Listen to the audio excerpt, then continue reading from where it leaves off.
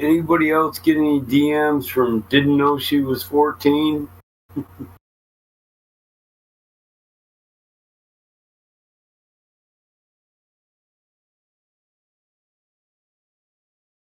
Damn kids. What's up, Vlad?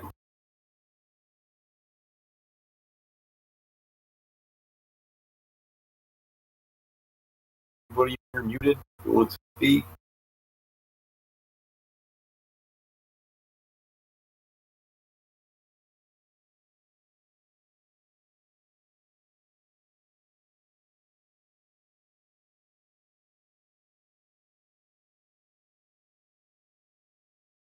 Anybody in here muted? If you want to speak, just tag me in live stream voice tag or DM me. If you're muted, I'll mute you.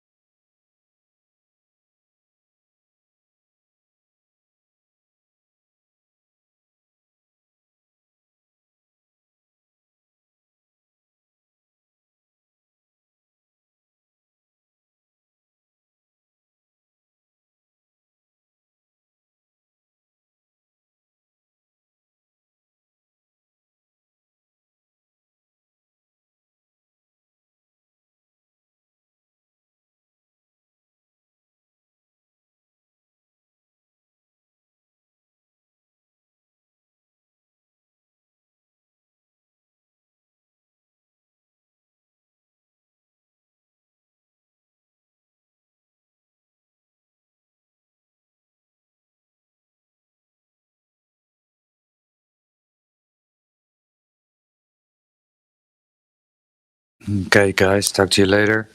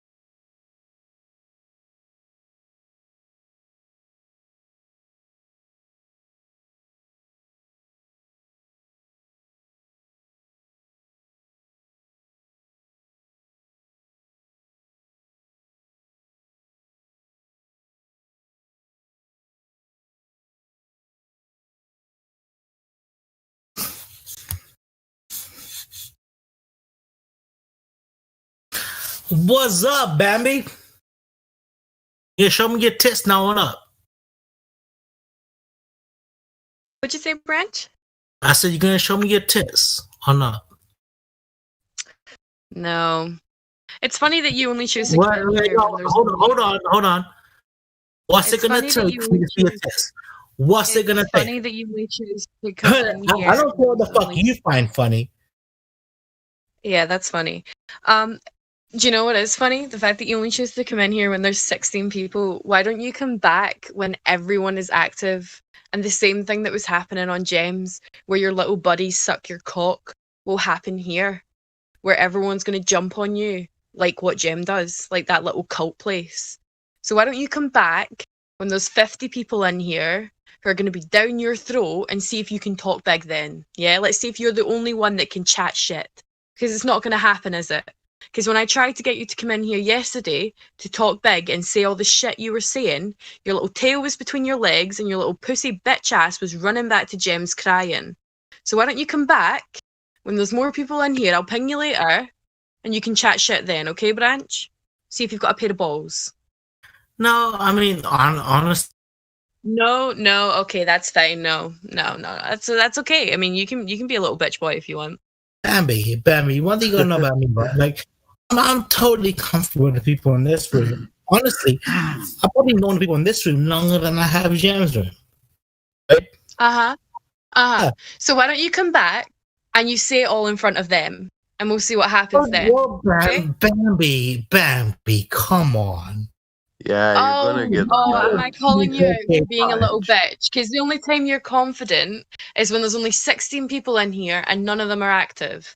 That's the only time you're confident and you grow a pair of balls to come in here and say shit to me. So you come back when there's 40 people in here and you chat the shit that you've been chatting in Gems and you say it to my fucking face in front of everybody and don't be a little bitch with a small dick. Okay? Grow a set of balls, get them out Mark's purse, and come back here and talk to me. Clear? Bambi, the one thing you gotta know about me, yeah? I don't really fucking roll with what fucking the fuck Jam. you whining in here, you Shut the fuck up. Shut the fuck up. Get fucked. I'm talking to Bambi right now. You hear me, blood? So what? Bambi, You're not talking like that in here. There are children listening to this stream. Yeah, what the hell Branch, is wrong with you in your head? Branch, you're still crying right now. You're still whining and you're still crying. I'm going to keep you on mute and then I'm going to ping you and I'm going to go to Gems and ping you again when there's more people in here, when there's more activity. And you come in here talking like that because everyone will jump on you. Like what's happening at Gems. I go over there and everyone's like, oh, attack her in any way possible. Let's not attack her with citations, evidence, proof, and let's be verifiable with anything she said or done. But let's attack her anyway. And then you come here and we'll attack you for the shit you're saying in the moment. Yeah. Okay? Bambi, yeah, Branch, why were you attacking Bambi anyway? Because he's trying to show up in front of all his gamma goons. He's like, show us your tits, fatty, in front of all of them. But when he comes here, he's only had the confidence and the balls to speak when there's 16 people in here and no one's active. Branch, grow a pair of balls and come back when there's 50 of us in here and we're all active, yeah? Hey, can you seriously look? If you're gonna give me a referendum like that, please don't keep me muted while you do it. I mean, I get. No, because you're gonna talk over me. And this is what happens when you come here, okay? You don't get to talk over, you don't get to chat your shit, you're away from your echo chamber where your buddies will support you, and you're in a place where you're open to the elements. So face the fucking element. And use your time where you're not muted to say some valuable shit rather than crying about being muted. Oh, Stacy, I mean, I'm not really good friends with those people in that fucking room. No, you really aren't, actually. Yeah. You can't have any friends. I fuck with them the same way I fuck with you guys. You sick pervert. You cannot have any friends. So that's why I'm telling you to come here and say what you're saying over there, like show us your tits and joking about being fat. Why? Because Bambi, you don't have why do you want me to come when the room is...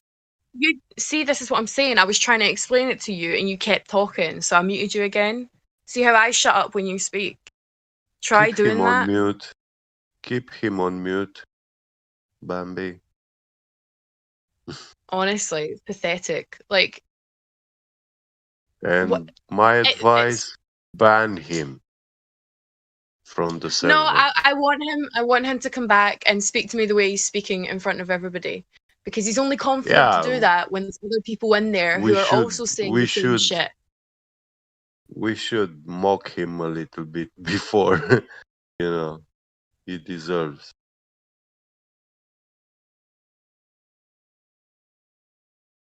Pathetic. How can he do that in a public server, like live streamed on YouTube? No, it's the fact that he's over So at many, gyms yeah, and all of so them. many people here. Yeah. Mm-hmm. The thing is there's so many of them over at gyms, right? And I said that they're having these like empty insults. They're calling me a fatty. They're saying some random bullshit that makes them sound like they should be in a straitjacket, telling me to get in the back of a van with sweeties or some shit. Like, I don't know where like, they sound fucking crazy. But then when you tell them to come here, they can't do it. Hey, Bambi. Hello. Will you check your DMs for me, please? Oh, yeah, sure. Okie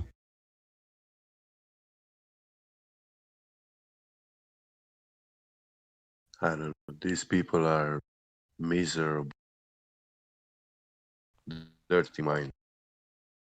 Well, there's two kinds of people. They don't want to leave their comfort zone of their little pseudo reality to come over here.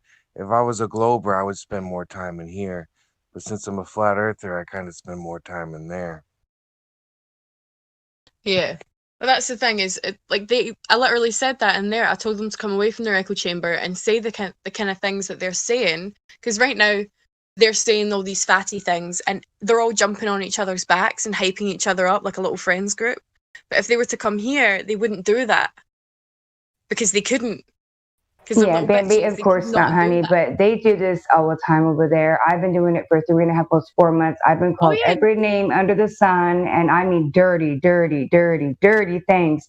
But honey, these are men. You know, I'm almost 38 years old. I'm used to it. Well, they're 40-some years old and stuff, so you can call them what you want to call them. You know what I mean?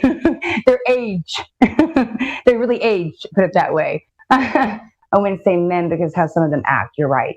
And we get called cunts and everything you could think of, but this is their tactic though, because I mean, when you're having a debate over there, it's 10, 15 guys at you at one time, and you got to go take it. And these guys want to use names instead to bring us down and to shut us up as females. That's what I said to them. I was like, why don't you pull something up on the live stream that I've said flat earth or about the heliocentric model that makes me look fucking stupid, and why don't you hold that against me? Back it up with the clip from the live stream, rather than just calling me fat with an open-ended, like with an empty insult. Like, you look stupid.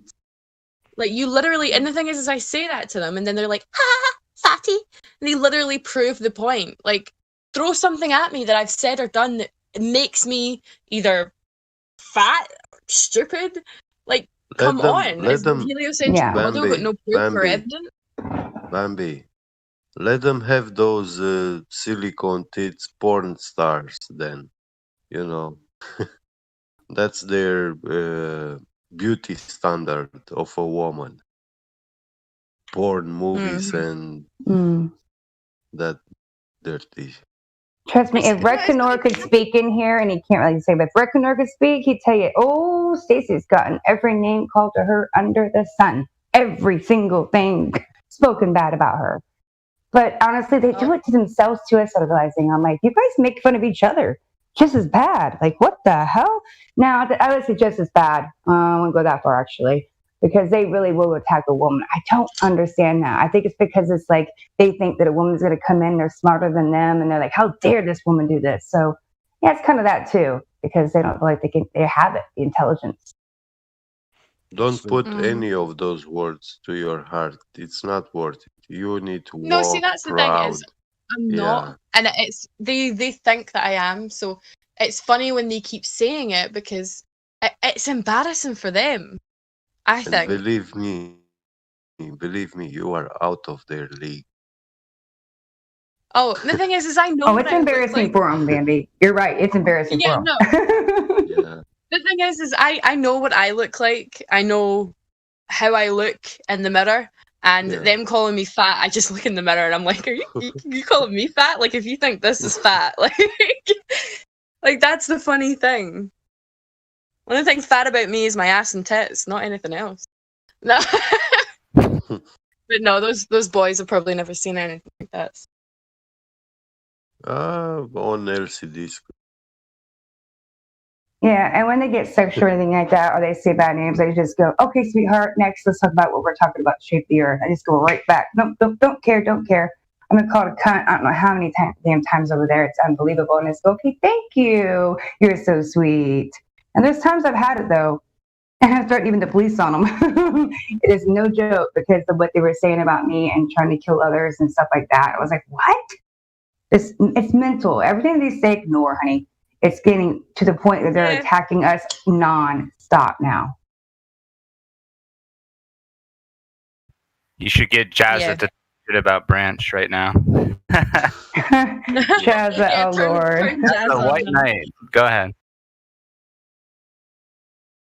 Jazza hand in hand with Brian.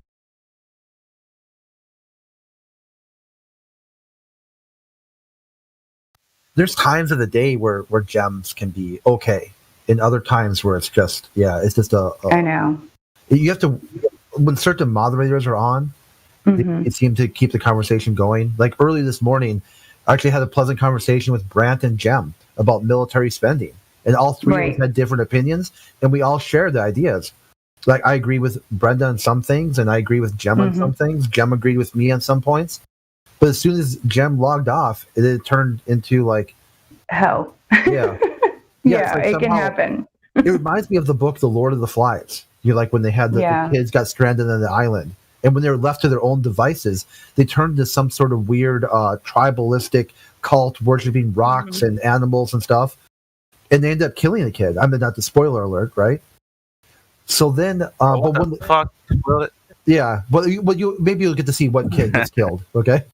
Well, anyway, when the adults finally realize where these kids are, the kids turn instantly into children again, just like that. As soon as they see an adult male figure, they're just right back to children, and that's kind of what I feel like happens over there. It's like when there's powerful moderators in place, they act like this, like they act normal, but when the moderators leave, they act like monkeys. Well, that's the thing, is some of the moderators over there are the monkeys as well. So, like, it's like a group of friends. Like, whenever we get, like, a raid from a group of friends, like, as soon as you pick one out the crowd and you have a good conversation with them, they'll be trolling with their friends to show that they're hard and big. But when you put them aside and you talk to them, they'll crumble and quiver and they'll have a good conversation with you. So it's like that for them. Like, Branch is over there and Autismo or whatever that guy's name is like, they're talking so big over there in front of their little monkey buddies, but then if you pull them aside and you were to try flat smack them, they would listen and they'd have a good conversation because there's no one to show up to. Autismo is only Autismo that day, whatever he's feeling. Like there's times I come in there and he's really, really nice to me, and he flirts jokingly. And then the next time I come in, he's like, Stacey, what's wrong with 24 over there? Like, I'm in control for every single person that does something wrong over here. I don't know what's happening over there. Don't ask me. They're not my kids or something. I don't know what to tell you. But, it's like every single person over there gets judged, and also they should be judged, is my point, is they change their moods every single day. So you don't really kind of know what you're going to get. Branch, I will say this, and I'm not trying to take a side.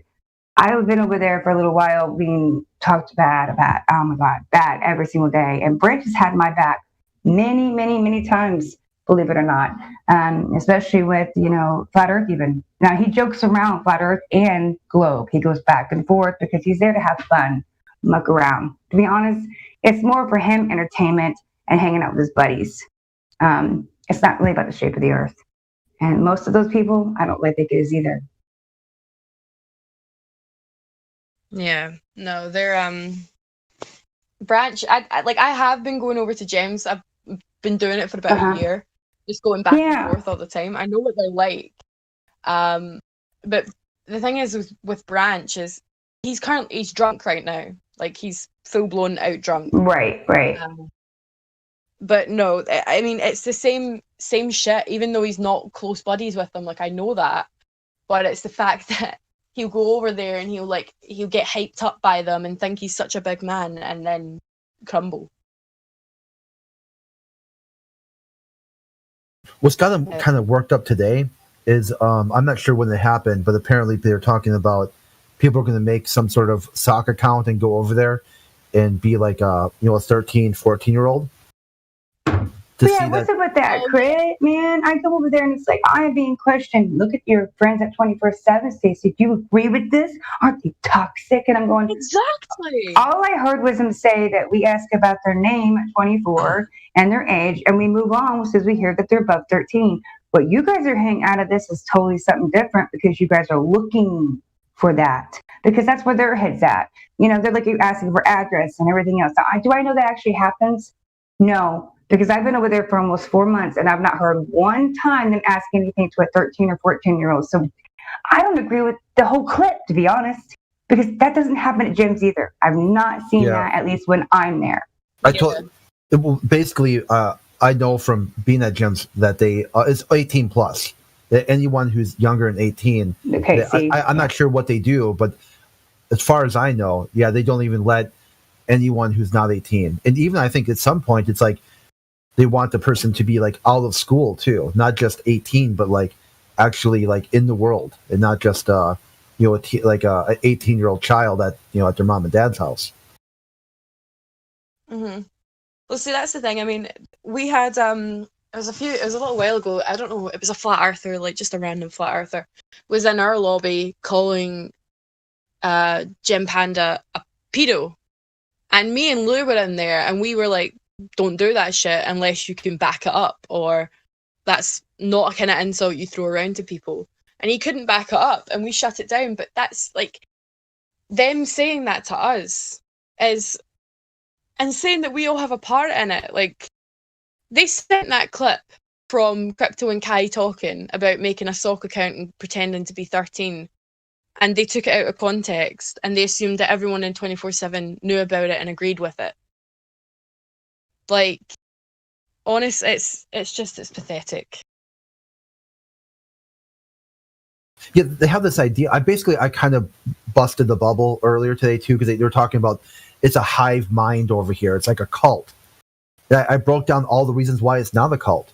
I go, you have to participate positively with the live stream, and then you get voted by the community to rank up, to get silver, to get gold plus.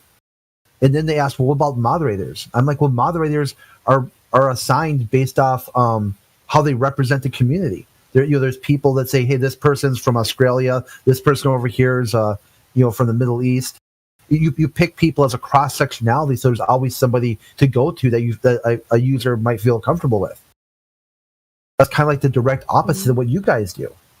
So it's not even close to a cult. It's a community, and it has to be set up that way because it's 24 hours a day. Not everybody participates all 24 hours. People only participate certain times. Yeah. I mean, it's tight here. I mean, it really is a good working system, and that's why 2.0 was founded, because the last time the guy kind of hijacked the server with his own friends and his own clique. So people said, no, thank you. We'll start a new one. Mm-hmm. It's just funny trying to watch them scramble for insults, I think. Especially in voice. I can kind of compare it like when police have a chase of a criminal, and then the car crashes, a criminal stumbling about the street, and the police are tripping over each other, all trying to get a punch in. If you guys don't mind me just say one thing real quick, I doubt this person will speak up. But hey, Zebra, good morning. And thank you for coming over here, constantly clipping us every time you can. So you could go over there to 24/7 and talk shit, right? So we know what you're doing here, Zebra. Just sitting back, recording away, so you can make 24/7 look toxic. If you have something to say about the shape of the earth, why don't you go ahead and speak up? Stacey's standing right here in her house waiting. Come on, Zebra. Police files, right? All these things you talk about, shit, every single day. Come on. I don't think he has a. They He can't get a mic. Oh wait. I think. he needs a. Yeah, does Zebra have a mic? Because I was talking to him in text and he blocked me. So I was wondering if he can. He's on like 5 different servers, and I've never heard him speak. But he trolls literally all those servers. Exactly. All he does is sit back and record. That's pathetic. I mean, and then they cherry pick it. They'll clip a little bit of the conversation, and then they'll take it and they'll be like, look, oh, cry wolf. And then when you listen to the rest of the conversation, because I went back and I listened to the rest of Kai and Crypto talking, like they weren't talking about making it, like they cherry picked to make it look bad and then cry. Oh, for sure. Oh, for sure. I do it every single time. Just like I was over debating one day, and I said, speculating gets like GETS gets to the truth when you don't know the truth, right? But they're saying, I said, speculating is the truth. You guys are fucking nuts. But you have to listen really carefully. You know what I mean? Because I was saying it really fast. But if you actually listen to the whole clip of us talking, you'd realize I would have never said speculating is the truth. That's just nuts. Yeah. A lot of nonsense. The problem is they lack affection. There it is. This is what they are seeking for. Damn, that's a good point. I've been telling them that every day. You guys need a hug, man. You need some love. You are so depressed.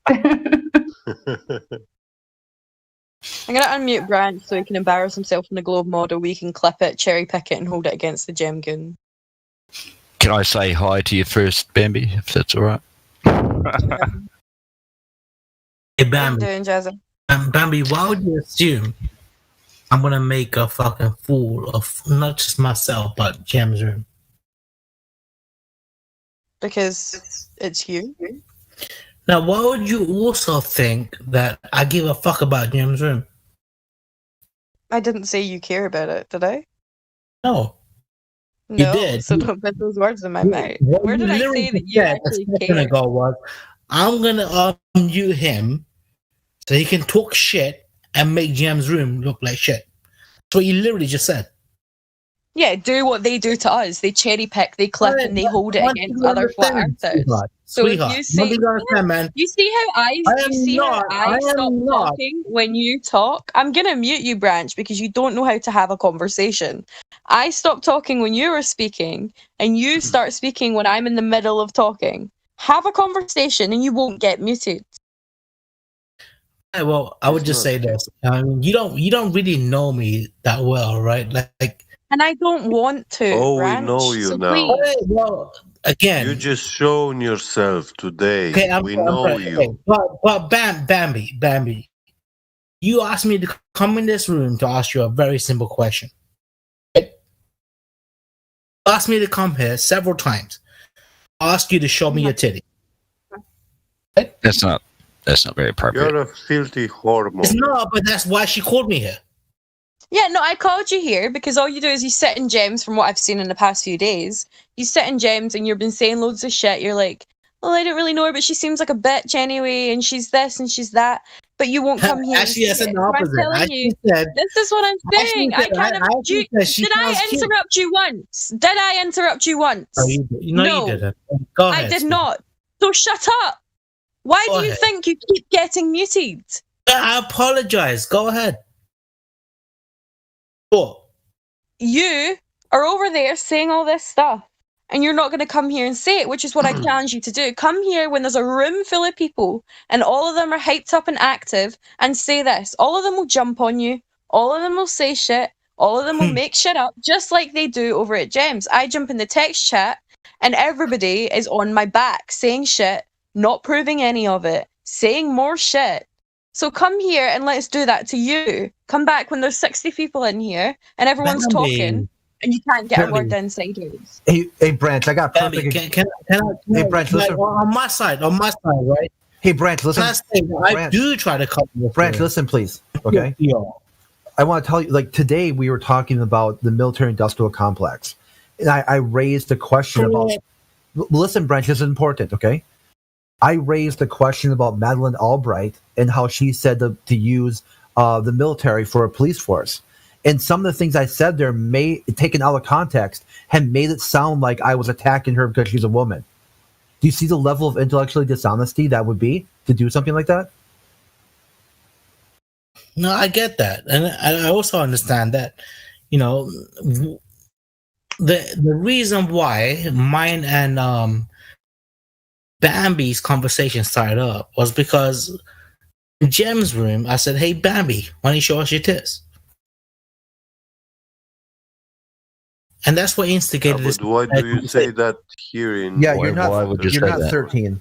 Brent, you're not 13, dude. Don't act like a 13. Yeah, what the fuck is that? But what you need to understand is that do you really think that makes you? It got a response back from someone who does it like a 13-year-old, doesn't it? Like, you think this is spring break in like Miami Beach or something? I did not expect it. For real, the response back I got was essentially like a 13-year-old girl responding back to that. Well, why would you say it in the first place? Why do you keep talking about 13-year-old girls? How do you justify saying it in the first place? Bambi, I'm not saying that you look like a 13-year-old girl or nothing like that. I'm just saying that it's like a 13-year-old girl. I asked you a question. How do you justify saying something like that to a woman in the first place? Oh, yeah. Do you have a fetish? Because you got to understand, you got to have my perspective on saying it. Yeah, first so that's what I'm asking. How would you justify saying that in the first place? Bambi, one thing you got to understand about me, right? When I say shit like that, I do it with an expectation of a response. Would you say that? Would you say that to your mother? How would you react if someone said that to your mother or your sister or your daughter? Did I not get the response? If someone came up to your mother in the street, if you were walking with her and someone came up to your mother and went, "Here, show us your tits," to your mum, how would you respond to that? You expect a response I'll be very mad. I'll be very mad. You would be very mad because only who would say that? Only a pathetic little man who's trying to hide behind something would come up to a woman and say, "Show us your tits," rather than attacking when you're in a debate server. Rather than going for the things that you say intellectually, you go for something like that. Do you not see how that's pathetic? So Bambi. Here's the thing. Like, throughout conversation, as it goes, me just throwing it out there without any type of I'm sorry to swear, but without any type of prior conversation with you, if I throw something out there like that, right? The reason I'm doing it is to get a response from you, which is very similar to the response you just mentioned, right? And did I want not? Bambi, you want Bambi to play the little 13-year-old girl for you? What I'm trying to say, Bambi, is this. By me saying those few words, did not get the same response that you're trying to say is absolutely bad. How was my response related to what I said? By me saying, "Can I see your tits?" What's your response to that? Calling you pathetic, degrading, lowlife. Oh, it wasn't just that. You called me to this room. Can you just mute this guy? I mean, he doesn't have anything to say. Yeah, mute. Yeah. No. I invited him here, so I'm not you don't want to deal with that. Yeah. Bambi, one thing you gotta say about me, Bambi. Okay, Branch. You know what I'm actually going to ask you for real, Branch, because you respect me on that server. Would you ask me that question? I wouldn't ask you that question. Exactly, and why is that? Because I respect you. So are you saying? Okay, wait a minute. So you're saying you don't respect Bambi? No, I'm not saying that, but I haven't. No. Bambi is not my friend. Right? Okay, wait. But she's my friend. Okay, that's where you messed up. She's my friend. Wait a minute, Branch. Let me finish. No, we are women, and you know how I feel because I speak all the time. It's disrespectful to speak to a woman the way you just did this morning. Now, even if she wanted to pull you over here, even if she was flirting back and joking because you're drinking, you cannot speak to a woman like that. And I'm going to be honest, honey, especially here, because I won't allow it. It won't happen again. Okay. I agree. I totally agree. But you also got to understand that the reason I said it was because you wanted a response. You wanted her to give, like, I know you've done it to other people over there too. I get it. You're trying to literally create this massive response from somebody, but this is a woman. It kind of worked because now we have this discussion going on right now, which wouldn't have happened if I didn't say it in the first place. No, actually, what you could have had, right, was the same conversation, but even better by saying, but she said, hey, you should come over here. You have nothing to say over there. You should, okay, I'm on my way. Let's talk about the shape of the earth. That's what you could have done. Yeah, probably, but... Yeah, I know, honey. You know I'm just going to give you the real shit, though. I'm just going to give it to you real, honey. Stacey, you know me, sweetheart, right? And that's not my style, is it? Maybe you should try making it a little bit more your style. That's all I'm asking. I mean, maybe your style I like sucks. to be a dick. Yeah, pretty much just showed what your style is, bro. Look, Stacey, I can be the nice guy if I want to be the nice guy.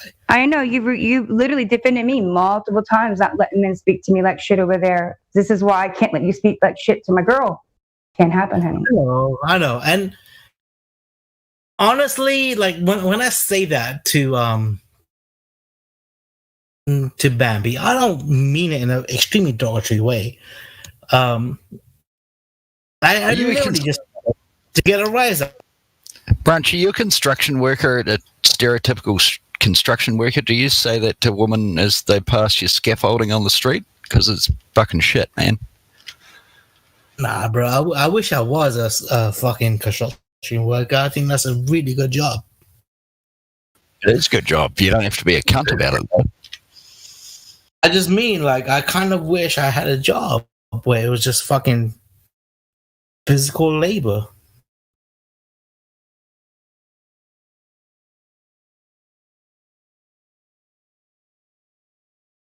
But regardless, that's not what we're talking about, was it?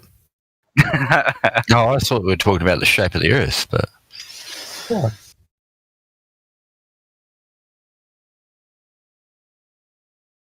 I mean, the reason why I think it's a great job is because you don't have to really think about shit when you come home from work. But Branch, you're a piece of shit, and if Bambi wants to pick a fight, I'll be her lawyer. Yeah, I mean, I think that the funny thing is, like, Bambi is cool now. And Stacey, thank you for facilitating that. Yeah, but you still shouldn't say shit like that, man. Yeah, I agree. And I know you're drinking tonight a little bit. You were having a little fun at gyms, and gyms can also start poking apart and getting you going because they were, right? Then Bambi kind of was over there, and it wasn't her fault. It's all timing as well. But, honey, just remember, if you're starting to get this way, maybe take a step back, have a little glass of water, and take it for the night. Say, I think I should stop. I get what you're saying, Stacey, but I mean, like, out of anyone that you know in Jim's room, right? I'm probably the one person that doesn't get instigated by the room. I do my shit when I want to do my shit. I act how I act when I want to act. Name one person in Jem's room who is himself, and that's me. I don't give a fuck what that room is. Reconor. Right. There's actually a big list. Crit, percentage. Are you in Jim's side? I'm just saying though, like, do you really think I give a fuck about what those people think about me? Probably not. Just like I don't think you care about in here either. Branch, are you global? Crap. And honestly, Stacey, you've known me for a long time now, and have I ever sucked anyone's dick on Jam's room? Hey, Branch, I want to ask you this silly question. Don't know. You like to ask, like Globers like to be asked about space. I just want to ask you about the satellites. You believe in satellites, right? You what? Do you believe in satellites? There is satellites in space? Satellites? Yeah. Yeah, why not? Okay, I want you to answer this question regarding satellites.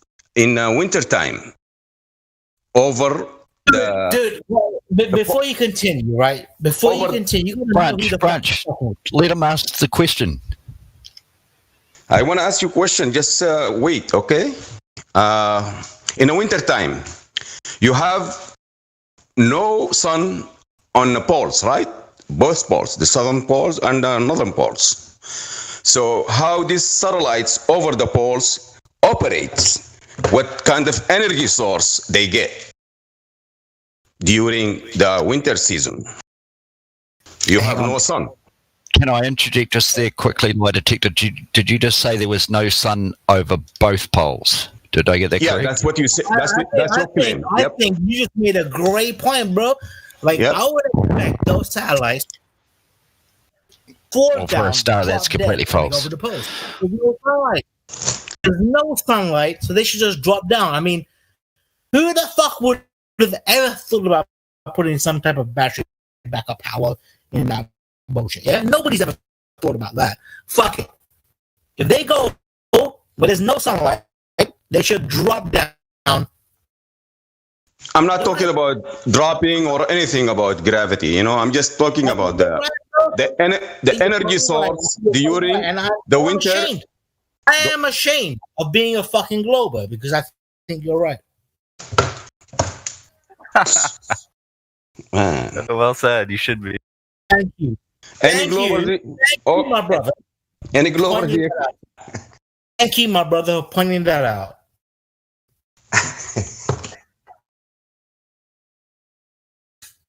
I think this is a good point. You know, nobody mentioned it before. You know, I was thinking about it yesterday. You know, so very, very good point.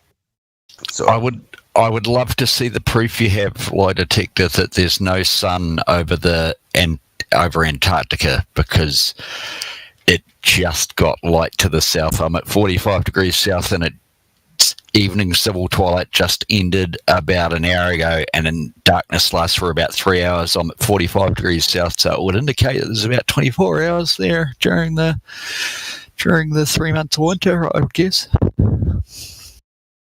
Yes, 24 hour, and they have it like the entire season. You know, no sun in both. Yeah, I think you're totally right, bro.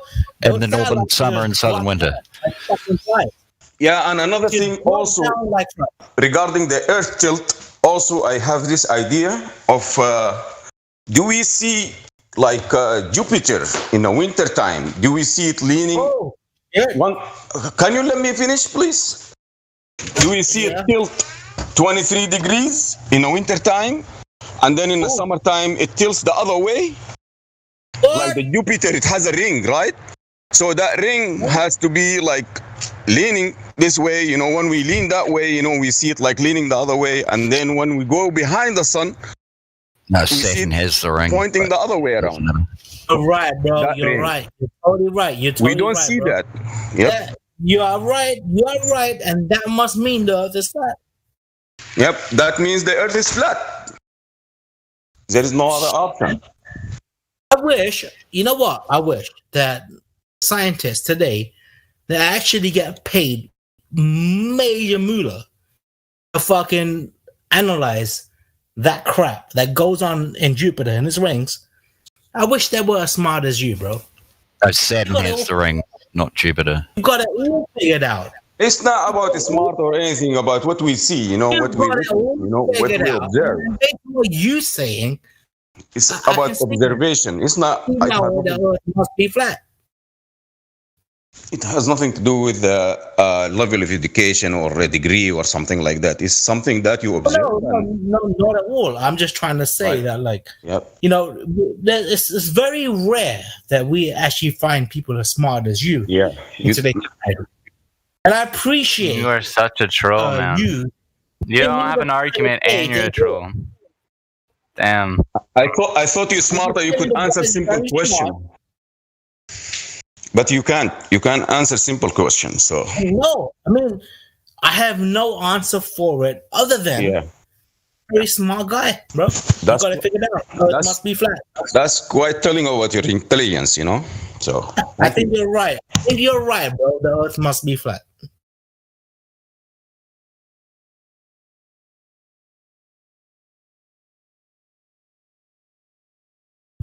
I think you're a liar. You lie to yourself. You can't be honest in any way. You don't really. You're just why am I lying? A deceptive, lying type of person, aren't you? You think I'm lying about agreeing with this guy? I mean, he's obviously onto something. No, you just trying to make it it's. Do you know better than the scientist? That's what you're saying, actually. You are not agreeing with me. I'm not saying that at all. What I'm trying to say is, you seem like a very smart person.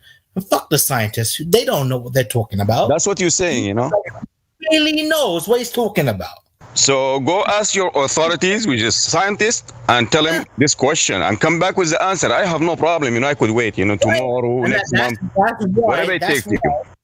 I'm going to believe what you say as opposed to these scientists. No, I don't want you to believe. I want you to go there and observe it yourself. Oh, but listen, bro. Look. Yep. I mean, right. Yeah, one day, if I get the chance to, I will. Okay. For myself. But until I can do that, can I please just assume that someone as smart as you is correct? You don't have to assume anything, You have to. You seem like a very smart person. That's your opinion, So personal opinion. I don't mind, your personal opinion. You telling me that, it wouldn't make sense for me to believe some bullshit you say. Yeah, I want you to know. So when you know that the Earth is not rotating, it sounds to me like, and brother, it's flat, you're trying to tell me that I should consider what you say is bullshit. Try to figure out better. Whereas what I was trying to do was trying to believe in what you say. No, I don't. I don't want you to believe. I want you to think about it and to know positively the Earth is flat and it's not rotating. Okay, but do you agree with me? You seem very intelligible. And I'd rather just take. Do you agree with me? Do you agree with me? I'd rather take your word for it. I'd rather take your word for it. Do you agree with my last statement? You know what? I don't have time to go figure out myself. If you say the Earth's flat, it must be flat. No. What's your evidence? It's flat. Again. You can't just take my word for granted, That's not how it works. Someone as smart it doesn't work like this. No, it doesn't work like this. Smart as you tell me that it's not flat. No, I don't want you to believe on me. I want you to give me your evidence that the Earth is flat. That's what we do here. Evidence. We follow the evidence wherever it leads us. Yeah, bro. I'm way too stupid to be doing my own evidence, bro. So you need the evidence. I'd rather just take your word for it. And you no. Smart. That's not. You seem very intelligible, very intelligent. So what's your evidence? Well, shit, I don't need no intelligence. I don't need no evidence. I don't need no intelligence, do I? I can just believe what you say. I'm all right. I'm all set then. I just made my statement, and we're going to repeat ourselves, over and over. All right. You don't have to. You don't have to repeat yourself at all. But I will say this. What you did say was gravy, bro. And now you made me believe in flat Earth. Thank you. You're such a fucking troll, man. Yeah, and you were not even being honest. Yeah. This is your shtick, isn't it? I believe in flat Earth now. Prince, come on.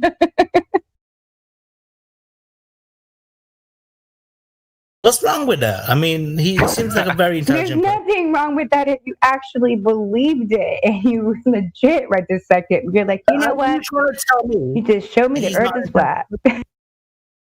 mean, if you guys see what I just said as a complete oxymoron, then you must also assume that what he said is absolute bullshit. God, Branch. I literally just ate a mask that I had to put on that I don't want to, but I literally have to. I can't stand you. Now I think I'm just not going to go to the store at all because I don't want to have to wear one. Thank you for that and show me that there's no reason for a mask. I mean, that's basically what you just did about Flat Earth. Hey, what are you talking about, bro? There's always a reason. Come on. So do you believe in masks or don't believe in masks? Is the earth flat or is it not flat? I'm still confused, Branch. You just say things that go, they make everybody go, huh? What? Exactly. You're not a real person, right? You just can't be saying these things without laughing. You know what you're doing, man. That is hilarious. You know what's so funny, right? Is that just looking at who the fuck is around in 24/7 today. I will tell you guys this: I've been in this room longer than anyone that's in the room right now. Well, probably. I've been a member in this fucking room before Gem's room even got started.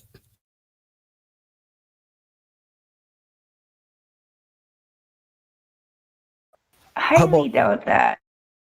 No, that's for real. Like, you can ask Helio. Like Helio, I don't even think Helio was. You can ask Jose. Who else was around then? Jose. Fucking hell, who else was there? It's funny they mention every time you're on Jose's, they just immediately print. For some reason. But yeah, it was Jose and like, fuck, I can't even think of anybody else's name. Like God. We Veen Vet guy. What's his name? Like Veen Wall Wet guy. That dude.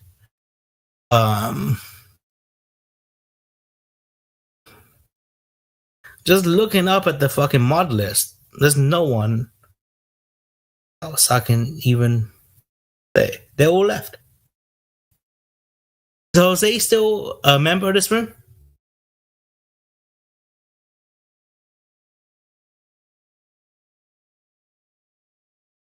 Hey, Branch, I got a question for you. Did Jose leave the room? No, I think Jose got banned. He started calling Nathan a pedophile, but he didn't just call him that. Oh man! He started yelling it, like saying it over and over again. And then he was told, I think if I remember right, I might get it wrong, that he was told to stop, and then started calling everybody like pedophiles. So they just said, "That's it, you're out of here." I think he was wanting to leave anyways. Yeah, back in the day, bro, it was like what's his name? Mr. Hatfield. He used to fucking run the room. And then there's a bunch of people that used to come here and hang out and like, yeah. It's interesting what it's developed into. Honestly, the way I'm seeing it is that Helio is the only one, the old school fucking members that I can see that's still here. So you've been here long enough to know what? What have you learned this whole time? You've been here. You've been here long enough to know the arguments probably better than most. So what's your final thought? Dude, Show us your insight. Let's hear it. My final thought is simply this. That dude that I just talked to a second ago, he just convinced me that Earth might be flat. Okay. This is not really, it's a topic. No. He made great points. I'm sure he did, though, but I don't think he turned you to a flat earther because I keep hearing that sometimes you're a flat earther, sometimes you're a glober, sometimes you're on the fence. So what are you, Branch? Deep, deep, deep down. I'm fucking Branch, man. See? I mean, like, seriously, like, if you had to put a label on me, right? Crazy. Yeah. But sometimes has a little love. So I'm walking and it's cold. Not nice, but creepy. Hey, Branch, you there? Branch. BRANCH. Oh, I mean, it's just, to anybody that knows me, it's very obvious. But Crit is talking to you, just so you know. Real quick, okay? This is just kind of a Facebook group I'm in. It's called The Restaurant at the End of the Universe. It's kind of like a thing where people post memes or kind of say, basically, it's a bunch of dad jokes, if you will. Okay, so I get it. I mean, okay, so the guy, it's a. Okay, so the question posed today was, you guys say if you're ready or not, okay? So are you ready to join the 3-day challenge? No video gaming, February 29th, 30th, and 31st. Do you think you're ready for that? No, dude. I don't think I'm ready for that. So what's wrong with not gaming for 3 days in February? Oh, because does that mean that I can't have vagina for 3 days? No, just video gaming. The 3 day, there's going to be a 3-day challenge in February. Then yeah. Okay, so yeah, February 29th. I don't think as it goes. Yeah, the February 29th, February 30th, and February 31st. Yeah, bro. I need to play it. I thought you said there's no vagina allowed for 3 days. It's supposed to be November or something like that, right? You're supposed to take the 30-day challenge or something like that? Yeah. Crit. That's Brand's probably gone longer than 30 days without it. You've probably gone a while without it. Maybe that's why you sound so desperate. 2 weeks. 2 weeks is a very long time.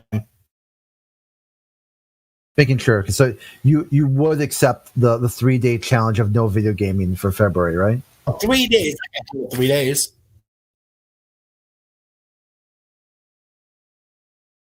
What's your point, Crit? Yeah, my okay, my point.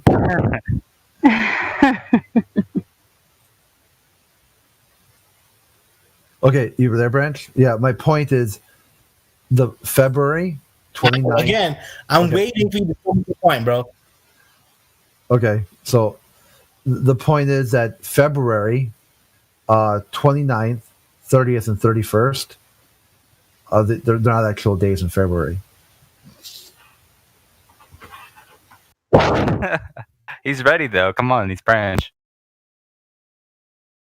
You should know that, Branch. Come on now. No, but I mean, it's like leap here. I get it. It's a little bit funny, but I don't understand how that's even relevant to the conversation that we were having in the first place.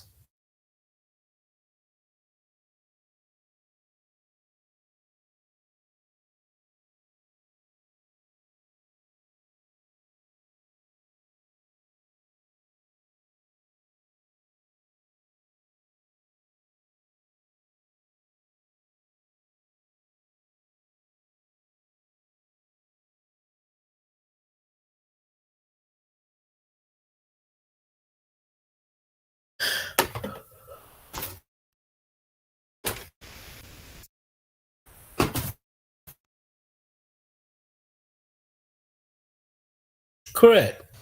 Yeah, I disconnected. Well, did you hear what I said? The last thing I said about the 3 days that don't exist in February? No, Crit. What I was asking you is, can you please somehow make it relevant?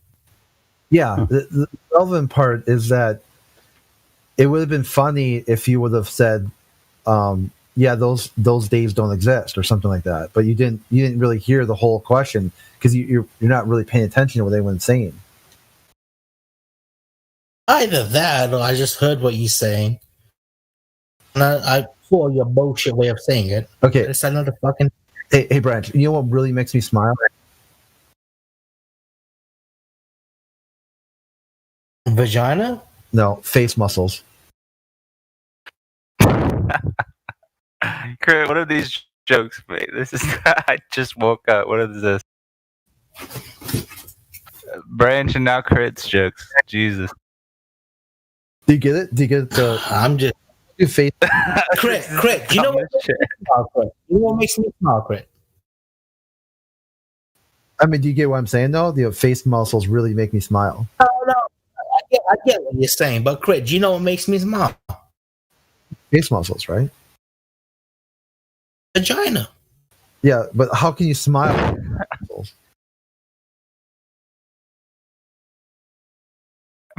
Branch, you're an actual troll. You're hilarious. I ain't trying to be funny. I'm like, seriously, man. Look. Yes, you are. Exactly. We as people, right? We as people. What makes us as people enjoy life is reproduction. Right? We are put on this earth to reproduce. That's why vagina makes me happy. Oh, branch. You know, God bless you. God bless women. God bless men. God bless reproduction. Okay, honey? We get it. It's beautiful. It's amazing to have love, honey. But this is not Jim's server, and we do have to respect some of the women, especially me, right? Over here. That's all. No, I get that. And but don't get me wrong, reproduction is beautiful. That's how you got here. Hey, Christian. Hey, Brand. Never mind. Brand, I got one for you. I didn't say nobody are too sway, did I? Branch, why wouldn't you want? You know, they talk about that if the moon was real, right, and it's someplace you could go to. Why isn't there a McDonald's there?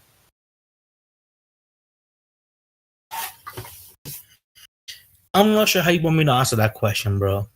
Okay, well, I can basically what I'm thinking is that shit is fake. A lot of people like going to restaurants. Come on, Stacy, think about this. No. Answer his question. Yeah. So the question was, ain't the fucking moon? Okay, but you know, when people go to restaurants, they like it for the atmosphere, but the moon doesn't have one. Correct. Are you trying to ask me, right? Why there's no McDonald's at every full moon? Some crap like that.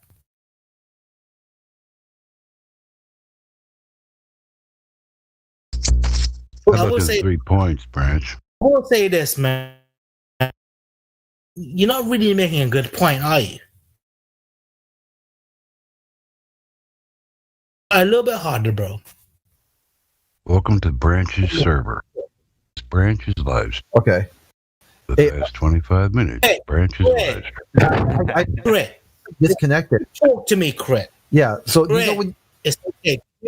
Crit. One thing I'm going to ask you to do, right, is before you talk to me. Branch's live stream on YouTube. About what you're about to say to me before you say it. Yeah, Branch, I'm having some connection issues right now. So if you keep interrupting me, it's going to basically cause me to, I think, keep disconnecting because I have to shut my mic off and then wait. And then when it does queue up. So basically what I'm telling you is this. Okay, ready? People go to restaurants because they sometimes love the atmosphere that restaurant brings them. That's why no one wants to go to a restaurant on the moon because there's just simply no atmosphere.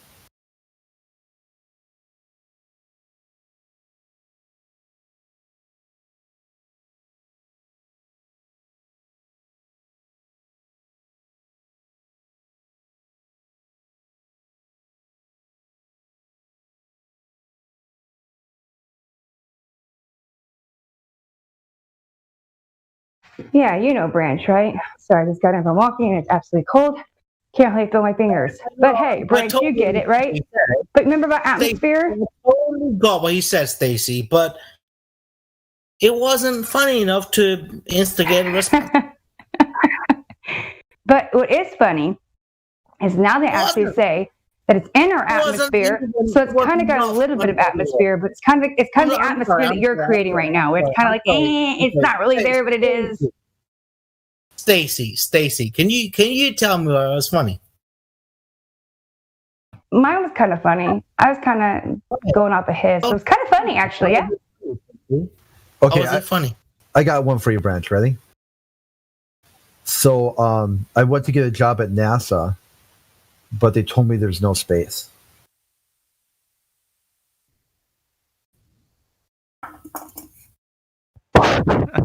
Okay, so then I went back home and I told everybody that someone told me the sky's the limit, right?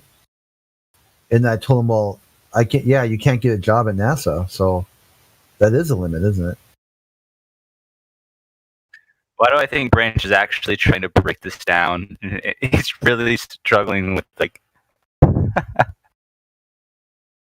No, I just find it hilarious that nobody's laughing at his jokes. I think they're great.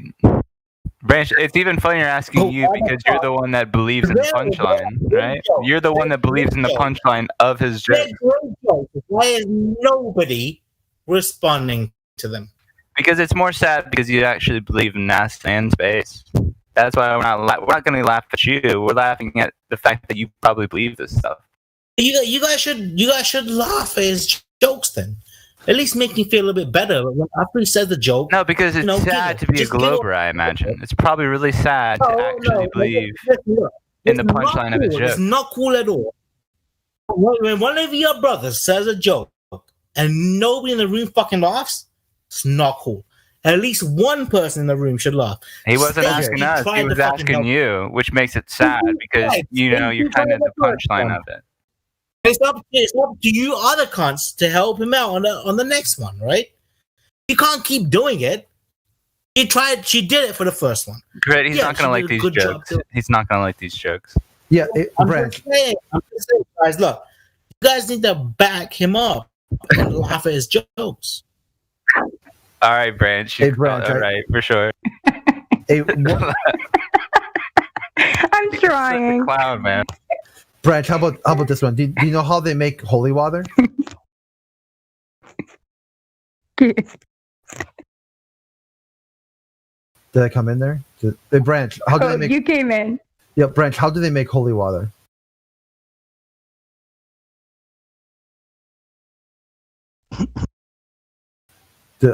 They boil the hell out of it.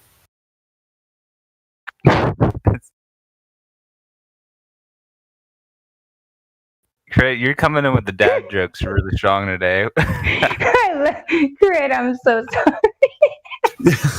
my favorite. Do you have a list of these already made? He does. Dad jokes. Jesus. Oh, this is why I like Grit, because he can actually make me laugh without even. He's trying to, but he's making me laugh for different reasons, and he's trying. The jokes aren't funny, okay? I gotta say it. Branch was right. They're not that funny. But then it becomes funny, and I don't know what you think about it. Don't worry, Crit. We have your back. Okay, it's okay. The best. Robin Hood's merry men were depressed and stuff. They had spiritual counseling and uplifting from the cook. He was known as the deep fryer.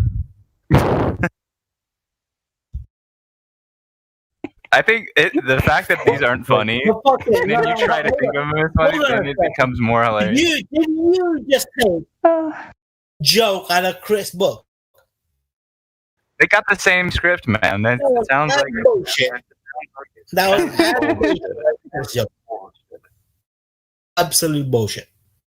When Stacy laughs at your jokes, that doesn't mean it's funny. That just means she's trying to be cordial, right? She's trying to help you guys out. Branch, you might be a little right sometimes. Yeah, sometimes that is correct. But at this point in time, I'm laughing at everybody this morning because this is out of control. We're off the tracks today.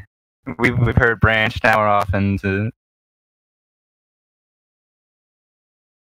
But yeah, guys, I've got to go shit, and I'll be back. I'll be back in a bit. I really hope you didn't just tell me you had to go defecate. I hope that's not what I just heard. Like I said, I always tell you guys the truth. At least you know what that word that I just used meant. That's good. You're still there with us, then. After I defecate. DMing Yeah, come back after. Okay, don't try to talk to us. I wish we had someone else more serious and with the potty humor would go away for a while. It's been hours now with this.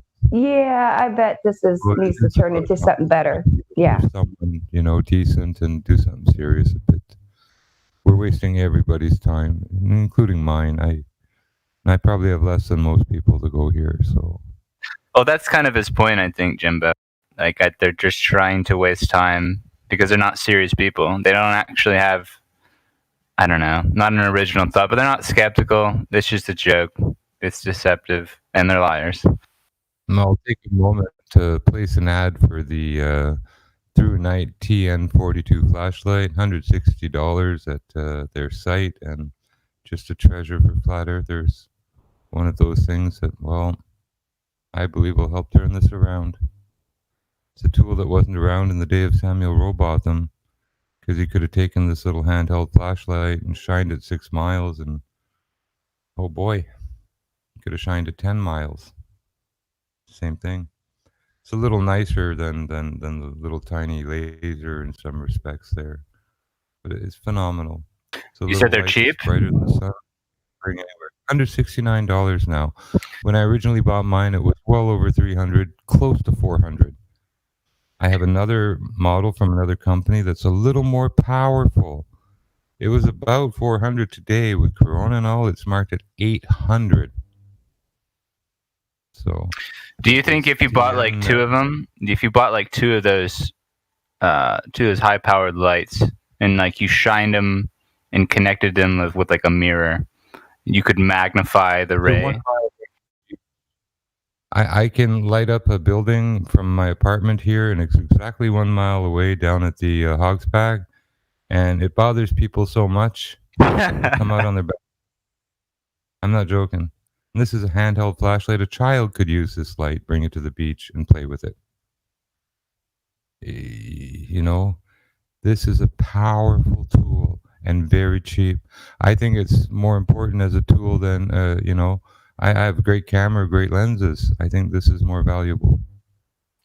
Yeah, I live next to a mountain nearby my house, and there's a guy on the mountain. He's kind of like, everybody knows him because we live in the valley, but the guy in the mountain has probably one of the brightest lights possible.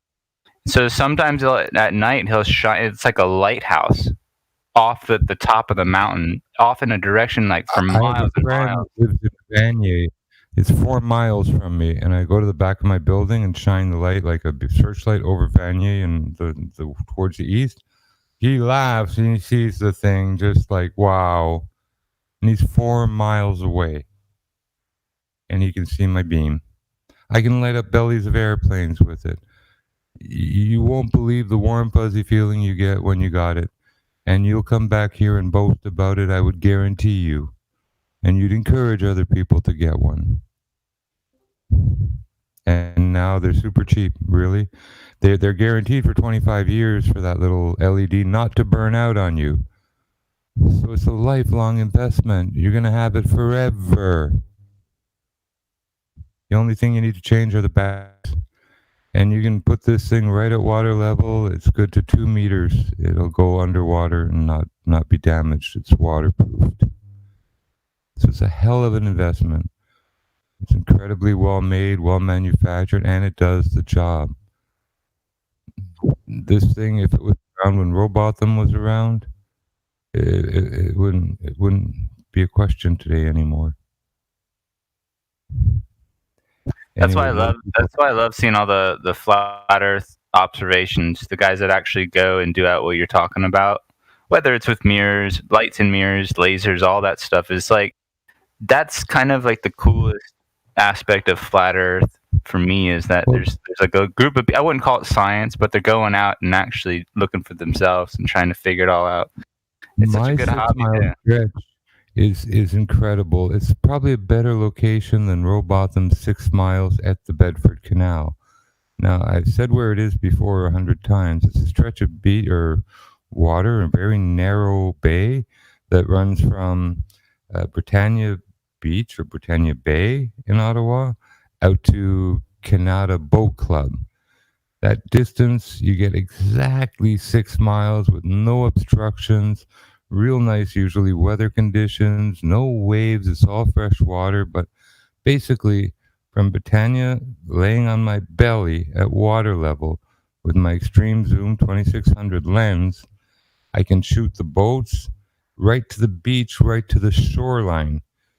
See people, see everything. See a little dock that's barely, 40 inches out of the water. Everything about it. There's no curve in 6 miles.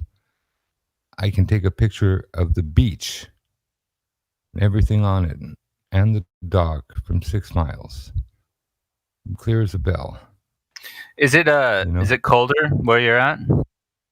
Like typically? Not in the summer usually. No. And it's been a very mild winter. I wouldn't trust any ice anywhere. It hasn't been cold enough to freeze it, deep freeze anywhere. Right, because if you had like if you were doing observations for like maybe over the course of a week over some cold or frozen lake or something, you could probably find a very consistent amount of refraction. So you would be able to, from that, get even more of a finer detail, and that would be pretty cool, actually. Really affects the lights, whether it's a laser and its beam or this thrower light, flashlight. It's water droplets like mist in the air or steam. Right. When it's kind of foggy or whatever, my thrower flashlight doesn't throw 100 yards. It makes a big cone, like a big ice cream cone.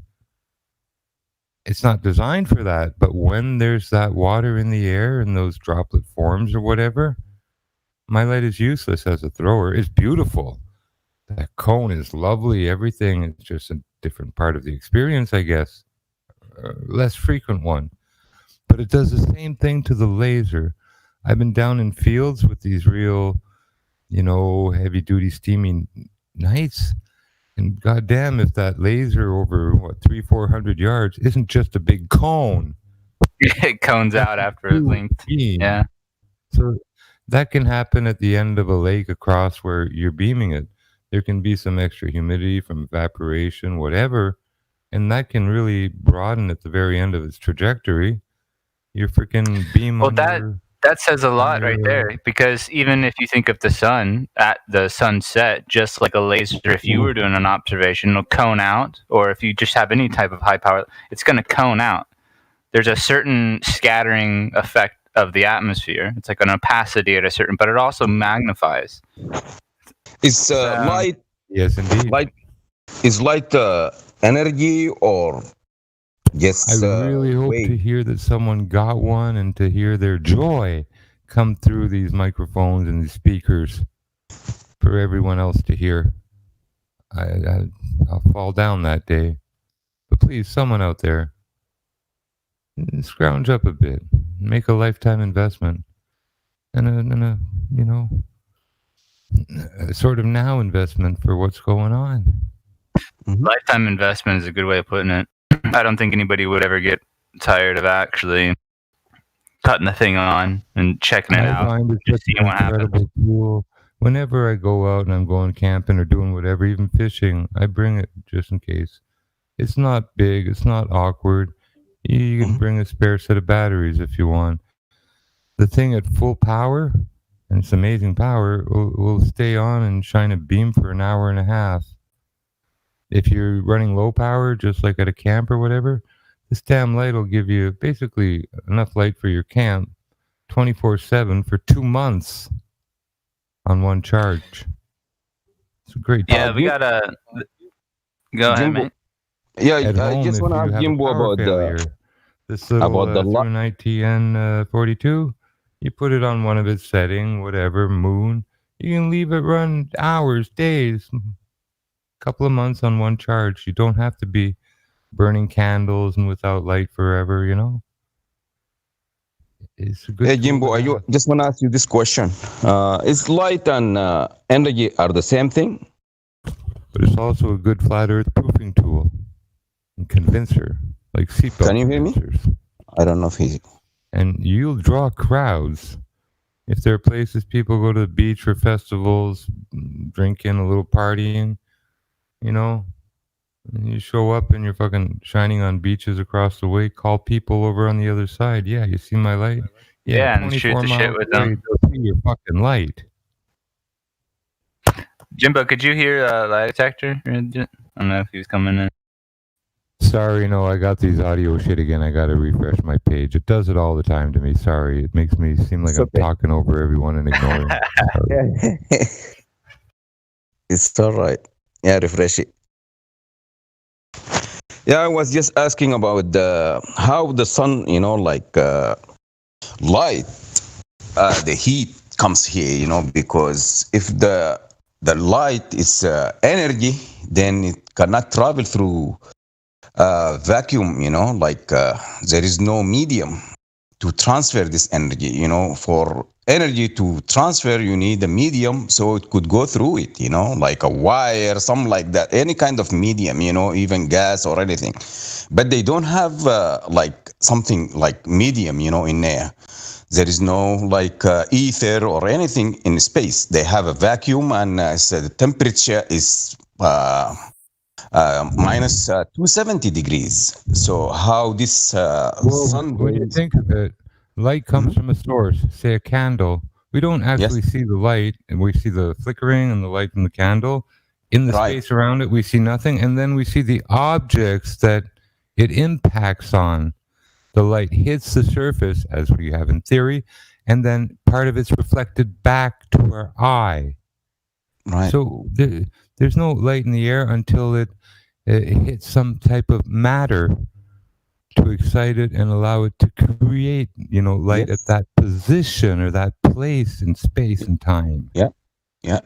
So the light between the candle and the wall don't exist. You're not going to see it.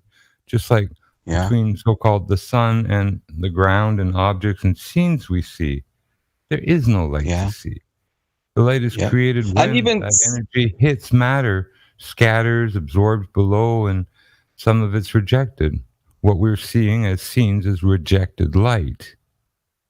And even seeing the light itself, it doesn't mean that you get the heat.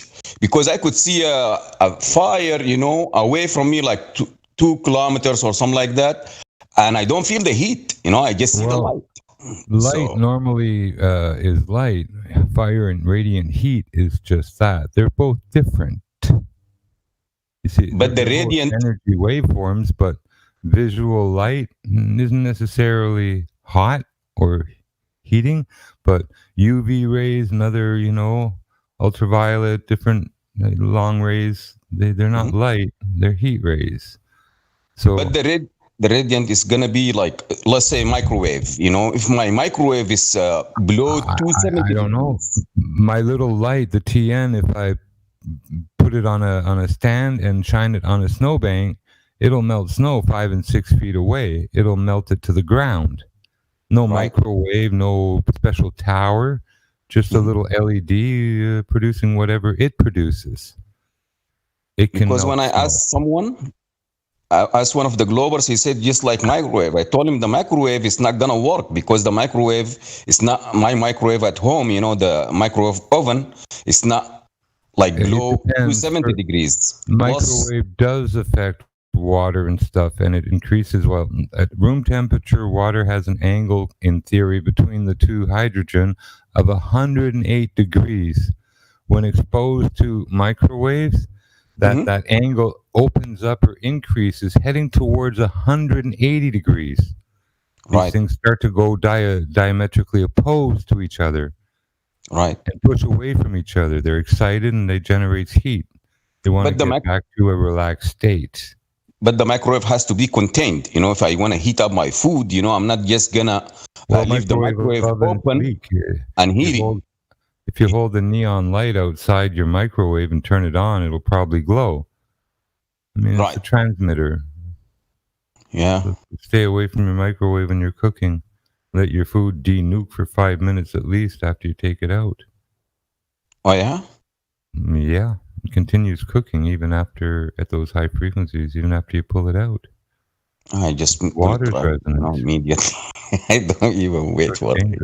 If you ask me, but I don't use microwave, period. So I don't have to worry. But it's still, the microwave is gonna be in around your house, like Wi-Fi, router and all that. What can you do? I mean, really big fucking deal. At least I'm not sitting tits against a microwave generator oven and you're cooking a piece of chicken and my nipples at the same time. I mean, how are you going to escape any fucking thing? AM radio, FM radio waves, all these fucking microwaves and who the fuck can get away from that shit? They put them next door to fucking kindergartens and daycare, and they're fucking megawatts coming out of these things, and they're cooking fucking people. Where do we go? That's what I'm saying. Right there. You're literally drowning in waves. Fucking RF-free bunkers? What? No, but it's everywhere. It's almost like it's a new, I don't want to say ether, but it's like we're living in a field of constant noise all the time. And it's not a fake, just because it's still a vibration. We're all getting microwave burn. I don't care what anyone says. Hell yeah. High frequency cooking. We are being cooked like rats or chicken in an oven. There's no fucking difference. Exactly. And it's fucking their thought too. Like, and they think that they can't just raise the frequency of this stuff. Like, I know people like to shit on 5G, but when they've cast such a wide net, they have such a wide field, and that is energy projected every three-dimensional direction from these sources, from these towers, from your phone, from every place you can think of. This is a level, this is energy. These are waves. These are think of them however you want. It's radiating through you. But they can't say it's an energy, the globers cannot say the waves is energy because it's not going to work in the model. It's a vibration or an oscillation. It's an energy. It's literally an invisible energy. Yeah, but for the globers, they cannot say that. Whatever they are, it don't matter. They go through you. They do damage. And if they, certain waves aren't reduced and don't stop, they're damaging us. They're literally killing us. Yeah, and they can crank that up too. Anyone says. They can crank that up to a much there, most of them, and we're being fucked by them. And this, when they say like the mass, when it accelerates faster, it gets bigger. So the light from the sun, coming 150 million, kilometers away. That means, this light is going to be bigger than the entire, the solar system, which is going to be like a black hole. And we're going to suck all, again, towards it. Well, I really know and believe that a lot of what we see as the sun is glare. Right. It's just glare. Even the black hole we see through the sun. Well, if you have a light source and say, like a fairly big flashlight. A flashlight, well, a little bigger. And you take your cell phone, okay, the screen white. Then you hold your cell phone in front of the brighter white light. Even though your cell phone is white and on, when it's in front of a brighter white light, it looks black. So just like I've seen that, before. A black hole on it, it might not be black inside there, like everyone believes. It could be white, just that not as bright as what we see on the outside. Right. I've seen the white turn to black, like water, when you like have a light on it, and then you film it, it will turn like black, you see the water is black. Yeah, it's one of the tricks of cinematography.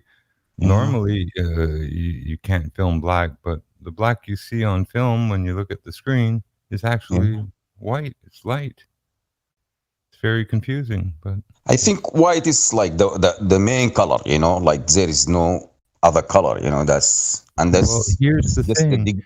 The temperature of the colors, varies. It don't matter. What happens is the amplitude. It don't matter what color, how pure the light is. Exactly. You can have a pure green laser light. Increase the amplitude enough, every camera sensor and your eye will see it as white light. It don't matter what color the base is. Once its amplitude is high enough, it appears white. It isn't white, but the sensor. That's the highest frequency, right? But that's the significance of the effect of the field that we're in. The fact that these things they're not connected by wires. It's not a direct energy flow. They're picking up a radiation of light at a certain frequency or vibration. That's what's lighting up your phone. That's what's getting you your text messages. That's probably what's having most of the radio frequencies adding to the conversation in the Discord. Where all that is a vibration. It's an energy. It's a magnitude. As he said, it's an amplitude. Yeah. And they can crank that up too. They can crank that up too, by the way. Yeah, that's and this medium, what's gonna be like if it's not the ether, as they say. But Einstein, said it's ether, at the end of, he said that there is ether, at the end. I don't take much from a guy who wears women's clothes and stuff and is just really a circus clown for the media. Fuck that shit. And when people here throw in this relative density all the fucking time, it's so fucking cringeworthy and laughable. Wonder why there's still a joke in most communities, including pseudoscience communities. That's part of it. Jim, I was hearing you I don't know. I was listening in. I was listening to you a couple of nights ago, Jimbo, and I heard you say that about relative density, and it was like, that clicks so much. It's like, I know that's kind of like a mainstay flat earth argument for a lot of people, the relative density. But I mean, we don't even really need to criticize that. But when they were coming up with Newtonian physics, Newton himself didn't have a clue about electricity. He didn't even know what it was. And now we definitely know what it does. Like if you have a phone, if you see a cell tower, we definitely know what these things are now. And I just don't want to hang my hat in an argument like relative density. That, I got some problems with it. You cannot have it by itself, It's like the communications argument stuff and satellites, In 1911, every continent was connected by cable. Undersea in 1911, dear friends. I have a map of every cable laid down and every continent that had service and every remote place that was important militarily. They all had undersea cable for communication even before the First and Second World War. Think of it. 1911, our communications were pretty much established, and we had radio, worldwide radio with the military, and we had the first we had the telex, which was worldwide, right? Not just America. Well, that's what Tesla's claim to fame was radios radiating in the ether or radiating in a direction with all it was just energy projected outwards in an area. Now they've fine-tuned that, and it's kind of one of those weirder facts of reality is that we live in this ether that's resonating much higher. FM, ham radio, you name it. I can build systems and antenna ground systems for any of them, including radar systems. So I know how radio waves work, dissipate, are captured, tuned, amplified, the works. It's just the same way as when you drop a rock or a stone on a river like that in any kind of water, So it makes these waves round. Antennas. Yeah. One is called omnidirectional that sends off, in theory, like big donuts. Yeah. That fade out. And the other is a directional. It sends more or less like a laser or a beam in a straight line from one transmitting antenna to a receiver antenna. But this straight line is going to be like rings, like consecutive rings, like chain of rings. Oh, okay. It's not like a line, straight line, right? Because it has to be like rings, so. Well, what I personally believe happens now is just it's a creation of like a drain and a, like water, it comes out the tap and it goes down the drain. The drain is just an exit, right? Right. Well, the waves have to come off of the antenna or at least put a stress on the antenna, a push and pull action. Yeah. It's hard to believe that, and you call it ether and stuff, but that push and pull locally, where you have Yeah. your little transmitter, actually affects another one. I don't care how far away, 1,000 miles, 2,000 miles away. Right. For every action, there's an equal and opposite reaction. Basically. Well, have you ever given much thought into the electromagnetic rings that are apparently surrounding the Earth? There's like a field system, but in these rings, there's a highly charged area. And from my understanding, it would be counterintuitive not to pull charges from these rings or from these fields. Now, when they're sending water satellites, they're probably connecting you circuitarily to that field and drawing energy from it. I mean, that could be what they're doing with what satellites or whatever they call it. Well, like elevation, like when you excite it with like closer up to the sun, just directly upwards. Yeah, it was called medium. You could excite the magnets, and then it elevates. If you put like two magnets, positive and negative, and you try it, and you pour like ice, then it's gonna elevate, because you excite. Well, they'll tell you about it. They'll tell you about the ionosphere, the magnetosphere, the plasmasphere. What they're really telling you is that at certain altitudes upwards above us, there's this huge field of electromagnetic energy that just conducts itself around the Earth. Now, you better believe, just as I do, is that they're pulling from these. They're doing everything they can to use that field for their own benefit, and I think that's why we have a lot of radio technology that's based up near that field. Yeah, but it's still, when they say atmosphere, then you have a medium here, gaseous medium. But in space, what they gonna say when it comes to space? That's the problem here, for them. Light conducts energy, right? But air conducts energy really well. It's a perfect conduit. That's why Tesla said. Actually, hello. The water vapor in the air is responsible for the heat transfer that we feel and the fact that we can, have some comfort. Right. And also, like, the air is pretty static, the oxygen, nitrogen. What varies most is the concentration of water vapor that affects us the most. In fact, that water vapor is what causes air pressure.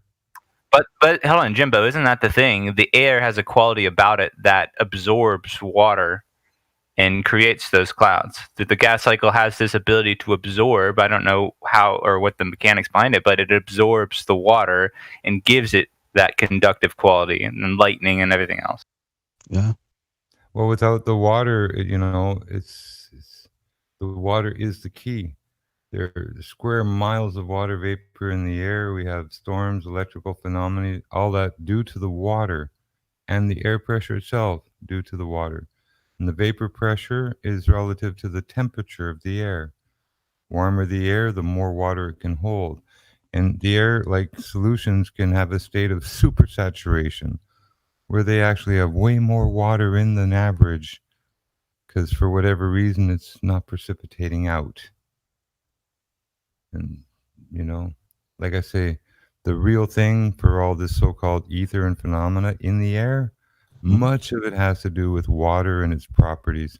Water, and people don't want to understand, what our world is. It's metal. METAL. It's hard to believe when you eat some candy and some sugar. Yeah. You're eating a metal with water. Basically, carbohydrates. Right, it's energy. Are made of carbon and water. It's incredible. But these are metals. We're made of tubes and pumping fluids and stuff. Like, we are bio robots. We are walking around in a superfluid medium. The oxygen in the air, believe it or not, you freeze it, make it solid. It looks just like silver. It conducts electricity. It behaves like, guess what? Metal.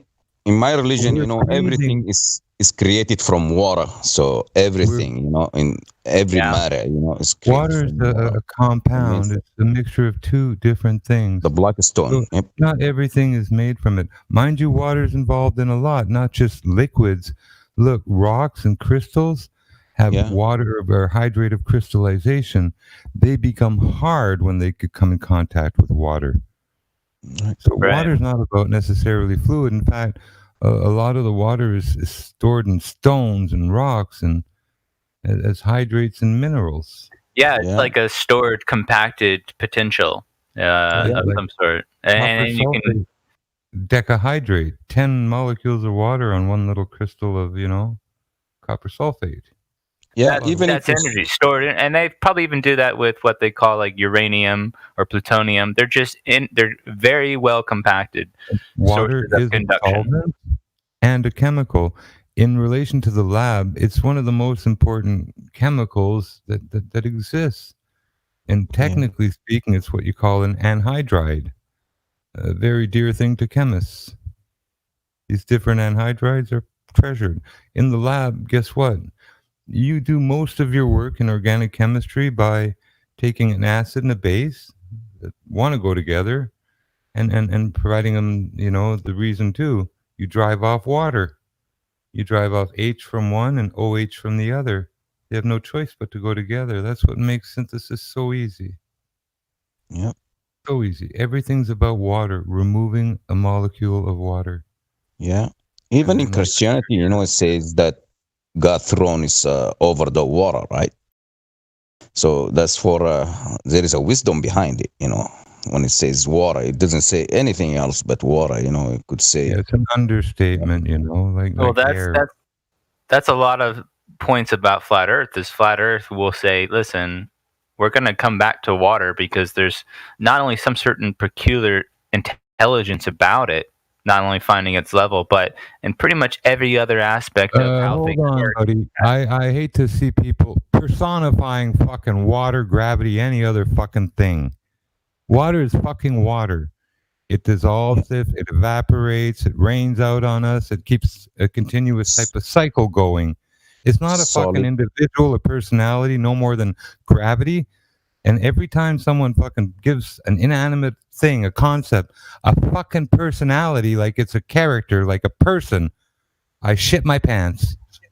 So please don't. Would you agree that it has we're admiring its multi-uses and its capabilities of doing so many different simplistic things, but very complicated? Yes, but it is not a person. So I think describing it as intelligent is more of or intelligent way of saying abilities that you're sort of attributing to it by personifying it. That leads us down. No, it's an affectionate term for understanding how essential it is. Yeah. Try not to be that colloquial too and chummy affectionate. with these things. Don't be too chummy with water, mate. So what do you think was above us, like in the sky? It's going to be water. I mean, like assumption, it's not going to be evident. I personally believe it's metal, physical, not super cool, the helium-4 and blah, blah, blah, and all this fucking intangible fucking nonsense. We don't use helium-4 to contain propane. We use a fucking metal cylinder. Yes, exactly.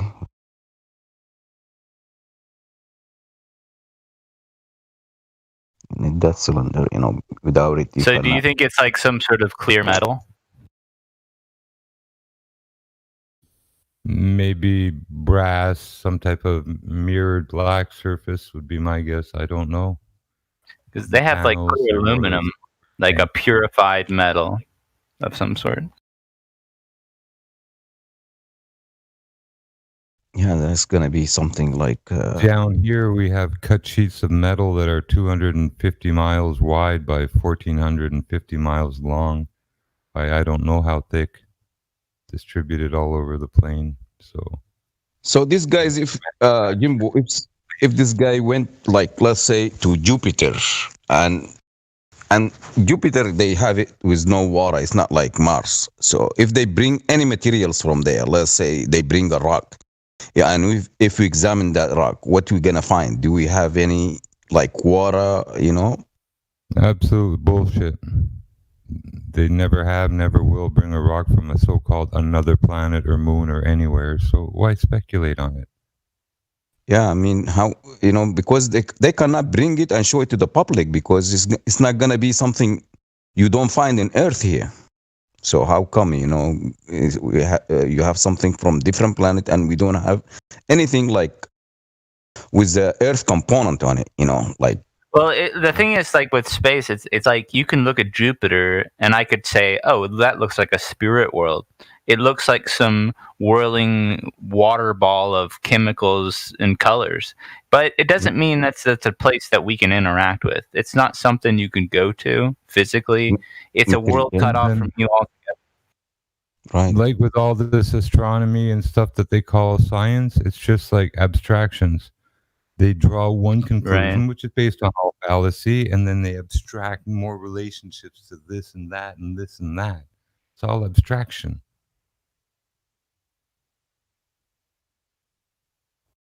Yeah, just assumption, like they see something and okay, this is gotta be a rock just like us, So I gotta go vacation right over there. Yeah, it's like let's take our next flight. By the way. Yeah, the claim of using spectroscopy to say what's out a million or a zillion miles away from us. Now, in a lab, what you're doing is you're actually exciting the nucleus of an atom a few inches in front of you and then letting it decay and trapping the light from that little sample a few inches in front of it, meaning you're hitting the nucleus of an atom to get that result. Now, put that sample how far away, they claim, and they're going to zap it and then let it decay and measure. Jimbo, let me ask you this. At 1 billion miles, that same NMR spectroscopy? Well, Jimbo, let me ask you, are you, I don't know if I heard, do you believe in atoms and molecules and particles and that thing? Hell no. Okay, that's good. Because I'm like, you're into fucking word. Yeah. No, all I know is that, if I'm cooking, I know my weights and measures, and that's all I have to worry about. I use atomic mass units, and I get to measurements of weight. I think that like one of the mainstays is that when you get into the particulars, like atoms and molecules and mass itself, it's hard to really define these things. So they come up with molecules and particles as just quantitative ways of describing. They're just functional stories that they put all together, so they work all together. Right. It's kind of so story that interconnects the way they did it. Just like if you started and made a bunch of like little notes on a wall and started at the top and made a little pyramid and interconnected. Exactly. Everything. It's no different. It's just a so story. So some of it works though. Some of it works only in the bounds of that language making sense to someone. But when you actually think about how we're measuring those things, you realize really quickly it's just math. It's a quantitative language. It's not actuality, because we've maybe pigeonholed ourselves into thinking about things this way. And that's why we're probably missing a whole bunch of really important information as well, because we pigeonholed ourselves into this thinking.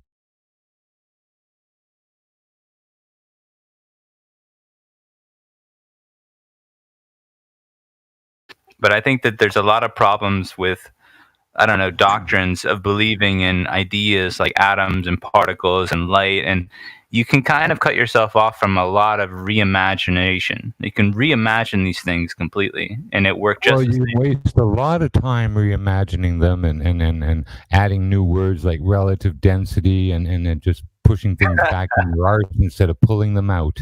Right. I agree to do it that way. Throw the baby out with the bathwater and screw and make another baby. Well, I mean, there's that's I don't know. That's the problem. Like when you criticize like the standard model, the globe, heliocentrism, when you do it enough, you start questioning things like math and just understanding things altogether. You realize there's a lot of different rabbit holes you can jump into, and not all of them. We have a power grid and high tension poles everywhere. And we know the electrical story is bogus and bullshit, but they still function. Are we going to get rid of those old ones because they lied about how they're working? Or just understand the way they really work and keep those there and doing what they were doing? Yeah. Right. We don't have to offer. Yeah. Yeah, we don't have to offer like replacement for moral, you know. We don't want to make a moral. we don't really have to replace it. We just have to have a good amount of critical thought and skepticism of it. That's science to me. When you're critical about something, then you're actually thinking in an important way. Yes. And that's why I love and appreciate Flat Earth and its wisdom is that we're saying, hold on, we're not just going to go along and recite what we've been taught. Maybe there's a lot of problems that you should even consider, you know? Yes. It's like I'm telling someone, you know, you got a flat tire. I don't have to replace the flat tire for him. You know, I'm just telling him, you know, he got a flat tire, so he got to fix it. Do something about it. The high tension wires we all see. There's no electricity flows through them. There's only the application of a rocking motion and a tension, but there's no flow of electricity. And everyone thinks that electricity flows through wires, and it doesn't. Well, Jimbo, let me ask you this: which do you think is better? Like, do you think that like we have the world today? It works. A lot of it just works. Would you say that it's completely okay to say I'm gonna reject the common thought about it and re-understand things in a whole different way? Do you think that would be good? Because I see a lot of flat earthers that just only if you're looking at the science as coming from the creator backwards. Right, exactly. Entropy. You know, if you're looking at it from a non-creation standpoint, you're pulling or shoving stuff back up your arse all the way to your brain. That's just nonsense. Well, that's the important factor. Science following a big bang and something from nothing and all this garbage. You're not going to make it. You're just going to have a new so-so story. And this is the main purpose of this pseudoscience, you know, is to remove God, you know, from the equation, you know. So absolutely, just chaos. Frameworks that guide exploration, but not all of the elements are really there to give them full validity. A lot of these scientific frameworks that they use to power their exploration don't have all the elements necessarily there. Sometimes they need to be tweaked. Right, exactly. Like the thing is, they connect entropy, the second law of thermodynamics. They'll connect entropy with the Big Bang. Like things will have less of ability to do work over time. Now that is one doctrine, but you could also have a very different understanding of Earth and how things work altogether. But if your understanding of entropy and things decay over time or find less ability to do work, then you've kind of accepted that doctrine. And in that sense, it is a religious belief to you because that's just one way of thinking about it. Well, the ultimate culmination appears to be a Big Bang crunch that's eternal and cyclical. That appears to be the only option left once you cut through all the... No, because... Hold on. An eternal, cyclical Big Bang sort of deal. I mean, you could also just as easily say that it's just state change forever. We're living in a perfect system, and the Earth has been here forever. This place that we find ourselves, we could have always ever been here. That's a very different way of looking at it from a state of origination, Big Bang, and then decay from that Big Bang. So, like, there's just different ways. Well, there are things that were here that were not always here. And so if everything was always here, you know, with eternity or whatever you're saying, that kind of... Well, hold on. No. So if there is such a thing as creation, there would need to be a beginning. It wouldn't be eternal. Well, listen, if I tell you, for example, if I say there is a God and the Earth has been here forever, the universe has been forever, I could also tell you that matter, or it can be neither created nor destroyed. That's a Earth being here forever type of claim, because matter can never be created nor destroyed. We live in a perfect system that's been here forever. But how much of it has been here forever? Because it looks like there have been things that have been created that didn't exist in the past but began existing later.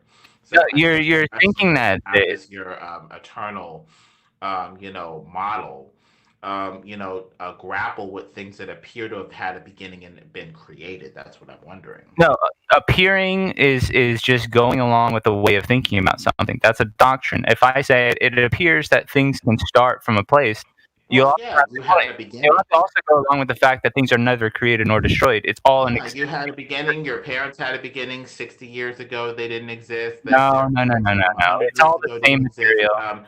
It's all how does your model grapple with creation if you're just going to declare that everything is the way that it always was? Lemon, it's always ever been here. Hold on. We appear to see. Lemon, would you agree that everything, if it's physical, you're just using the material around you, right? We are the product of our system. This system has always ever been here. There's nothing that you could create that hasn't already been existing, giving you the capability or the recipe to do it. It's always everything here with us. It's not something that we can create or destroy. Creation. I mean, does it have a concept of creation, or does it just dissolve it into eternity? That's just eternity is the thing that I think everyone is most intrigued by. Everything has always been here. Eternity is something interesting to us, but everything on Earth, if you're living on Earth, your shit that you're made up of has been here forever. You cannot create it. You cannot destroy it. Well, this gets to the heart, in some cases, of what science is. We're trying to explore this stuff and see if it's true. And we can only see if this is true if, there's something to explore.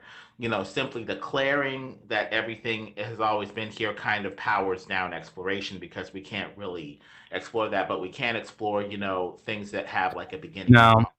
We can see the thing that was before this thing, that was before this thing. So in a way, at least in the West, we have a notion of science that can only be explorable if there are causes, a beginning, and verifiable events that did occur. That's the problem. Things that we can explore.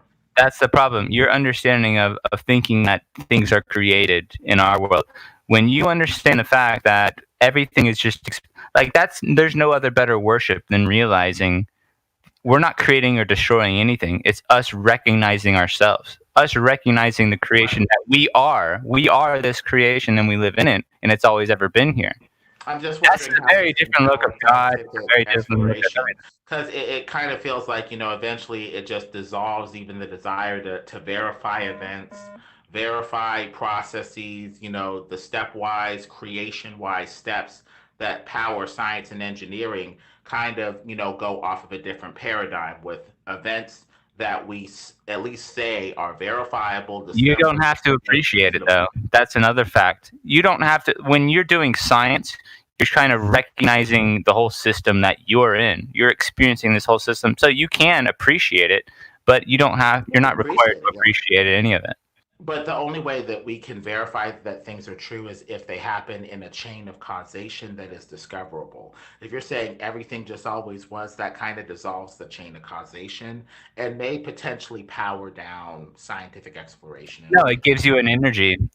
Listen, if things are not created, we don't have to talk about beginnings. We're talking about a conductive flow and energy, a vibration of life itself. I mean, this is what kind of string theory goes into. It's like there's an energy level. This energy is God. It's always been moving. We experience it. Our life is because we live in this energy.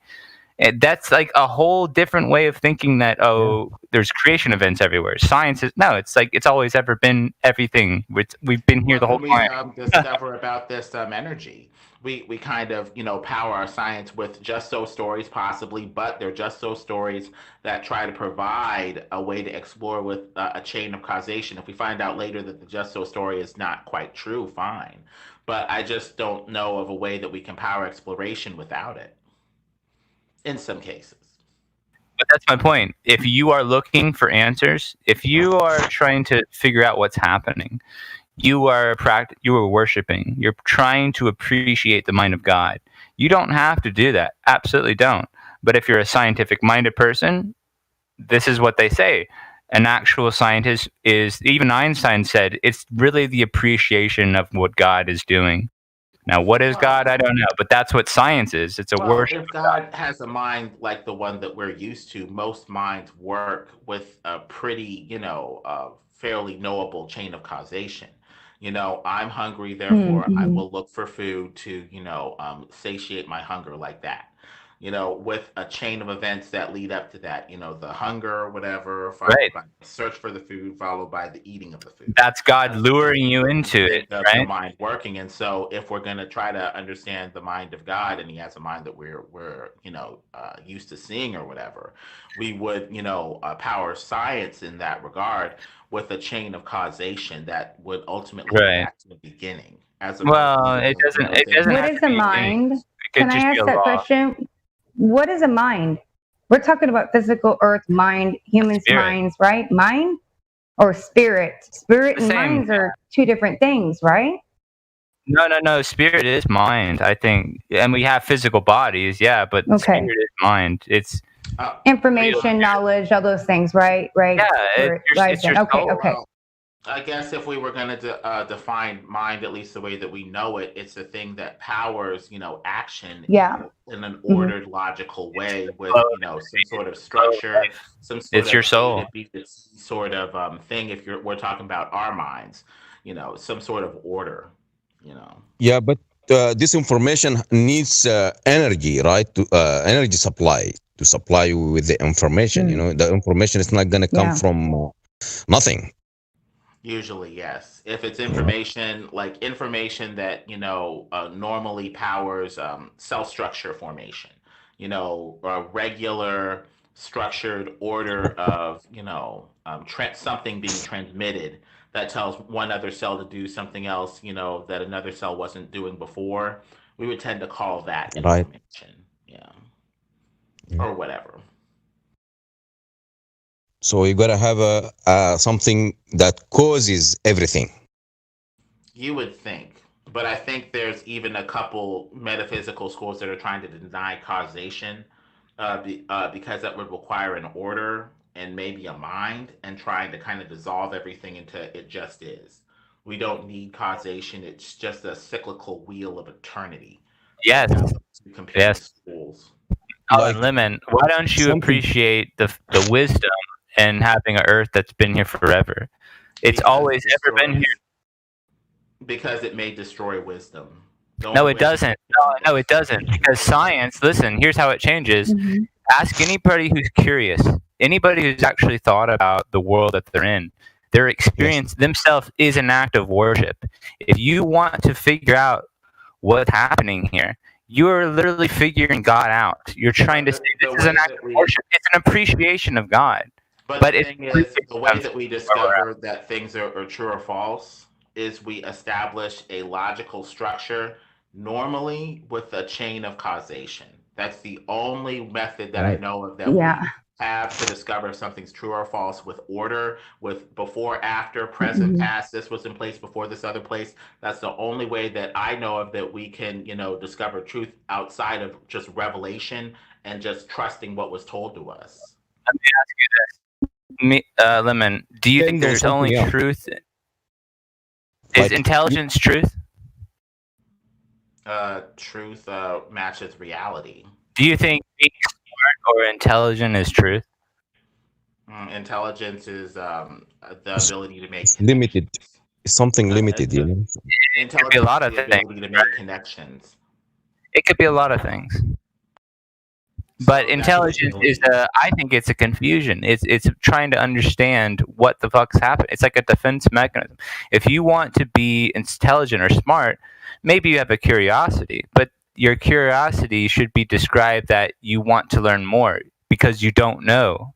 Like if you know enough to know that you have no clue, then you're truly appreciating God. You're truly appreciating creation. That's scientific-minded people. That's skeptical But people. science tries to discover. I don't think so. Yeah. I mean, we're at Jim's server all the time, and I know me and Lemon had debate these people who actually think they believe in science and this Big Bang shit and everything else and evolution and all these things. And even the people that think that this earth has always been here. And still, these people do not believe in a God. They believe in science. And that science is going to give them the answer that God is not the answer, right? That they come from something else other than God. So for me, I cannot link science with God. Not with these people, You can confuse them very easy, I think. Yeah. Right, though.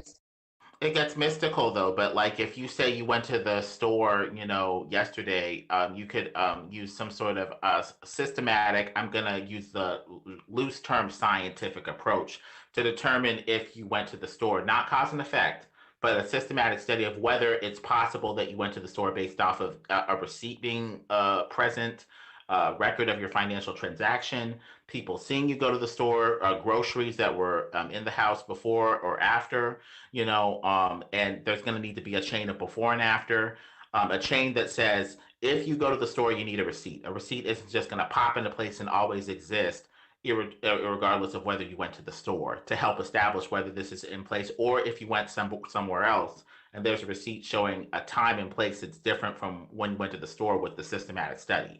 So I guess the main thing is there needs to be a way for systematic study to discover if something is true or false. Otherwise, science tends to degenerate a little bit by saying everything just always is. What do you mean by true or false? Listen, true or false is a whole rabbit hole itself, because I'll talk with people that believe in the globe all day long, and they'll say, this is the evidence. And I'll say, there's evidence for everything. There's always evidence for something, right? But they'll be convinced by certain arguments of the globe. They'll say, this did it for me. This is why I'm a baller. And to me, I'm like, dude, that's pretty weak evidence. But for them, their understanding of truth was that just resonated with them for some reason. We have truth by revelation, as in it just tells you it and you just trust it and that's it and you accept it until maybe further notice. Right. Or truth by consistency, saying normally when people go to the store, there's a receipt. If there's not a receipt here, unless you ate it up or burned it, where's the receipt? Where's the record of this transaction? Normally, we know that this is true because these indicators are here. Unless there's real funny business going on, where are the indicators? So truth by consistency, truth by revelation, and just accepting it or trusting it because you have so much faith in these scientists, these people that told it to you. There's different ways to accept truth. What's knowable, versus what you're willing to trust on and bank on. There's a certain element of trust too. And also, by definition, we must rely on something else. We depend on something else. There is nothing on this earth is independent of anything. Yeah. It's like self-efficient, You got to have something else to rely on. So I'm depending on this, and that thing depending on another thing. So, and all the things, at the end, they're going to come to one source that independent of anything. It has to. And when we have knowledge that's not certain, we have this trust in the things that came before us. A certain element of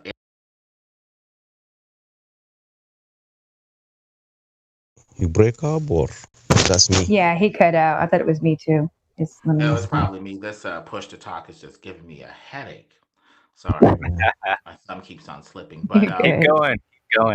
But we can't know everything because we tend to be created beings. So we have to have a certain element of trust in the past, be it ancestor or worship, trusting what our parents told us, our fathers told us, our scientists told us, our God told us. Well, hold on, Lemon. Who came before us, because the only thing that we have for the knowledge, short of being there ourselves, is faith in what they revealed and their being, their ontological being, and being able to, on some level, be there and witness it in a way that we can't. I have a science question. Science question, Lemon, for you. I got a science question. Do you think matter can never be created nor destroyed? Do you believe that? God would, in the Christian worldview, have to, on some level, do that unless you're dealing with an. So you're disagreeing with natural law. The two possibilities based off of what we have on file would be an eternal substance that God works with and reforms, and or speaking. So you would agree that life has been here forever. The Bible appears to more defend, as far as I've heard anyway, creation ex nihilo, from nothing, but those would be the only two intelligible options: an eternal substratum substance that's existing, I guess, with God or whatever, that he reformulates stuff out of, kind of retweaks it or whatever, and or creation from nothing. Yeah. Well, I think if we've always ever been here and we're just the we're like kind of like the recycled matter of life itself. All of us, like in some way, we are just recycled matter because, as we know, matter cannot be created nor destroyed. We live in an infinite system that could have been created for sure, right? But it's cyclical in the sense that it's always ever been here. We're just recycling things. The whole appreciation of science, though, is understanding that we were created. That's an insight into the mind of God. That's science, yeah. That's why people get maybe a little bit confused about it. It depends on what you mean when you say that. The materials could have been there, but the activity doesn't appear to be. Like, you can put the TV together, and once it's in that form, it'll make a picture of, CNN or whatever. But until it is created and put in that form, that activity is impossible. But it's not created. Television that is not been formed into a television and does not have the activity of a television is going to be slightly meaningless if you're going to refer to the materials, the metal, the ore, the wires, the plating, whatever that may have, existed in the earth or whatever from before when the TV was formed as a TV and participated in, say, the activity of a television. So philosophically, I have a problem with saying that we always existed if we have not always been in this form, number one. And number two, have not always performed that activity of, living or whatever. Nothing's ever created. Nothing's ever destroyed. It's all the same energy, right? If you believe nothing can be created nor destroyed, you literally have to believe that, right? Well, that is a central plank of science on a certain level. It does give you a uniformity of nature. That's true. But it devolves into pantheism if you don't talk about how the TV was made into the form of the television and given the possibility to show a picture and participate in this activity as the television as opposed to copper ore that's still in the ground. So we would agree science is the worship of God, right? If you're a scientist, you're worshiping God. It used to be. But now it's trying to replace those old religions. It's becoming more scientism now. It's trying to become... Well, what is scientism? Like, do you think that we should protect an understanding of God? Like, if everybody, if me and my friends all said, we're gotta believe this because it's important, is that scientism? Because I can see why people want to protect it. Right. I mean, it's a method to help discover the truth through a systematic study of something. For me to help determine and, jump on faith that you went to the store, whether or not I was there or not, I assume uniformity. I assume that there are artifacts that are there that are physical. And I try to make a systematic study to discover them, to discover the process on some level. And then I can step out on faith and say, okay, you did this. That's good. And systematically verified on some level with a systematic study. And that's good because when you said, like, you know what, there's a lot of things I know I can't prove, but the fact of me believing it creates a world where I can make things like agreeable. I can get along. I can think about things and I can protect, like, that's scientism. But when you say you can't think about things this way, the earth is flat, it's a disruption. Scientism is excessive reliance on science and its protocols and its method to the exclusion of other methods of finding truth. It makes science a religion that is just as unverifiable as, say, faith in God, unless God steps down with the Bible and reveals himself to us, and or, we explore this. Lemon, I want to see if you agree. Would you agree with the fact that you cannot be an atheist and a scientist? I don't think you can be both. There are people you're a scientist, I'm not willing to step out on faith and lead my life as if there is a God. So that would tend to be atheism. They're going to structure their life as if God does not exist as much as possible. That would tend to be more atheistic. Well, listen, even here's the thing. As much as we disagree about Einstein and gravity and pretty much every sort of critical-minded thinking person that has come before us, will tell you that you cannot be a scientist and an atheist. Now, that's not just a common understanding. It's kind of saying, like, if you don't appreciate the nature of understanding the world around you, you're missing. You can't be an atheist. The science and atheism are directly opposed. there was a study that said like 60% of the prominent, scientists that are, commercially, seen or whatever on TV or in the culture are like atheists. So it does look like there No, is you an can't be an ideology that atheist and a scientist. denies a creator or goes forward as if a creator does not exist. And if you're going forward in your life as if the creator does not exist, ultimately your theories may reflect that as well. But I mean, there's different people, even in the scientific field, some theists, some atheists. I guess we'd have to explore it. No, I think that literally by definition, categorically, if you're doing science, as Einstein even tells us, it's looking into the mind of God. Everything that you do in science is an appreciation of God. Now, that's a very I think you can't be an atheist, no. Even Einstein, the clown that we fucking roast for all of his dumbass ideas and nonsense garbage, we kind of agree that if you're even looking into it at all, you're clearly trying to worship God himself. So you're calling what, the materialistic universe God?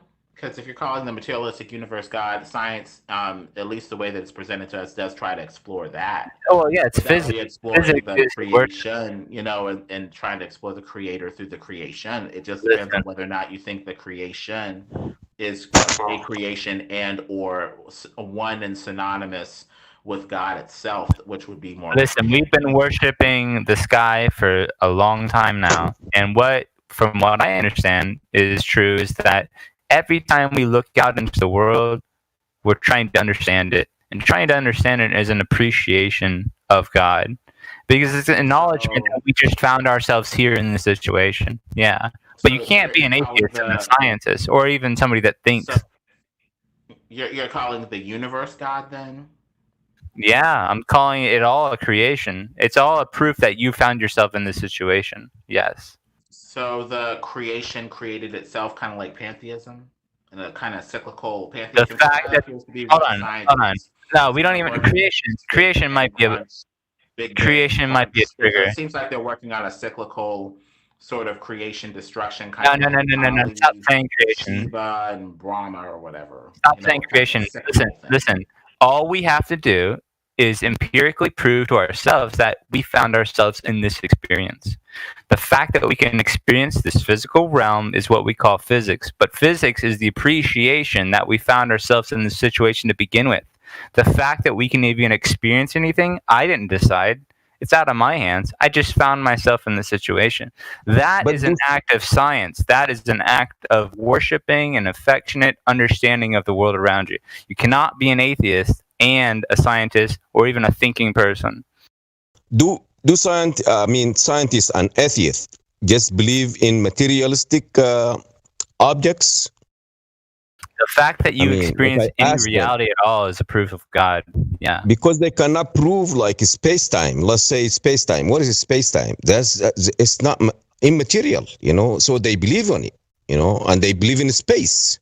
Space is not physical, so I don't know, these guys, they just contradict themselves, when they say we don't. Well, Thomas Cohen talked about autism and the social space bubble that we have around ourselves of 6 feet. We just know by convention automatically that you give people 6 feet of space unless you intimately know that person, you're trying to attack them, get in their space, harm them, or you're, like autistic, where they just get right up in your face and don't honor that bubble. So it appears that part of us is not just this physical body, but this invisible space bubble, of social space that is also part of us that, we subconsciously hold to. That could be the same as, say, an atom with this space around it that it needs to operate. This space that is also part of the organism, but not part of what we normally consider as being, this solid stuff. So there may be more to, science than just materialism right there. What is this non-physical space bubble around you? And why do you feel it when somebody's in your face or somebody's, close to you? Why do you feel it when you're watched? What gives us action at a distance if it's not a collision of bumping mechanical particles? Is there anything beyond the material? Will we acknowledge a space? Man, Jesus Christ. Energy? You're asking all the questions. What we see.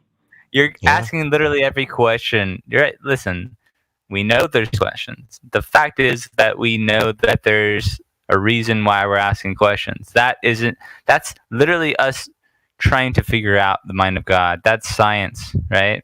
So that's why it's always good to be skeptical, because it doesn't matter how much philosophy or whatever science, who cares how much science or math, you're still trying to figure out the whole experience. Why is it happening at all? How can you figure out something you have no understanding of? I mean, even if you want to believe a book that says that God made us in his image, right? His image, like a mirror even, does not necessarily mean that that's exactly what that means. I mean, we're talking about physical things that we can understand with our own brain that's in our body, physically on earth. Right. We're trying to wrap our mind around what a God is and what our creator is.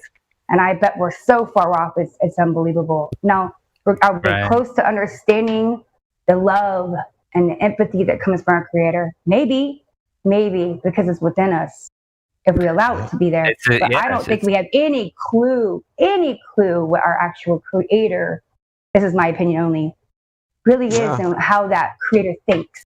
Exactly. You're not far off. For the creator, sure. You know? You're not far off. Most people don't have a clue.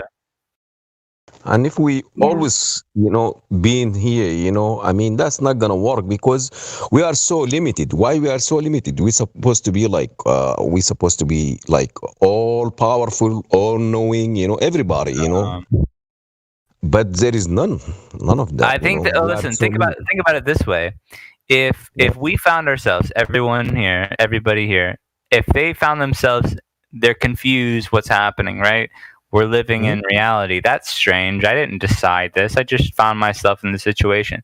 If we're trying to figure that out, that's really an insight to the mind of God. We're trying to appreciate the system and if you're honest and actually really want to know what's happening, that's an affectionate understanding. If you're honest and you really want to figure out what's happening, you're a philosopher. You're on the right path. And you will be humble, right, about it. Yeah, you'll get on you count your blessings. You get on your fucking knees and be like, holy shit, I can't believe it's happening. Yeah. All the time, because it's confusing all the time, right? That's just the appreciation of it, is that, holy shit. Yeah. The fact that we can even think about it, that's even crazy itself. Right. I agree. But that's why that's the wisdom of flat Earth. When you become a flat earther, you're saying that, oh my God, I know that I don't know a lot of the things that I thought I did. It was nice to believe it, but when you appreciate the nothing is as simple as you may have thought of it to be, then you get asking questions. Then you actually become a scientist. Then you become a critical-minded flat earther. Then you can reimagine the gift of creation itself, even.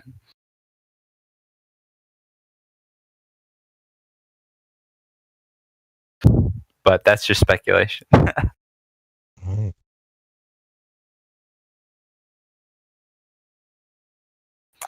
But Lemon, I don't know. Like, let me ask you this, Lemon, since you're here.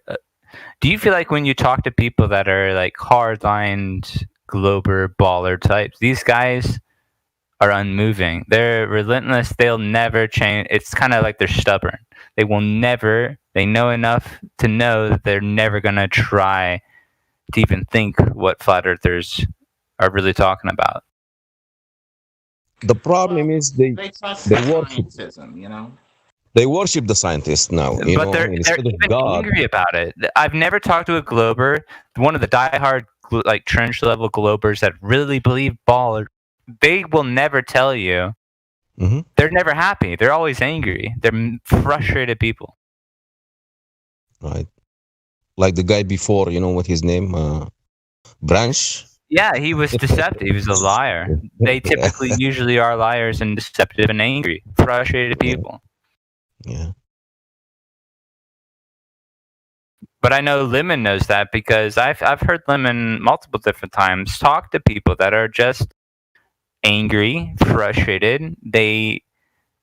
It's no appreciation of creation. It's no appreciation of life. They're not even looking at what we're seeing. They're just angry, frustrated, and mad people. Yeah, there is most of those people, honey, you can't even talk to them about God. When we speak about God over there, creation, right? You come from a creator, they freak out and they say, "How dare you? This God you're talking about lets children die and everything else." And so they don't have a purpose in life. They don't believe they came from something special. They don't think they're special. They just walk around mad at themselves in the world. Yeah, and deep down. They're heartbroken, I think. They're conflicted, heartbroken people that are mad and frustrated, and like they don't know love. They don't know the appreciation of looking into science or appreciation of God. They're literally hurt people, I feel like, at the end of the day. And that's why they're delusional in many sense. Because you can reimagine everything and it be good. You can experience life and it be a blessing. You can get on your knees and count your blessings if you want. The more you do it, the more you're worshiping God. Like you just can't get that triggered about or pissed off about people. These guys are frustrated. That's it. It gets me though, because they will believe in this one singularity where it all started from, and they can't put it to a God. They can't put it to anything like that because science will explain it to them one day. One day, with this one singularity, we're wrong for even trying to think about it could be a God, a creator, the only thing we could ever see or know. It's just insanity. But they'd rather just sit and believe, no, I just magically appeared here out of existence because what? These things just happen. That's good. That's actually good. Well, that's what I like about evolution. And they want to feel like. Go ahead, sorry. Yeah, they want to feel like they are nothing, like chemical waste, as what his name says, Oh, gross. That even sounds disgusting. Who would describe a human as chemical waste? What a fucked up person thinks like that. Jesus Christ. Who would describe someone as chemical waste? Get the fuck out. That means you are a piece of shit, Yeah, it's literally saying you're like an abomination. That's literally, that's what, because earlier today, this morning, I woke up to somebody who's a Glober that was shit talking some girl for some reason. I'm not sure. But it's like you have to be sick and poisoned to actually be that angry and frustrated at life.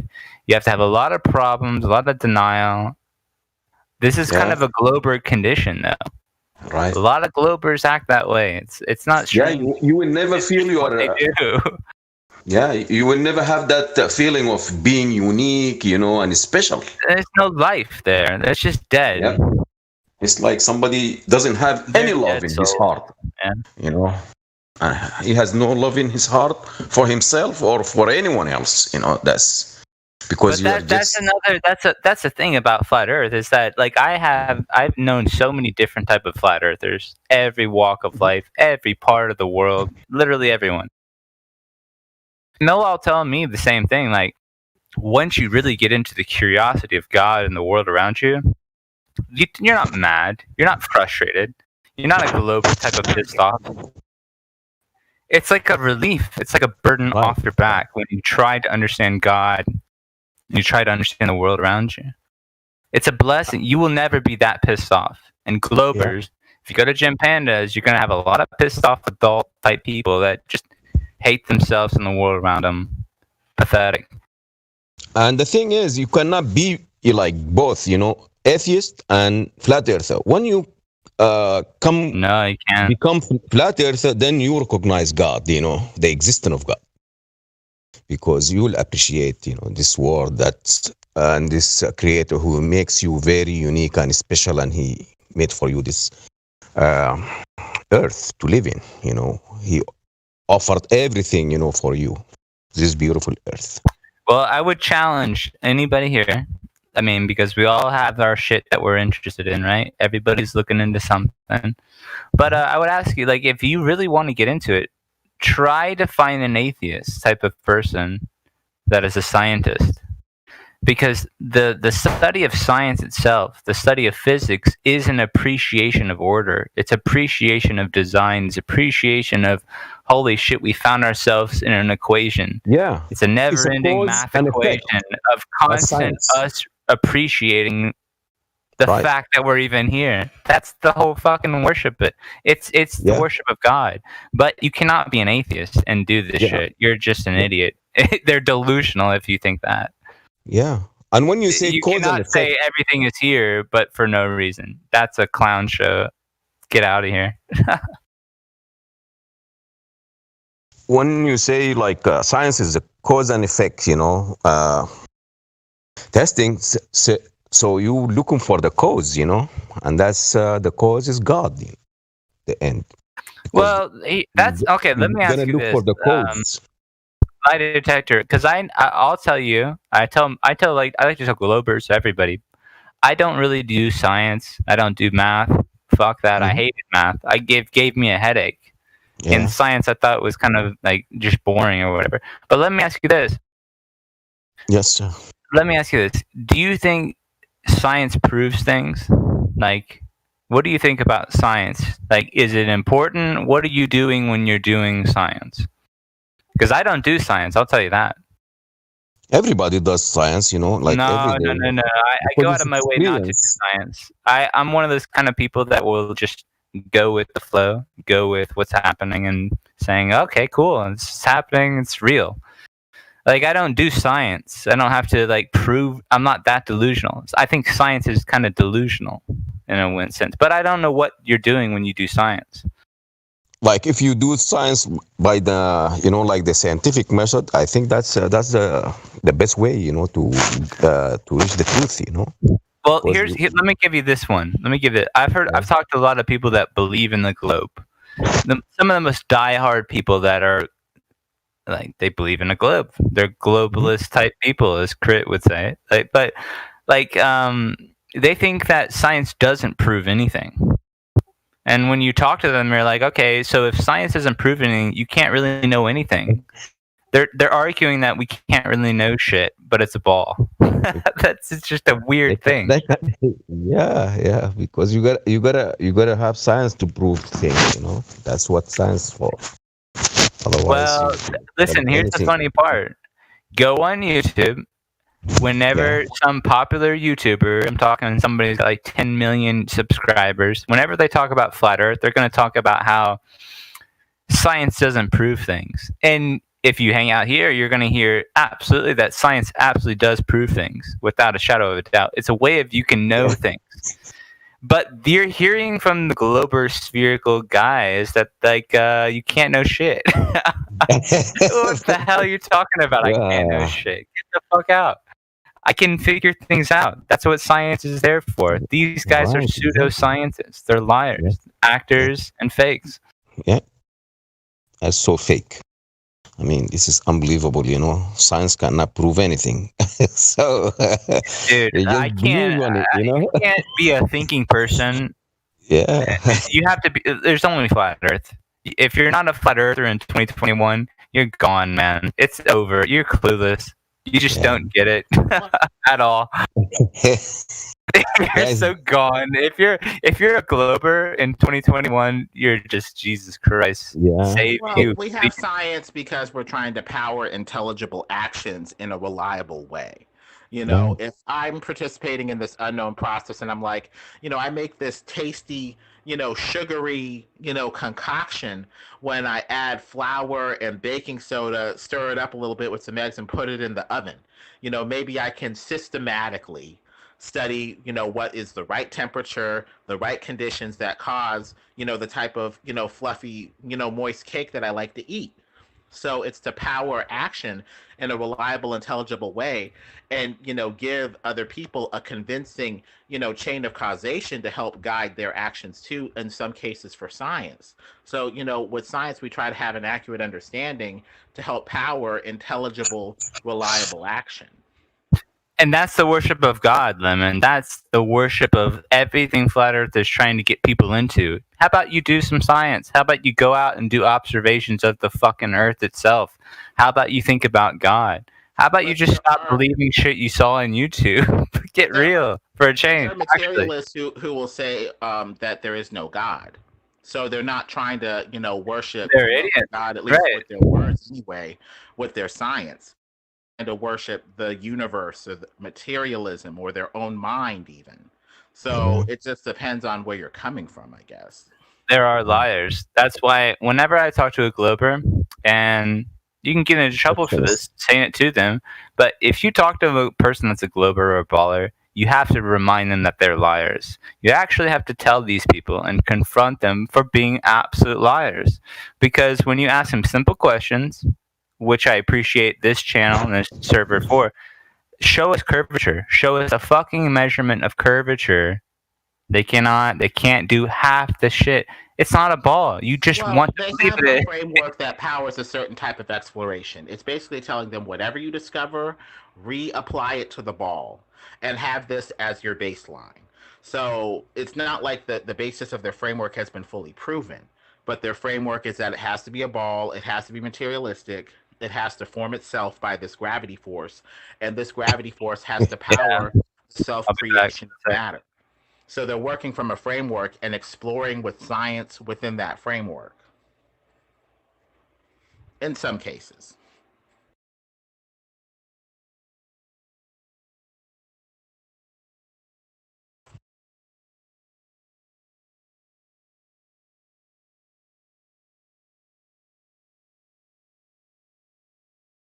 It's everything based on deception and non-existing things like gravity and all that, the ball, the curvature, the spin. What is that? Why we can't feel any of this,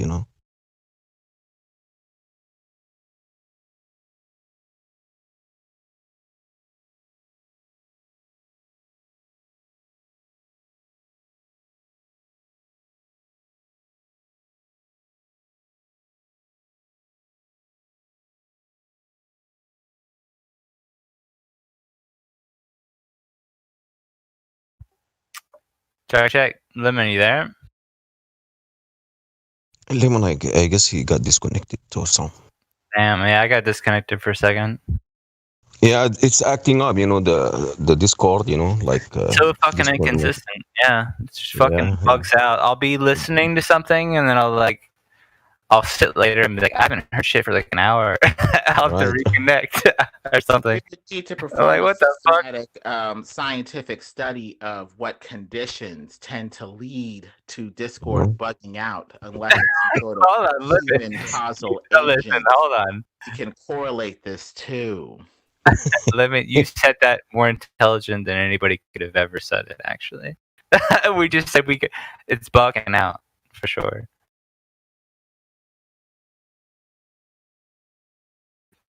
The thing is, like, you guys, this the debate is actually really hilarious. Now, in 24/7, there's like a chill way of talking about flat Earth, in the sense that, of course, we know, like, we figured it out. It's very simple, and it's actually a really good place. Well, these people, when they ask, what scientific evidence there is, they're really asking what systematic way can we study this with the best methods available, which right now in our current scientism ages, scientism or science, to fully, get to know this, and that's where the lasers would come in, physics would come in, theories of optics would come in, stuff like that. Well, that's like I always tell. That's the wisdom of flat Earth. When you actually are going out doing observations, you're trying to figure out that you're doing science. Yeah. You have an hypothesis. You say, like, look, the Earth looks flat. Let me check this shit out. By a laser, by a light, look over long distances. Holy shit, it still looks flat. Like, oh my God, the Earth is flat. That's it. Cause and effect question, unless you're trying to see what force will flatten it out like a pizza.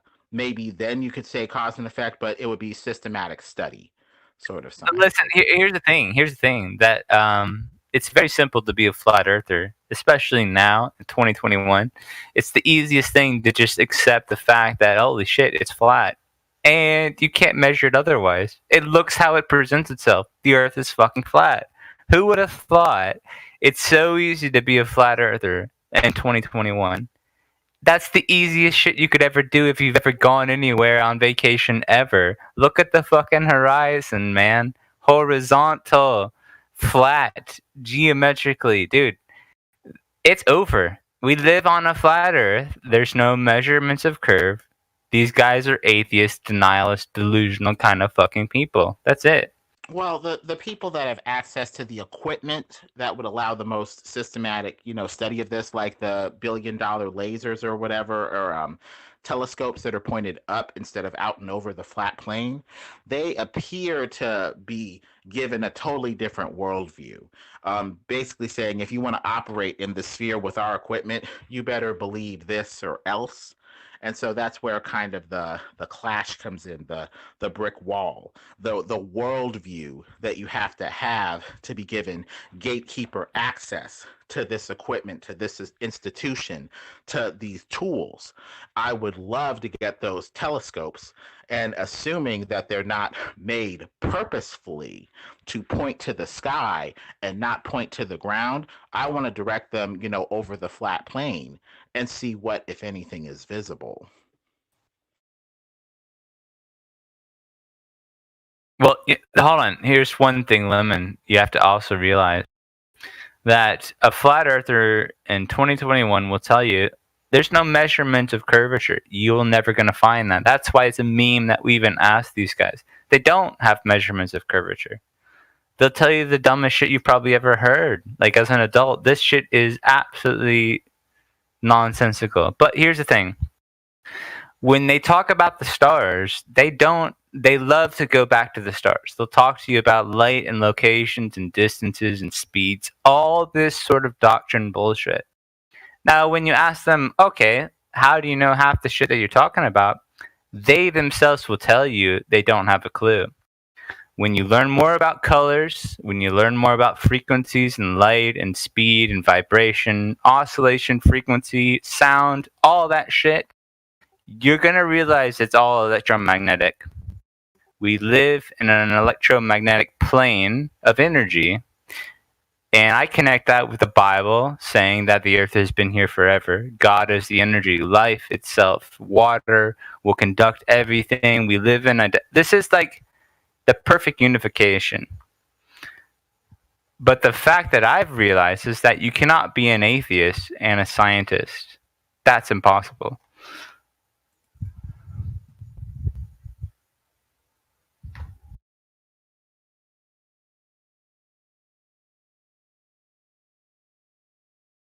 Agree or disagree? I don't even know if I'm here. Yeah, I can hear you. What up, Jen? Good to hear you. Yeah, good to hear you, man. What up, Jen? Hey, what's up? Jen, do you ever realize that there's a big difference between talking with a flat earther and a globe earther type guy? Oh yeah, of course there is. Yeah, we're more passionate. Yeah, no, I heard you. The thing is, I heard you last night in Nathan Oakley's after show, and like it just sounded like they're angry, like pure abuse type frustration, mad as hell that they're mad about the earth being flat. It's like when Jin comes in, and I've heard him before, he'll come in with some just really simple facts about how the world presents itself. Every flat earther will tell you, listen, look at this. It is flat. They get very pissed. And you saw last night, Jen, I know you heard it. They're toxic as fuck, man. Angry people. Angry motherfuckers. Yeah, definitely angry motherfuckers. But at the same time, they're dishonest. They're liars. Yes, that's another truth. Dishonesty. They're fucking liars. Yeah, there's a lot of dishonesty going on there.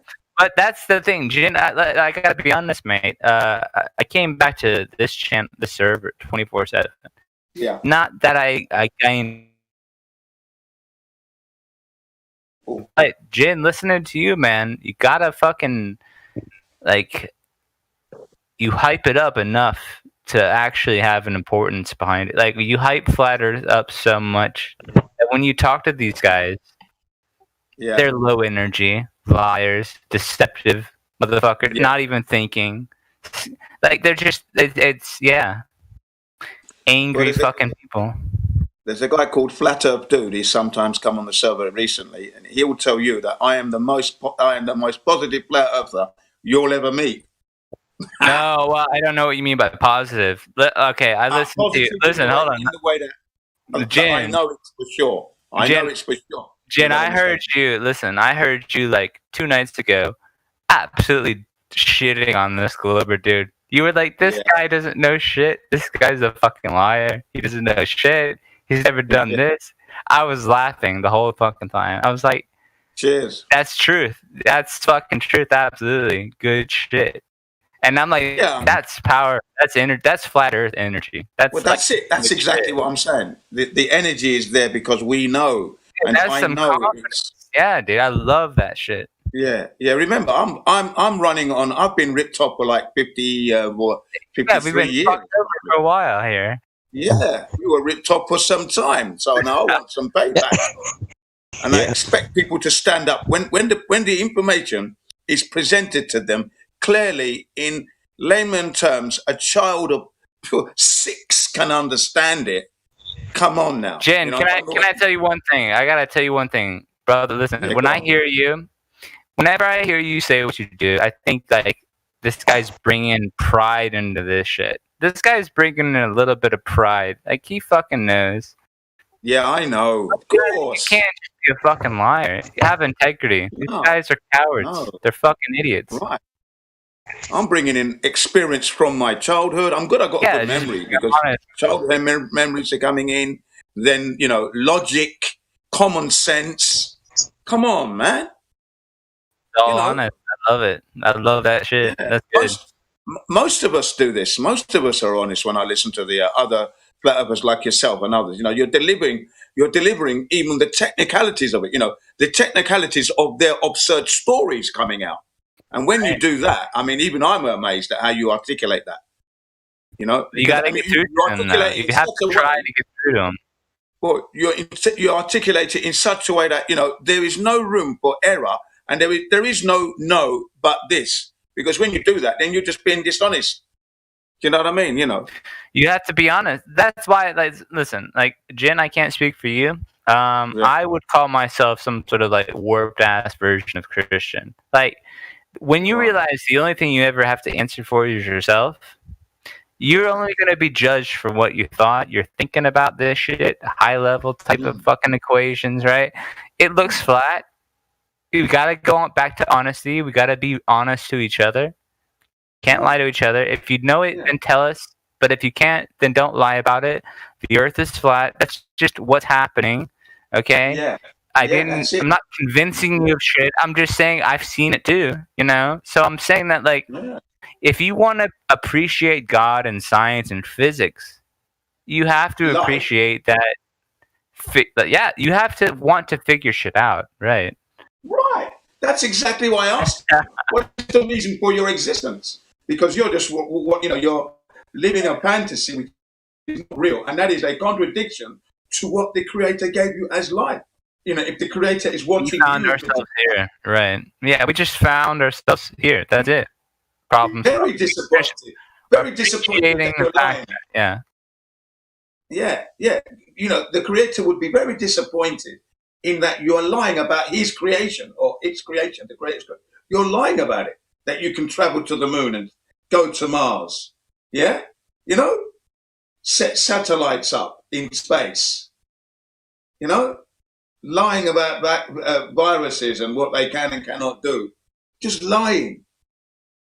Bare-faced lying. Humanity has got a lot to answer for.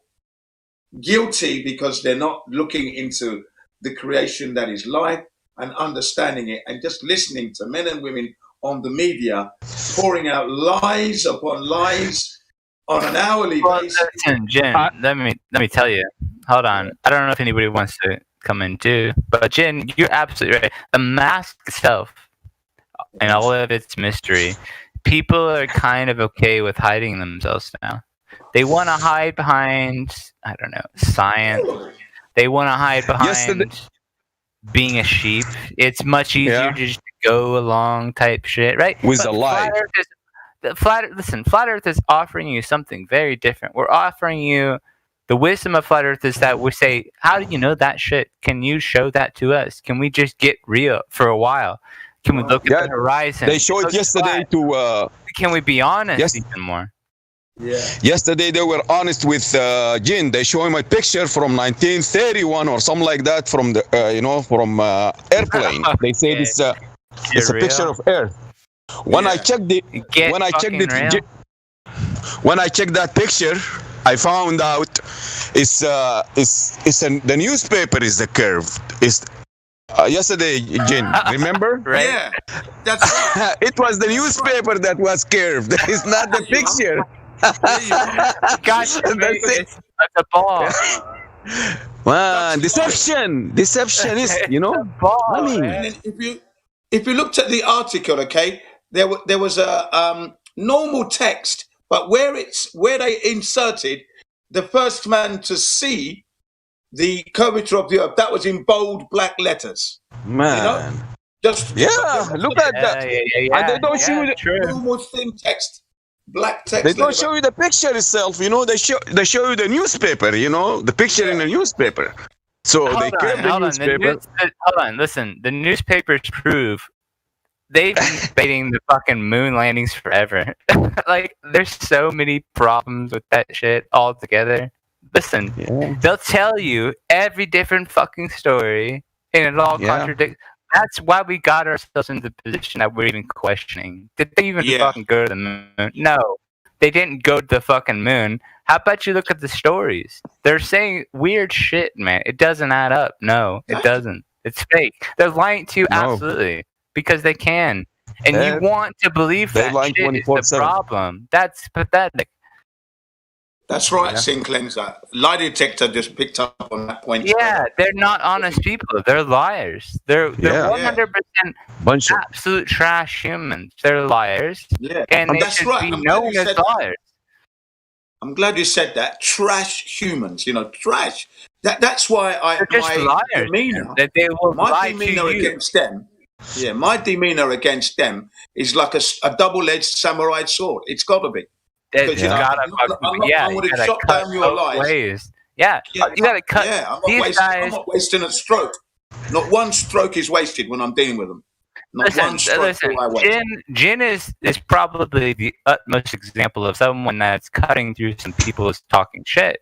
When you hear these guys as much as I have talk about their ball Earth, they'll say we live on a grid system of what 300. Where's the curve? The guys will lie to you literally every single step of the way. Yeah. Holy shit! And the impressive part, if you've been here for a while, they do it so often. They do it all the fucking time. They're a bunch of liars for sure. What about today when they were looking at the black swan? Yeah. Now I tried to get them to look at my image of the black swan, which clearly shows you the horizon. Clearly, it's not unmistakable. It's there. It's been highlighted so you can see it. And then there's a video accompanying it. They weren't interested. Yeah. They said that doesn't matter. The curvature doesn't matter. Oh, but it's the main point of your argument. Listen, that's it. Like, ask them about this. Okay, so if you see curvature optically, do you agree that lasers bend through mediums? They absolutely fucking do. This is called diffraction. This is refraction. Light bends through mediums. It changes its speed. It gives you optical illusions. It scatters. It does a whole bunch of shit.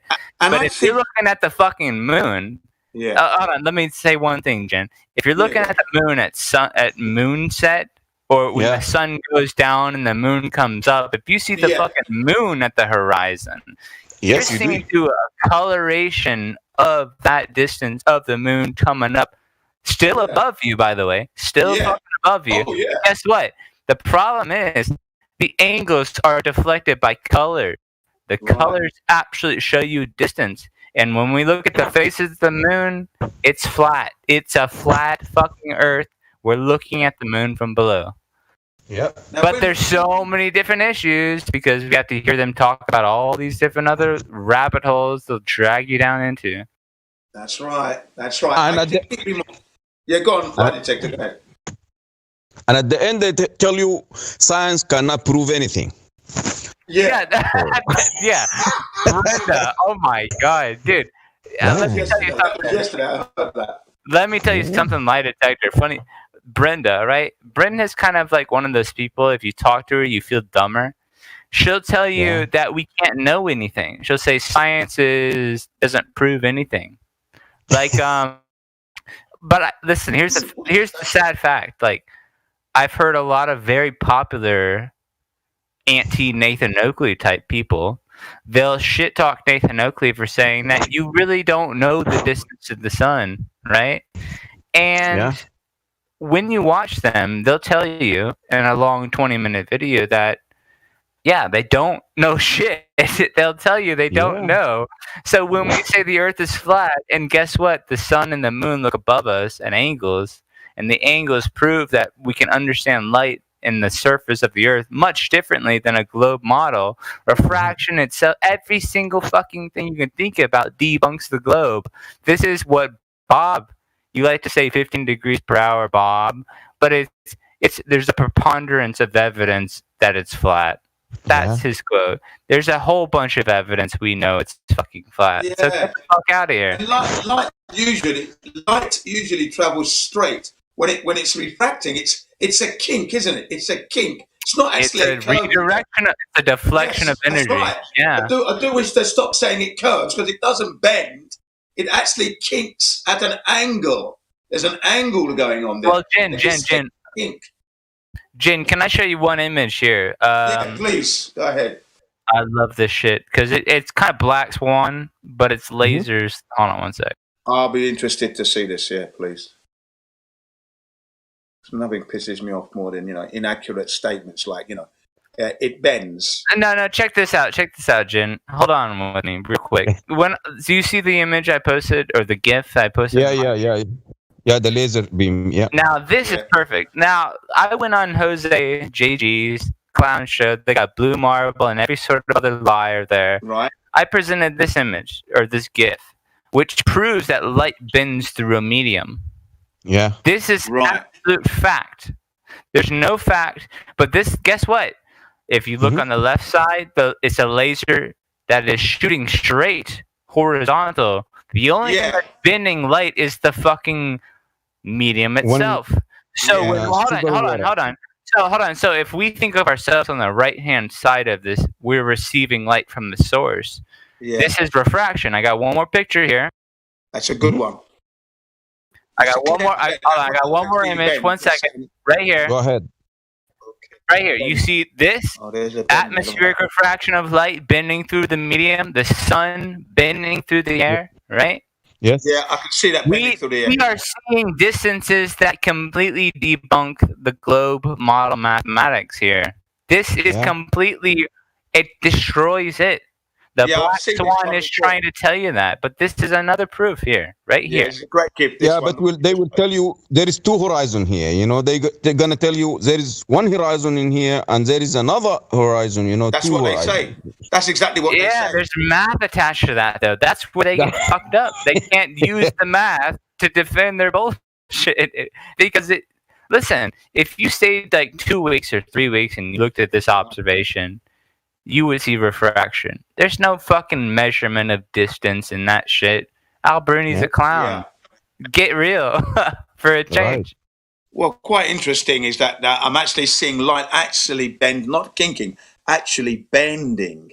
So yeah, that's Listen. If we see things, and I think that we do see things like that when you consider perspective. Right. If you can see a laser bending through the medium, giving you all sorts of different measures of curvature and blockages. Right. This is just light scattering and refracting. Like, it's not that difficult for me to say that. I don't know. There's no reason to believe we agree with them that this light, bends like this. I could see Australia then, from here, because it's gonna be bending with the atmosphere all the way down. Bends, so I will see. Yeah. Why we can't see Australia then? Light just answer bends. that. I don't know why. Yeah. Well, not usually. We don't see round corners anyway. Once something's gone over a bend or a hill, or you're not seeing that. No matter what kind of optical equipment you may have, you will never see it because it's gone round the curve. It's gone round the corner. We don't see round corners. Yeah. Even in a ball, you cannot see it. Like behind the hill, you cannot see that. No matter what. Exactly. This is the argument. And unless you play some mental gymnastic. Yeah, we do not see the curvature whatsoever. So why is it that they seem to think that we can? Where have they seen this? Because you don't experience it. Not even. And the problem is, they believe that ancient people, they saw the curvature 2,000 years ago. Hold on. I don't mean to interrupt, but I wanted to get on to some flatter topics here. Is anybody a mod here that can present something? Like if I showed a picture or a GIF or something, or video here? Could I show a video? I can post it in text chat. I want to reference something. You could post you could just link it, Yeah. Okay, so I want to post it. I want to post a GIF. I don't know if you guys can see. I posted in I can see live stream voice text. Right? Yeah, it's from Stanley. We know Stanley, right? Yeah. Now this guy is he's taking pictures of the same fucking bridge for a while now, right? Right. And I've heard there's a lot of good people. Rocky Life goes to this same exact location multiple times. He's a flat earther, and he says that when you see this much refraction, the debate suddenly begins. And I feel like in 2021 we should be debating this type of shit. The abstractions of perspective and diffraction limits and refraction, all it comes down to long distance observations. Yeah. If we're going to agree that there's no measurement of curve, we know that they don't have any, but we have to make sense of this shit because there is no curve. Right? It makes sense in a lot of different other ways. So, I don't know. I would love to see Globers actually try to defend curvature now. Yeah. They seem to never do that shit. Fuck it. They'll never do that. And that must be the simplest thing ever, because they got all this technology, they cannot prove the curvature. Simple, like 2 kilometers, 3 kilometers. Okay, then you got then there's the satellite problem. Okay, because this month alone, around about 1,000 satellites have been deployed. Right, Elon Musk and what's his name, Sir Richard Branson. Right, so some satellites have been deployed this year, and we're set in the next couple of years to have about 15,000 satellites will be deployed in the next. Yeah, it's bullshit. Absolutely it doesn't say anything about the shape of the Earth. That's bullshit. Exactly right. And then they're operating in like low Earth orbit, medium Earth orbit, and then geostationary. We live in a giant. Listen, Jin.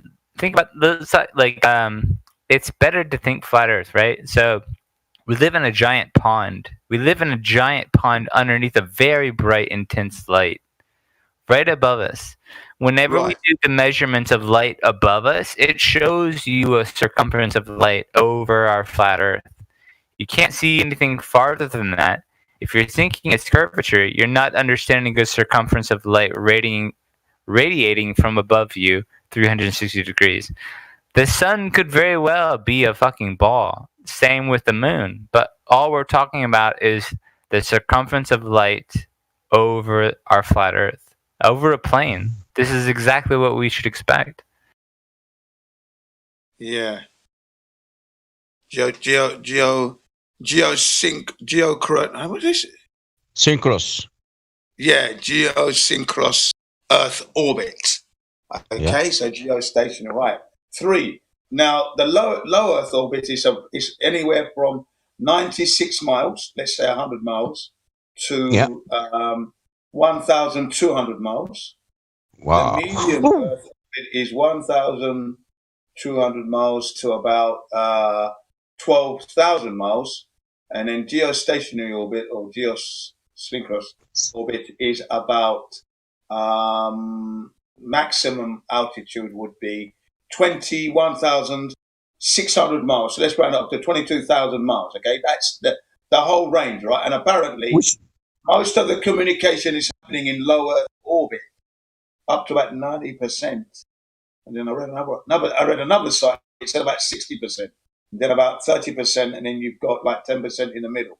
Okay, which is most spaces is medium Earth orbit. The thing is, you don't see any images from you don't see any other satellites at all. You don't see any. And why we do have it that far? You know, why 1,000 miles? Why it's not like 100 miles away? You know, if you need data from Earth, you know, like weather and stuff like that, you need it like close to here, you know, so you could get it. Well, the closest they have it in low Earth orbit is 96 miles from the Earth's surface. 96 miles, and then that's between 96 to 1,200 miles. Yeah, that's low Earth orbit, and most of the communication happens in that zone, apparently. But we don't see. And now that 1,000 is beyond the moon, then that orbit is gonna be the translucent, translunar one. You know, is gonna be. It's not the same orbit. You know, so they orbiting the moon or they're orbiting the Earth because they are behind the moon. You know, so they're not between us and the moon. They are behind the moon. Low Earth orbit is very close. I mean, look, you've got the ISS. That's 250 to 53 miles from the Earth's surface. Okay? Yep.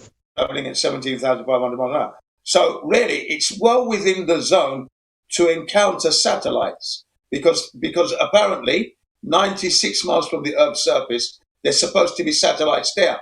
And whenever I've seen the supposed live feed from the ISS, it is devoid of satellites. There aren't any satellites in any of the images at all. Yeah. And by rights, it should be like colliding with them, really. And we should see them like stars, you know, as they claim they see the reflection of the sun rays on ISS. Then we're supposed to see the same thing, like thousands of satellites reflecting the sun rays at night. You know, so they're even higher. Another new number is about 6,000 satellites orbiting supposedly the Earth, all over the Earth at the moment. 6,000. 10,000 or 6? Because the average, they say now the average is like 2 satellites per day.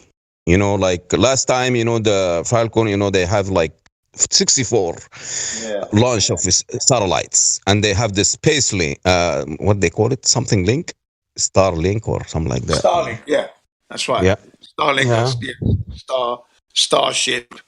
Yeah. Starlink. Have you were here this morning? Have you heard my argument? You know, like against the satellites. Not yet. No. I said about the Earth tilt. If there is like and the ring.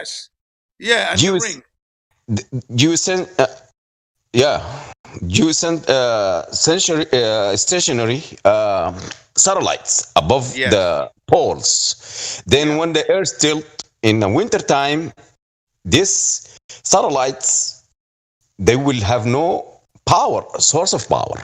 So they will go like powerless for almost the entire winter. That's correct. No source of energy because there is no sun at that time, you know. It's pointing the other way, you know. It's going to be in the south pole or the opposite, you know, pole in the winter time. Right. Yes. So how they operate? They have a generator or what? Gas. I was going to say that it is confusing. Yeah. To say the least. Yeah. It's not going to work, you know, no matter how, you know, they try to explain it, not the medium, not the power, you know, it's not going to exist, you know, the way they have it, like going. And there is also the gravity cancellation, you know. Yesterday, Jimbo was talking about, you know, like, because they say the orbit is the cancellation of the gravity minus the centrifugal force, which is cancel out. And now it cancel out in the pole section, you know, in the top of the ball, you know, it's going to be cancel out, and the bottom of the ball is going to be cancel out. So now they're not equal. They're not going to cancel out, because if you deduct 0 from any number, it's not going to cancel out the other number. No way.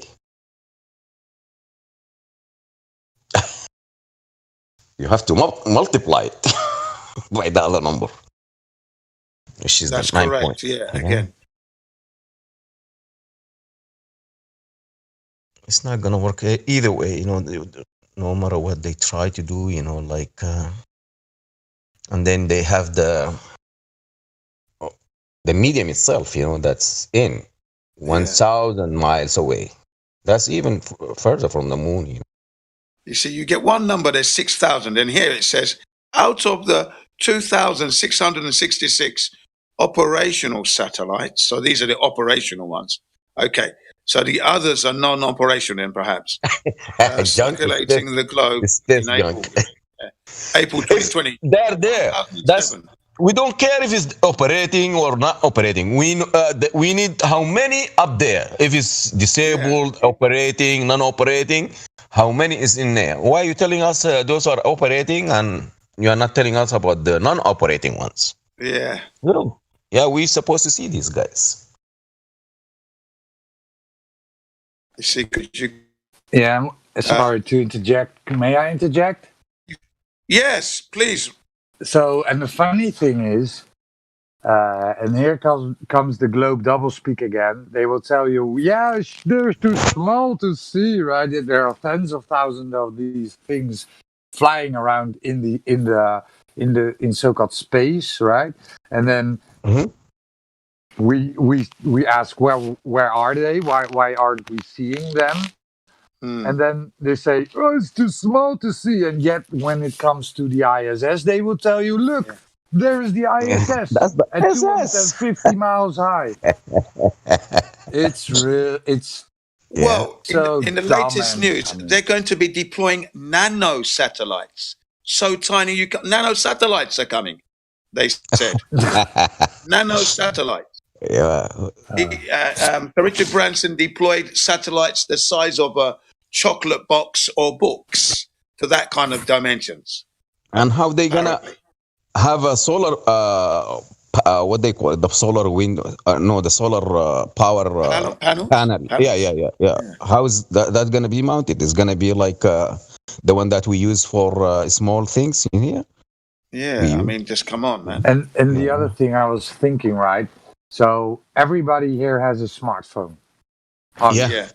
So when you buy a new smartphone, your battery, it can operate for 1 day, 2 days, right? If you're really happy with your smartphone.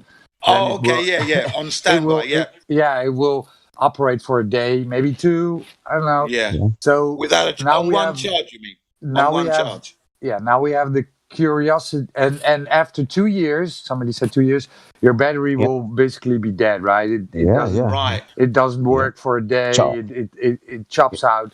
But now we have this Curiosity rover on Mars that's been there for 9 years and still working. Yeah. Discharge and recharge. Why don't we have these batteries in our telephones? Yeah. Telephone.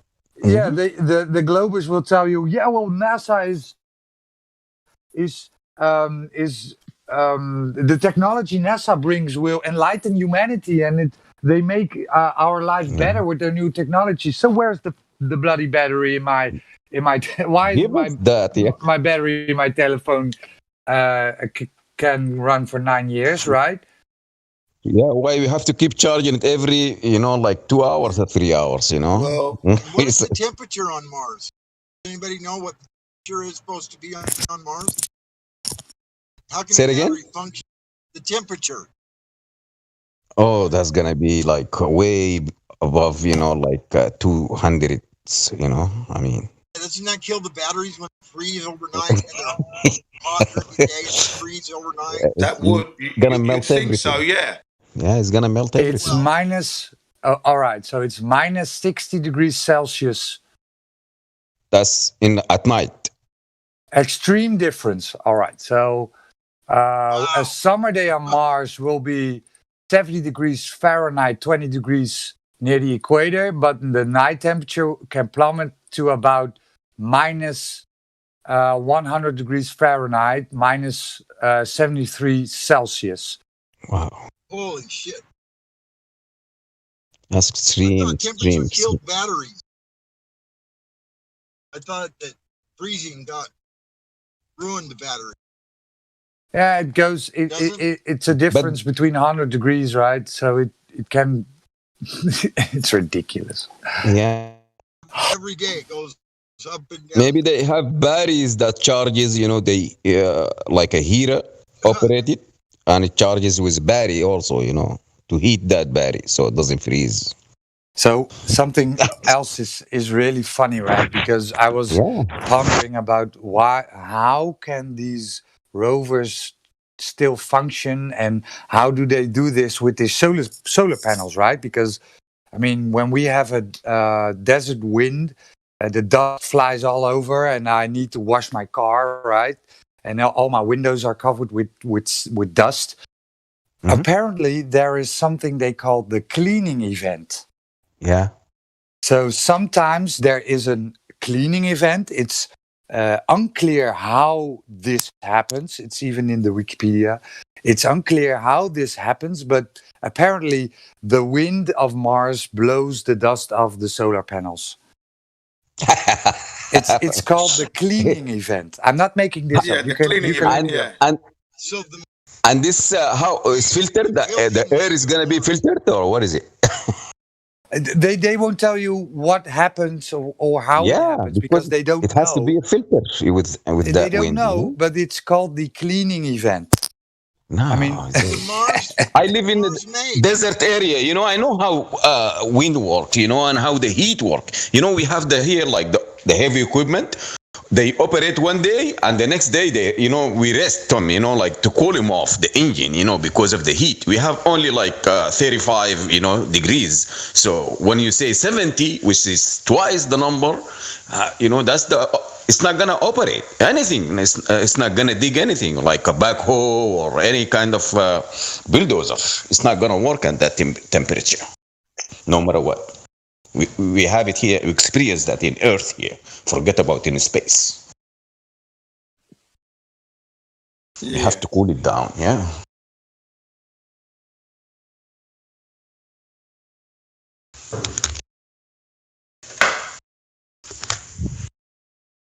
Pseudoscience. It's called the Mars Maid. That's who the Mars Maid. Yeah. I mean, they could make a lot of money, if they make this kind of equipment that operates, in the heat and extreme weather, they could make a lot of money. People will buy them, because nobody wants to, have a day off, to complete his project.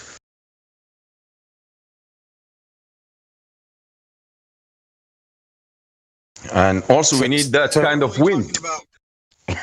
You're only talking about one little tiny thing of hundreds of things that don't make sense. That's just one little example of why that those trips to Mars are impossible. Mm-hmm. The temperature difference, one minor, reason. There's so many more reasons, and they all add up. There's not one thing that supports any of it. Piece of just support anything they say. I don't know why they don't. That's strange that they don't have anything that supports their model or anything they have. It's like everybody's supposed to just, okay, they said it worked, so I guess I just believe them and it works. But what kind of evidence? What kind of, when you say they can't prove it anyway? What kind of evidence you want them to present? What kind of evidence you looking for? Well, anything that would give us the real that that'll pass through the science. I just want them to bring us something that it does not exist in Earth here. They could bring it from, some kind of metal, that doesn't exist in Earth. Bring us something from, from Mars, like that thing, something from different material, we cannot find it anywhere in Earth. We need that object, whatever the material is. Just bring us the object. They can. We don't want a Mars rock. because it'll probably be petrified wood. Mars rock, yeah. Mars dust. We don't want to go through that again. Yeah, what with Holland receiving petrified wood from Neil Armstrong. and then they decided to check it one day. They just thought, what is it? Let's have a look at this thing. And then under close inspection, it turned out to be a piece of wood. Yeah. Wood. It's going to be earth material, you know. It's nothing going to be like something.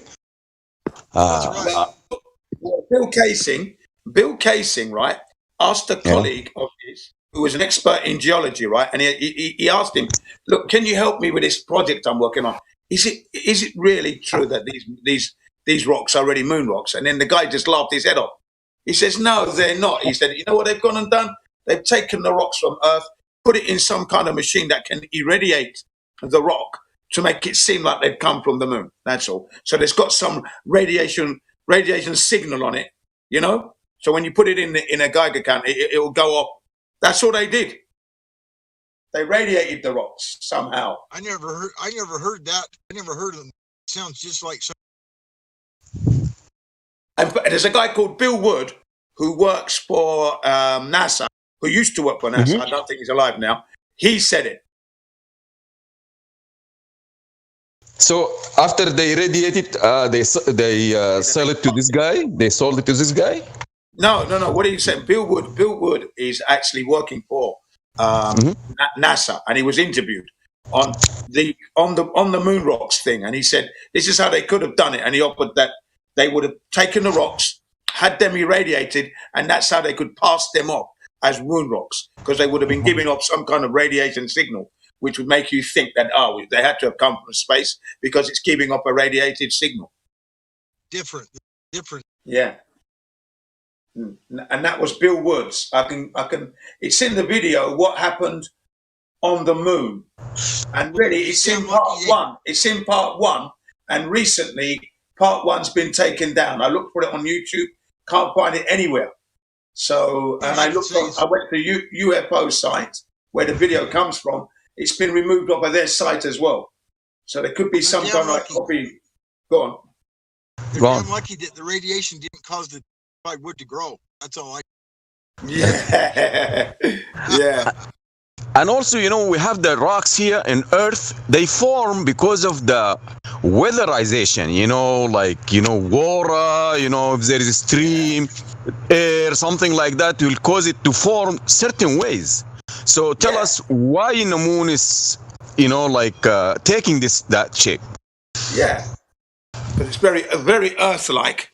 This is when they start to offer up the idea that the moon is a piece knocked off. So some kind of catastrophic collision happened, a collision event, catastrophic event that hit the Earth, knocked a piece off whilst Earth was forming. Okay, so Earth was actually a spherical ball, but it was collided with some kind of asteroid or something. And knocked a piece off, and that formed the moon that we see today. Right. That's what they said. And I said, nah, bollocks to that. Yeah, that's Planet Thea. Planet Thea.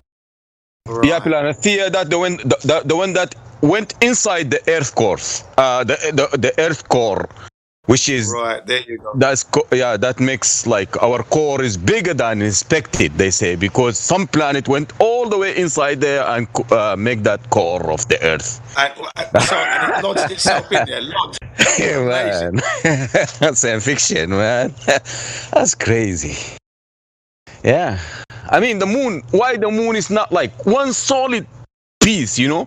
There is no dust. If it's something melted, let's say like you melted some kind of iron, why it's not like one solid piece? Why we have dirt in there? Yeah, I agree. I'm agreeing with you, my friend. Just be like a mountain or something like that, you know, something solid. You know, no dirt at all. Why we don't have it like that? Because they fake it in Arizona or somewhere like that.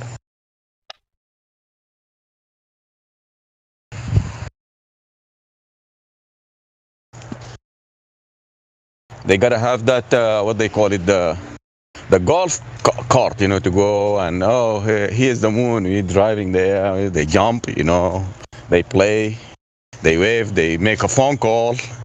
In 1960, to the White House office, and what his name, Felix jumped in 2012. You know, he couldn't communicate with Earth. It's only 120,000 feet from here. Felix Bomber. Yeah. Felix Bomberclart. Yep. Yeah, Bomberclart, pussy hole.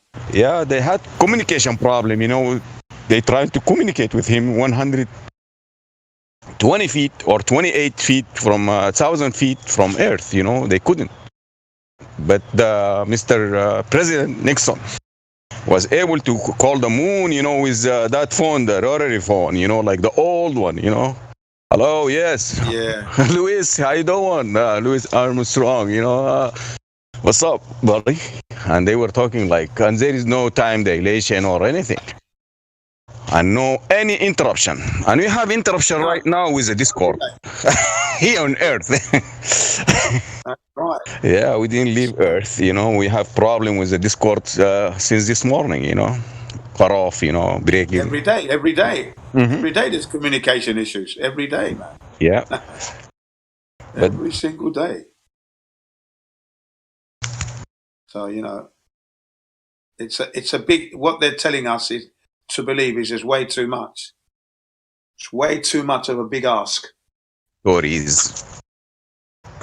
It's even harder to believe. Yeah, you know, and they, and they took, look, at the moment, there are many countries, leading countries. USA has the most satellites up there, followed closely by China, would you believe? Russia's third, and then the UK is fourth. And Japan is also there. I think they might be in fifth place. But in actual top is the US. Go on. How many thousand? Sorry? How many thousand they got in space? How many thousand? Well, the numbers are up here. I don't know how many each country has, but I can look it up. 1 second. I can look that up. Yeah. Because I was looking at it earlier. Elon Musk put up about 360 something satellites last year. Yeah, I know that, you know, because they say per year, per day it's like two satellites per day now, the average. Yeah. Yeah. So it's not gonna be less than that.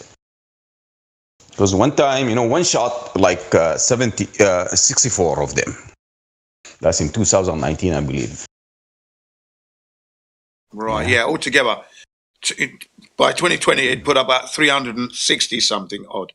You know, Amazon's planning to set their satellites up as well. And now with the nano satellites, it's gonna be. I'm gonna, you know, release like as many as thousands of satellites in one day because they don't take much space now. So it's gonna be like a sperms. Yeah. Ejected. That's right. You know, and these nano ones are going to be causing a problem. How are you going to keep an eye on those as they circle around? It's mad. Yeah, that's madness. It certainly is. Yeah. Unless they make the muscle, the rocket is smaller, you know, like in the size of what is it? Like let's say a nickel or something like that. You know, they say they would say that, you know, we could launch a rocket like a nickel-sized rocket. It's a story. It's just a science fiction story, you know. Yeah. So Elon Musk, SpaceX 358, April last year. Mm-hmm. It sent up 358 satellites. Well, wow. The company operates 22%. That's 22% one satellite per day. World operating satellites are owned by Elon Musk. And then he launched an additional 175 in August. So all in all, he's got about 536 satellites up there at the moment. Elon Musk has deployed. And that's a September. And that's a firm. That's a company. Yeah. So how about the countries? Why they don't have that many satellites? You know, every country in the world should have like at least, you know, like 1,000 satellites. If Elon Musk could have this much of satellites, you know, per year. So I'm trying to find. You see, Amazon is planning, like I said. Well, that means they would have set it up in July of 2020. So they're planning to launch, not yet, but they're planning. They planning, yeah. That's always they planning. You know, they always planning to do. There we go. We're getting close to the total you want to hear about the US and how many. We're looking at. So we've got here. It says that the US and Russia in the 1950s, 1960s started the satellite. They did the Sputnik 1 first. Yeah. Yeah. The US operating nearly half of all satellites. 1,308 as of April. US. 1,300, right? Yeah. Okay.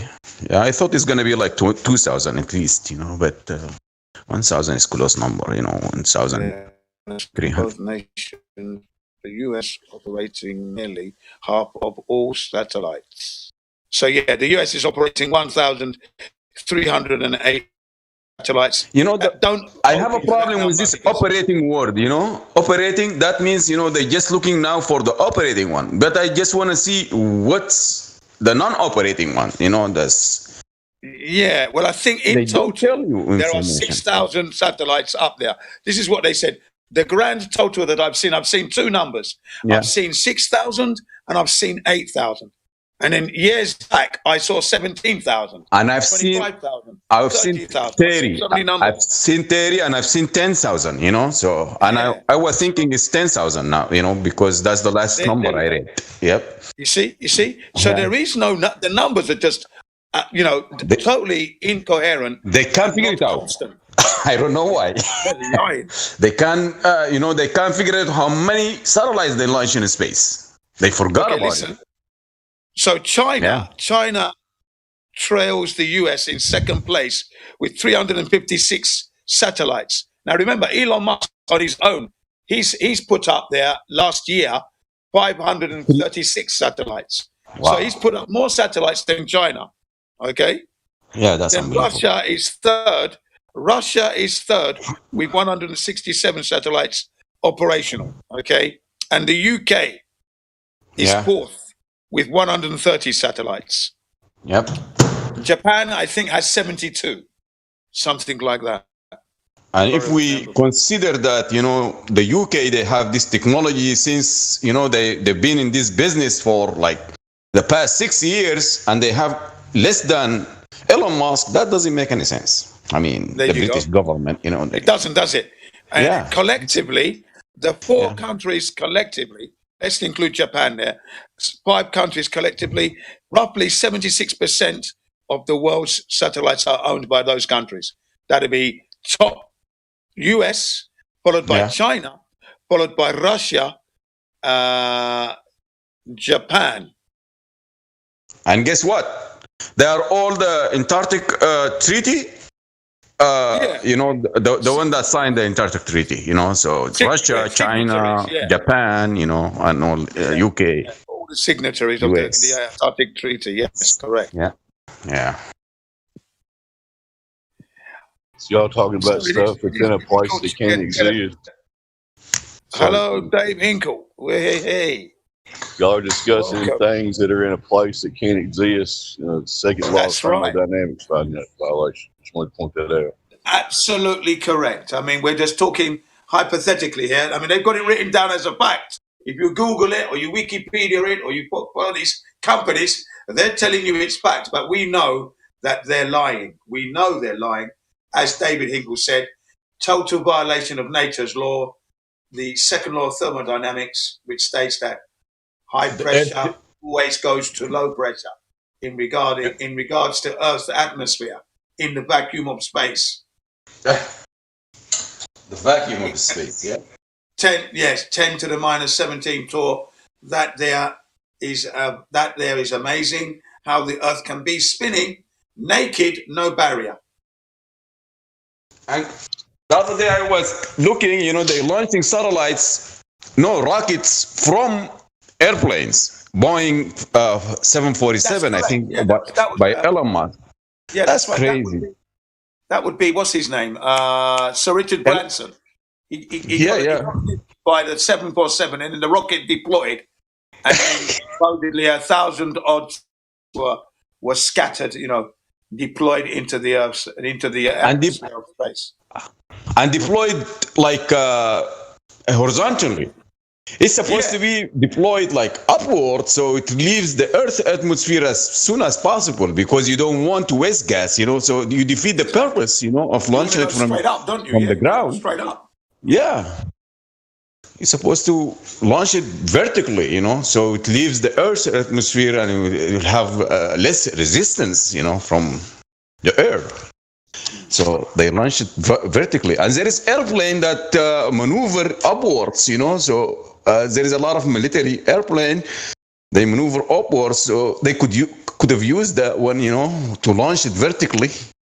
If they say, If I'm one of these engineers, I would have chosen that, option instead of Boeing passenger plane. And then you've got thousands of defunct satellites orbiting the planet as space junk. So in total, there are nearly 6,000. Look, it says it here. There are nearly. I did send the article. You can look at it yourself. It says nearly. It says nearly, or it give you the exact number, because they're supposed to supply the exact number. There is no guesswork here. This is the number they give us. Look, in total, there are nearly. They said nearly 6,000. No, nearly it's not going to work. Yeah. Going to tell us, 6,002, 6,004, 6,099. You got to tell us the exact number. Why you can't tell us the exact number? Well, they said the reason why they can't tell it says it here. The number keeps growing. That's why. but so people it seems to have shrunk, because I saw 17,000, 25,000, 30,000 going back 5 years ago. No, there is no way. Airplanes, you could tell how many airplanes took off today. Yeah. Because everything is reported. You cannot leave your airport without getting permission. Forget about launching something in space, Right. Just shooting it because you could hit anything. Up there. Here are the numbers. Operational satellites, 2,666. Okay. Yeah. Junk defunct satellites, 3,200. Okay. Wow. Okay. So I mean, it's amazing how this thing can be. Yeah. So if it's not operating, how is it able to stay where it is? Yeah. How? It's not decaying or anything. How is it able to stay in the orbit? Because and look, how can something orbit? Okay. How does something orbit? Is that due to the gravitational pull keeping it in place? I mean, why? How would something orbit? What causes something to orbit around the planet? What? Well, Didn't they say it's the gravitational pull, isn't it? That's how they get their slingshot, isn't it? Yeah. Isn't it not? Yeah, both of them, the gravitational and the centrifugal force, both of them, they work, that's why they have they create this orbit around the Earth, Yeah. So once you reach that point, you will be just circling around and around and around. So if the gravitational force of Earth is keeping these satellites in orbit, how can a helium balloon rise? You understand what I'm saying? I mean, come on, these satellites are massive.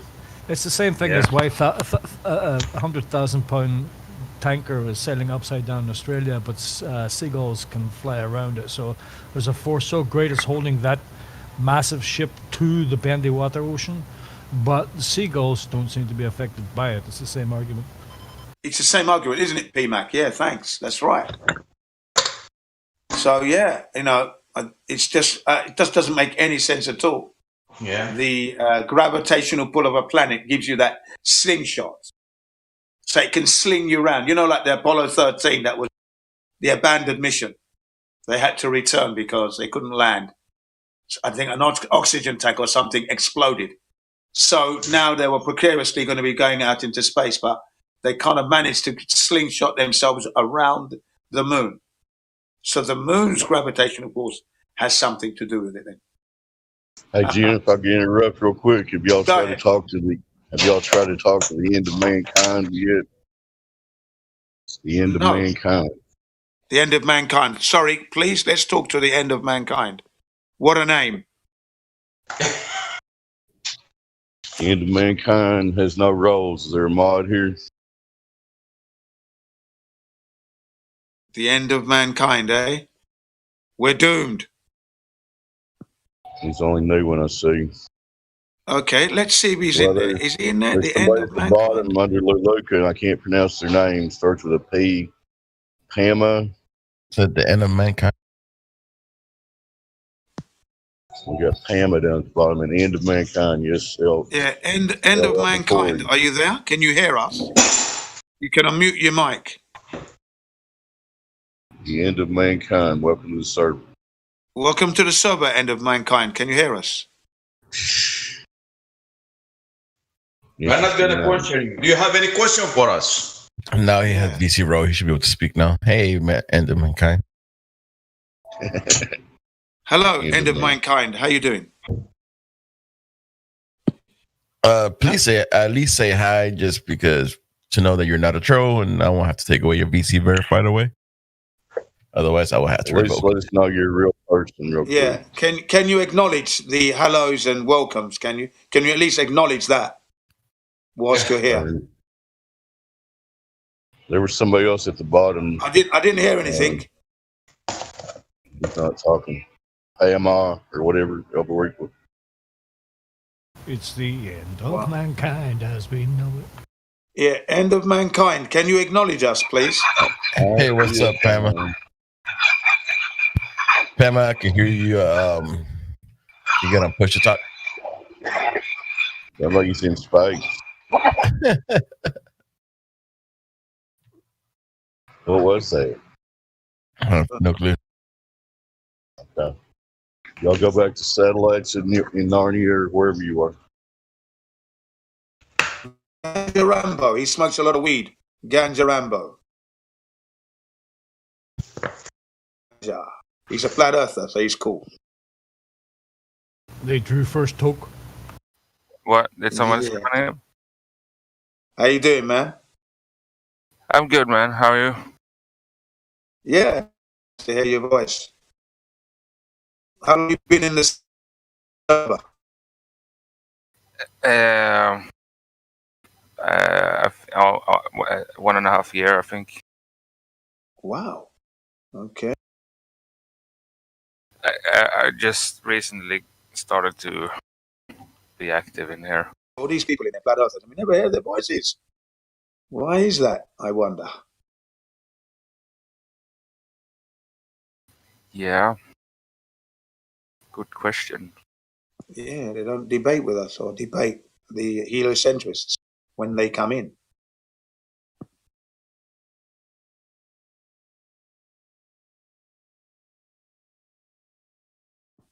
So yeah, looking at this guy, end of mankind.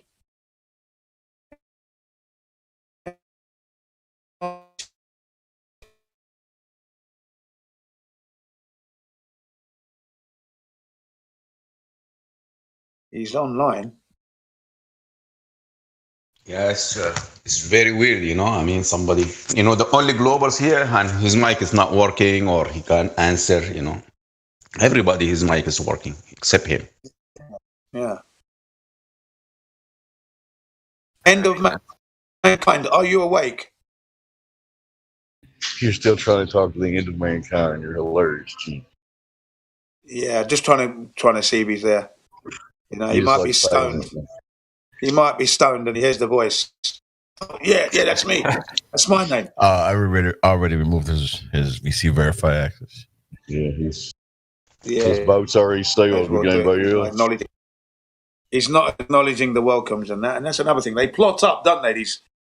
They plot up and then they just sit there and do nothing. Pretty sure that guy's been around for a while though. I've seen his icon. That's fine. Yeah, he probably has. Yeah. But it would be nice if they could acknowledge now and again, though. Yeah. What's the point of being around and then you're called upon to answer questions or ask questions?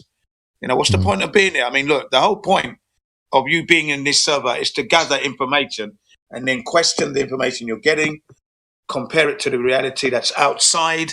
You know, do something. Don't just plot up here. It could just be AFK though. Strange, that's all. So did you guys try the guy at the bottom, Ham or whatever? We did. Okay. He was having some background noise. I think he was sharpening a sword or something. Oh, right. Oh, yeah, that guy. Okay. So we got all Globe and ours in here. Y'all continue. Yeah, we're discussing satellites because this year they reckon there's going to be a few thousand satellites going to be deployed. And I've noticed over the last 5 years that many companies are jumping on the satellite bandwagon now. Okay? I mean, we're exposing it. The Flat Earth is exposing that satellites can't exist through the second law of thermodynamics, for example. Right? The moon landings were clearly a hoax. So anything that purports to be a satellite in space can't be anything other than like a helium, satelloons, perhaps. Right? So, you know, and Elon Musk this year has already deployed a few hundred, and Richard Branson the other day deployed 1,000, I think. Only this week. So what are we? We are in what? We're Monday. Yeah. This week has deployed satellites. This is Richard Branson, the man who was begging for money for his Virgin Airlines that's going bankrupt. Where do you get the money to do the satellites now? Just makes you laugh, doesn't it? Last year, begging money from the government. Can you give me a handout? You know, because my company. Elon is a real man of genius, isn't he, Jim? He's a smart dude. I've got to look this up. I haven't actually looked it up yet. I'm only going on what I heard. I haven't actually looked into it yet. So we'll have a look at this.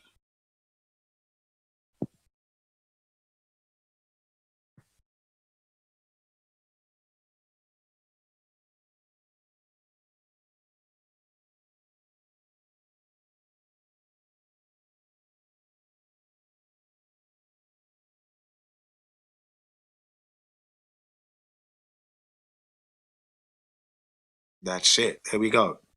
Yes. Sir Richard Branson's Virgin rocket takes satellites to orbit. I'll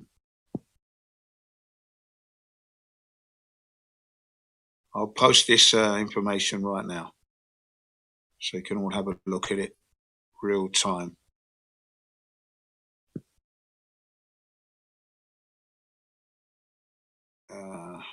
Can I post? Yes, please. Let's have a look.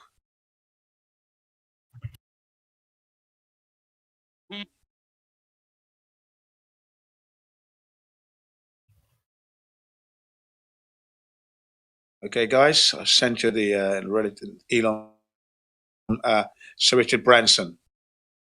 Go look at it. Go check it out. Richard Branson, rocket company, Virgin Orbit, has succeeded in putting its first satellites in space. Wow. Yeah, of course it would be the BBC, because that's where I heard it.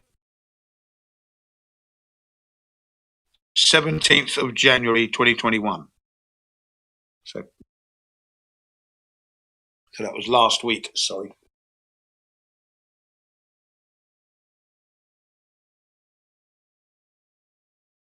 Wow, I didn't know that.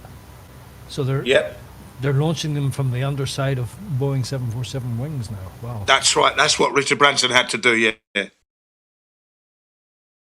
That's news to me. Right. This is it. This year seeing an assortment of companies purporting to be deploying satellites. And the most ridiculous one I heard was nano satellites. Nano. Okay. You know, they're going to be proving a problem to keep an eye on.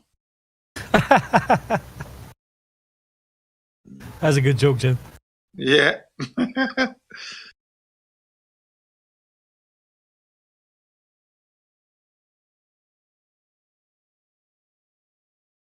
Ten payloads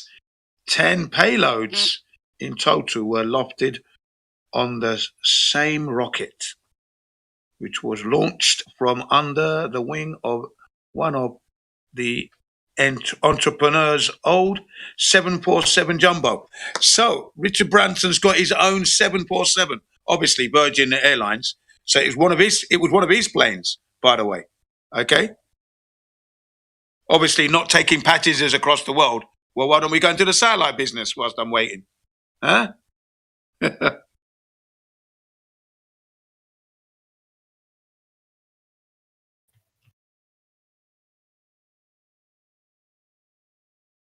Here we go.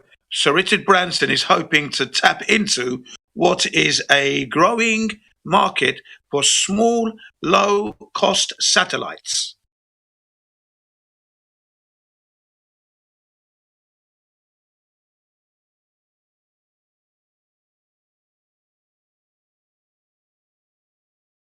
Joseph Mama. Sorry? You what? What was that? Did he say Joseph's mama? The end of that was Who's probably Joseph? the end of man or whatever. Probably. Who knows? But don't worry, man. Carry on. You're just going to get banned. So it might be in your interest to keep your mouth shut. You know what's weird? In Illinois, I can barely even go metal detecting. I'm not allowed to go metal detecting. There are some places that allow metal detecting, and if I find something, I'm not allowed to dig it up or disturb the land. And these guys are sending up satellites into space, exploding nuclear bombs here and there. I mean, they have so much unlimited authority to do whatever. Satellites, first of all, don't go into space. Yeah. I can't even go digging to find out what's under the ground in my own area. But these guys... Yeah, you need a license. Yeah. That's the social hierarchy for you, friend.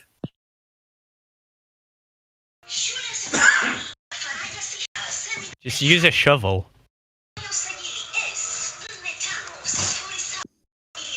Lie detector, you're hot marking, brother.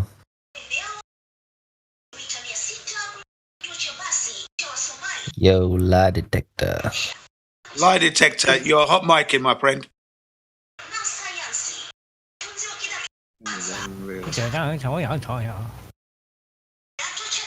Can somebody mute him? Someone said he's gonna ban me. Someone's gonna ban me, I think. I don't know why. He said you come into the server and think you can just say whatever you want. What's your call sign? My call sign? I don't know what that means. Cadabro. Right. Edaro. Edaro. What's up, Edaro? Hello. What's up, Edaro? Welcome to the server, my friend. Yeah, welcome. I don't know. He said someone's gonna he said he's gonna ban me, and I don't know. Well, why. that depends on your conduct. Hang on, that depends on your conduct. On your conduct. If you are cordial with us and honest, you will last. If not, you will be banned. Okay. Fair what terms. does that mean? Fair terms. In other words, don't be a I don't know troll. what, I don't know If what you it are means. cordial and honest, if you don't know what those terms mean, I suggest you look them up. You sound like you are a native speaker of English. I am. What was it again? I'll look them up. Cordial and honest. You don't know what honest means? I know Don't what you know what honest means. I cordial don't know means? No, I don't actually. But it just means amicable and everything's going tickety-boo. No abuse. Tickety no boo. animosity, Okay. No hostility. Tickety-boo, I like that one. A warm conversation. But yes, amicable is another synonym. Tickety boo.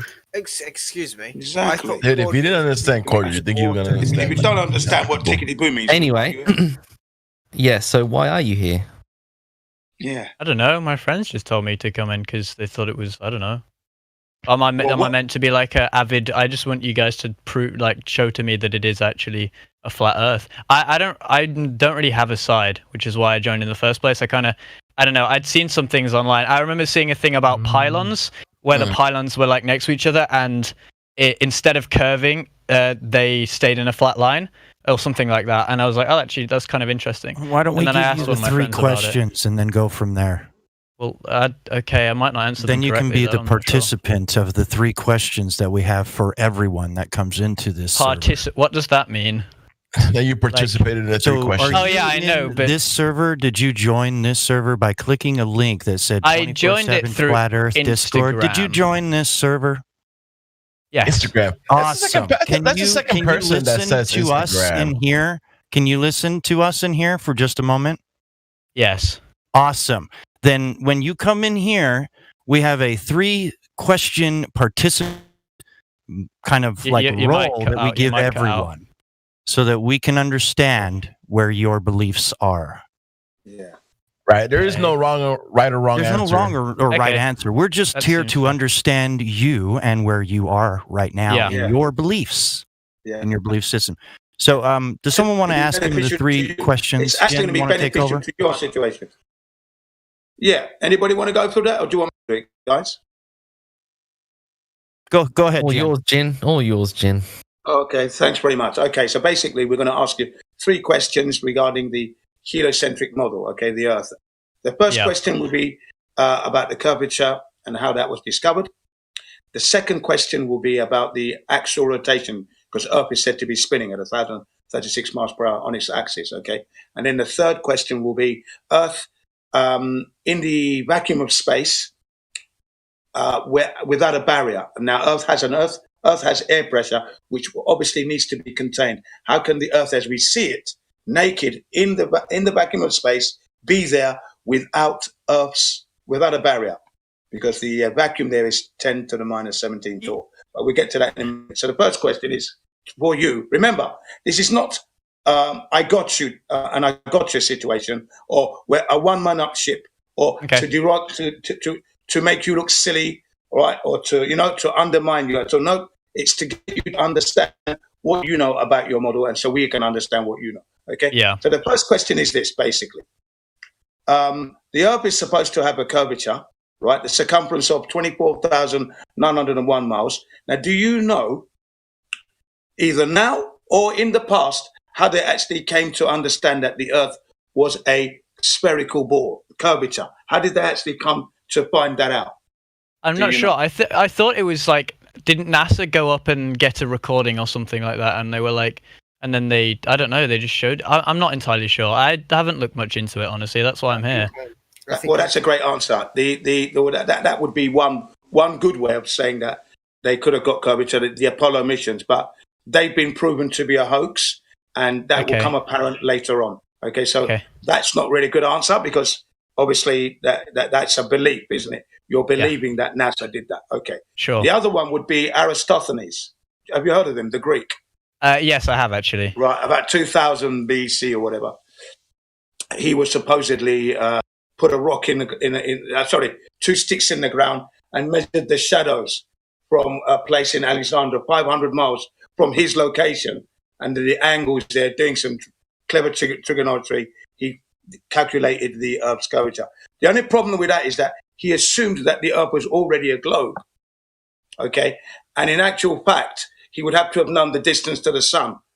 If we move the sun closer to the globe, we would get the same, closer to the Earth, we would get the same results on a flat, level plane. Okay? So that's why Aristophanes claims to measure the Earth is totally an assumption, because he assumed that the Earth was a globe. Okay? Mm-hmm. So that's why it's not useful as an answer. So your answer actually saying you don't know is fair enough. The second one would be the spin of the Earth. It's said to be spinning at 1,036 miles per hour at the equator. Can you offer us any proof as to how they detected that, or anything that you know for yourself? Do you feel the Earth moving right now, for example? I don't know. I do, although, when you were going over the questions earlier, I don't know about the first two, but the last one, I thought that there was something, because they say something about an ozone layer or something, don't they? And then but we're on the second one right now. We can go but I don't know about the second one, man. Hold on. Okay, good. I'm glad you said that. So the answer to your second question is, you hear that the Earth is supposed to be moving at 36 1,006 miles per hour at the equator. Okay, that's a belief for you, is it? Because you can't feel it spinning. Yeah. Yeah, I mean, can you feel the Earth spinning? Really? No. No. Right. So as far as you're concerned, really, when you hear your teachers telling you and the astronomers and the astrophysicists tell you that the Earth is spinning at 36 miles per hour, 1,036 miles per hour at the equator, that would be a belief for you, yeah? Yeah, I guess, yeah. Okay, so that's a belief for you, right. You can't prove it, it's a belief. Okay. Excuse now, me. Yes. Can I add something? You're talking about if you could feel the Earth spinning. Well, correct. When you look up at the sky, if you stand next to a building that doesn't move, the clouds, you can see the clouds move. Like, I don't get how. Yeah. We'll go to you in a second. Yeah. Fine answer, but we'll get to you in a second. Let him finish with them. Right. Now, the last question, anyway, for this young man is the Earth in the vacuum of space with its air pressure and no barrier. Can you explain how that can be? How can you contain pressure without a container? How do you contain Earth pressure? That's one of the reasons why I came here, because I saw a thing and it was like there was this picture of like the flat Earth and then there was a dome over the top of it, and I was like, actually, that makes a lot more sense than I don't know, than whatever they say. Whoa. I'm not a scientist. No, that's okay. Well, you sound like a flat earther that's going to be, because you're talking Just a little bit more research, buddy, and that's it. You did those very, very well. Thank you for initiating that. And, thank you. Sorry, I paid a troll. I don't really know why. It's okay. We just get a lot of people in here, and I just wanted to make sure I nipped it in the butt right quick. Okay. Cool? Yeah. No worries. Yeah, cool. Thank We're you. all here together. We're all in it together, and we're in the same boat. So we all got to get along. Cool. Awesome. Yeah. Cheers, man. And you were honest on that one. So basically, like you said, there is some kind of ozone layer. So you're being told. We don't know if that's actually true. But if you look at the Earth in space, there has to be some kind of protective layer in order to keep our air pressure. Are you there? You kind of broke up a little. Yeah, I'm still here. I just didn't quite hear what you said. I said basically, you will agree that Earth as a spherical ball in the vastness of space spinning would be an impossibility, because if we don't have our air pressure contained, entropy would happen and our air would eventually go into space. Yeah? Mm-hmm. Yeah. Okay. So you mentioned earlier something about the ozone layer. Yeah. Yeah, well, there's gravity. What do you guys think about gravity? Because isn't there that... Yeah, what's gravity? Isn't it it's the force that's holding us down. A force? Is there a source for the force? I mean, I thought it was the size of something that pulls other stuff in. Hold on, my mum's in my room. So you don't know anything about gravity. You're just bringing it up, basically. Oh, I mean, they always remember this is how. Right. But I want him to understand that he doesn't know anything about gravity. He's just saying it. It's like if you were to say fairies, and you were like, oh well, there are these things that they fly around, and I've never seen it, but they're there. Exactly. Ghosts. You're saying ghosts, monsters, that kind of thing. But how do you explain the rotation of the moon? I'm back now. As well, and the rotation of the sun going around. Well, I've never ever seen the moon rotate in my life on its axis. I see it going across the sky. Yeah, that I do see. How do I explain that? How can I explain that? I didn't create this thing. Very hard to explain. No, I don't think any human being can actually explain why the moon goes across the sky. Spinning, I've never seen the moon spin, because we only see one face every time. Going around the Earth's because it always comes up in the same place and always goes down in the same place. That's correct, because that's how it was created. It was created and designed that way by the Creator. Now, how could I, a mere human being myself, coming out of my mother's womb, claim to know that? How would I? I can't go up there. I don't know. I can't go up there to even do any measurement. So wait, guys, you know how, I don't know if these are like fake or photoshopped or whatever, but how do you guys explain, how astronauts, they move around in the abyss and they sort of we're just on the ground. We have to go back to your statement about the Earth having a barrier. If Earth has a barrier, how could they go there? They would have to break the barrier. Oh, that's true. So are you saying they're fake? They are fake, or I mean, the thing is this. The thing is this. How can you validate that they're actually where they say they're at? Yeah. Yeah, that's it. You see, we can't validate that. We can't verify it. I mean, We can't if I tell you there's a huge wall in Great China. It's called the Great Wall of China. Yeah. You don't have to believe me. You could actually go there and check it out for yourself. But when they tell you, yeah, we're in space watching the Earth from here. I mean, I go up there. we can't go up there, can we? We cannot go up there to verify anything. So when the answer to your question, were the moon landings are fakes? They were all faked. Everything to do with NASA and whatever they tell you about space is fake. So we're like living in, well, sort of like a snow globe sort of thing. Well, it would appear so. Yeah, very very likely. Of course. We don't of have course, the technology. we are not saying that is a fact. Okay, Yeah, it is a concept because we have no limits that we can actually access. That's all been canceled from everyone in the general population. You have to get into a high classification to actually go to Antarctica. Okay, to actually go to the North Pole. We to can actually definitely navigate yourself. You have to be very, very high in ranking. Yeah, we could definitely tell you there has to be a container because that's the antecedent to gas pressure. And I mean, you can put the definition.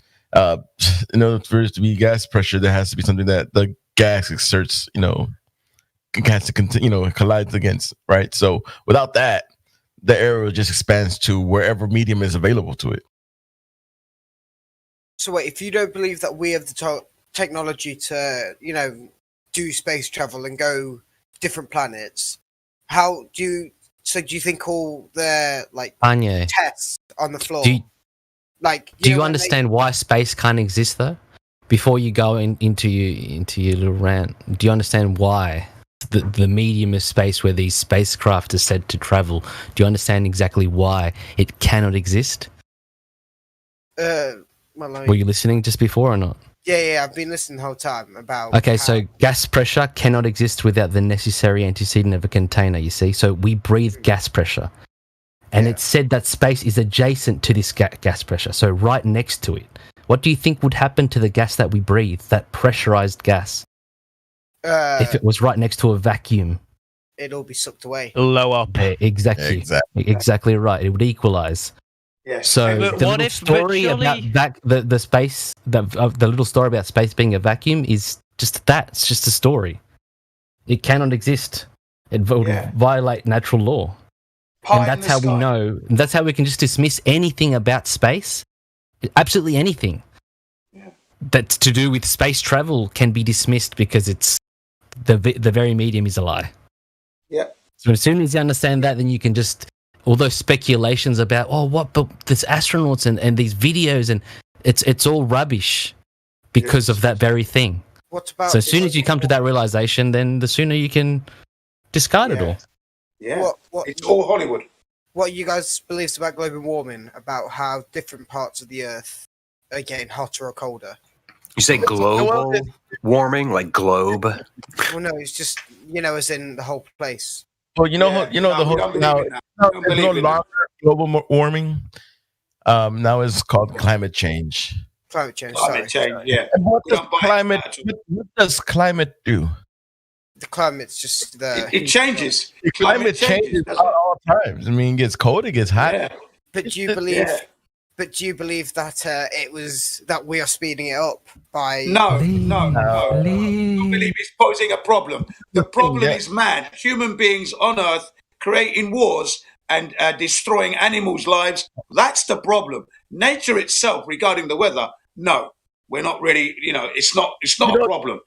The difference between a belief and actually knowing something, right? Knowing something. Yeah. Yeah, but how can you prove that? Well, I mean, I don't have to prove something that doesn't have any evidence to. I mean, the belief is something that you don't have evidence to. You trust somebody or have faith that they're telling you the truth, or that statement is correct. But without any evidence, I don't have to just prove you. You need to show me the evidence that there's something happening. Then you could look at any scientists who knew anything could, take their own tests from 10 years ago, 10, 20 years ago, and now. Like, you could do it 2 tests, one 40 years ago to 20 years ago, and one 20 years ago to now. And you could measure that how it's gone, the weather and the temperature has increased at, a very, increased No, it rate. hasn't. Well, I mean, this is the thing. You don't know what happened. Hold on, give me a second. Stop starting. You don't know what happened 100 years ago, 300 years ago. Whether the change, whether the heat, weather got even hotter or even colder. You don't know this. This hasn't been recorded in time. I mean, just lately they've been recording. Oh my God, this climate is changing. Yes, climate change. That's what climate do. It changes all the time. This is a dynamic, enclosed system. They've only been taking records for 150 years. Is the longest they've been taking weather records. 150 years. No, but you can see how things have changed. Actually, So if the overall temperature changes in an area, you'll see the environment change because flora, the animals, the wildlife, all that stuff changes when there's an overall temperature change. So where I'm at in Oklahoma, we have certain things, but if you go farther north, they're different things. When you go south, they're different things. So if the temperature is changing in this world that we live in, you would see that, but you don't. But you don't. You would see environments changing as a whole. It's over a huge period of time. Yeah. We're only we'll only live to 80, 90 years old. Or that's okay. So how are they determining that it's changing then? If it takes too long to determine. Great question. True. You got a good point. Well, I didn't they do something in the Arctic where they would drill really far down? We don't live in the Arctic. We don't live in the ice cores. They're known as ice cores. But hang on a second. Be honest to yourself. So, but what about flora? Okay, I'll let you talk. Let me just get this question out to you. Be honest to yourself and ask yourself, in all the time you've been alive, have you noticed any environmental change in where you live, your country today? Have you? Regardless of what they're telling you with the climate change and global warming. You want to call it but if they use a thing called flora in the sediment, which shows the changes in heat over thousands of years. Have you noticed it? Have you yourself? No. Okay. No, right. Buddy, listen. Don't keep referring to what you hear. Listen to yourself. Have you? No, I haven't. That's the answer. Thank you. Now I'm not a scientist, though. I'm going to be honest. I'm not a scientist. Well, you don't need to be a scientist to understand your environment. I'm not looking to a scientist. Come on now. Well, that's just like saying, oh, this person, I can cut my own hair when I don't know how to cut my hair. Even though this person is a professional at cutting hair, or I can play football to a professional level or whatever. Again, this is what your issue, your problem is. How long have they been studying the climate? So how could they be a professional when they study the 10 years and say they know, but other people have done 150 years? They haven't have 3,000. They don't have 3,000 years of data to say, the weather is changing. They use core samples and flora. They take flora in sediment, and it shows changes of heat over thousands of years. So they don't actually need to be alive. They can take those recordings from, take core samples as an example. That's an assumption. That's nice. That's how that got there. That's it. You see? Yeah. See? Again, I'll ask you again. Right. What do you mean? You're assuming that happened over thousands of years. How did they get the base measurement that they started with? What do you mean? How did they get the initial measurements? You're saying it changed. I don't know. I'm not a scientist. This is just what I've heard. I am a scientist. I'm a natural scientist. So wait, who's a scientist here? Which one of you? Anybody in here that yeah, we've all tested and proved to ourselves. I think a statement has to be made here because he seems to be under the impression that no one on Earth has the right to gather knowledge like the so-called scientists have and be an to expert. call them a scientist, yeah. Okay? So No one excuse me, else. I have the right, let me just finish, please. I have the right to gather any knowledge on any given subject to any degree. I don't have to go and take an exam about it to be knowledgeable, okay? True. So I don't look to them. I listen to the scientists and then I go check what they say is true or not. So don't keep saying, oh, you're not a scientist or you're not a doctor I didn't or say you're not that. a professor. I was actually just asking if anyone was. Yeah, but it's not necessary. It's not a requirement. I'm not a scientist. Do you have a degree? Yeah. Yeah. Paper. No, we're asking questions. Hey, I'm asking you so that you can answer. I'm not saying I'm right. I don't. I know, but if you're skeptical, you're a scientist. You're trying to figure shit out. We all are. So, if you're doing science, you want to know. You want to fucking appreciate the world, physics itself. Yo, I respect this that. is where flat Earth starts. The weather and all that stuff has nothing to do with the shape of the Earth. Yeah, thank you. As well. So, okay, can I ask another question? This isn't me being hostile, by the way. It's just what I've seen. I just want answers to it. Okay, but you know how when you can see the moon, and because obviously they say the moon rotates and we rotate. I'm not sure about the moon. Probably say something about it. Anyway, you can see different shapes on the moon. You can see it at different, like your eye can actually see it, and also there's solar eclipses as well. So if space doesn't exist, how is like the solar eclipse a thing? How can you see the moon from different angles? I'm just not entirely sure.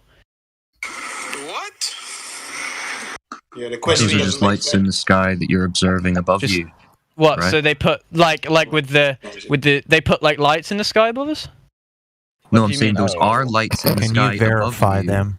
That's what you observe, right? These lights in the sky above you. Okay. Can you verify that I'm it's still a not sure. terraforming So how planet does that you that- can stand on? Can you verify that? So wait, are they like man-made lights that are controlled by? No. Well, Okay. wait. Don't be a head ass. Who are we talking to? What's this guy's name? Edaro. Adaro. Right, okay. So what can you tell about those lights in the sky We by see nature every of your shadow. observation alone? Hold on. Mr. Glober here. Do you realize that we see every I'm not a different glober, shadow by the way. of I'm not a glober. Okay. You're a sky dude that looks at the air. Okay, well, cool. sure. There's every shadow of the moon possible. We've seen every different shadow of the moon. You cannot know for sure what the fuck is happening. We only see one side. Even if the moon were 360 degrees ball, we're still only seeing one side at every fucking angle. Dude, Throughout the I didn't year. know that. I It's thought not you could. clear. You can't make a definitive decision at all. Okay, so Adaro, You're were you not aware that you only ever see one side of the No, I wasn't. space? No, I thought Okay. that Well, I you thought that you should've could been see aware. different sides. Okay, Well, this is what we observe. That's I okay. was Don't worry about it. Yeah, okay. When you come here, you'll just figure out that you can take a second look at where you live and You'll actually learn. pay attention to it, Yeah. right? Okay. So these lights in the sky, again, your observation of these circles of lights doesn't actually tell you anything about them. Doesn't tell you how far away they are. Doesn't tell you how they work. Doesn't tell you what they're doing, other than what you're seeing, right? And all you observe are these lights in the sky moving above your head as you remain still beneath. That's all you can tell from looking at them. So if you're trying to figure out what the ground you stand on is, what the Earth is, the surface, looking up at the sky isn't going to help you figure that out. Okay. You need to be looking at the ground, right? Right. Yeah. I Yeah, sort of see so- what you're saying, but On I don't know. the subject of the ground, I'm just wondering, like, if you believe, like, because the government are lying to us, why? I don't get why they'd lie. Like, what Why do you think people lie? Why would they lie? Yeah. Why do you think people lie why they generally, can't- Kanye? People Kanye, usually lie. Kanye, you know better than anyone. No, I don't. But I'm just saying, why would someone lie for nothing? Why would we lie to you right now? lie? Why does Why would we lie right now? Hold on. People lie for money. People lie for fame. There you go. There you go. Guys, You're two answering seconds, your own 2 seconds. question. Just one of your things, right, Kanye? You said money. Do you know how much money NASA make per day or get per day? Yeah, but that is for their researching stuff. No, you said yeah, but you didn't say how Because much. if they're, you said people lie for things like money, right? For power, right? So if they are lying, then they're getting that money not for doing the things that you think they're doing, because remember, they're lying in this example. Lying. Yeah. So Hold if you're on, getting, right, if you're getting $60 million a day, that's quite an incentive. That was right? last year's budget. They're asking why we would lie. It's them lying. You're asking why they would lie? Good question. Why the fuck are they lying? Good question, actually. Why are they lying? We know they're lying. Kanye. Hold on, give me a second. So this is the thing. Why somebody's lying, it's secondary to actually finding out the truth, right? No, they are. Right, exactly. So we're showing you evidence. We're telling you, look, it isn't curved anywhere. There's definitely it's just wrong with their story, and you're asking why. I mean, if somebody kills somebody, it doesn't matter why they do it, or it's happening still. That he already killed somebody. No, and also, Kanye, hang on. No, what? You agreed with me when I told you that the gas would rush into the vacuum of space, right? You said, yeah, the gas would rush in.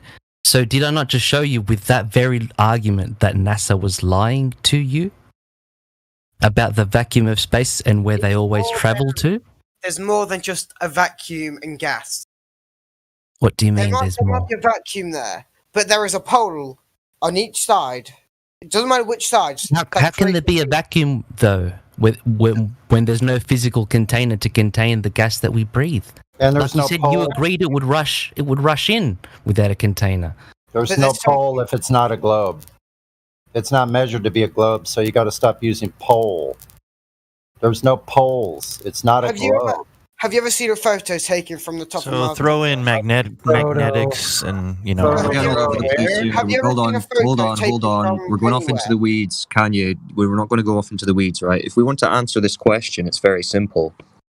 On one side, they claim it's a ball, and we're telling you it's not. So one of those conceptions, the surface is curved. In the other, it's not. No matter what other stories you have, or you think you have, they all depend on you having curvature, right? Okay, here's one that... Okay, no. Here's one that... Answer the question, Kanye. Just answer. Kanye, did you hear what he asked? The Earth's surface is curved, correct? I don't know what it is.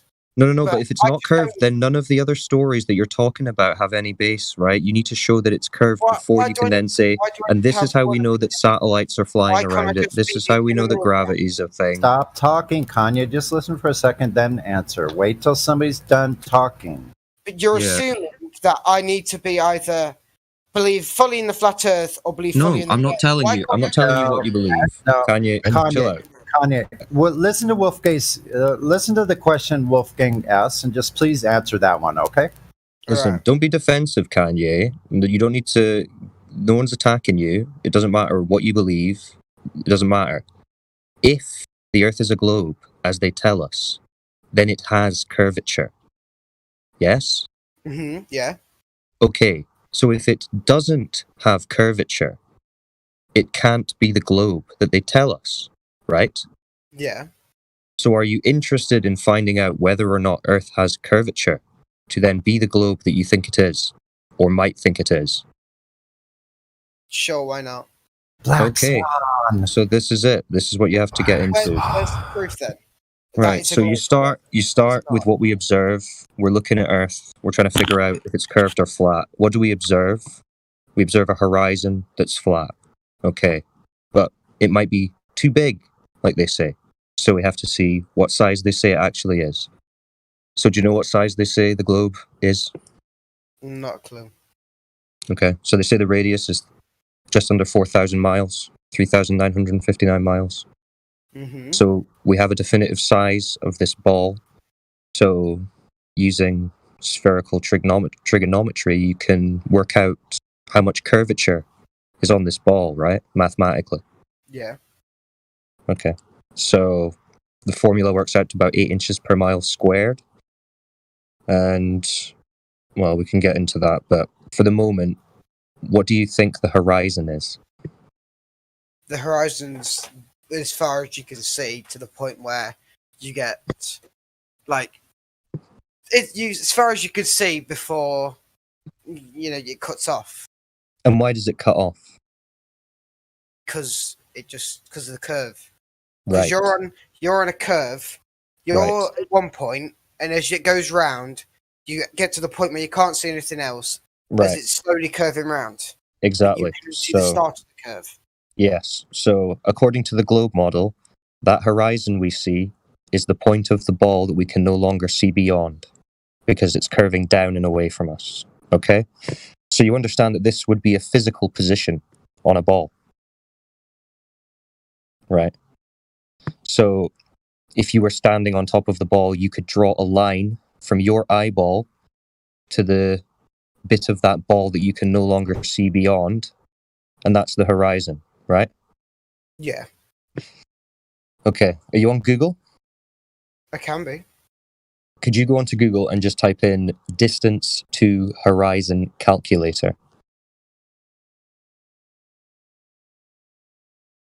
Yep. Okay, so just pull up one of the calculators. These are all based on the globe model, right? 3,959 mile radius that NASA tells us we live on. And could you put the observer height at 1 foot and tell me what it says for how far the horizon should be? 1.2 miles. 1.2 miles, right? Okay, so are you in live stream voice text? The voice text channel at the moment? Yeah, I am. Okay, so can you scroll up to 50 minutes past the hour where Sonny's posted an image and open that image? 15 minutes. 50. Sorry. 50. Yeah. Yeah. Okay, open that. Starts with the modus tollens. This is just a basic logical premise. You might have heard it. If P, then Q, not Q, therefore not P. So just a basic logical premise, right? Yeah. So if the Earth is a sphere with a radius of 3,959 miles, P, then every horizon distance measurement must be no more than 1.225 times square root of the observer's height in feet, Q. That's the geometric horizon that you just described, where the Earth bends down, and you've just confirmed with the curve calculator. So, not Q, the horizon distance greater than 9.4 miles, therefore not P. Earth is not a sphere. So if you look at the image below that with the oil rigs, where do you see the horizon in that image? Is it in front of the rigs, between them, or behind them? Behind. Right. Yeah. And what's the distance of that furthest rig? It's 9.4 miles. Right. So for a 1 foot observer height, which is what this observation was taken at, just putting the camera down to the shore. As you just agreed, the calculators say it's 1.2 miles, but what we actually observe is that it's beyond 9.4, easily beyond 10. Okay. So how can that horizon then be this point of a ball that's curving down when it's 10 times further than that physical position should be? Don't know what you're going to say here, personally. Sorry, what did you say? You don't understand? No, I don't know what you want me to say. Yeah, that's what you said is true, but... Well, here's the thing. Why is the horizon 10 times further than what the ball would require? Because of different places, different things. But what I'm saying is, do you understand that what you just said about the horizon being that position on a ball that you can't see because of the curve? That is what the globe model says. But if that were true, in this image, the horizon could be no further than 1.2 miles. But it's seen beyond 10. So how is that possible on a ball the size they tell us? Don't know. And do you know actually even more what this horizon would make for a radius? It means the radius of Earth would be 260,000 miles rather than the 3,900 they tell us. I mean, that's not a small difference. That's absolutely huge. That's more than the distance they tell you in the globe model that it is to the moon. Sorry, wait, how big did you say the Earth's circumference was? Well, actually, or according to this observation? No, like, how much did you say it was? So they tell you the radius is 3,959 miles. Yeah. Right. But this is showing, I've just posted the image in the live stream voice text. This is what it does to the radius if we use that observation with the oil rigs, with the horizon beyond 10 miles, right? It takes the radius up to 264,000 miles.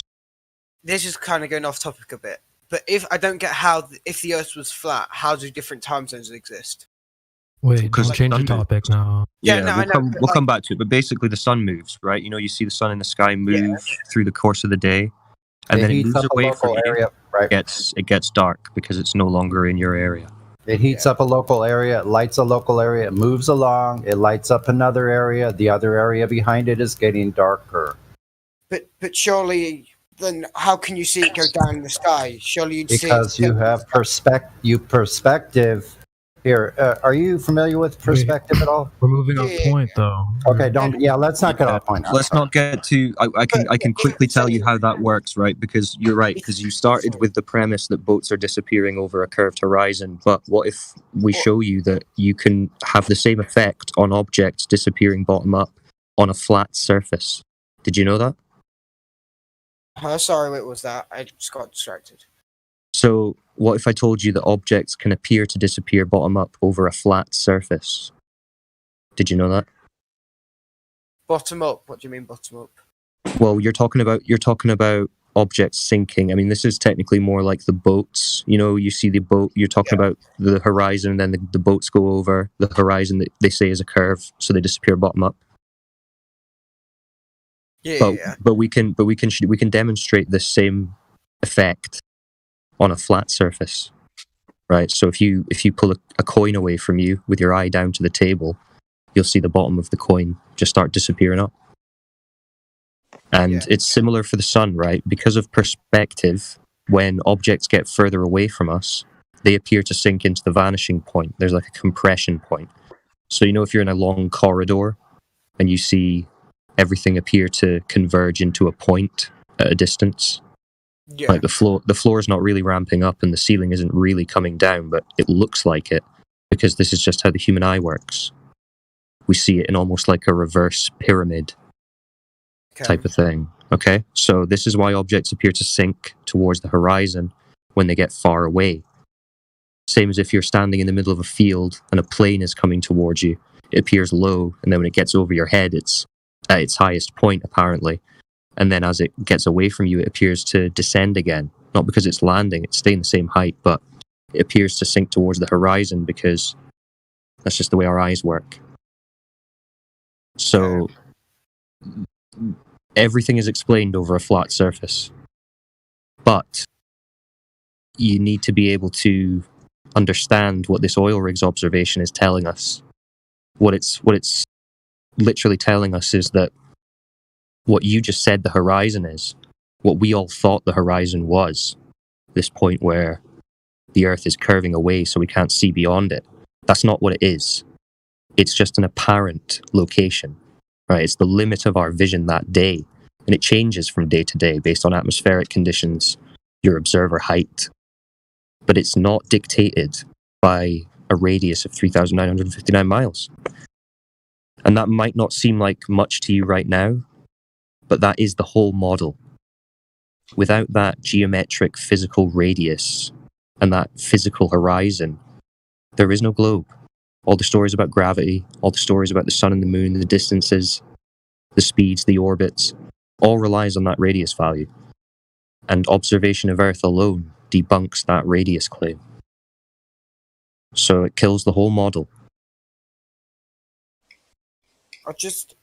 You mentioned, I don't know what you want me to respond though. Well, all right, let's just go through it real slow. We went through the Earth curve calculator. You found the 1.2. You said at some point the curve begins to kick in and you go around. So we showed you the observation where the horizon is behind. So no, how do you want me to address that. Listen, you don't have to say anything if you don't want to. You can just go and think. You can go and have a read of the other information on the server. You can do whatever you like. To the point, then I get attacked for trying to No. But when you bring up your other point and it assumes that Earth is curving, we're going to have to refer you back to this and say, remember, Earth is observably not curving. Okay, So you can go to them if you want, but you'll just be reminded that you don't have the curvature that you're assuming. Okay, this part doesn't need curvature at all. This is my next point. So what do you believe holds us down? It all needs curvature. Wait, but you're changing the topic again. No, it's not changing the topic. We're talking about curvature. We're talking about curvature. To address the black swan argument here, the observation. So you went to the Earth curve calculator, you got the 1.2, and then we showed you the horizon behind. So now what? You gotta address that. What do you want me to say? I've listened to you now. You know. Okay. What do you want me to say now? You don't have to say anything about it, bro. But you could respond to it. Do you understand how that observation doesn't match up with the globe model prediction? Sure, why not? But now that I'm bringing up a different point that I want to talk about, that shows that you're not addressing or acknowledging. Well, I mean, you don't know it yet. It's okay. It's okay. We'll just give him a second. But you you've just accepted, that the globe model's wrong. That might not sink in just yet. There might be some delay, but you've just accepted that the globe model is wrong. That's right. So, I mean, you can ask your question if you want, your next one, but I'll probably have to logically refer you back to this question that, the assumption of curvature is erroneous because observably it's not there. But try it if you want. If you want to say, what about this? Because, you've got to digest what you've just learned and then apply that to the reality. Yeah. Feel free to sit back and have a think. Go outside, look at the sky, or the horizon on the coast. Have a review on the Earth you think you live on, and then what you've just been told, and you will see there's a mismatch completely. So I don't know. If you just want to take a wee break, Guy, that's fine. Do we still have that other guy in here? No, I don't think we do.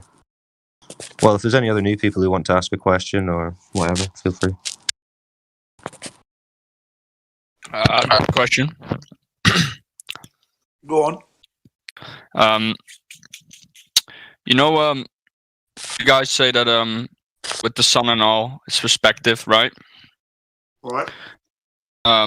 So it's circling around on the flat plane of Earth. That's correct. Yep. How can it be that there's a 24-hour period in Antarctica of always sunlight? There isn't one. Have you ever experienced a 24-hour sun in Antarctica? That's right. Well, I haven't been in Antarctica, but so that's all fabricated, basically. Yeah. Well, there's like 2 or 3 videos on YouTube, and they all have loops in them, the same cloud patterns, the same shadows. So, yeah, there's a couple of fake videos on YouTube. That's logical. Well, yeah, no, but like in terms of the clouds and what you're seeing around, it's just looped.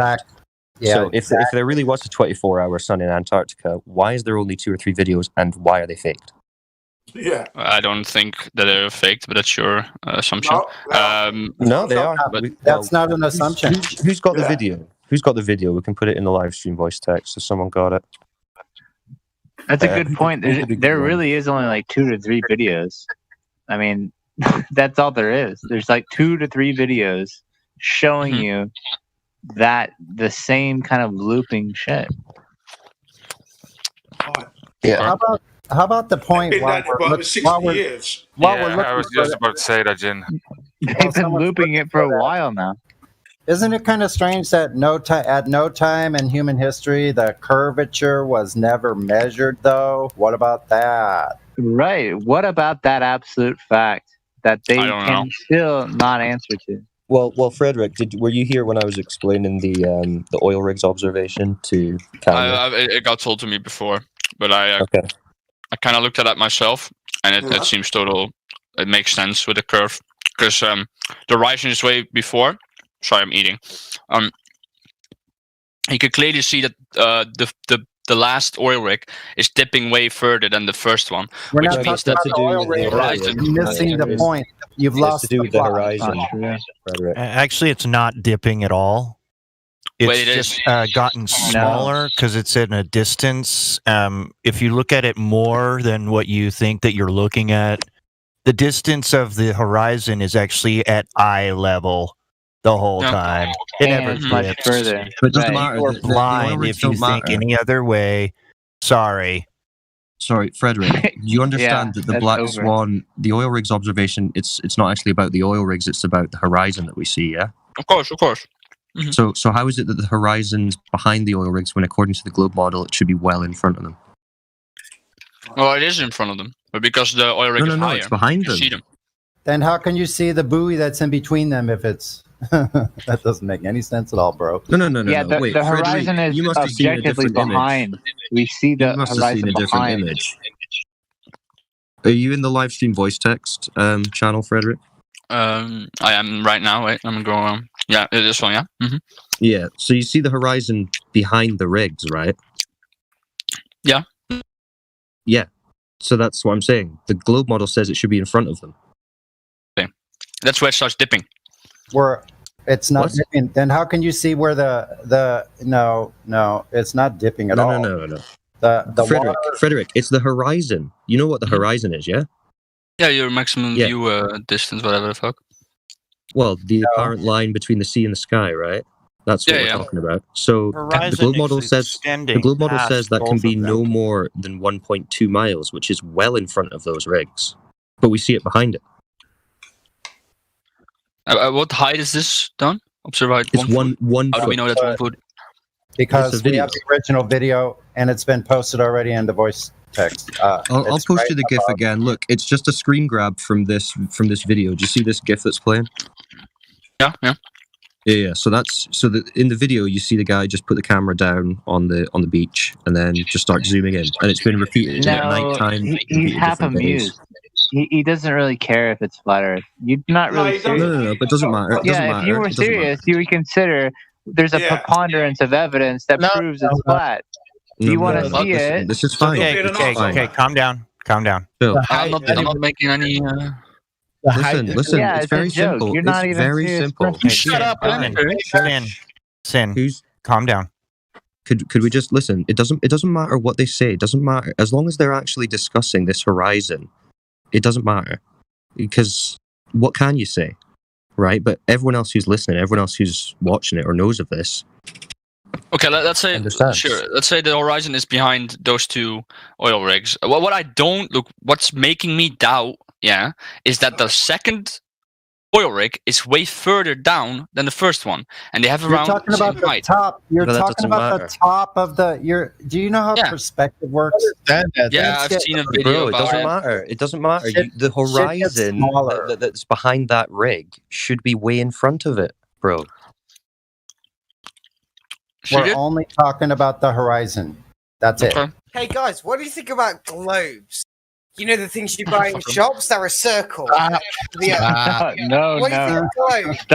Stop. No. What do you think of them? Is that why they? I don't want to hear it. The globe? Because I'll tell you what I know about them. Because you know. I'll answer it. I'm going to answer that. I've just muted him. I don't know what's going on. I'm going to answer it right now. It's in the text right now. It says it on the bottom. Globes are not meant for educational purposes, but only decorative purposes. That's what I think about a globe. There you go. Correct. Solid answer. Right, he's just bailed. That was sick. Okay, Frederick. Because he had to. Frederick, again, it's about the horizon. Okay. So the original video has been posted for you if you want to watch it. Yeah, I think I watched it. Who was that? Who was that asked about the globe? I just want to... I'm pretty sure it was Kanye East. Oh, Kanye? Yeah. not the Kanye. A Kanye, I think is... R.I.P. that man. So, Frederick, I think the whole point here with the Black Swan is this.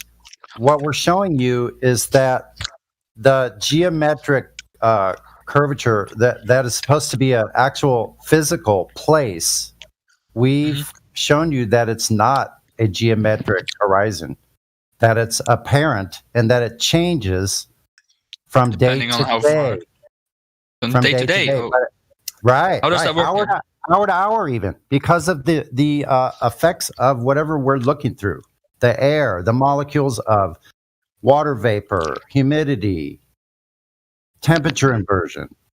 So what we're telling you is that if it were a globe, it could never change from day to day. It could only get smaller. It could only get closer in. It could never go farther in any circumstances. Right. Oh. But it can also go further if you are higher up, right? Yeah, you will be able to see further out. On a plane, you would be able to see. On a ball, if you were going further up, the horizon would drop further and further down. This does not occur in reality. How does that make sense? On a ball, if you were up in a plane, you'd have to look down to see the horizon because it would be dropping further and further away as you went up. This does not occur. Whenever we go up with... Sorry, that doesn't make sense to me. When you go up, the horizon always rises to the level of your eye, towards the level of your eye line. That could not it doesn't make sense to you. Hold on. It doesn't make sense to him because he doesn't understand what he's looking at. Yeah, I have You're a not question seeing curvature. about planes. Planes. So if the Earth is flat and planes don't usually fly, just all across that disk or whatever. I don't know what it is, I guess. They fly in level flight over a horizontal plane. Airplanes fly over the plane. Right. But if you want to, for example, if you want to go from, I don't know, New York to Russia or something, you would usually go around over the United States and not just over the North Pole, True. If it's we've got some flat, channels. why not just go? Yeah, above, why not take?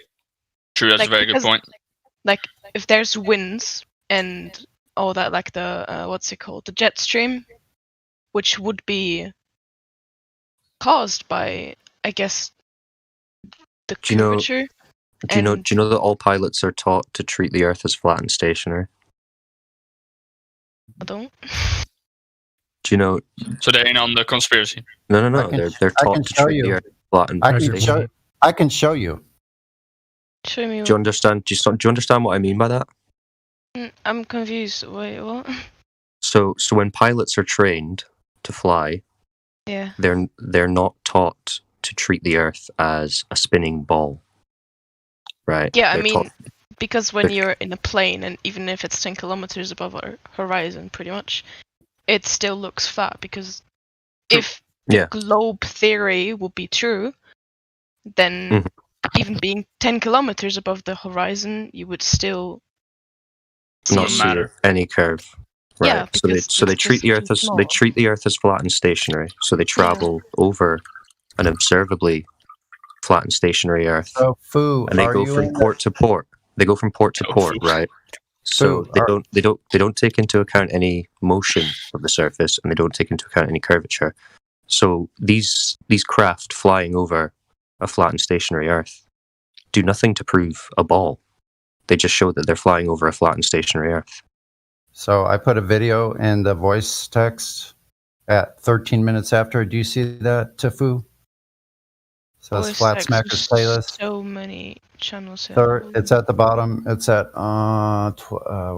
13 minutes after the hour. It's live stream voice text. It's just the channel above this one. So scroll down to the bottom and you'll see a video. It says 35 government documents admitting flat Earth, and what those are people that fly airplanes.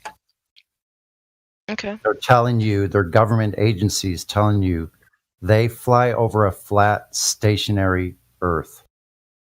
Well, that makes sense, but the question was, if you would want to go from New York to Moscow or something, why not just fly over the North Pole? Because there's a 500-mile radius that they cannot fly over. Nobody flies over the North Pole. Exactly. Why not? Or the South. It's a no-fly zone. If it's just a disc, no-fly zone. If it's flat, you're not hearing you're getting it wrong. You're getting it wrong. Are you not hearing what he's saying? You cannot go over the 60th parallel. That's you cannot go up there. They won't let you. What? It's illegal. Who won't let you? What? It's illegal. The government. The authorities. The North American that have signed the Antarctic Treaty and the North Pole Treaty, because there is one. You're not allowed to go. It's out of bounds. And anyway, there's no need to go near the North Pole if you're going from, where is it from? To New York? Where to where? From New York to where? It doesn't matter if you go from Rio de Janeiro to I don't know where. It doesn't matter if you're not going over any poles. Like where? Why don't you? Why don't you consider the fact that the shadows on the moon don't make sense on a heliocentric model? If the Earth was a ball spinning through space, the shadows on the moon do not make sense. We were just tracking it last night. There was like 4 or 5 different people in here last night saying, and in Australia and Canada and the US, Japan, all telling you where the moon was, and it doesn't make sense on a ball. It's just we don't see that. That's not real. Wait, if you're on the one side of the Earth, like, you know what I mean, and the sunlight is shining on the other one, because it's like, if it was a ball, there can only be sunlight on the one side and moonlight on the other one, you know, because like it is. Right. The direction of the sun will be directly. So it will, yeah. It'll reflect on the moon. The sun will be reflecting on the moon. When you're in Japan and the sun is shining for you, and another person is sitting in, let's take the example with New York, and it's daylight for them. Like, it's because they're on 2 different sides of the globe, and of course they're going to see. That's where it gets really messed up for the ball. It doesn't make sense on a ball, because you said people in Japan can probably see the same sort of moon that people in New York can see. Now, if you put that on a ball model, it just doesn't make sense on a globe. So, Tfue, well, the sun's rays are supposed to be parallel, reaching us, correct? Wait, what? Okay, the sun's rays are coming to us parallel according to the globe model, correct? They're parallel rays. I can confirm that. I guess. Right, that's what they say. So why aren't the day-night cycles exactly 12 hours each everywhere? That's what it would require on a globe. It would have to be exactly 12 hours. It would have to be, still doesn't, no, the tilt isn't going to make a difference. It's still going to be 12 hours, 12 hours. That's why we have the seasons as well. That's why once you go to the side, the sun is more direct, so it's warmer.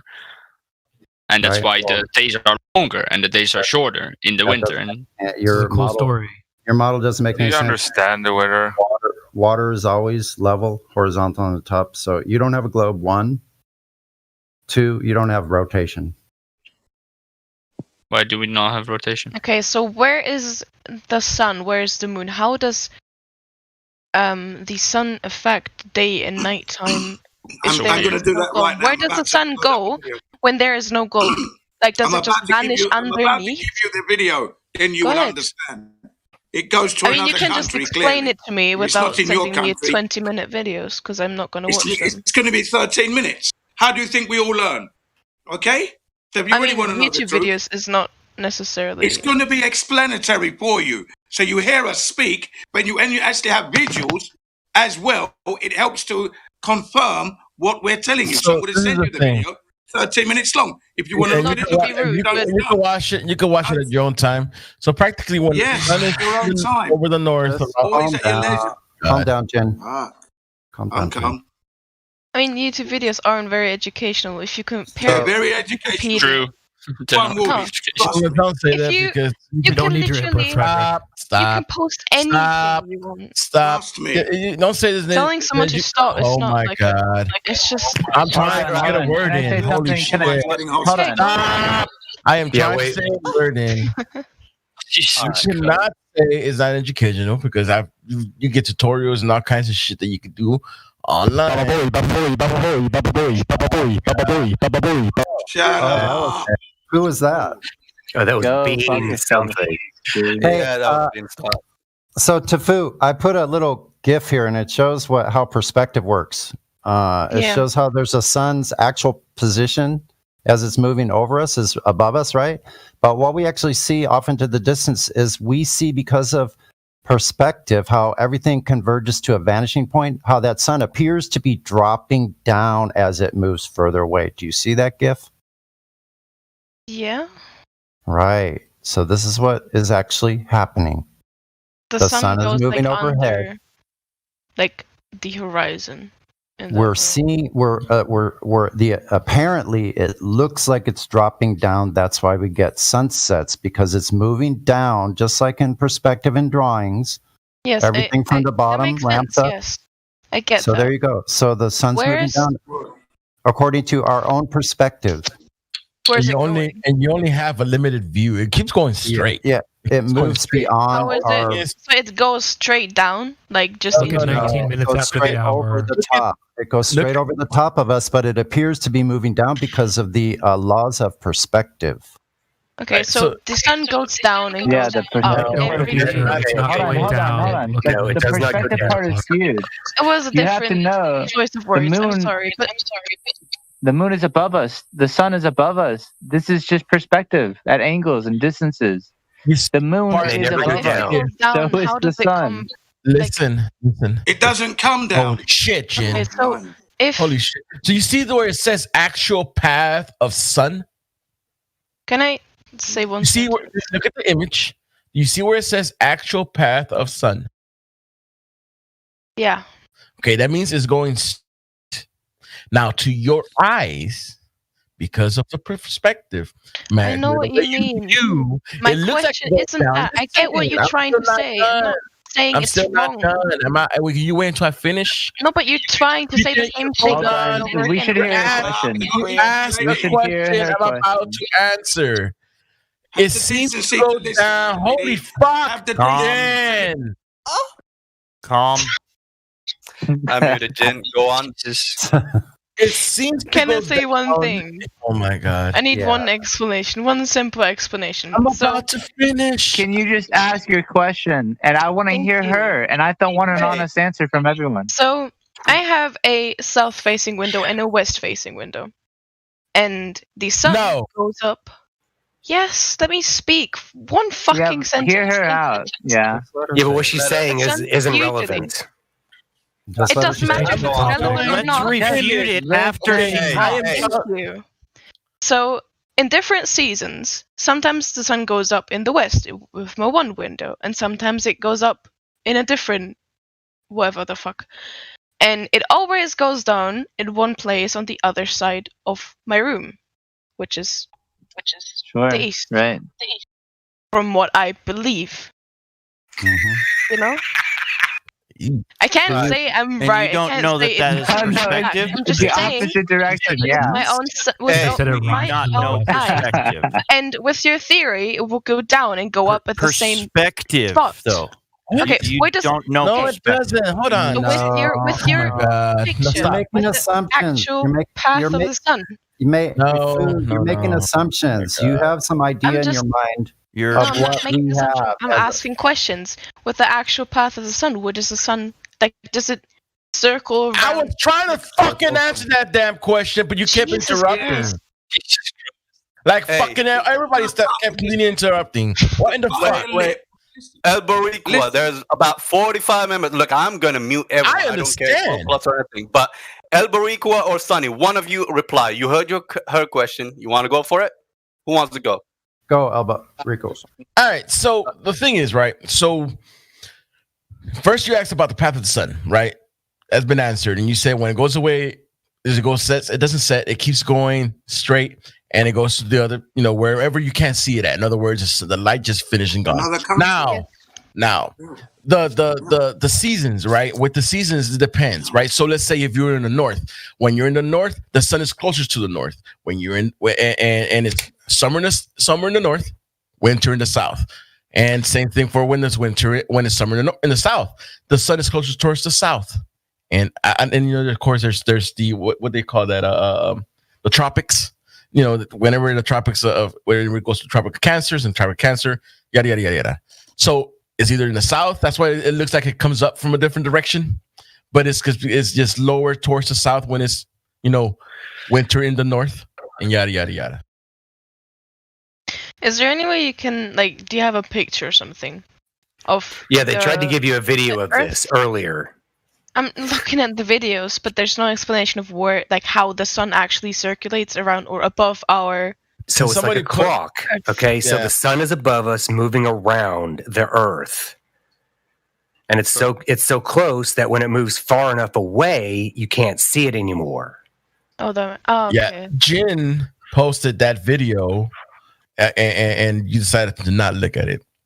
Because there's like 20 videos, and you like to every question I ask, it's just watch this video, and it's like always 10, 15, 20-minute videos, which you got to watch them. You've got to watch them to learn. That's how you think learn. You can instantly learn.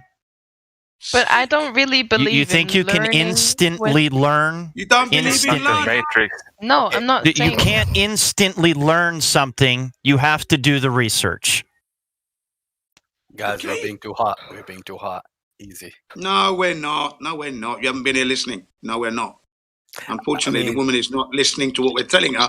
We're trying to be very much listening. We are trying to help you. That's why I'm trying to have a conversation. The thing is that my questions, my actual fucking questions, aren't being answered properly. Questions don't make sense. The only thing that you're doing.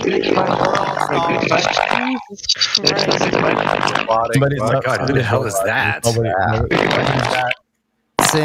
Sin cleanser. We just ban that cunt. That is used. No, you can't ban sin cleanser, man. He doesn't do anything wrong. It's just, no. He's different body. He's the flat earther. He's standing. Maybe he's standing on the floor. Yeah, Jin, that was a hot reaction. Ban that cunt. I mean, come on. Come on. I know. I mean, you're saying we're all right. Let's chill. We all go through this from time to time. So, Tafu, I didn't know it was. do you see the little GIF I put at 25 minutes after Path of the Sun? Yeah. Yeah. So that's just a concept. We don't cling to. We're not saying this is a model or anything like that. Just an idea of how the sun and the moon rotates around. So the idea is that it's higher and closer in towards the north. As it goes out, it moves out because it's going over a larger circumference area. It has to move faster. So in the south, it goes lower and faster. You kind of understand that? I guess. So this is what we're talking about. There's a circuit. The sun and the moon are on a circuit. They're like almost like a helical spiraling motion around us. This has been going on forever, as far as we know. Can we take a minute to appreciate Webcam Dog's bars in lobby chat, please? Oh boy! and check this out. When the sun is closer to the south, you get less sunlight on the north. Right. See, 60 degrees north, there's hundreds of animals and plants, and in the south, there's only one. They're nothing alike. They're nothing like penguins. Each other. Or no, polar bears. So that does not work on the globe because they should be exactly the same. Day and night cycles should be exactly the same, but they're not. Yeah. What moves no, the sun? You should always get 12 hours of sunlight, no matter what. If the Earth was round. Yeah, but all the time. Wait, did you go through the theory of round Earth and how the Earth would, in theory, circulate around the sun? Yeah, it doesn't go in a straight fucking circle. It just it doesn't fucking go around the fucking sun. Okay. Well, actually, if it's a theory, hold on. If it's a theory, though, it can do whatever we want because it's a theory. Yeah. That's what I'm saying. One more thing. The spin of the Earth is always 24 hours. Also Tifu with the F-bombs. Just lower it down. Yeah. Please. Thank you. You're screaming. You're fucking screaming at me. That's why you're fucking again. You're not letting me speak. And every time I'm trying to ask a question, it's either. Jin, don't fight with the girl. Just relax, everybody. It's just. Have we done the 3 questions to her? Let's just go through the 3 steps real quick. Do you mind if we just have a question answer session, Tafu, and it's not a debate, and I'm not trying to drill you. It's just we would like to get to know what you actually know about the globe itself. Would that be okay? I don't know anything. I'm not saying I know. I'm just going through theories that I've picked up over the years. No, that's fine. Yeah. Oh, no, yeah, go ahead. Yeah. So what we ask people that come in new, and I want to welcome you to the server. I haven't met you before, so So the 3 points that we talk to people are, we have these 3 points. So what it is I'll go through them quickly and then we'll go back to the first one. So the 3 points are measurement of curvature. When was that done? By who? What method? Axial rotation. When was that detected? What method was used to detect the rotation? And then the third point being, how does a gas pressure system exist next to a vacuum without a container? So I'll just go back to the first one. Do you know of at any time in history when the actual direct measurement of curvature when was that measured? You know that? Nope. I don't have any numbers. Okay. Yeah. Okay, that's fair. Do you know of in recent times, like in modern times, when the curvature was ever measured? Nope. Okay, so would you have to say that if we can't verify these measurements, that it's just a belief then? Would you agree to that? I mean, curvature was measured in 1946. Hold on, don't interrupt. Isn't everything a belief, even like the stuff that you're talking about? No, not everything is a belief. No. Empirical and objective. Well, you can't call the stuff that you're trying to proof. If you measure a table, table is 36 inches. Are you supposed to go around the Earth with a measuring tape? And I'm just saying that in the model it needs to have been measured. We're just asking, when was that measurement made? If you don't know, that's fine. And you said it's a belief, but so yes. So we'll just go to the second one. Mm-hmm. As far as axial rotation, meaning the surface of the Earth is supposed to be spinning at the equator at 1,039 miles an hour. So when was the axial rotation of Earth detected and by what method? I never said I'm a scientist, and I never said that I know anything about that. So expecting or asking me these questions are... It's okay to say I don't know. Like, where's the point? It's not proving to you that I know any less. I've never said that I know. Just finding out what you know, that's all. There's no right or wrong answer. Yeah, imagine this is like an intake, okay? You're like a patient. We're attempting to figure out what you think you know about where you live. Yeah, so it's okay. So if you don't know, you can just say, I don't know. And that's the easy way, because otherwise I will ask you for the exact details of how that was measured. So we'll move on to the third one. So 1 and 2 are both just beliefs, curvature and rotation. The third point is the gas pressure existing next to a vacuum without a container. Do you know of at any time in history, any time, that a gas pressure system can exist next to a vacuum without a container?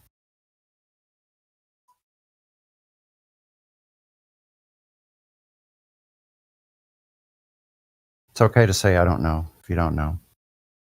That would be like taking a bicycle tire, taking the tire off, going to the bike shop and saying, I want the air pressure around the wheel without the tire. Without a tire, yeah.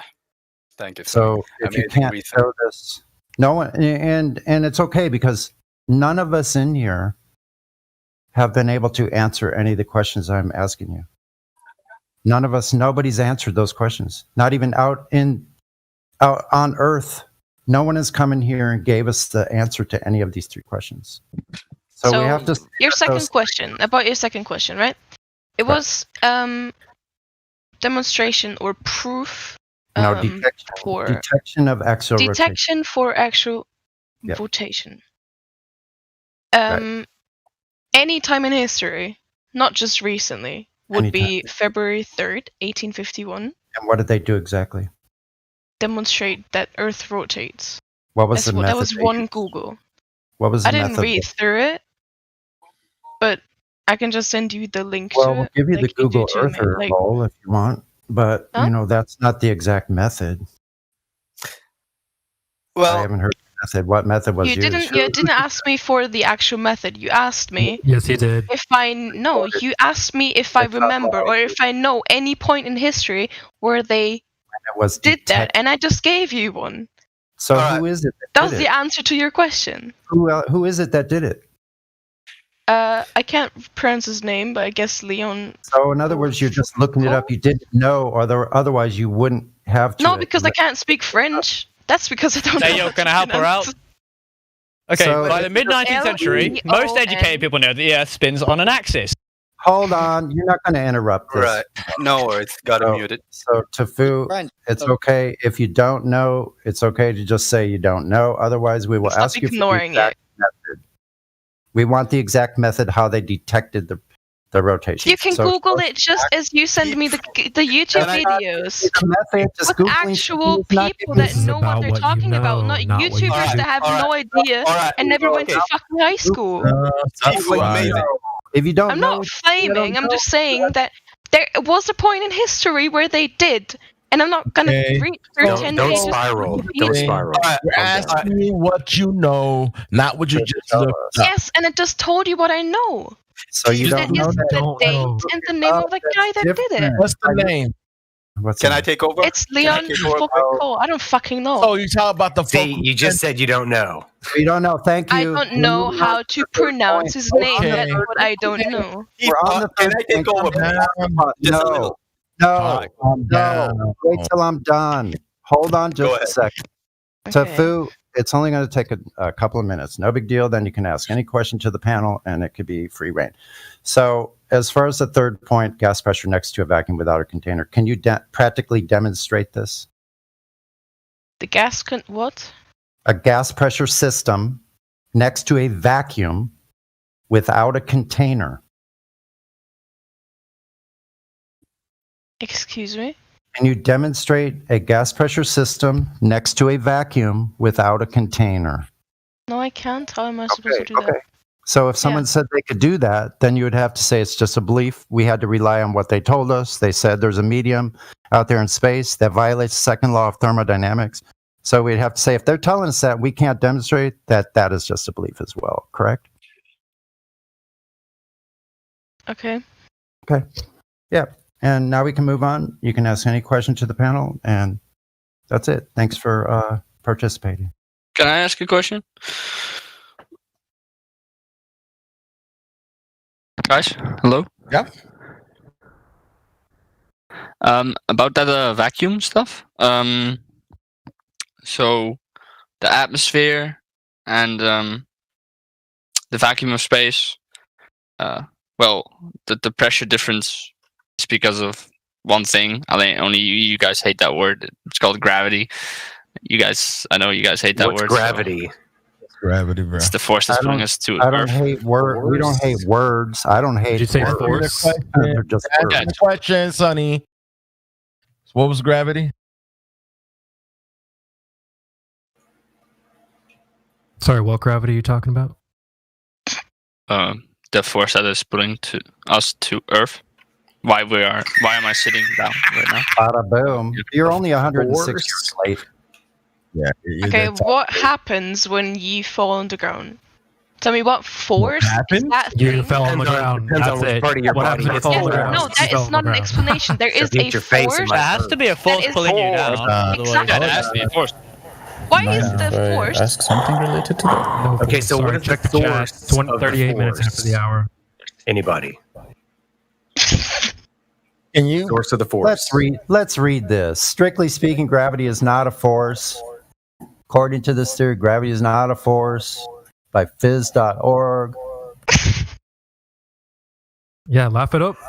No, okay. So Says the one with a fucking laugh track in the background every time someone says anything.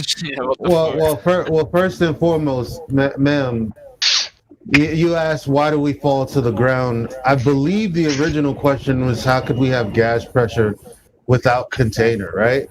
And so you're talking about solids, right? You're talking about you're talking about solids. Well, tell us how helium balloons rise, right?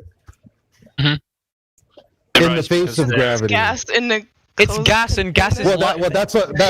Exactly. Like, let me explain this to you. Exactly. The gas, helium is lighter than the gas. Don't explain. Right? Why do you not want him to explain? Because the gas, as you're agreeing, the gas that you're agreeing that it's going up, so it's not attracted to. It's not going up. It is lighter the gravitational than the air, pull. And that's why So it's going up. Because so it is going up. Because the weight of it. Yeah, but what about gravity? What we're talking about, right? If you could relax for a moment, what we're talking about is the air that is that we breathe, right, here on Earth. that goes in all directions. Every direction other than to the center of the earth, right? Towards the center of the earth, towards the mass of the earth, whatever you believe. So we're asking, well, seeing as that goes in all the directions possible, what's up with the vacuum that's up there adjacent to this gas pressure? Background noise, Elijah. It feels like Elijah's about to transform. All right. Yeah, exactly. So again, why does the helium goes up? Yeah. I mean, I don't understand, because you're telling us, okay, the helium goes up. What we're asking for is why you can have gas pressure without a container. You're saying things. You're saying things fall. That was your answer. But your answer to the gas pressure without a container argument was a physical solid object. When we know that gas doesn't do that, it goes in all directions unless you contain it. Right. And you have a container with balloon. Take a balloon, you put helium in it, and it isn't affected by gravity, because gravity can't pull it down because it's physically too light. Yeah, but exactly. Hold on. But in the globe model, man, it just has to be because it's a lot denser or less dense than the medium around it. So, in other words, for explanation of there is no gravity, we just sit on the fucking ground. Why are we just all laying like because just your answer with the helium balloon, we're a lot denser than the air around us. That's why we don't float. Remember in the first point we went over this, there's been no curvature measure. That was not presented. And actually, so no curvature or axial rotation, there was no proof or evidence provided. So you don't have the thing you need to say gravity, period. All right, guys, quick recap. So we went through Tifu for about 40 minutes. We've gone through the 3 points. She's made it clear that what she has is just a belief. Also, out of your things. Excuse me. No. Where you have no option.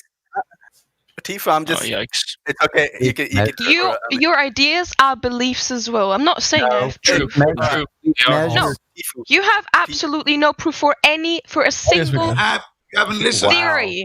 Hey, girl, you should try going outside every once in a while. Then you might actually realize that we're talking about reality and you're talking about some kind of dream. Fantasy world.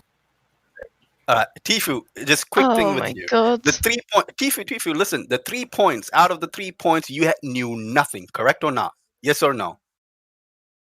Each question that was asked of you, each question that Sunny asked you, you had no response. You had no idea. Oh, yes, I did. Correct? Did you even listen to me like a single time? Yeah, we listened. You know nothing. Yes, and you asked me for 1 point in history where someone.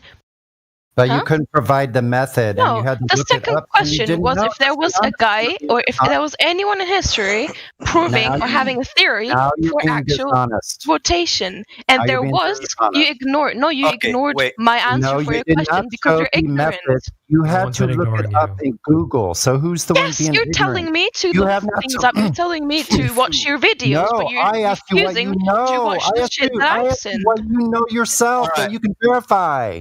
Calm down. We could disprove the freaking. The things that you paint in your paint aren't proof for a flat Earth either. Measurement. All right, she's spiraling. Don't everyone go with her. Wait. Just Tifu, listen. Here's just me. I'm trying to recap so that we could move on to someone else because we've been with you for 40 minutes. I just want to let you know that the point of the 3 points is just to see if you know anything, because you're here questioning the flat Earth, questioning globe Earth. You do not know anything from your side. The 3 questions was very simple. All 3 times you responded with "you don't know." Plus, the only time you tried. No, that's not true. Yeah, I'm coming for you. I'm trying to defend you as well. The only time you did. All right. The only you're trying to tell me shit when you're actually lying. Like, can we let? We should just move on from her. Please. No, we don't. We need to go with proof with the Black Swan. Let's MJ finish first, bro. Please. Yes, thank you. I'm fine with her cutting me off or anything, so it's fine. So Tifu, the only time you did try to bring up something is when you were quiet for a while. You Googled something up, and then you came back to try and challenge Sonny. That's what happened, correct or not? And you couldn't tell us, so you're just trying to uphold a belief. It's actually quite a religious belief that you have, because you're clinging on to it very, very tightly. And you don't want to let it go, because it means you have to give up your belief system. No, it's a religion. The thing is, I'm not even saying that the Earth is round. I'm not even saying I believe in it. I'm just trying. No, I don't even say I know You're it. I don't against care. something you I know nothing literally about. came here to see if it actually is true what you're saying, because it was open and you weren't open. Do you know the yes, radius I of the was. Earth? I'm just trying. You said haven't learned anything. Well, you want evidence, right? You want evidence. Sonny's gonna take you through some evidence. You're gonna take her through the Black Swans. You can't talk about evidence when it's literally pictures you drew in Microsoft Paint, okay? No, we're not talking about. Yeah, you guys are wasting your time with this girl. You should move It's YouTube videos by YouTubers that have 2,000 subscribers and no life. Okay, come on. She's done. No, Tifu. Would you just wait and get presented with evidence and stop saying Microsoft Paint bullshit? Am I wrong though? I mean, no, you're not wrong. You are definitely completely wrong, because we can definitely give you some evidence of measurements, meaning laser tests and actual observations.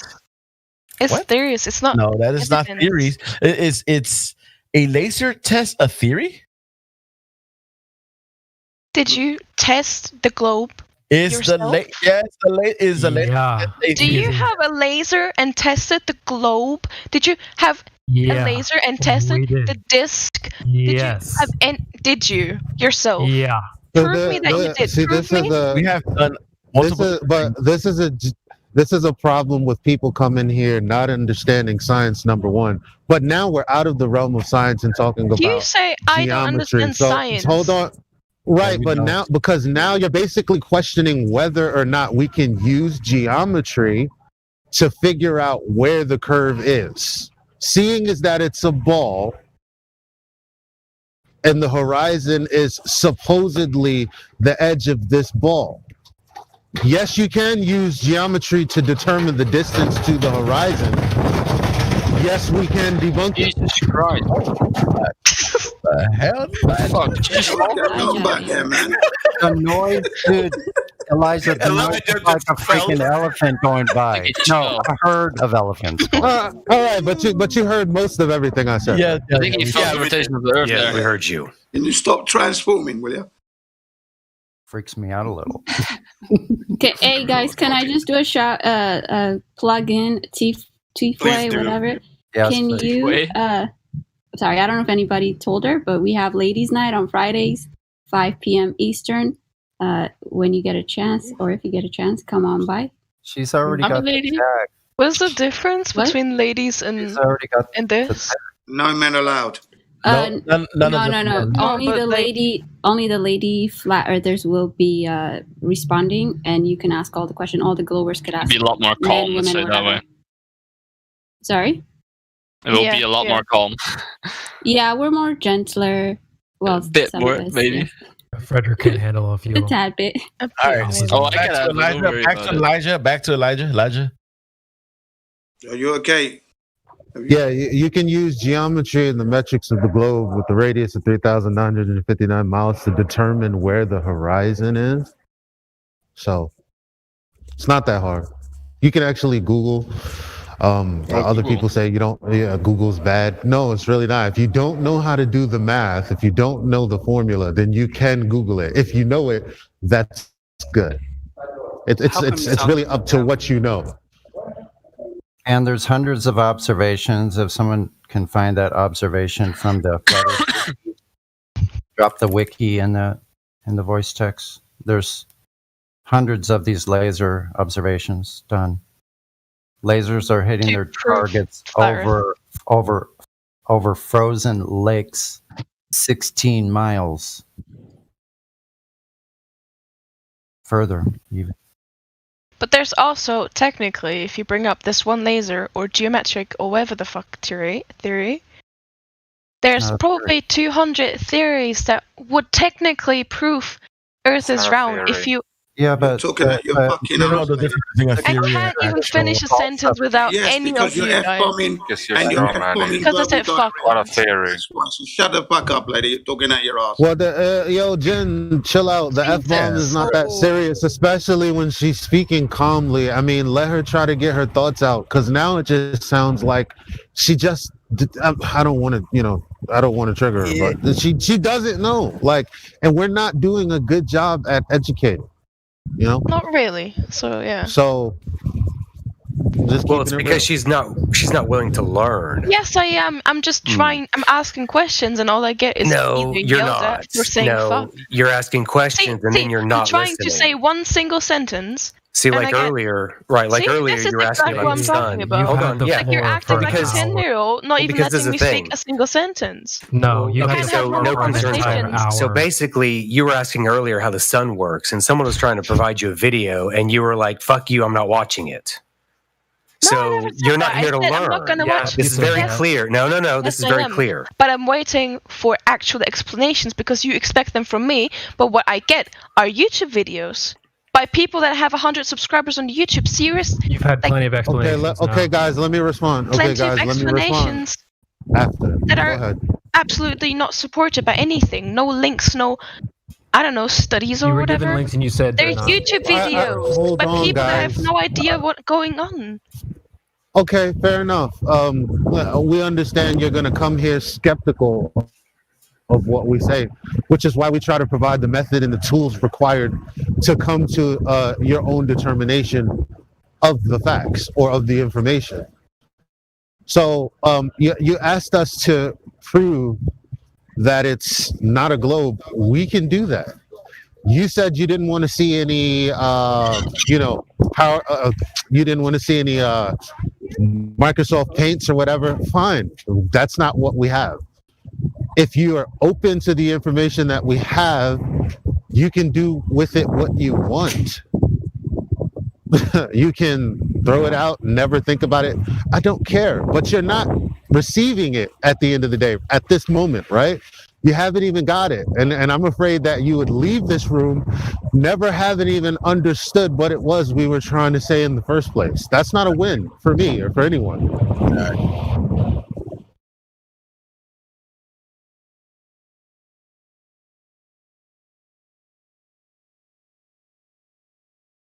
Anyway, it's hilarious when people get the floor for an hour and then go, I can't get a sentence out.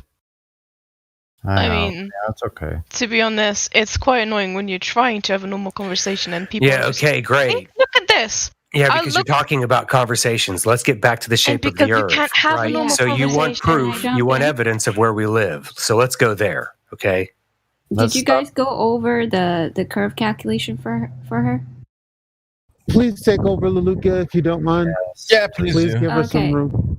Well, because you're talking about experiments, we don't know this, we don't know that. So what you can do, these are observations that you can do for yourself and test it out for yourself, right? So there is a certain numbers to the size of the globe. Do you agree, Tofu? A certain number for what? The size of the globe that we live on, supposedly, right? I guess, yeah.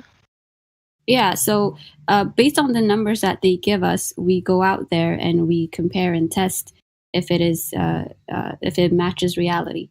And that's why most of us have come to realize that what we live on is not a globe by using the numbers that they give us.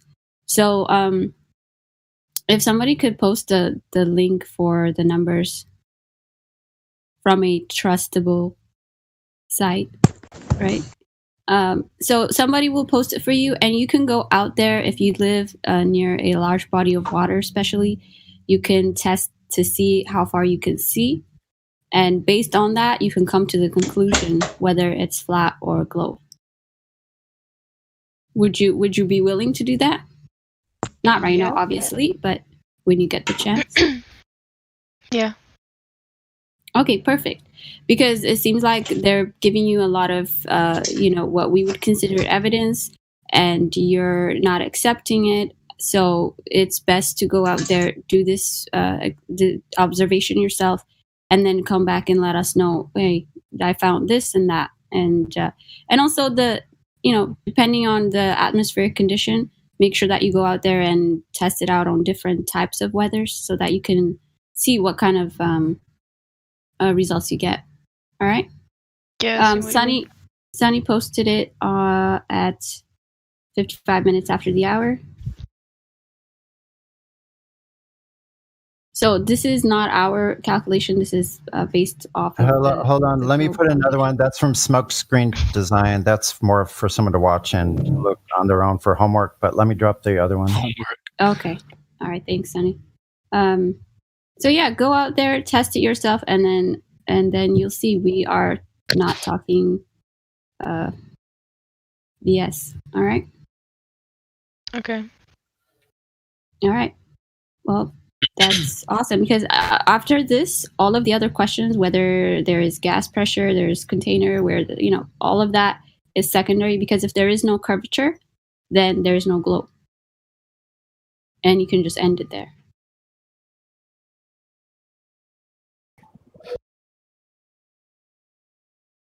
All right. Great.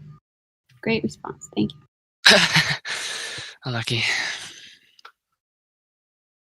Okay, I mean, I see. I'd like to add, really quick.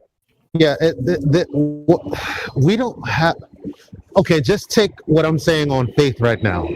We don't have. Damn it! Sorry, noise in the background. The fuck. It's all right, bro. Where's he at right now? Is this work or something? Debating flat Earth? Yes. Fair enough. Real dedication. I admire it. Good job. So basically, the Spanish version. Hold on, he needs to catch up. Just do it. Just yell it out, Elijah. It's about the right timing.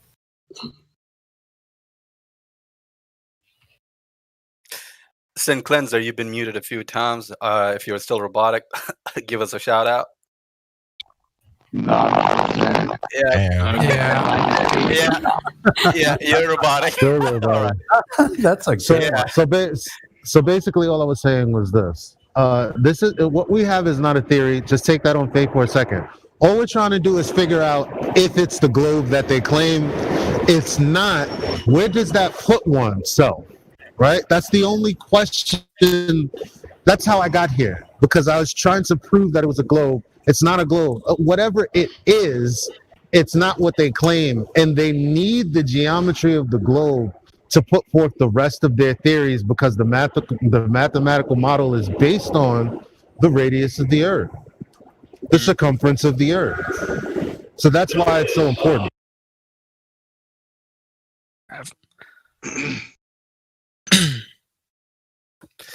Unmuting Jin CBR. Jin, I think you had something spicy today, or someone ruined your cooking session. Sleep deprived. No, I'm okay. I'm fine. I'm right here. I'm listening all the time. No, I just thought she was being a bit rude and that. She needs to act like a lady like her mum brought her up to be. Hey, I'm telling everybody how to act. And you're still now. That's rude. Come on. Mihail Jr. Yeah, Mihail Jr., you wanted to question about the satellites? Oh, yeah. But first of all, I also wanted to ask about like the history of like flat earthers and stuff. Well, like I don't know, like how did it the history? How do I word this? All ancient cosmologies. Like how did it begin? I think the Bible tells us. Or how did it start up again? Well, in the beginning, there was. No, watch Eric Dubé's The History of the Flat Earth. There you go. Watch his video. All right, I'll watch it. And one more question. Do you guys believe that satellites orbit the Earth? What medium are satellites supposed to be in? What is that place that they're supposed to be in? Low orbit.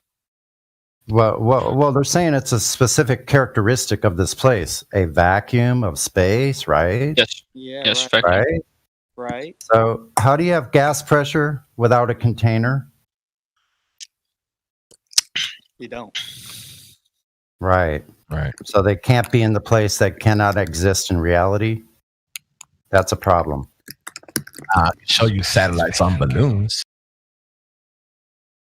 Plus, they themselves, NASA says themselves in the thermosphere, I don't care however cold you want to say it gets in wherever else, but they say in the thermosphere it gets up to 3,600 degrees. Titanium melts at 3,200.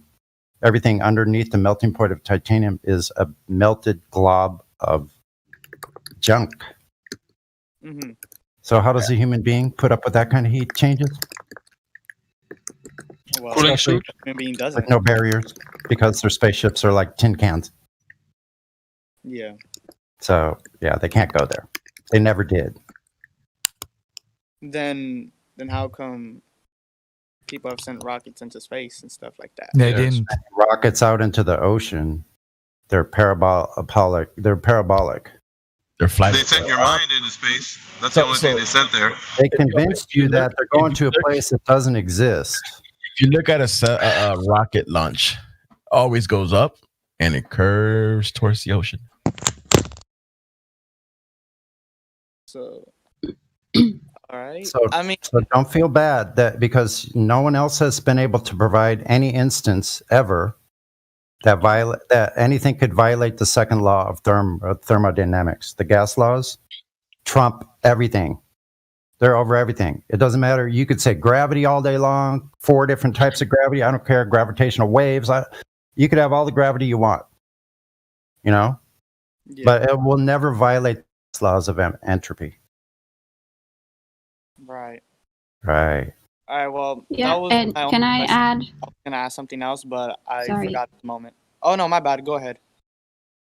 No, I wanted to go back to your first question because Rio, I don't know if you're following the chat, but she posted a good point that the globe is actually a more recent theory or a more recent belief than anything. It's only 500 years old or so that they've been really on it. I know they say 2,000 years ago the Greeks or whatever, but for the most part, everybody in history has believed the Earth was flat up until recently. Yeah, that's also true. And These are the same. But like, didn't people get punished heavily for believing that Earth goes around the sun back then? Yeah, at the very beginning, they were. At first, they probably still should be. That's why whoever. How did I think they don't. That was funny. Till the They are in the chat. Till the church accepted it in. Well, the church came up with it, so it's kind of funny that they would punish people who. Well, first they were going to imprison Galileo, and then they put him under house arrest for the rest of his life, and they published his work after he died. Right. Yeah, there are articles where people who were against the globe model were actually burned alive and so on. There are articles out there that you can look it up as well. So it was a harsh, extreme thing back in the past when people were going against this. This is something the government was trying to push not long ago. If you look into the England News Times, you should be able to find not even 64 years ago, this was seen as a demonic, satanic thing that's being pushed, and people were against it completely. And now it's totally the opposite. Man, I feel like Galileo right now with these times. Ding ding.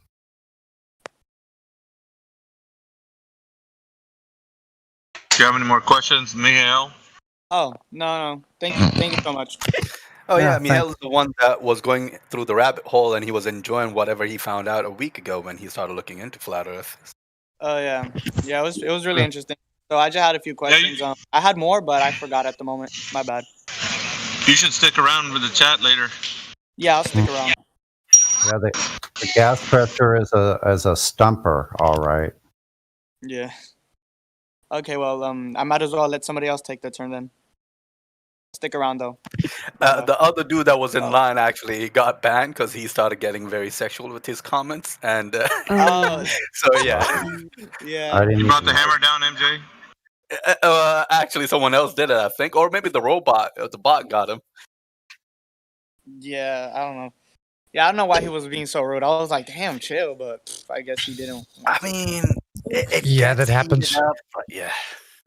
People, they have to rethink their belief system and they spiral, right? Because how could they lie? Why would they lie?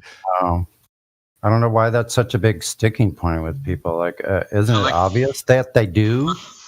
Like they never heard people lie in their life, huh? Wow. Yeah.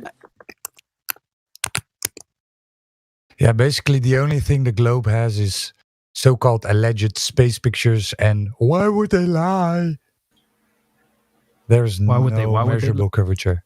No measurable That's going to be curvature. the name of our show, by the way. What? I've already talked about it with Jedi and Crypto and Bambi.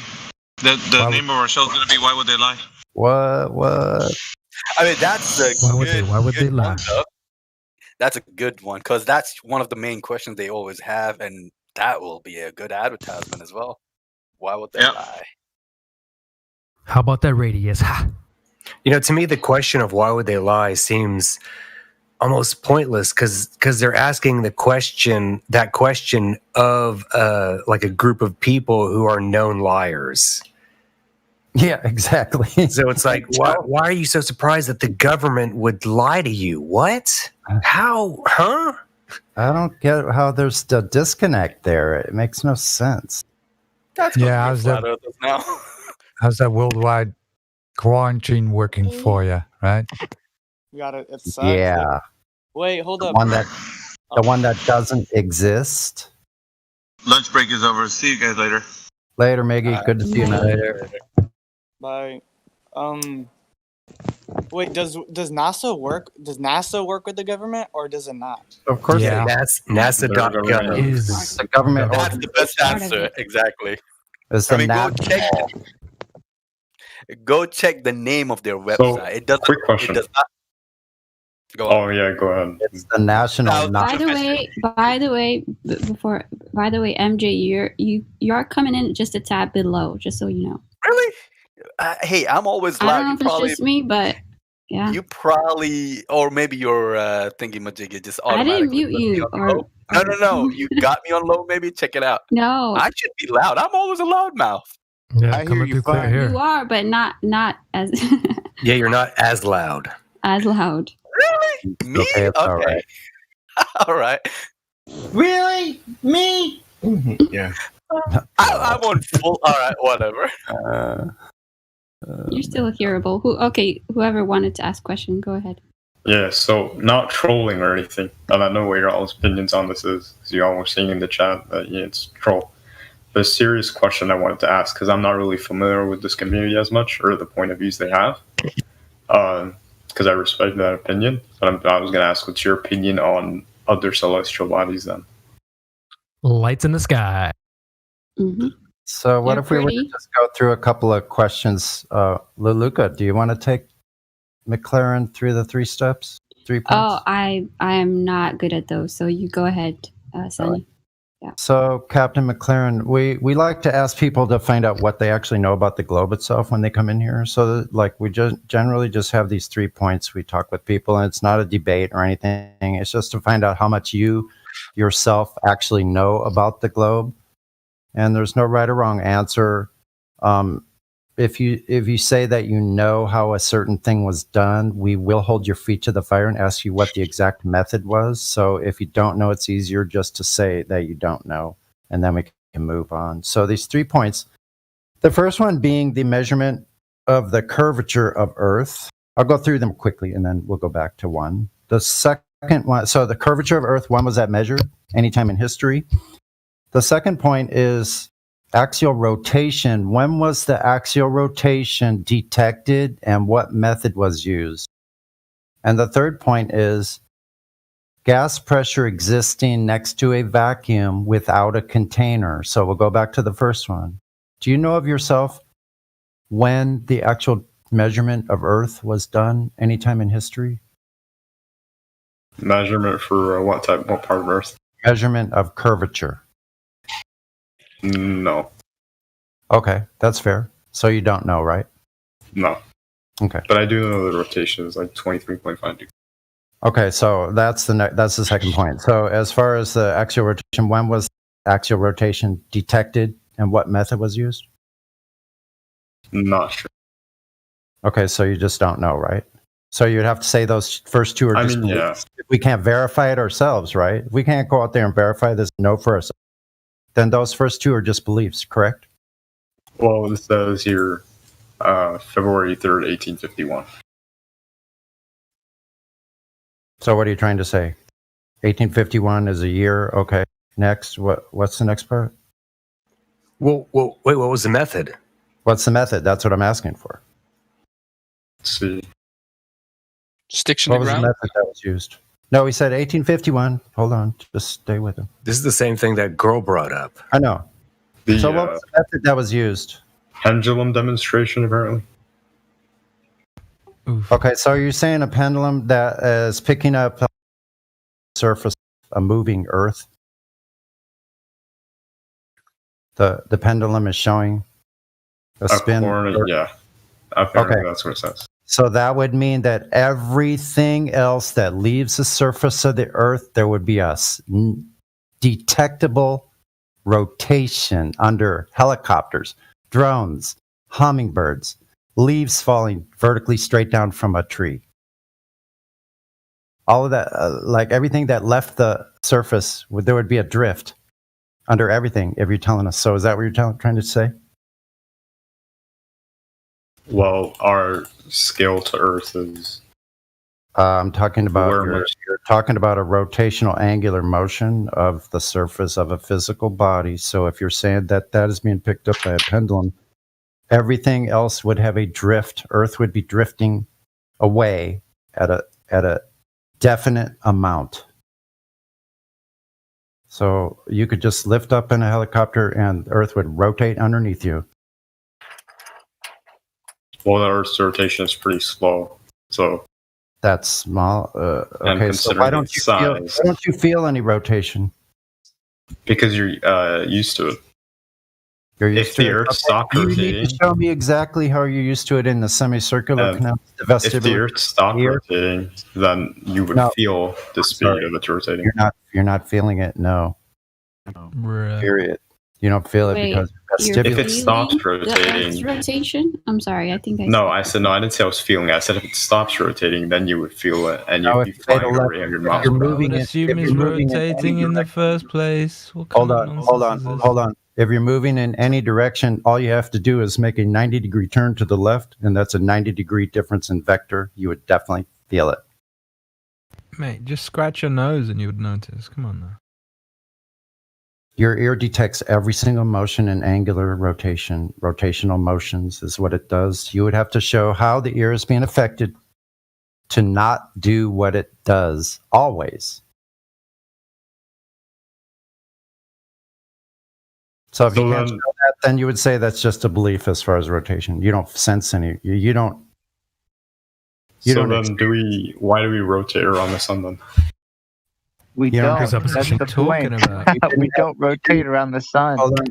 You didn't then what measures our seasons? We're not heliocentric. Hold on. No, we're getting off into the weeds. Let's get back. Let Sonny finish this. Remember in the first point, you didn't have a measurement of curvature? Well, that's because I don't personally know. Right. So you don't know. So on the second one, you don't know why you don't feel any motion. You don't sense any motion. You don't experience any motion. So you'd have to say if someone told you that you're moving and you don't have any way of detecting it, not even any technical way of detecting it anytime in history, this detection of rotation has never been done, then it's just a belief if they tell you that it is moving and it's not. Correct? Yeah, no, you have a valid point, but then I'll ask you this then. Okay, so hold on, and we'll get to the third point, and then the panel will open, and you can ask any question. We can move on from there. So on the third point, so the first two are just beliefs, curvature and rotation. The third point is gas pressure existing next to a vacuum without a container. Can you practically demonstrate that this can exist in reality? That being the gas pressure next to a vacuum with no container? Survey says. I'm not sure. Okay, so you have. But the only reason behind that is because I don't personally know. There's obviously other people that would know. or would have a valid opinion. Well, so you just believe that there's got to be somebody out there. They tell us they went to this place, and so we just have to agree with them and believe it without verifying it. So it's just a belief as well. No, I didn't say that. I said there's other people that have valid reasoning to your question. And Yeah, I'm not sure what you think. I don't have answers to that question. Right. Okay. So you have to say you don't know. Okay. So we can move on to the rest of the panel and back off and kick back and listen. Thanks for participating. Someone ought to give you the 3-point roll just so we know when you come in that you've gone through that process. Thanks for Okay. Real quick. I know I just jumped in there real quick. Do you think that if you researched it, you would find someone with a credible answer to number 3? Probably not. Oh, okay. No further questions. That's honest. And just so you know, like I tell people this all the time after we go through the 3 points, that it's nothing that you need to cling on to this model that you have in your mind that they've told you. There's no really reason to hold onto that so tightly as a belief system. I mean, you're not. They haven't. Let's face it. What have these authorities given us that's been good? For one, Roads, so. schools. Well, then, what do you guys believe causes seasons? The sun or moves tides? over the plane. The sun moves over the plane in a circuit. The sun and the moon circle up over ahead of us. You can't tell anything about where you're standing by looking up lights in the sky. So then the sun rotates around the Earth, you're saying? Oh, Right. yeah, you're Helios. Okay. We're not in motion. Okay. So why does the sun rotate then? It just does. That's the way it was created. Why is Why the is motion water circular? wet? What kind of question is that? Why does the sun move over above us? No, does it move in circular motion then? Because it has to. Why is that? Because that's the way it was created. But don't you think if maybe How would we know that? How but would we know isn't that? but isn't that just like asking, like, say, you know, if Why we is were blood still red? thinking about, like, if we were still thinking about the globe, why is the Earth rotating? Got hit by a meteorite, and now it has a spin. Cool story, bro. What? No. See, that's another cool story. You cannot prove. Well, was it hit by a meteorite. What the fuck is a meteorite? A meteorite Well, you guys probably don't know doesn't what have that any chance of accelerating the Earth's rotation. So either way, A meteorite hit the Earth. How did the Earth form? like if you It had to hit spin. a small rock on a big thing, it's not going to really cause much an effect. Well, The rock would move, but it wouldn't be spinning, would it? Yeah, let's not get I off. thought it was the same thing that hit the Earth and created the moon, like the big collision that created the moon. Oh yeah. They're all hit the storytellers. Earth and That's created why the moon at we the now have a same spin. time. Or it was from the Big Bang, one of the two, like how the solar system got jeez. created. Really? Do you know where the Big Bang came from, bro? Yeah, from Child Stories, good one. Where did the Big Bang? Do you know that the Big Bang came from a Jesuit Catholic priest? Could be. I don't know. No, That not sounds could- very. So then, The Metra. It's so not a- correct me if I'm wrong. So you guys believe in a static universe, or We know it's static. We don't believe in it. No. We know. Static? Everything's Maybe moving. What are you that talking has about? no Stationary. start, Stationary. or what Everything- do you believe? Yeah, everything's in flux here. Gases are going up randomly and omnidirectionally. Like So there was there's- no origin. there's what? So there was no origin.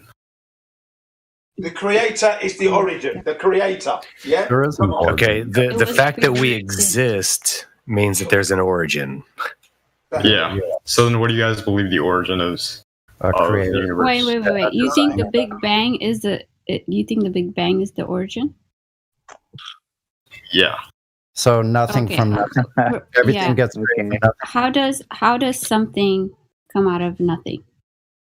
When that's That's the question main, I have. I don't have the answer to that either. No one. Well, does. you know that matter is neither created nor destroyed. Isn't that a law? Exactly. It's preserved. So we know that matter is neither created nor destroyed, so it's always been here forever. Well, we That's can't another way really. of thinking about it. But you believe in a whole bunch of other star theory type shit because you're a glober. Well, you believe You in the don't God, even know correct, right? how much of a religion your belief is. Wait, so do you believe in a higher power or no? There has to be a designer. We all found ourselves in this Alright. situation, right? So then, We are just experiencing what's happening. I didn't So design any of it. We're do you just guys all think here. it's appropriate that we have to have the answer to a question like that of where did that energy come from? That started. You don't know where the energy. You're the one who brought up No, origin. you're this though. flat. Yeah, that's what I'm saying. That's what I'm saying. But now So you're no one saying, knows. why would you bring it up? Because no one knows. the answer to these questions. Here's a- word. Yeah. No one will ever be able to know. Yeah, but they're, Just like they're what's the sun? claiming that they know all of this. Somehow they know about the Big Bang, about evolution, about, even when you're talking about the origin, you should be asking the origin of the species and stuff, like how abiogenesis is possible. All of that, why stop with the energy creation? Or if All of someone that wants to. doesn't make sense. You guys Someone believe in evolution? Someone wants a No. feast tea check-in, apparently. Evolution is we part don't of the smoke Big special Bang. juice. It's part of the whole eugenics Big Bang theory is all based on the same thing. It's a religion, bro. Evolution is part of the same scientism religion you now find yourself in that you don't even know the details of. Yeah, it's all connected. Big Bang, evolution, heliocentrism. So I mean, well, don't what's the stop step at one. further? That's my question. Like people that believe in a flat Earth, they know they're living in a lie, right? So what can you do about it? Absolutely fucking nothing. So what are you gonna do? We're sitting here doing it right now. We're listen. We try to share the truth, discuss the truth, right, and live our life to the best. I mean, it's not like we have the option to go out there and take over the government and do stuff, right? Right, it's not even about that. It's the fact that it's the fact that you can appreciate your reality. Once you figure out that holy shit, half the things they're telling me is a lie, how can I know things? Science is a good way. Understanding and critical thinking is a really good way. But when you start questioning for yourself, you'll find yourself some way or another at flat Earth. Absolutely. Because you just can't believe shit that they tell you. You can't do that. That's just not thinking. So, do you believe in any hold on. Let me add on to that. So, the globe is a mental construct, and it dictates. Hold on, it dictates. Certain things in your life. So now, just like that's a mental construct, you have people that take up one of four quadrants, right? So you have employees, you have employer, you have the you have the entrepreneurs, and then you have the investors. So everyone is not an investor, even though everyone is capable of being an investor. So what we're doing is boosting the quality of life by freeing our minds. That's it. Okay, no, I get that. I can see that. I mean, the problem for me is that I think the belief of the globe is just so deep that, and I'm looking at things that I've seen myself, that I just can't, see the flat Earth. I can't see it. Like there's always that one thing that you're brainwashed. You've been talked into this, man. Okay, You've been talked into it. You just said it. It's so deep that I can't see it. That's exactly what you guys are also so deep. You guys are also deep into the flat Earth. You guys don't. No, listen, dude. It's fine to say that whenever they taught you about this, they were talking you into it. They were trying to convince you of this from the beginning. You never experienced a globe. I'm sorry. You experienced the Earth being flat. You know this. Even if you've been on a plane, you'll know this. It's always flat. The only people that are telling you it's a ball is the ones that are trying to brainwash you. There's no curvature. There's no measurement. It's a lie, dude. All right, well, I got a friend who wants to be verified if anyone can go. It can be simplified, right? Oh, there you go. If it's so deep, don't try and paint it over, because what you're trying to do right now, you're trying to paint that broken house up, like make it look like it's all legit. Bro, just knock the whole thing down and start again. I don't want to go Everything. down that far. Everything. Knock it all down. You have to go and build your foundation back up because you built your house on a foundation of lies. For me, it's... So knock it down. Knock it down and start again. It's a rotten house, mate. It's a rotten house. That's what you guys believe, and that's not what I believe.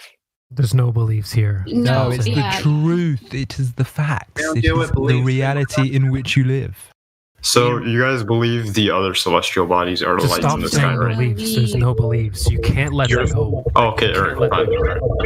So all the other celestial bodies are curves. Start there.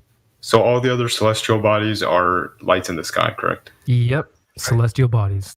So what's your opinion on what footage you see coming from other celestial bodies, like robots out there, rovers? What? Robots. Okay, right. So the problem is this: how can you verify that they are exactly what? Then, what is your opinion on the not so fast? Did you hear my question, Captain? What? How can you verify the images that they're showing you is where they say they are at? You can't verify them because no one's ever been there. Exactly. There you go. So, all right then. Well, so then what do you think about? So then what do you think about the videos that come from the videos of different? Okay, we don't believe the quote, pictures, but we'll believe the videos. Refer to my video. Or the videos. Then where do you think they come from? Why did you answer the question? Refer to the same question. Yeah. Can you verify? Can you repeat that, Elborica? Just change it to videos. How can you verify that the video that they're showing you is from the location they say they're at? You can't unless someone goes there. Right, exactly. Well, So thing you is, can validate it. Now, but there's put it like this. What's going to happen in the future, though? If I tell you, well, you're appealing to a future. So the thing is, if I tell very you, near future. Hold on. If I tell you, hey, there's a Great Wall in China, you don't have to take my word for it. You can go to China and check it out yourself. China. Big wall. Right? In other words, you can verify what I'm telling you. The other things that they show you up there, I mean, shit, man. I've seen unicorns, King Kong, dinosaurs in movies, bro. So then what makes this argument correct then? Listen, this What gives what gives the fact that the flat Earth is real and the fact There's that many things. Well, it's the fact that the globe theory has no chance of being correct. What gives you that argument? All right, practical. Can I answer this question real quick, Alberiqua? Go ahead. It's like 2 words: practical measurement. Okay. Yeah. So there's many things, right? One of exactly what he said is measurements. Laser tests, verify evidence that you can actually verify for yourself. Now, another thing is water. Water, no matter where you put it, when it's a large body of water, it always remains flat, and the Earth is 70% water. Gas pressure without a container cannot exist. In other words, they need something to contain it, and they're saying they're going to outer space. That means that there is no container from here to the vacuum of space. Meaning, if you didn't have a container, it would definitely just disperse into all the gases on Earth would go to whatever medium is available to it. Those are a few things that just destroys the globe, and there's a lot more. All right, can I ask something to you? Yes. All right, Go sure. ahead. So I would just like to say, right? Do you guys think, first of all, what is gravity? Do you think it's real? What is it? Go ahead. What you tell us? What is gravity? What is gravity? Well, we can say a couple things about it. No, I would Not actually, down. I'm not asking It's about up. gravity. What I'm asking is, how do you stay on the ground if they're at the spot? No, I mean, so does everything goes down? No, that's not what gravity is. That's not at all. We don't care about gravity. towards the center, right? No, it puts it to the center of mass. And if they're All right. So, what about a helium? Okay, 5 years, too late. Yeah. But let's just dismantle this part. What about a helium balloon? Helium balloon, okay, sure. You gotta. What happens to that? Okay, do the density there. It goes up. Tends to go up. They right. always change the topic. Sorry, no, hold on. Wait. Let me try this. Wrong answer. Well, because you're about to. I was going to school him on density. Sorry, but go ahead. But that's irrelevant because based on what he's saying, you've just given the wrong answer. Because if you believe in mass attracting mass on an atomic scale, gas has a mass as well.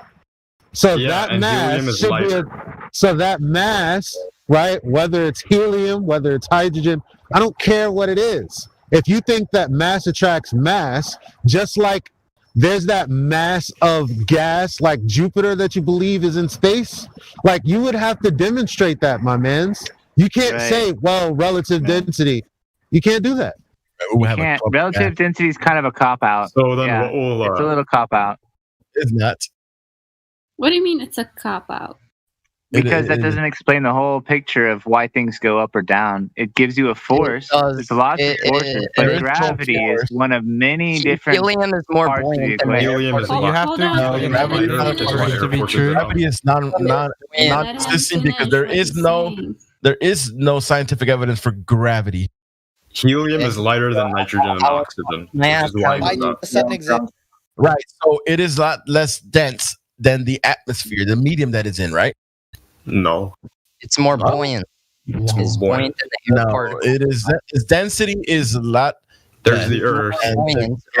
Hold on. We can say. Listen. We can say one thing about. We can say one thing about relative density is that it doesn't account for electric potential.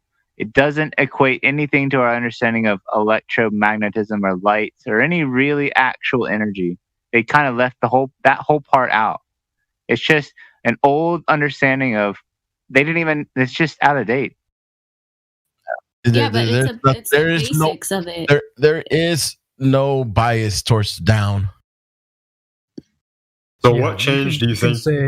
You can take your microphone and drop it and say gravity, but then when we put the balloon in your hand, then you want to change the topic to, well, it's lighter than. Because it is. What directions do gas? So you're comparing a helium balloon that a human can hold in his hand. Compared to a giant planet's atmosphere. Well, I mean, what giant what? Or whatever you want to call it. All right, on scale, a human to everything. But that's the point I was making, right? Because you have this big mass, the Earth, and then you have these other masses being attracted to it, like people, like gas. Oh, wait a minute. No, not gas. That's the problem. And put it like this, man. We could just go down the route of, okay, well, then validate gravity for us. Scientifically. Yep. They can't because they don't know. Listen, hold on. They can't because they don't know. That's why I didn't ask you. So now I got another question for you then. I didn't ask this Cleanser. I asked somebody else. I asked Glover. Again, yeah, can you prove gravity to us via the scientific method? The fact that we're being pulled down to the center of mass of Earth. Now you Do you know what the scientific method is?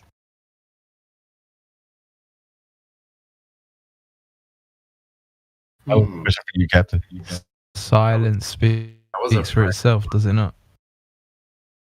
Yeah, give us the control variables for the experiment. What's the observed phenomena first? Well, I didn't live with a guy who demonstrated this, so I wouldn't know. We want to know. Wait, you said you lived with the guy? I didn't. I don't pay attention to the process that the guy took to discover this. What was right? That is what you said. Maybe sit down and shut up. So there isn't any scientific evidence for gravity, right? It is just a theory. It's not even a scientific theory. All right. So if gravity is not real, right? Doesn't explain what's happening. Right. So then I have a question then. So for the future programs, right? For the future programs, right, that are being developed for human exploration, that's fake, going to other places. Oh, bro, you're a spiral. What do you think? Handwave dismissed what he just said. What do you think? What do you think will have to change? Nobody cares. Quick, change your topic. Stick to the point. But I asked you a question though. That is the point. I answered your question and you just handwave dismissed it and moved on to another question. Yeah. You're talking about future explorations, dude. Well, they couldn't even take off from the Earth if they didn't know the radius to start. So about the gravity part, then fine. What keeps you on the ground? You're what Makes you think you would just fly off. You're denser than What keeps you on the ground?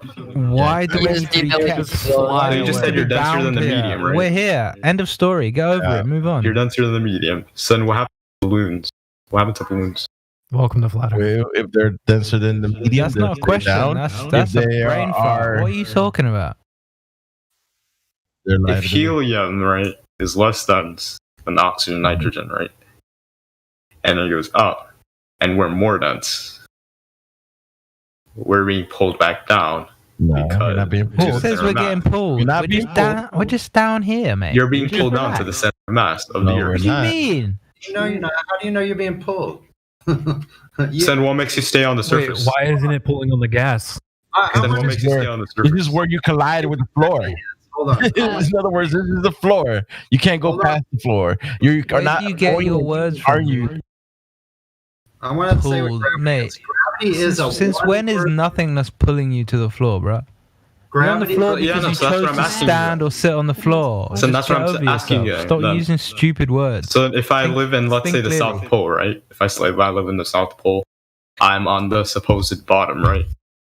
Then what keeps me on the ground? What are you talking about? Can I? Oh, okay. Wait. Okay, South Pole. Yes. Hold on. All right. Hold on. But What if I are you? Put the drugs down. Take a breath and think clearly. Onto the flat Let earth. Lulu get in there. Let Lulu get in there. Thank you.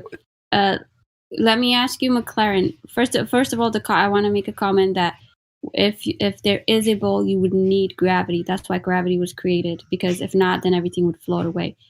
Second of all, my question is: does gravity affect everything? McLaren, that's for you. in a way, probably. I don't know about everything, but I do know it affects most, if not everything. Anything with mass. There you go. Yeah, if you're saying it's being attracted to the center of mass, that means anything with mass will be affected by gravity, right? Well, that depends. What do you mean?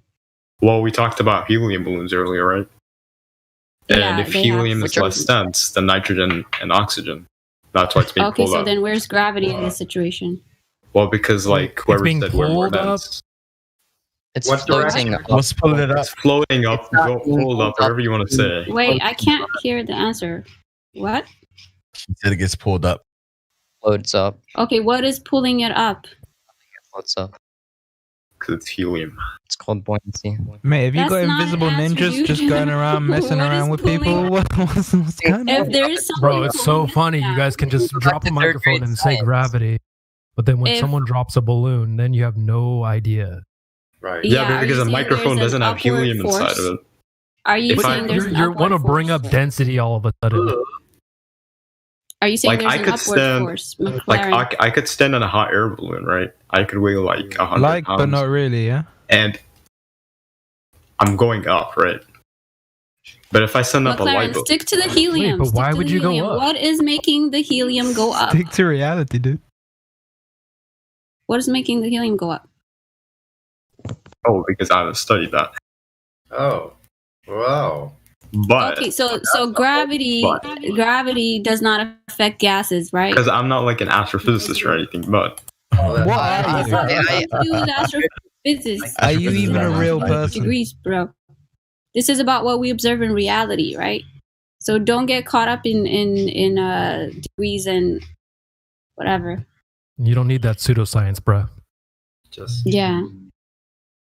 So gravity does not affect everything. It's very selective, right? It picks and chooses what it wants to affect.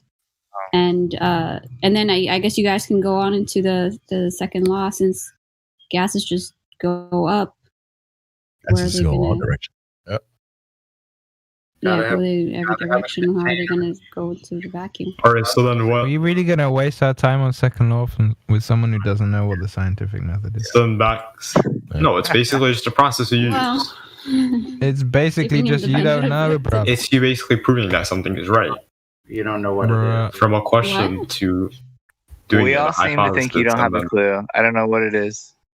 Well, that's Wait. what the scientific method is. You take a question and you Yo, prove if I it. ask you what your None name of us is, you think can you're say the what your one that name is, proved it. right? just stop. Just stop. No, that's not what it is, man. Spiral. You don't take a question. Okay, so then what do you think? So future human exploration programs, right? Future human exploration programs. Okay, yeah, it is a fantasy. Alright, fine, a fantasy. No, it's a fallacy. The fantasy that they're going to execute. Not a fantasy. What do you Okay, think? hold on. Let him get it out. Okay, what about the future? So What if the about future? fantasy gets executed and a lot of people believe in it, what do you think you will have to change about the fact that the Earth is flat so that they can believe in you? What? What the flip do you? What is wrong with this? Okay, so human, What the hell you're gonna ask? No, it's a serious question. Future human exploration. You don't know what questions are. Future human exploration programs, right? Like, for example, You're appealing to possibly be. No, you're not letting me talk. But that's the thing. So, We literally gave you the floor to make your point, and you made like one of the dumbest points I've heard so far. that's why I asked Can you. I petition? Can I petition a mod for a Jaguar, you mercy get your flush right chance, here? bro. Chill. Can someone send a map of the Earth to the? Can we give this McLaren a mercy flush to cog this? No, okay, so if this is a fantasy, for right? his own, They're gonna for go his to own good, man. This is just so He's being, stupid. If they're gonna go he's to being respectful. They That's haven't okay. proven it yet, but they will. He's getting pretty funny though. You call it a mercy this flush? doesn't require you to be No, I'm asking a respectful serious or question not. right now. You guys didn't answer my question. For about those mercy. who need Answer my help. question. You know I said what changes would have to be made. Why don't we just flip the question back on you, right? Captain, you know what is a fallacy, right? Yeah, something that hasn't proven. No. It's something you have. It means it has something that's something faulty. Your logic. So, alright. So, this fantasy, right, that's planned to be executed to go to lights in the sky, what do you think you will have to change about the fact that the Earth is flat so that more people can... You're appealing to a... That's not even future question. fallacy. Do you understand the words that's coming So out? yeah, the fallacy, fine. Whatever you want to call it. No, hold on. Just rephrase the question and flip it back. Okay. Hold on, Captain, everybody. we'll show you Por favor. today. Wait, everybody. I'm sorry. Rio's gonna go to bed, but she wants to say something before she goes to bed. Can we give her the floor, please? Oh, yeah. Go ahead, Rio.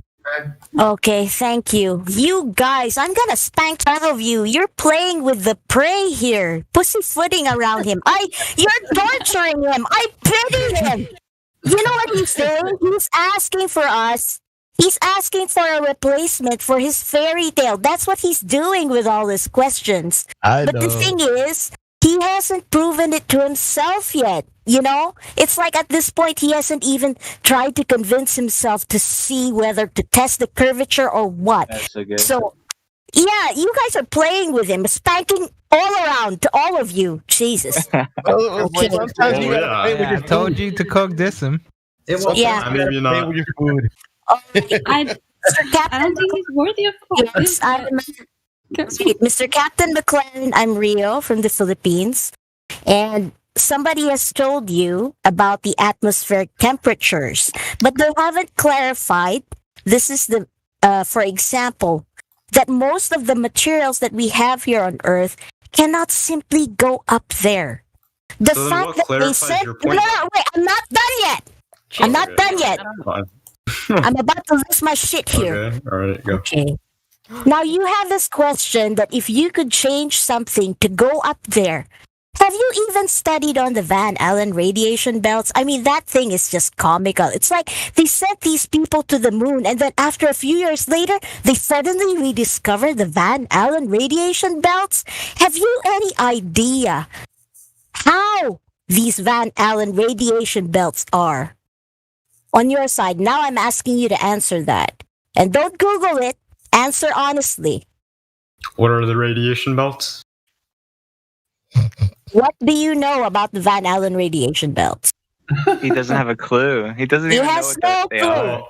Have you an idea that it's 30 million electron volts at 7,500 miles up? And you would have to measure that in the Kelvin. So here's my point to what you're trying to take I'm not advantage of. finished yet. Jesus Christ. I'm not finished yet. She's not finished. 1 electron volt is equal to 11,600 Kelvin. Can you fathom how much you have to multiply that with 30 million electron volts. And you're trying to think that there's some way we can get up there? You need to research on your own model first before you come here asking for us to replace your own fairy tale model. That's all I can say before I go to bed tonight. All right. All right. Well, Good night, guys. Let's stop praying with the pray. You've been pussyfooting it, stanking all around to all of you. Good night. So, thank you, Rio from the PI. Thanks, Rio. Dropping facts. That was good. So what makes your point be eligible to have Did to you believe understand them? anything she said? I did understand about the radiation belt. The answer to that is I'm not an expert at it because I'm only 15. I wouldn't know unless I study it. That's an appeal to Right. authority. So that's okay. It's very common. But I have a question for you though. No, yeah, and it's an honest truth. If I don't know, I don't have the answer to it. But I know other people do. Hello, this is my So- mic. You heard you. Yeah, you're good. Damn. So Alright, then, we what can move makes on the from him. what makes the flat Earth real No. then? Like how Wait, come Sonny- Makes Sonny, how come did you the go other over the 3 points with him? Did you go over the 3 points with how him? come the other fallacy can't be Don't proven? waste How come time, yours doesn't man. have to be proven? Mute No, him. I think he did. Because that yours hasn't been proven That's yet. a fallacy. Sorry. So then what makes that point not eligible to be proven when yours is just proven without any evidence, without anyone accepting it? Except on the Swan. contrary, on the contrary, No, you see, you are didn't answer, though. definitely observable and measurable. Flat. didn't answer The Earth, in all intents and purposes, is used as a flat stationary plane. In all intents and purposes, flying, navigation, everything. McLaren, do you know what the radius of Earth is supposed to be? Just right off the top of your head. Nope. Do you know what the circumference is? Right off the top of your head. No. Thank you. I'll be here all week. All right, can we move on from this guy? Let's talk to Thanos. Just mute him. Yeah, can you mute yourself? Wait, Thanos is here. Oh, I have a question. Can somebody send Thanos like be the, squishy? Oh, sorry. Go ahead, Mihail. Oh, so like I've been trying to understand then like what does the Earth look like then? Like I don't. Have you ever Like, gone the Earth outside and not- looked at it? When you go outside, Like, look, are- what does it Yeah. look like? Is that a real question, like, for dude? Yes, I'm Are asking. you blind? because- Do you mean like as a whole? Nah, no, like, let him what does answer it the look? question. Yes, Are you the blind, whole- dude? Because if it isn't round, then can I see a picture of how does it like look like? Like, can I see Have a you model? ever seen an Earth being a ball curving? I'll picture him right here. Every picture is a flat Earth picture. So what do you It's see the when wrong you're outside? question. He's asking us a question that we can't answer. What do you mean? You want us to take the picture as the one who created it? That's nonsense. No, like, do you guys? We're have over here. That how you? We're guys see- standing on the painting, and you want us to take a picture of the painting. Explain yourself. Yeah, it's like the fish asking, like, but where's the ocean? Mm-hmm. Yeah, it's Look, you have to outside learn of to be our- satisfied with what you can actually attain. If you can't attain it, don't waste your energy on it. Move on. Water is Yeah, always. outside of our limit to go out and take a picture of the Earth as a whole. But every picture that has ever been taken is of the flat Earth. Yeah, but like that's why maps exist, right? Do you guys have a map? We don't live on a map. The map is not the Say you terrain. guys live on a map. Wait. Why do maps exist? Yeah, why? I didn't say that. Oh my god, you guys are twisting my words. You just said that's why maps exist. Yes, do you It's guys recorded. have a map of how flat Earth is? So how Every can- map maps, bro. Why maps exist? Mate, every map. You don't even have one. When you roll it out, what happens to the map? Well, when you roll it Flat out, on the table, it's flat on your Yeah. carb on it, it's flat on the floor. It's a map, dude. Just get over it. Yeah. Navigation is always with flat horizontal. You gotta stop complicating your life. It's just this like, okay, I want to know how to get from here to here and blah blah blah. I'm gonna draw a map. Boom, end of story. All right, well, thank you. Life is not that complicated, dude. Yeah. Well, I just needed somebody to clarify that. Thank you. Michal, it's not that difficult, right? I just showed you there are thousands of maps and they're all distorted, right? There is no correct map. They all have distortions. And they all have their own use, right? They all have their own use in reality. Yeah, they're tools. Like there's thousands of different types of knives, but at the end of the day, as long as it cuts, that's the knife, right? Here's the thing. It doesn't All need maps. to be perfect. It just needs to get the job done, you know? I need to get from here to flipping China. So, okay, I follow this route. End of story. Okay. There is no map with accurate distances in every direction. Every direction, if it's an accurate map, will not calculate distances correctly. All maps are incorrect. Yo, and also, say, for argument's sake, you could get a picture of the whole thing, which is nonsense, right? Because you'd have to leave creation. But just for argument's sake, even if you got a picture, the center of the picture will be in one aspect, and then the edges of the picture will be in another, right? Perspective. So even if you were to use that and then try and draw a map from that, the relation in distance would be all skewed from the center of the image to the edge of the image. Yeah. Same with how you see, right? In front of you, boom. Over there in your peripheral is different.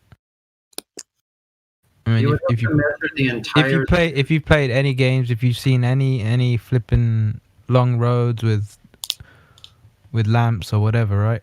You'll see how it's hold on. These things are getting smaller, they're all moving to one location. That's not how it actually is, but that's how it appears to you in your vision. So if you're going to draw a map like that, then you're going to get confused. But you have to understand that that's just part of how we exist, how we live. There's going to be really all about perspective, then, right? There's going to be no accurate map until we could actually go out and measure or plane as far as it goes until they reach the limit of the container itself. They would have to measure that distance, and it's never been done, as far as we know. I'm sure it has, but we just don't have access to the real maps. That's a possibility, yeah. That's a possibility. Somebody probably does know. That's why we can't go to those places. I mean, surely the military, they know a whole lot more than we do. They do. Yeah. Floating around in their big steel boats. You know, they know pretty much everything. I could guarantee it. They were blasting the container. Operation High Jump, Operation Fishbowl. Fishbowl, High Jump. Dominic. Okay, I see Connie East. I see Connie East. He's muted for, I'm not sure why, but did you guys talk to him already or her? Yes. And I know this is off topic a bit, but talking about the military, I'm actually going to be going to Marine boot camp on July 23rd. Wow. Damn, dude. My condolences. Good luck. Yeah, good luck with that. Sorry. You have to Damn, that's a life I'm not choice. going to be going into war or anything. I'm just going to be, it's probably going to be metalwork or reconnaissance or just utilities. But yeah. When you to go out and kill you can do an apprenticeship in metalwork if you really care about that, man. You don't need to go to the military for that. Yeah, that's a pretty big decision, man. Yeah. What a waste. Yeah.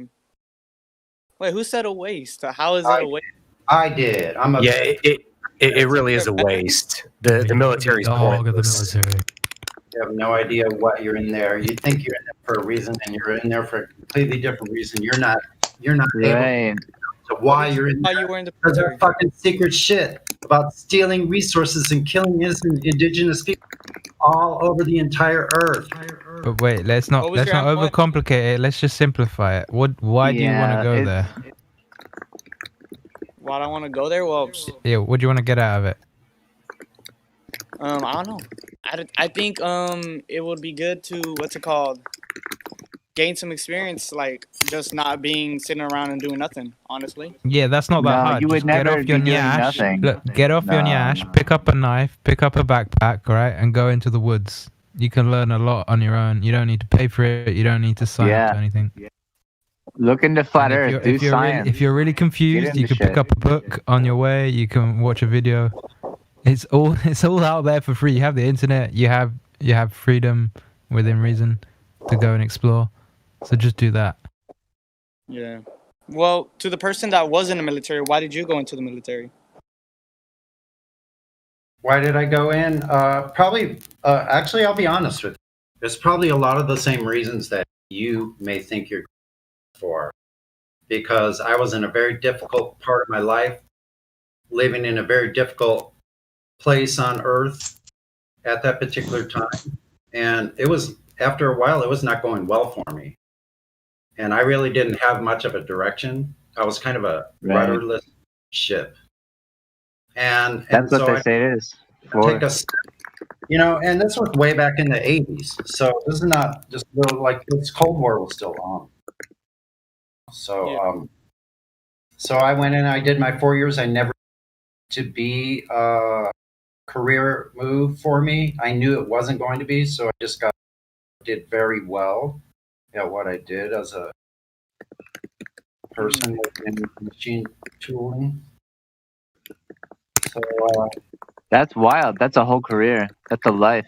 So the thing is, I got out, but see, after maybe 25 years of research into what's going on, I would never want my children to go. I wouldn't want my sons to go into the military because I know too much about what happened before and who is in control of all of that and what they've been doing. They're the same ones that have been doing this for thousands of years. Exactly. You're spot on. You're exact. This is where flat Earth comes in, right? That's actually true.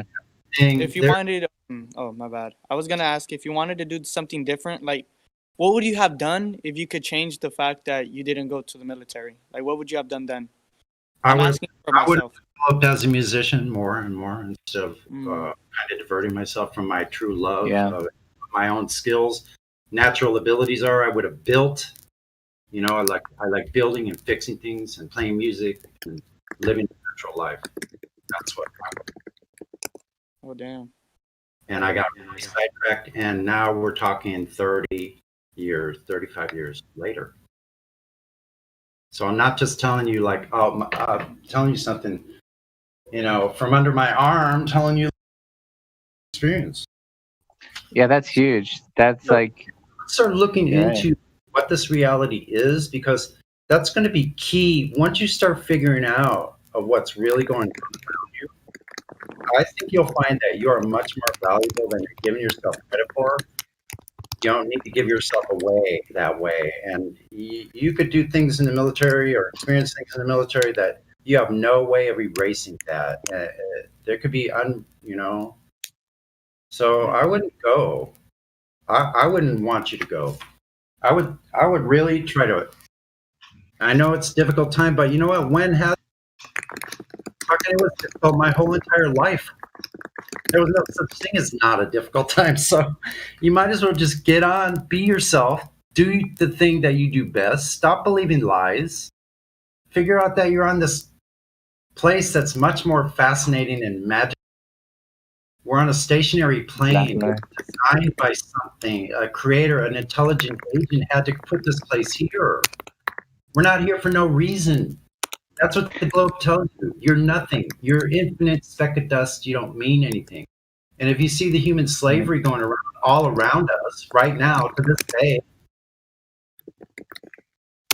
you know, there's got to be. It's fucked up. It's craziness. Starts with you. Mm-hmm.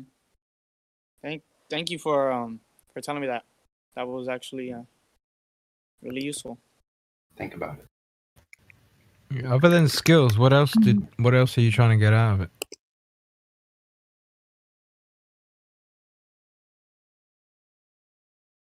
To be honest, I don't know. It's like right now, I feel like I don't know, cause I'm really into just like challenging myself, my dude. Like I don't know, and like I hear like the Marines is the hardest too. Like it's the hardest military branch to get in. So I don't know. I really just want to test myself. Well, there are other options, right? You could go and do martial arts. Yeah. Do MMA, Brazilian Thai. You know what Muay Jiu-Jitsu, Thai is? that kind of stuff. Yeah, I'm aware of it. So you should, Yeah.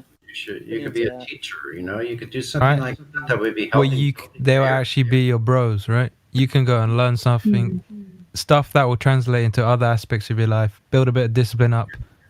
If it's something that you're really interested in, you can choose to excel in it, right? If it's just you want to keep fit, you want to learn, you want some decent people to hang around with, and just push yourself physically. You just keep it up for that. So you have so many options, and you don't need to sign your whole life away to them, right? And maybe it costs a little bit of money. Maybe it's you got to have some kind of loyalty, but they're not expecting you to give them blood. They're just expecting you to turn up and train properly, right? That's an acceptable agreement, if you ask me. But the agreement of the military is that, okay, now give me your whole life and let me manipulate you. Let me build you up in our image as opposed to build you up in what you're meant to be. So, no, that's not worth it to me. Whereas something like martial arts or learning how to fend for yourself in the wilderness, different courses like that makes more sense, right? You might have to pay up front for it, but better that you pay for it and you actually gain something for it than they pay your way and now you're beholden to them for the rest of your life, Can I come in for just 2 seconds, guys? I just want to say two things. I promise I'll be done. One, is there any cherry on top, Lula? Honey, I don't think you realize maybe that we're maybe hot mic and we're hearing you type. And two, sweetheart Elijah, I sent you. Sorry. Oh, you're okay, honey. I figured you didn't. And Elijah, I sent you, not Elijah for Truth, not you, but the other one. You emailed me or DM'd me about that guy. Remember I told you about with the email? I just sent it to you. And the second one has his actual email in blue, his real actual email full out. You know what I mean? Not just his name. So that was sent to you just now. Okay, and I'm sorry it took so long to get back to you. But that's it, guys. I'm sorry. Go ahead. I didn't mean to interrupt.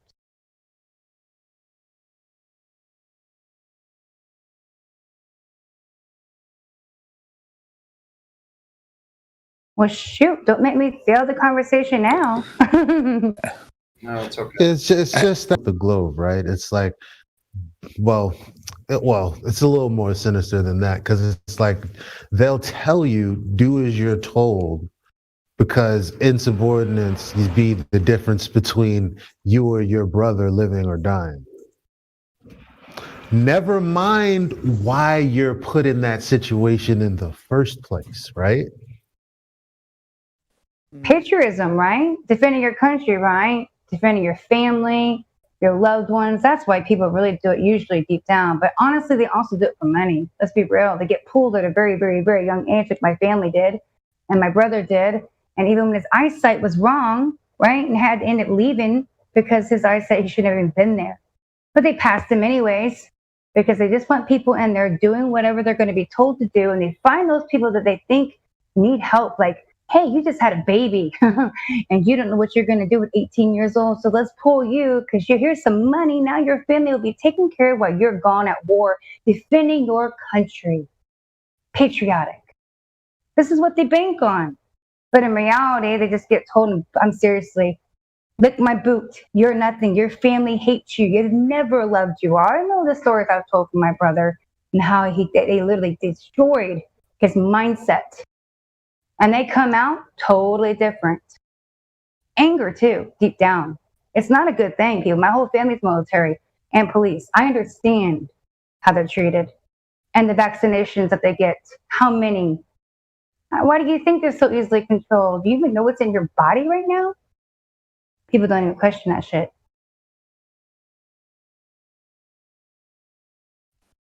Yeah, that's crazy, honestly. Like, I love my dad because he literally told me, don't you ever go to the military, honey, please. I beg you. And I was the only one who was kind of like, nah, I'm good. No, thank you. I saw through that, though. But my dad was a very good father. It was in the Korean War, and he even told me, no, nothing to do with it.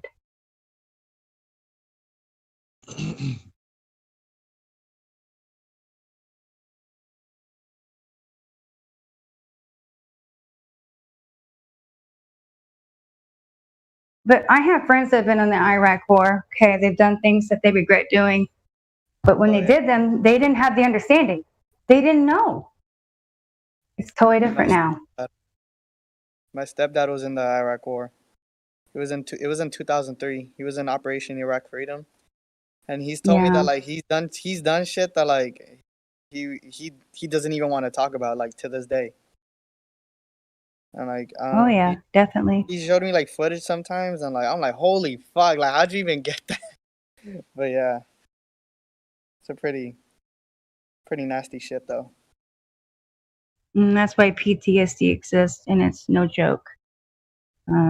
These people I feel deep sympathy for. You gotta understand that the brainwashing that they went through, even if they chose to do this, right? Even if it was for money, the brainwashing that they go through from the very beginning till the end is crazy. And they actually protect their brothers in war and love them more and more, usually, than their own families at home. Because they are stuck in that environment and they know that that person supposedly has their back in the middle of war. But really, they're just out there shooting people, killing people, and they don't even know why they're doing it. They think they're doing it for the right reasons, to protect us. Well, this whole war was started by us. What are we doing here again? Yeah, killing families. You know, we're planting mines out there where they're blowing up families and homes and everything else. It's sick. Some of the things that went down in that Iraq War, and by the way, every single war. You can even look at recent times when you had Hillary Clinton boasting that that we overthrew Gaddafi and killed him. But what happened after that? Like, we're supposed to be liberating people, and now there are slave ships, slave markets in Libya. Like, what are we doing that, we touch a place and afterwards there are slave markets, like literal slave markets? Yeah. Oh yeah, I don't know if people heard. Too big for their boots, apparently. He was going to set up a proper monetary system founded in gold, right, or based on gold. And they're like, no, you can't do that. We're going to go and slaughter you and degenerate your whole nation. Yeah, did you guys hear about Gaddafi afterwards too when all that happened? I mean, there was literally people saying that are under him, oh, we love Gaddafi. This is ridiculous. He's been taking care of us. And it was like, oh, no, they need help. Guys are being hurt and they have no money. No, it got worse after they came in there and killed that man. Let's be real. Hear the stories of how he took care of his people, man. Every single one of those people would get funding for housing the moment they got married. And it was not a loan, it was a gift. Every single one of them. He took care of his people very well. Sorry, Sunny.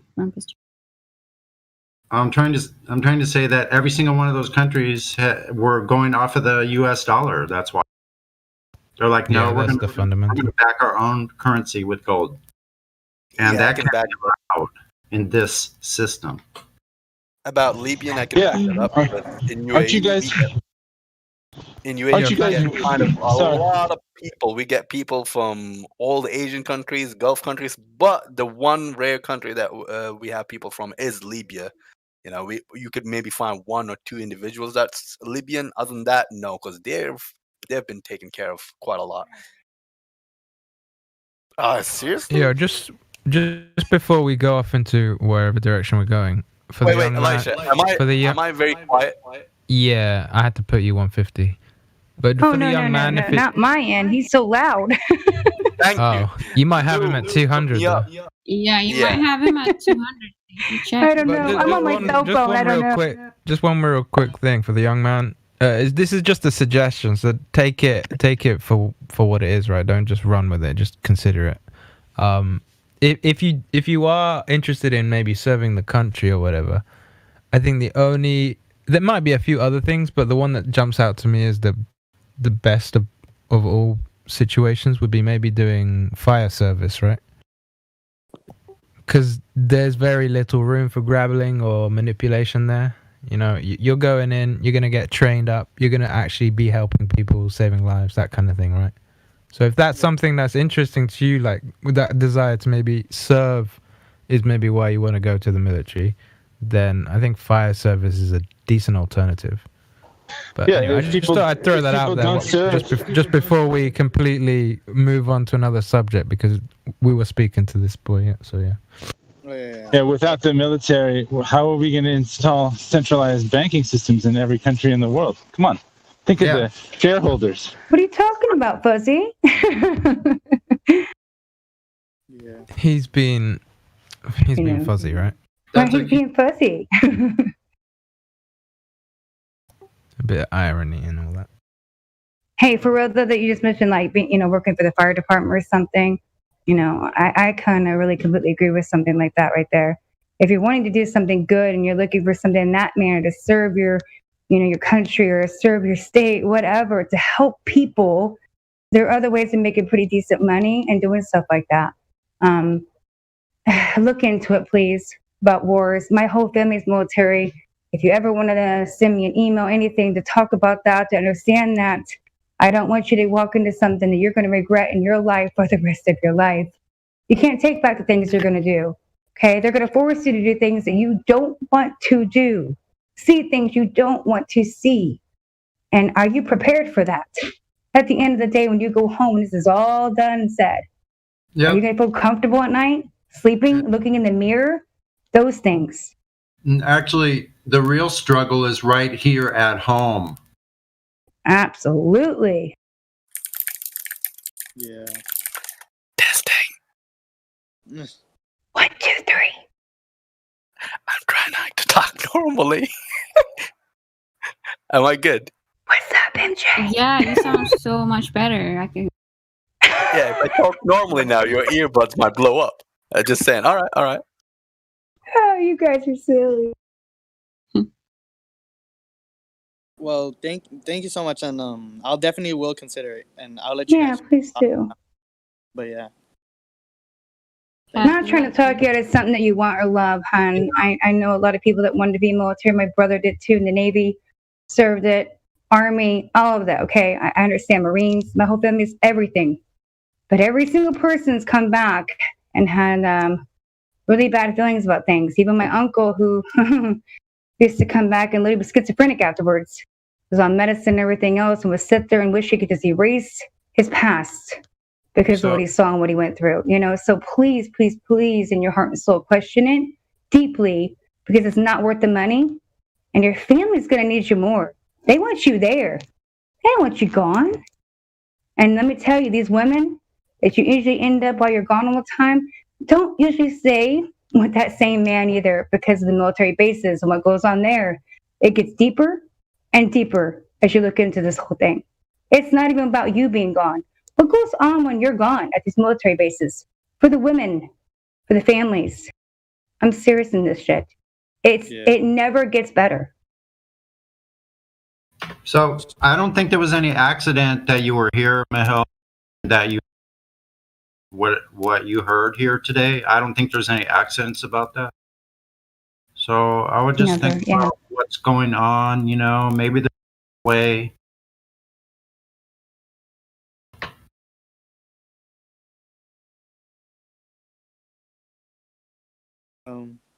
Did he just cut out or something? Oh, my bad. I don't know, but they gave a great answer. That was a great answer from both of them. So how much of flat Earth have we spoken about to this person? That I don't know. He's pretty with it. Like, he's doing research and has been asking questions. By the way, good afternoon, Elijah. Well, both of you. And everybody, too. It's nice to see you guys and hear you, hon. Hello, friends. Friends and family. And by the way, Elijah, man, I love you. The other day, about a week or two ago, you stopped in at gyms and you were hearing them talk to me like fucking a dog. And you were like, don't talk to my family like that. And I was like, that's my boy. Always, of course. That's, Yeah, just trying to be human. Right? That's right. Being a good person. Right. Wait a minute. You're saying you're human? Are you reptilian? Yep, I love all of you guys. Gay? Nah. Bruh. Someone had to. Wait, say gay? Is that what I heard? Damn. Damn. Just jealous. Yeah, coming from that individual, it's projection, right? I am kind of gay right now. Pretty damn happy. I am feeling it, guys. My life is turning out to get better and better every day. And my family over here is amazing. So, yeah, I'm pretty gay. Not sure how to Amen. respond to that. All right. Of course, you're not MJ.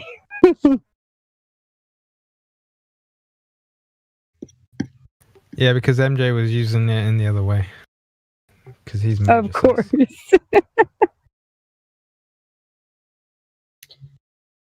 He's crying All out for help.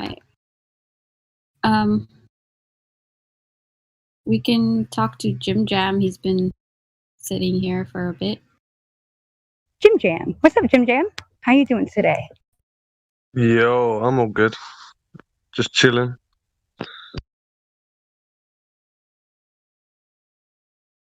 Say that again. How are you guys? How is the flat family? We are set on firm foundations. Yes, welcome. What do you think of the shape of the Earth is?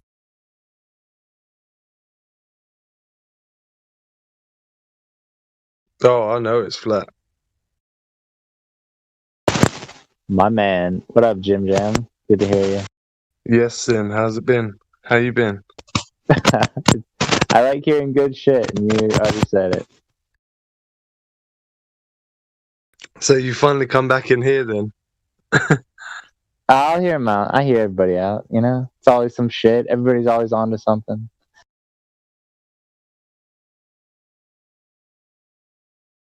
It's nice when there's a good 40, 50 people in here. You just don't know where the conversation is going to go. It's quite cool. Shoot, just get me on a roll in the morning with my coffee, and I'll just need to be me in here, and I'll just make a Stacy show real quick. I'm not even kidding. I know. I miss all of That's our the morning cool talks, part. though. I really do, you guys. We used to all sit here, MJ. We used to do the sun in the morning and stuff with Elijah and our speculation. We'll get back to doing stuff here soon. It's freaking cold as hell out right here in Indiana. So cold. But hey, you know, we'll get back to it. You're in Indiana now? I am back in Indiana right now. I'm traveling. So yeah, I'm back to see my mama. Yeah, definitely.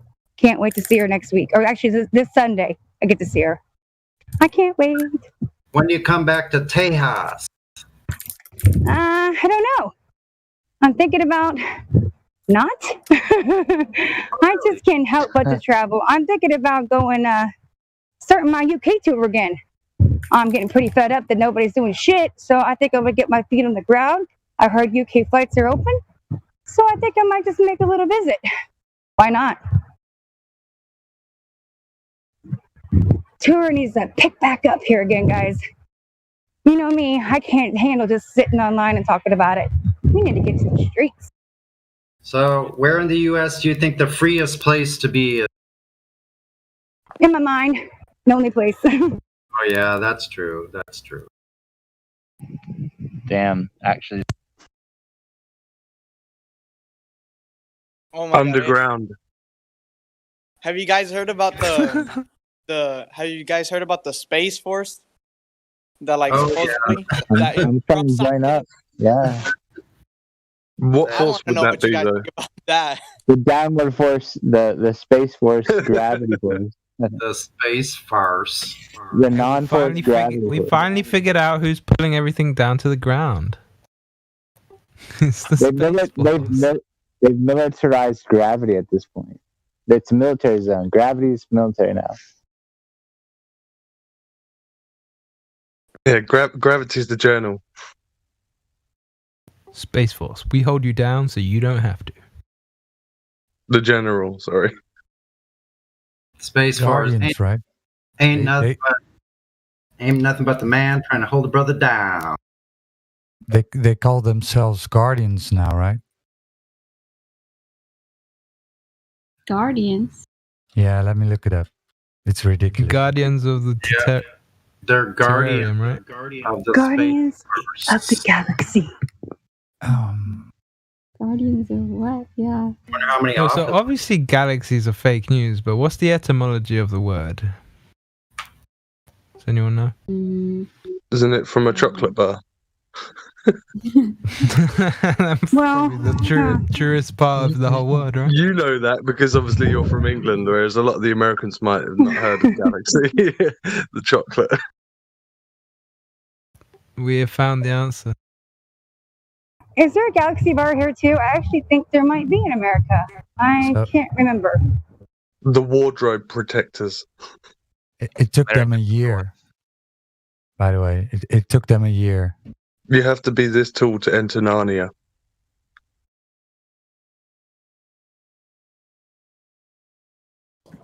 Oh, well, I mean, if you've Googled it, in Greek, it's like Galaxius Kuklos, So it which comes is from the Milky Way. Vault. Huh. Yeah, so based on the Milky Way. Galaxy. So they turned a they turned a nonsense term into another nonsense term so that we wouldn't find it. Wait, but check it out. A vault is basically level. Oh, actually, the Milky Way specifically. Or am I talking? Or is a vault an art? I forget. Sorry. Sorry, vault just means a sealed thing, right? That has some space. The Milky Way specifically, that unique band of stars, right? That people like to attribute to looking like clouds, but it's just a nice concentration. La leche. So the rest of the term was just noncified from there on, right? I came out wrong, but you know what I mean. Nonsensification, that's what they did.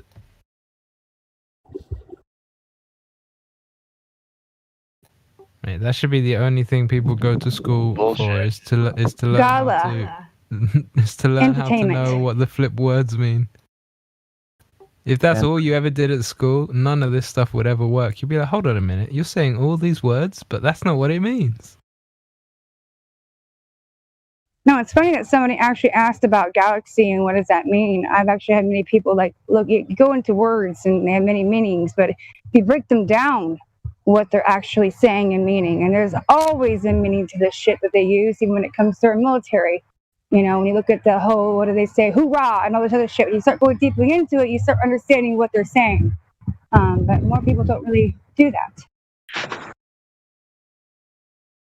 Yeah, I find it very interesting as well, because like quite a lot of people have said on here about how words have changed over time. Like the word nice, that actually meant stupid or something, didn't it? Or something like that. Yeah, it's for like we use it a lot somebody differently who was now. a bit, you know, smacked in the head a few too many times as a baby. Maybe dropped a few times. A bit simp. No, that's another disease. Hey, there's nothing wrong with being a simp, am I right? No, there is everything wrong with it. Hey, I take a simp over a pimp, bro. Nah, you gotta pimp out your life, boy. You know the vibe.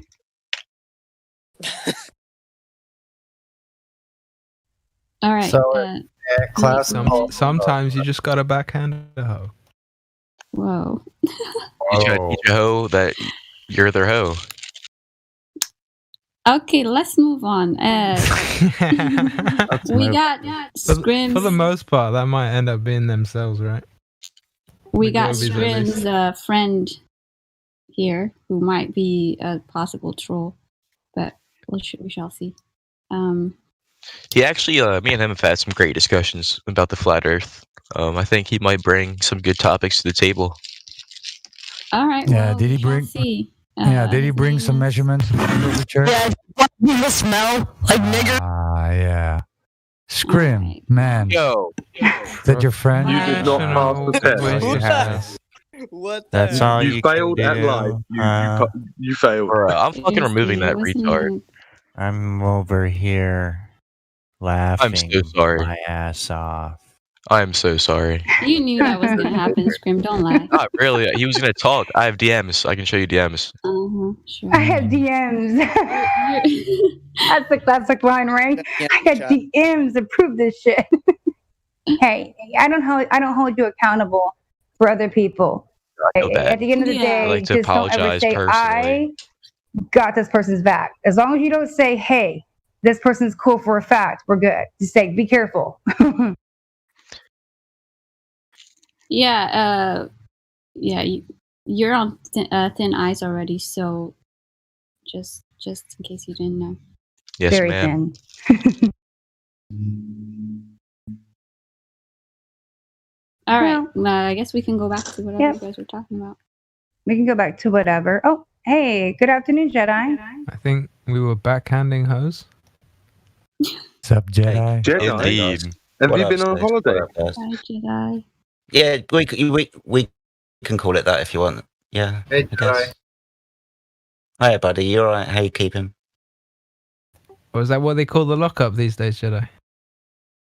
Yeah, they haven't completely locked me up. I mean, I haven't necessarily gone anywhere. I just haven't been in here for a while, man. That's all. You keeping well, though, Mr. Savvy? You keeping well? Of course. Good stuff, Sunshine. Good stuff. So what we were talking about, what was that last guy? I literally came in and this guy was shouting the N-word. That's the first thing that I friggin' heard. Childish, man. I'm sorry. Scrim. It was a friend of Scrim's. Yeah, I'm never playing with Ruskins anymore in my Discord. I'd like to apologize. Yeah. So Scrim, have you brought any measurements of curvature? I have not. So, your idea of the Earth curving, that's just impossible. That shit could be flat. Right. I'm hyped. Honestly. I want to go to space now, to be honest. Flat balls just don't make much sense. Right. So water is always flat and level, right? In your cup, in your bath, in your swimming pool, on a small lake, on a big lake, seas and oceans, right? It's always flat and level. So they claim the Earth is covered for 70% with water. I mean,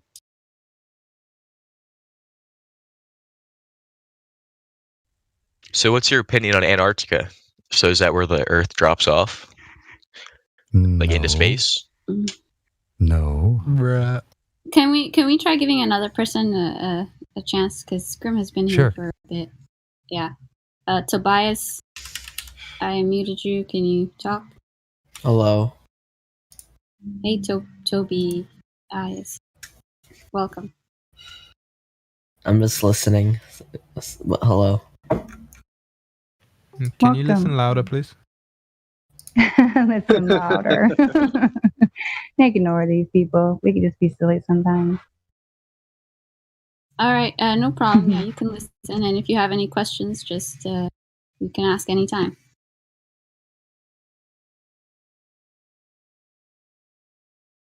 All right, back to. No, wait. Back to our regularly scheduled programming. Yes. Hey, Jedi. Tobias, I was going to ask. Oh. What up, bud? No, I'm just glad to hear you. Tobias, I was going to ask you how long you've been looking into Flat Earth? You don't have to answer much, just a little bit. Not that long. Maybe like a week. How long you been in the server? A day. I just got invited. But Warning for Tobias. He is my friend, but he is not immature. No issues. I'll just give him VC verified role, so that way when you want to question anything, you should feel free to unmute yourself and question away. There you go. Awesome. Thank you. You're welcome. Feel free when you want to question anything. I like that statement. Yep. Especially with regards to the shape of the Earth and what it is, what it does, and where it does it, right? And if there's new people around, hiya, how you doing? But ultimately, the reason why we're here is because there's no ball. Right? A ball should curve. If the Earth was a ball, it should curve over distance. The surface of the Earth is water, right? Well, rock's the stuff that we stand and build on, but water's most of it. We don't observe or measure any curvature on that bit watery bit right there. Like Roger was saying earlier, water, right? It's level. All of it, that includes the seas and oceans of the Earth. If all of it is level, and that's the surface of the Earth, then the surface of the Earth is level and can't be a ball. Hi, MJ. But refraction makes everything look flat magically somehow. Yeah, well, there's always that, isn't there? There's always a belief in a reification if you want Could to. I guide your attention to live stream voice text in that video I sent?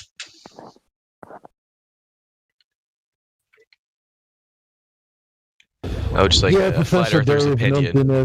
Yeah. You let me down, man. Professor Dave.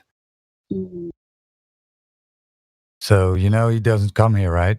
He doesn't debate, backing his straw man arguments up. Doesn't do that.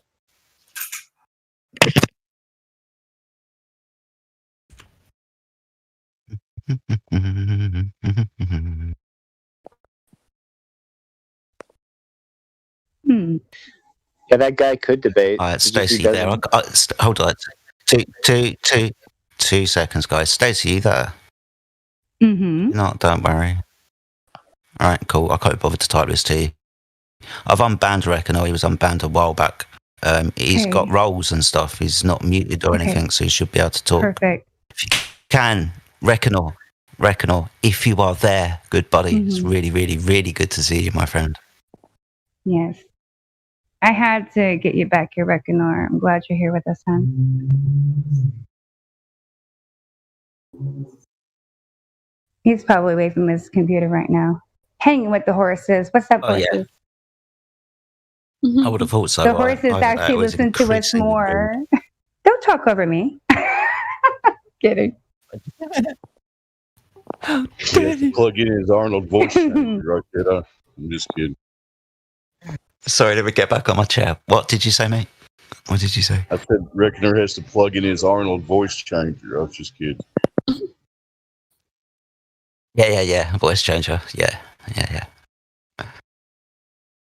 I love that man. I really do. I do too. Hope he comes back soon. Yeah, hope he comes back soon. If he's away from his computer, it'd probably be the only reason he wouldn't jump in and say something. He's usually very respectful. Wasn't too keen on his last movie, though.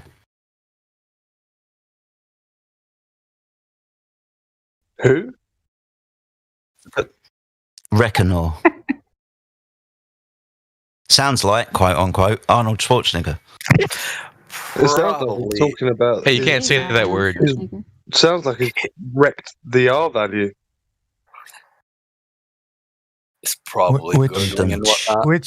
Which R value? Reckon R. The reified one, that R value. The one that you can't find in nature. The guest one.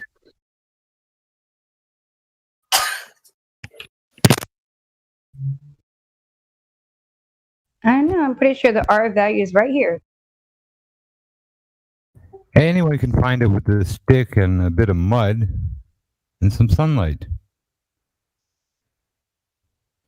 It's the best scientific tool out there to calculate the radius of the Earth is a stick and a spot of mud. How do you give a value to something you can't see?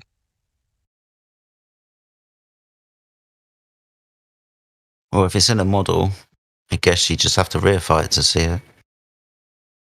You should ask your bank balance that.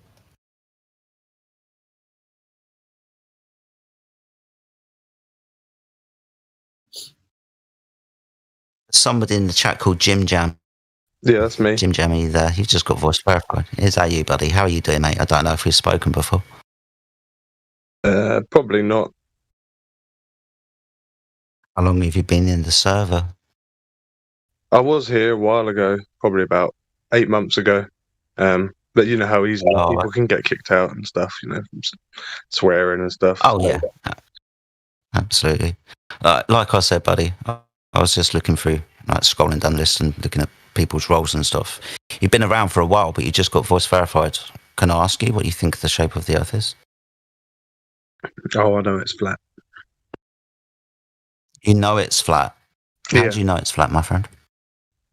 Literally water, like you said earlier. Water is the biggest tell. Cool, awesome. It's just, I don't know, maybe I want to give you a role or something. If I gave you a role, obviously that'll help you post images and stuff. Flat Earther, Globe Earther, even on the fence gives you the ability to have that role, man. If you've been around for a while, I don't mind giving you that role. You seem Oh, pretty legit. I'm surprised I don't have flat earther role. So am I. Been around for 8 months. If it's 4 months, then yeah, I don't mind. Thank you for jumping in there, MJ. Always happy to have your opinion about something. No, it's usually because I have an issue with this, right? Because when we give out flat Earth roles, recently especially, it's been a few days and people just throw it out there. But if it's few months or so on, yeah, completely fine with it. It's good. It's good to have more members. I haven't pressed that button yet, mate. But yeah, I understand the water bit, Jim Jam. That's absolutely true. How long have you been a flat earther? Right, you said you've been in here for 8 months, right? How long have you? Probably about 4 years. 4 years. Oh, sweet. How did you come to find out about it? I think I was exposed to it by Eric DeBay first off. Oh, okay. That's really, really cool. I think it was like maybe my second or third video, but then my fourth and fifth and sixth and seventh. It wasn't Eric DeBay wasn't my first. I think that might have been a Mark Sargent video, or I don't know. But ODD, that's strange. Reality, I didn't hear about Mark Sargent till like about a year after I was a flat earther, and the same with Jeranism as well. And then I started watching a lot more Jeranism. I didn't really watch much Mark Sargent, but then it was all about Wakey Wakey. Was that around like 2014 for you or anything? Did you see Eric DeBay and all that? I wasn't seeing Mark Sargent or Jeranism or any of these people. I didn't know any of Glowbusters, none of them until 2019 for me. A lot of others have, but for me it was Eric DeBay and other things like that back in the day until I revisited it again later. Yeah, and I didn't hear about like Nathan Oakley, or I didn't come to Nathan Oakley until after I heard about Jeranism, because then he spoke about Nathan, and I didn't really come to Nathan's channel until about 2 years ago. So, and after that, I haven't really bothered going anywhere else. It's like you get the best info here. That is true, though. You're right.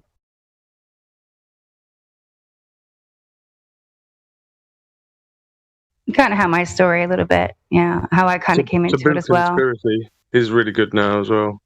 Absolutely. Just flat smacking.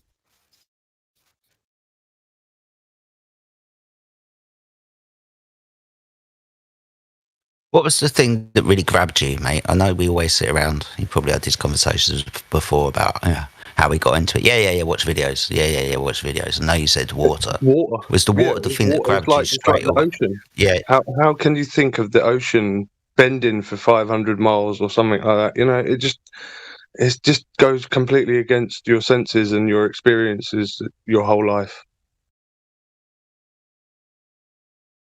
When I remember watching those videos, I remember like thinking back to experiences in my life, like being on aeroplanes and stuff, looking at the sun and the moon and what they did, and all of those types of things. Like it being confusing, even being younger and really thinking about people being upside down in Australia, right? But you go to Australia and it's all right, so it must work somehow. Gravity, right?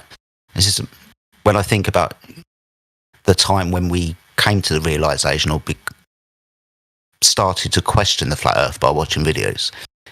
We've always experienced this. We always go back in the journey in our heads to, I've flown in an airplane and it looked pretty flat to me. I've been to the beach and it looked pretty flat to me. I've never felt the earth movement, obviously. Right? It is really simple, like you said.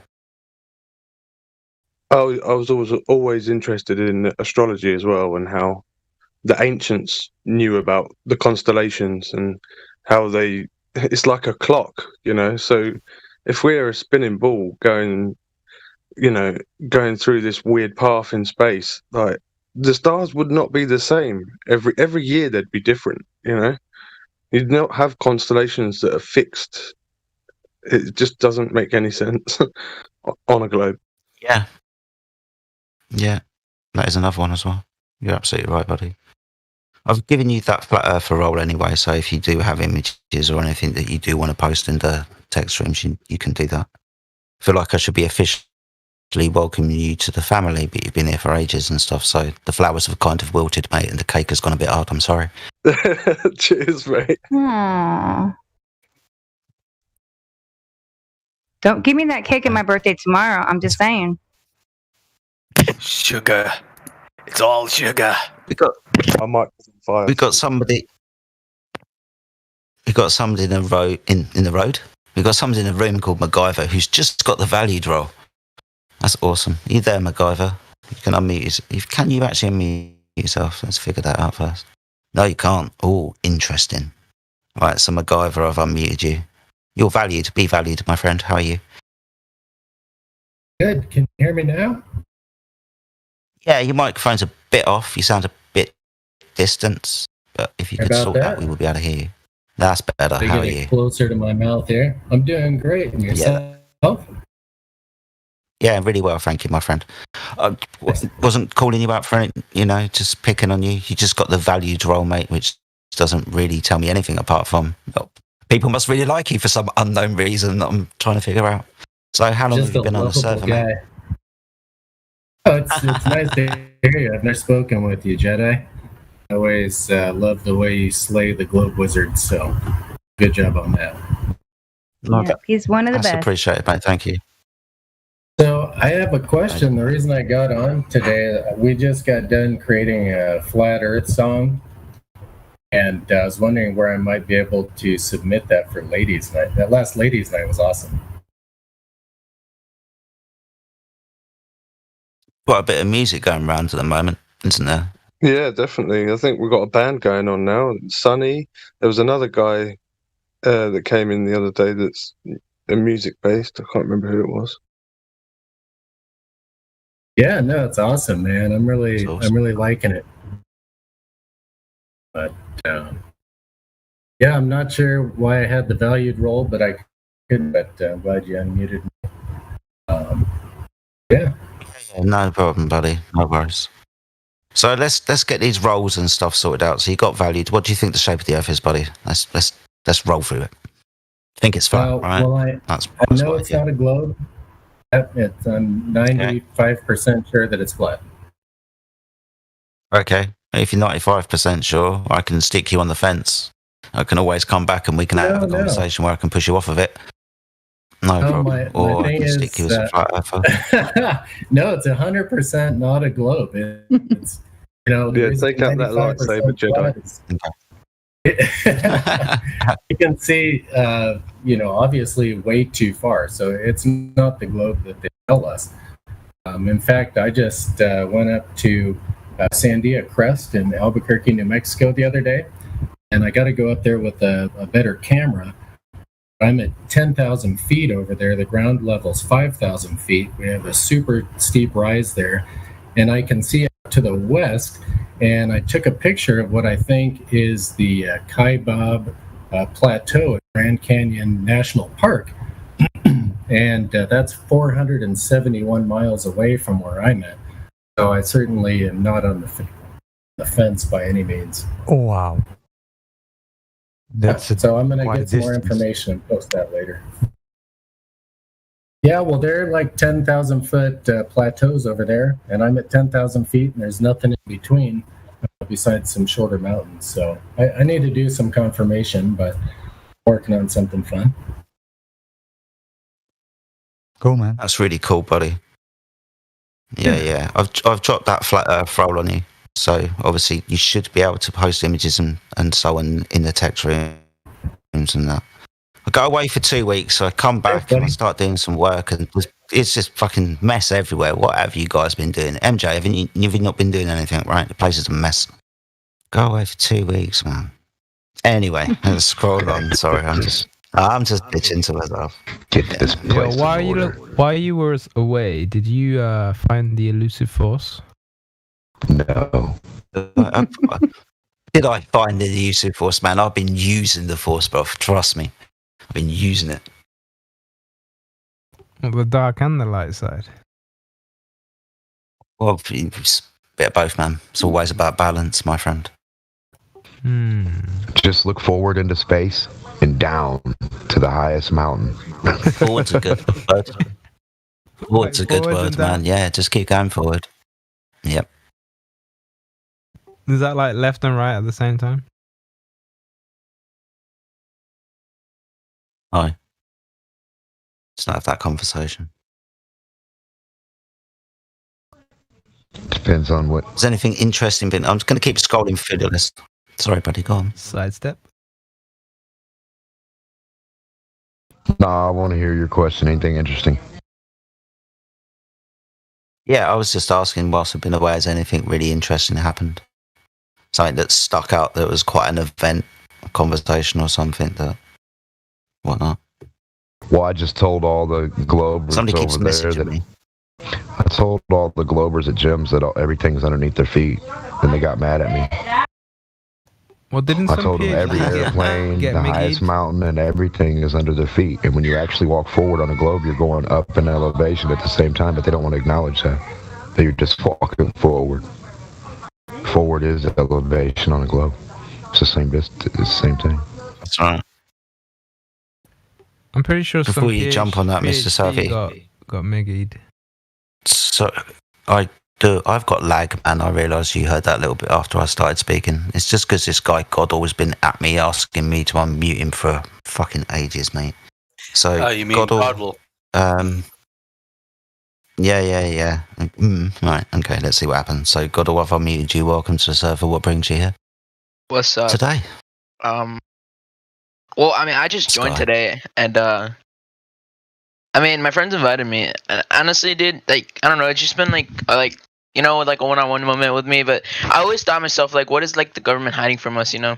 But I mean, some people like have schizophrenia and like a lot of stuff because they do like hardcore drugs, and it really opens their third eye. Which I mean, from to be honest with me, it makes you look at what people don't see, you know. So I mean, how does this prove the shape of the Earth, Godel? Well, I personally, I was joined. Someone just invited me here, but personally, I don't believe the Earth is flat, but I do believe many other things. Why do you think you're on a spinning water ball? Well, why do you think I mean, that?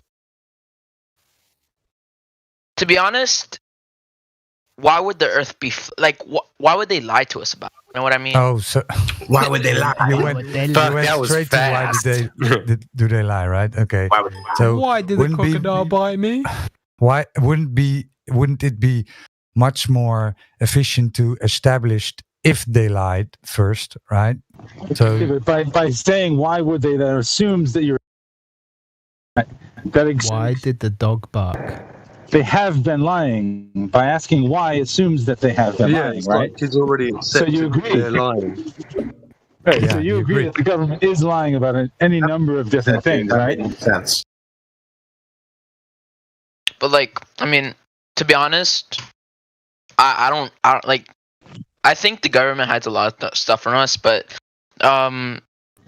So why would they tell you the truth about this? If they're lying about all kinds of other things, war, economies, when were they telling you the truth? Can you name one time where they're telling you the truth? no, not really. I mean, they never told us the truth. It's just to control us. Everything's just to control us. But There you go. You figured it all out. Hold on. Butter. There, right? So they lie about certain things, but they couldn't lie about this. And now you're telling us that they lie all the now you're telling us that they lie all the time. yeah, I mean, I never told you they So would lie. why? I mean, I just Why? Yeah. Where are you drawing this line? Right. What do you know that makes the Earth obviously a spinning ball in space without having to rely on an authority? Right, these people in question. Right, why would they lie? But where can you go on the Earth? Right, you're always on the Earth. Yeah, you where can do only you see an see Earth. curvature or motion? Where? I mean, if the Earth is as Where have you massive as it observed this with seems, your own eyes? if the Earth is as massive as it seems, I mean, I would doubt there'd be any sort of like curvature in the human eye. Well, okay, when you say curvature, all right, and Mm-hmm. the Earth is so big, do you mean left to right curvature, or do you mean out from you over that curved surface? What curvature are you looking for? Which one? Like from a dot to dot, I would think there would be some sort of curvature, but I mean, I heard you guys say about something about water and how the water is always like at the level, but I think that's because of gravity. You understand me? Because like everything's but like you organized can't by have, density. but No, you can't hold have a tight. bunch of flat water Hold on a tight. ball. It doesn't Excuse me? work. You can't have water that's always Yeah. level on a spherical object. They're over no distance. I mean, if you have a what's it called? If you have a sphere with a core inside that's very dense, then all the No. You're not understanding. Dude. So a Dude. ball has a curve, right? Water Mm-hmm. lays level. It's flat on its surface. You can't That's how have a they do flat it, buildings. surface Flat and level. on a curved surface. The water would be sticking up somewhere if we lived on a physical ball. Do you understand that? Well, I mean, that's where gravity comes in. What's gravity? No. I got. Sorry, I got to stop this. I got to stop, my friends. Right, gravity is the thing that makes the ball, pulls everything towards the center. Exactly. Right? You've seen pictures from space. Yeah. So that means the surface of the water would be curving, not flat because of gravity, curving because of gravity. So from you out towards something, say over the sea, that distance of water between you and it is curving, right? Yeah. Well, Obviously, it's a ball. Yeah. I mean, if gravity's sitting at 360 degrees angles at every single axis, then I'm pretty sure the water Makes it a wouldn't be ball, spiking doesn't it? up. Yeah. Yeah, but it makes it a curved surface, doesn't it? Yeah, but if the Earth was flat, I mean, But what do you guys it's mean by just flat? a yes or no question, right? Yeah. Not if the Earth was flat. Because of gravity and shit, and the Earth being a ball, that makes the surface of the Earth, water, curved, doesn't it? Mm-hmm. Oh, awesome. But we know that but water's level when we contain it, don't we? Yeah. Right? In a cup, in a pool, in a lake, it looks level. yeah. We use water as level, and it reflects light like a mirrored level surface. Right? When it's contained and level on the surface, that's how water reflects light. So if we're talking about the surface of the Earth, which is water, right? When we observe over it, we see further than we should because there's no curve in the way, and the water is level. If the water on the Earth is level, it can't be a ball. I mean, think of it. What's it called? I mean, gravity doesn't hit from the bottom, so it wouldn't, or any other side, just sits straight vertically down. Does it make the Earth a ball? Does it make the Earth a ball? Yeah. Gravity pulling everything. Yeah, so that means the surface of the Earth will be curved. Exactly. Doesn't it? So how would it be flat? Awesome. So, right, because it's not a ball. Because we don't observe or measure any curvature over any distance of water. Well, Being I mean, 72% of the Earth's surface. think of it like You like do? an ant, and let's say a ball with a diameter of 1 meter, right? You can't Yeah. really notice. You can't really notice the detail on Yeah, an you ant. do. Yeah, you do. You would notice, and Let it me would be put it- measurable, and it would be measurable. Let me put it like this: if you and your friend were at the beach and your friend had a boat and he sailed off, if you're on the Earth and you had binoculars and whatever optical device you would need, whatever, eventually the curve of the Earth would get in the way, wouldn't it? You wouldn't be able to see him because the curve of the Earth would be in. Yeah. We don't observe that. That's why we hear. We can the long distance observations, right? The cameras the telescopes that we use show that we see further than where that curve should be on a ball of the size that we are told. So it's that simple. That water isn't curving. Okay. But I mean, is there a way to measure that? I mean, Yeah. So we're told how big the ball is, right? You would agree that we know how big the Earth is, radius, diameter, and circumference, yeah? mm-hmm. Right, so radius 3959, circumference 24,904 miles or whatever it is. Yeah? It's just the size of the Earth, mate. I want you to understand that, you agree to this. You do, right? No, my question is, how would the Earth be flat? I mean, would there be like no upside down? Like, what would be in the upside down? We're talking about the globe. What do you mean? How would the Earth? Yeah. Focus. Yeah. And I'll answer this. How can the Earth be flat? Well, where have you experienced curvature? Tell me, I mean, where you've experienced on an curvature. airplane. We're talking about the floor. We're talking about under an airplane. Okay, so where have you observed curvature under an airplane? All right, you've looked out of a window and seen the horizon. What? Yeah. I mean, if the Earth was flat, I would be able to see the end of the world. What? No. Bro, bring your feet down. You can't see. We can see forever. Yeah, what do you get? Superhuman Yeah, sight? you can't see infinite. Yeah. You can't see infinitely far. That's why you need binoculars and shit. And binoculars don't help you see round curvature. Okay?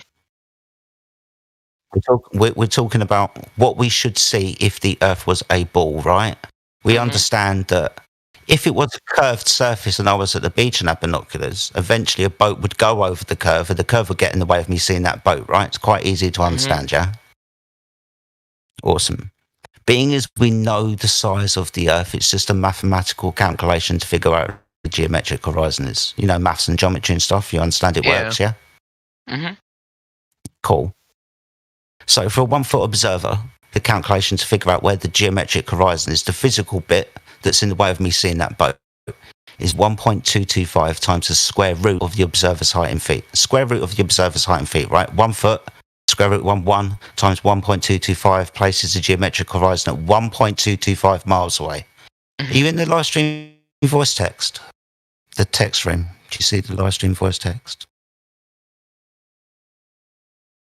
Now, how would, like, for example, Elon Musk or, or, what's it called? No, mate, you're not following. You're not following me. I'm asking you a question. Are you in? Can you see the live stream voice text, the text room where people text and post images and stuff? Yeah.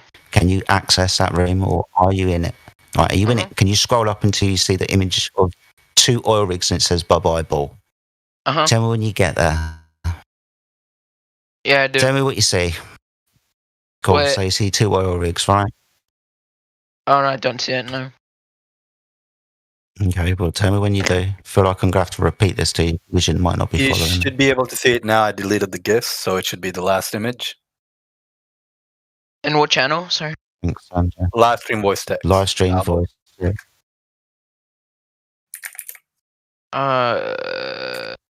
It's right above the live stream where you are now. Hashtag live stream voice text. Wait. Let me VC verify you. There you go. Take out. You're muted. You should be able to see Oh, the there you channel go. now.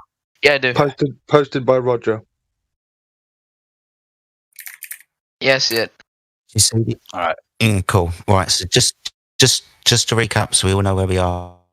If we're on a ball with the radius of 3,959 miles, then the geometric horizon is a mathematical calculable distance away for any observer's height. 1 foot in this instance.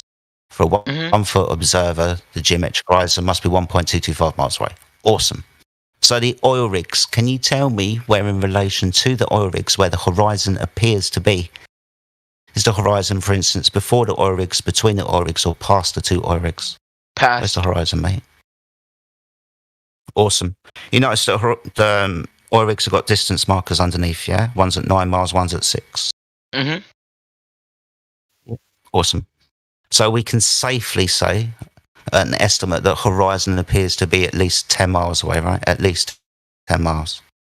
Yeah. It'd be further than that.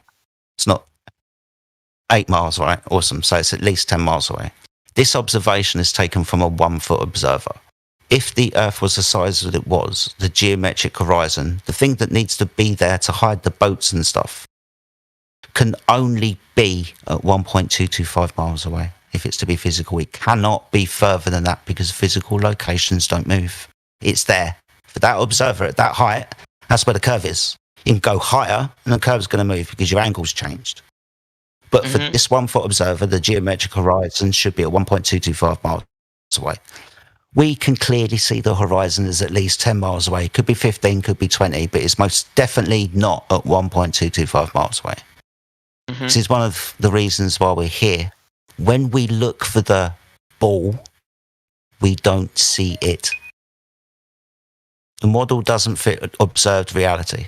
This is a measurement because we know how far the oil rigs are away. And we only need the apparent location of the horizon to figure out where it appears to be in relation to a known distance. It's obviously further than 10 miles away. It can't be if we're on a ball. The Earth's not a ball, my friend. Notice we're looking over water. So, I mean, so is Elon Musk like working for the government or something? Because I mean, he has gone to space before. Actually, he is. Did you get anything that Jedi?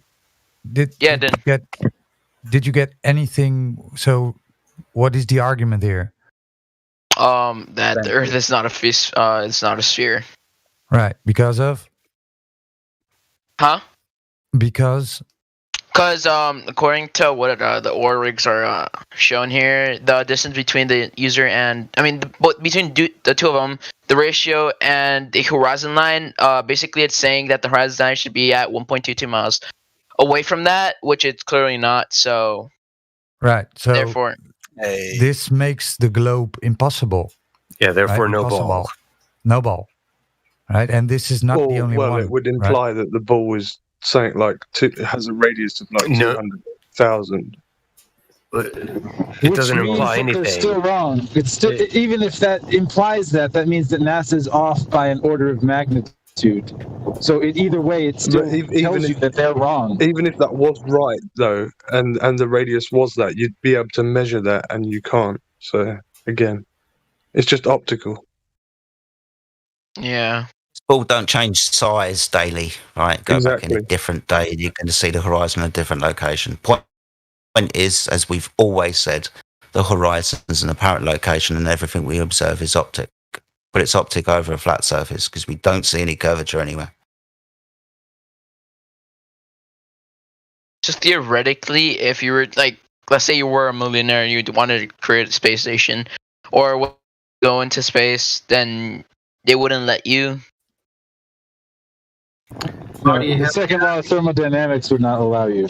Yeah. No amount of money is going to let you get outside of the barrier that keeps all the gas pressure in. It's pretty hot. Somebody need to explain him because he don't know. Guys, you have to have a container. You go downstairs now, yeah. What? I mean, I do think there's something that's not letting other species or aliens or whatever the fuck's out there in. So, do you know what's out there? Right? Have you been there? Mate, leave the Mexicans alone. Right? The only thing you get is television and Netflix. Yeah. Right? So. And space shows. Well, it was nice talking to you guys. I'm gonna have sure, to... man. Come back. Yep. All right. See ya, boys. Yo. Later. Yeah, buddy. Take care. Take care, fella.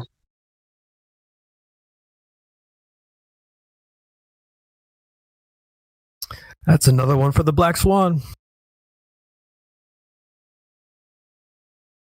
Yeah. I could play a promo.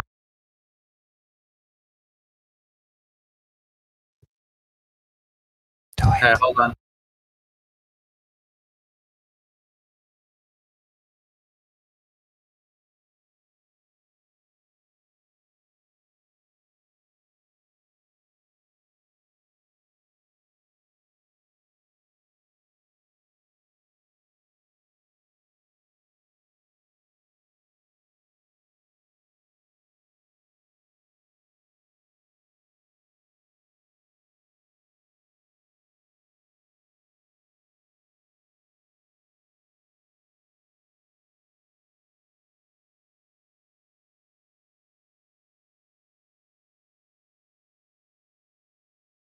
Where was we at before that guy jumped in? We started talking to him.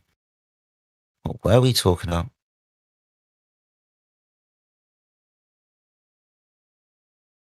I'm not too sure, actually. Yep, neither am I. Oh well. Okay, I'm gonna play a promo. 2.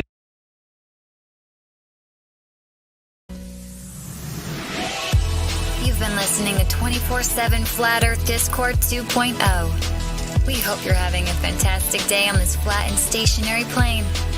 If you too would like to join the debate, please click the link below. We'll see you there.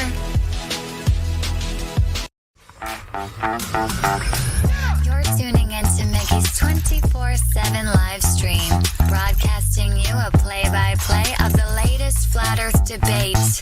You know how it goes. If they don't bring the facts, wigs get snatched. Enjoy the show.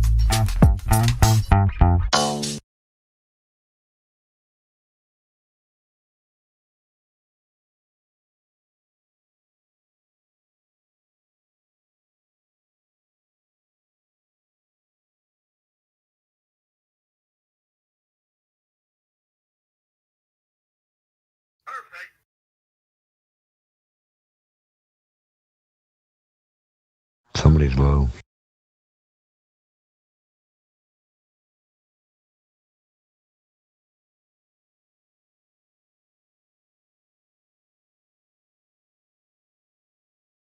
A moment of silence for the globe.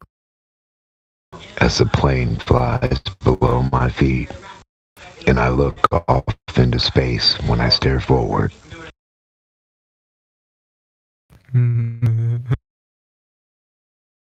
If Spaceman, I always wanted you to go. Do you remember that old school tune? yeah, everything's under my feet.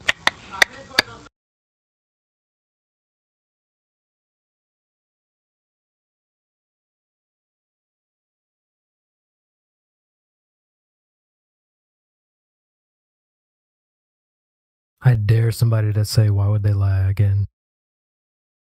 Why would they lie?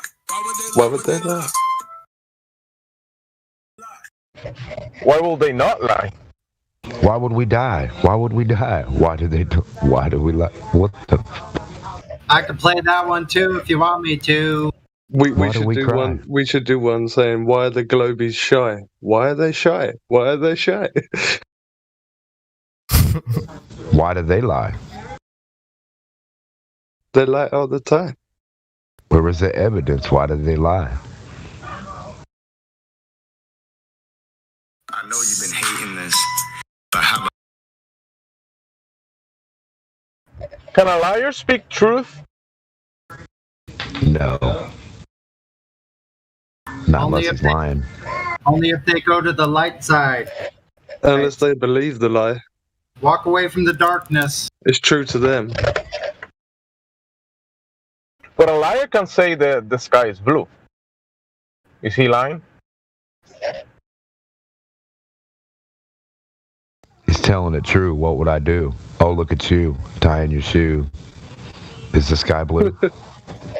Don't be a fool. What did he do?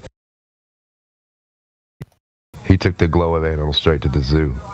See, really, they ask why they would lie, but why does anyone think that anyone has any obligation to tell anyone else the truth about anything? Right. No. What? I know.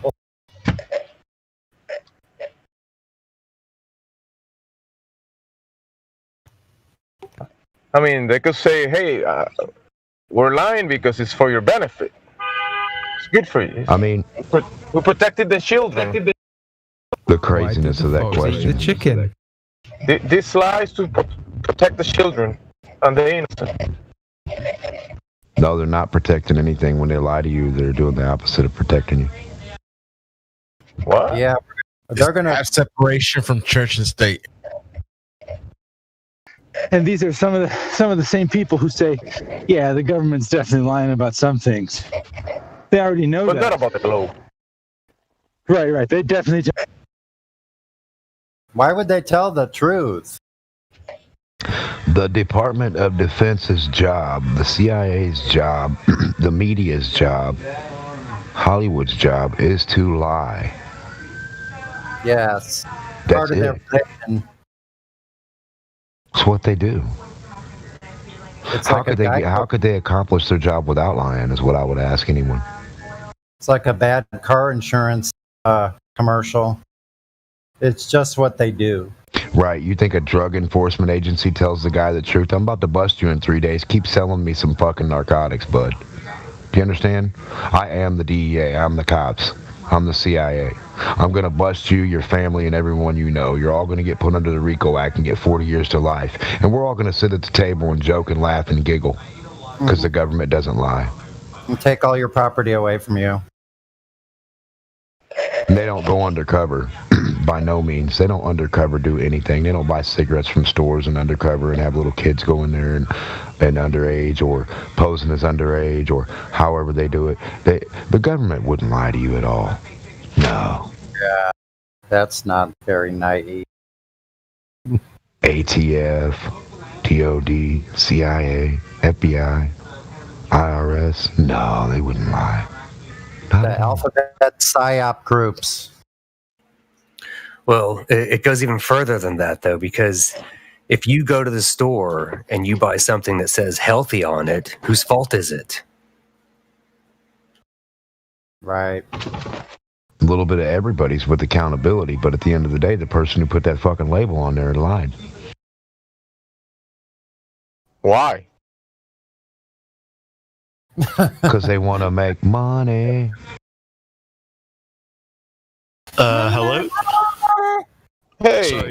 Can you hear me? Hello. Yeah. Yeah. Hello. Hello. So I was just asked to come on to the chat by someone. Can't remember what his name was. Box Ops. Yeah. And I'm not really sure what he wants to talk about, but yeah. You're not sure what you want to talk about? Well, I can talk about something as well because actually, along with your theories on sort of flat Earth and stuff, you go on That's to say not a theory. They're not theories. So what would you call them then? Reality. Reality, yeah. Along with the real thing reality that of everybody experiences. along with the reality of flat Earth comes sort of your reality of the fact that space isn't real, right? That space doesn't exist. Right. There's nothing outside of the Earth. Narnia I mean, the space between the space between you and I, yes, but not the space that you see in movies and cartoons. No. Yeah, Captain Kirk and Spock. Yeah, they're not going there. No vacuum of space. Yeah. Well, I just wanted to come on to sort of ask you. So I'm involved in sort of a university, sort of like out of extracurricular activities, which is sort of experiments based on like collaboration with external organizations, you know, such as NASA, such as SpaceX and the ISS. And we did an experiment involving sort of plants. And it's to do with their development. So it's, what was the independent variable? No, wait. He's explaining the plant's experiment. Come on, let him explain it. It's an experiment. It's an experiment based on the development of plants in sort of space conditions, not like vacuum of space conditions, but on say the ISS where zero gravity, and actually higher external radiation sources. And what I'm saying is, where do you have zero gravity on Earth? At the ISS. You were doing plant work. You were doing plant experiments from Earth. You went to the ISS? No. However, I did do experiments involving plants which had. Well, you just said you didn't go to the ISS. So how did you do it? What do you mean? they brought them back. That's the entire point of the ISS, to do experiments in zero gravity. They gave you plans and they said that these came from the ISS, and you just believe them. Did the experiment included cannabis and smoking it? Yeah, well, I'm going to do some plant tests. I got some right here. Hold on, let me line up. So could I just finish? Could I just finish my point? Exactly what he's going to say. Yeah, let him finish his point. Come on, guys. All right, let him finish his point. So the experiment was involving basically a hormone in plants, which is involved in the regulation of growth, and this hormone it sort of uses gravity to sustain the plant. This hormone uses gravity to ensure that the plant develops properly. Citation, please. Citation, please. So when you say gravity, what gravity are we talking about? What do you mean? It's paper. Mass being pulled towards mass. Funny. Mass attraction. I'm sorry. The hormone gravity. You said you're at a university? Pow. Yeah. Oh, which one? The Clown University? Hold on. Listen, can I ask this guy a question real quick? Yeah. So I read this paper too. It's like, I don't know, 10 years old. So how old are you? No, this is a more recent study. Oh, yeah, you're going down. So they've done it more than once. Well, yeah, that's the entire point, to maintain and get as much data as possible. Can you show us gas pressure without a container, brah? Hold on. India was having a conversation with him. Give me a second. I'm sorry. So basically, I physically measured. You have a citation? Do you have this paper? I physically measured the sort of the discrepancy between plants which are developed on Earth and plants that are developed in zero gravity conditions, and it was obvious. Scientifically. What did you measure? The presence of extra tumor growth, and also the presence of we measured sort of how the roots grew. How did you quantify extra tumor growth? By the tumors were pretty obvious, because I'm not sure whether you know, but there is quite a lot of extra radiation in space. It's visible tumors. Visible tumors. Hold on, man. Hold on, dude. And I was just sort of saying, like, would you say that a plant with tumors? Would you say that our government is lying to us? Would you say? Sorry, did you take these up on the ISS yourself? And what the hell is a plant tumor? Would you say the government tells the truth? We just went from your bullshit story, because I don't believe you for a fucking second that you did this experiment. Okay. No. Anyway, well, I'm not a qualified astronaut, so why would I go up in space? That's not what he asked. Where's the paper? Do you have any citations, papers? Because I don't believe you, and I think you're lying, and I want to ask you why you're lying. But that's fine. I won't. Why would they lie? Who knows? All we could do is speculate about that, right? We don't. Fair enough. I didn't come in. And it's. I want to finish, and it's irrelevant, right? Because that is like human psychology, sociology. Can you prove a scientific, quantity like the shape of the Earth using human psychology? No. No. So what's the point of the question? Well, I was just trying to sort of gather up conversation. You see what I'm getting at? Like that's like, well, yeah, I understand that. I didn't come in to start an argument. I didn't come in to start an argument. I'm trying not to be. Why would they lie? Yeah. I'm trying because like that's such a waste. People come in here with that question. Yeah, it just seems like such a waste of resources, because obviously, why would they get us to go to the air? Maybe you just lack imagination on why they would do such a thing. It's not really a waste of resources. They brought you a plant. You're like, man, this plant is different than other plants. It must have been to space. I mean, Jesus, man. I mean, but that's not very. It's kind of hard to like. What else causes tumor growth? Why wouldn't you just put it in a vacuum chamber in your lab? Why would you need to send it anywhere? Could I just explain the rest of the experiment without getting interrupted for 1 second? No, I'm wondering why you'd have to do any crazy So stuff. this hormone is this experiment is based on sort of future research on whether we are sustainable up in space, whether we're able to exist in space. Red herring. Do you really think? Let me ask you a question. Even if you believe, right, this whole heliocentric story, right?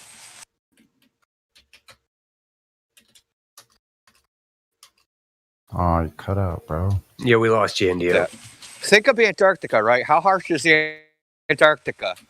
How harsh is Antarctica? Right, pretty harsh. Now take away the air, right? And there you got Mars. Right? We can barely live in other than the slight difference in sort of gravitational field strength, which is what we were measuring in the experiment. Gravitational field strength. What? Yeah. Can you provide us any citations or papers? The point is, no one's going to space. There's no point in doing it, right? It's stupid even to think about, quite honestly. There's no possible profit. So think of the space industry. Has it ever made a profit? No. How far in the red are they? And what have they ever provided? Future. What have they ever provided? Yes. To be fair, for any foreseeable future. Could I just speak? To be fair, depend. Oh, sorry. Wait. What have they done? Can you make a profit in space for anything, for anybody in all of civilization? Have they done anything positive that has helped humanity? I'm trying to figure out if Discord is shit or my connection shit. Yeah, I think it is. A bit of both. Yeah, I think it's you, Indio. Everybody's rumpusy Indio, so yeah, it's a combination of things. Sorry, Indio. Okay, could I just say, to be fair, depending on whether you believe space is real or not. Obviously, I believe in space. You don't. It doesn't matter either way. There is an enormous profit in asteroid mining as well. You are if you're able to tap into the resources. If you're able to tap into the resources. Where do they? Why are you talking about this? The 50th story of a building. Now look, get this right. They're talking about. Let me show. Listen, let me show him why there's no profit in space. Now imagine they said there's like a 1 trillion ton fucking piece of gold out there in space, and they could go grab it. What happens to the price of gold if they find a 1 trillion ton nugget? To be fair, that is because gold doesn't have any. He doesn't know what he's No, that's because gold doesn't actually have a real use other than in very, very, very specific circumstances. Neither does Santa. Bro, you're ignorant to the point of retardation with that statement. The values of commodities. Mate, you're speaking on stuff that requires gold and other precious metals. You don't realize what you're talking about. Yeah, but you're talking about inflation of the value. Scarcity, bro. Space to inflation. Space to inflation. If it becomes abundant, it drives the price down and no longer becomes profitable.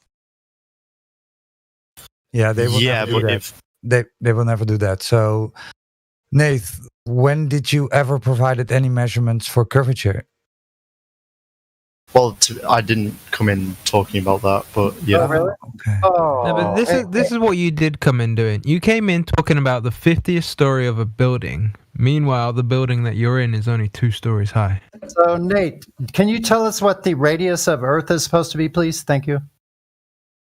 Well, I can't remember off the top of my head because I'm doing biology. How about the circumference? Well, obviously I didn't know that. Why would I need to know that? Thank you. They never know their own globe. And in what way that would that help me? In what way would that help me? To where you can study anything with a plant in a vacuum. Wait, welcome to Flat Earth. That's your belief. I mean, if you don't care about it, then that's some kind of lazy ass belief. Right? Can I just get a little video where you put plants in a vacuum and watch them grow good? Well, check. Okay, so check this out. This is why that would matter, because let's say someone came along and said, hey, NASA's fucking lying. The earth is flat. What other way would you find out for yourself personally whether they're telling the truth or lying about the shape of the earth? Personally, try to go check it out or figure it out. Well, I mean, in order to do that, you got to know the geometry of the ball. I mean, because you're probably not going to space. So the least you can do is understand how big it is. Yeah, you'd have to try to measure and figure it out. He's waiting for CNN to tell him it, so. Oh, I know. I wasn't giving away CNN's shitty answer.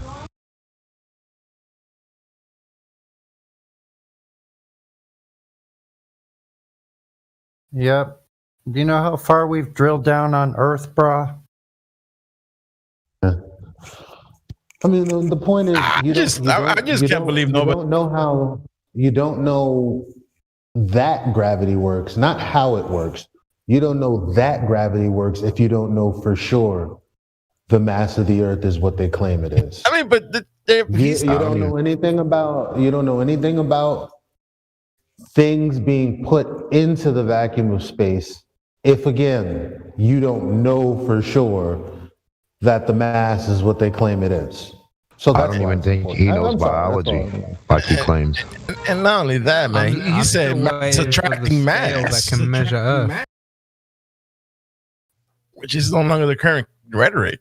What the hell? I can't believe nobody attacked him on that. Half of the science of biology and the science they have today is rhetoric anyway.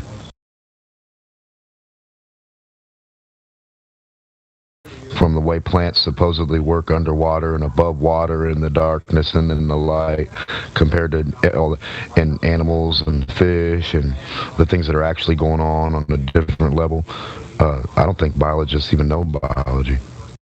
This is the problem, right? The wizards had so much hubris that they're like, we're gonna go and put numbers to our wizardry. If they had any sense and any humility, they'll be like, let's just not put a number to it. That way they can't test it.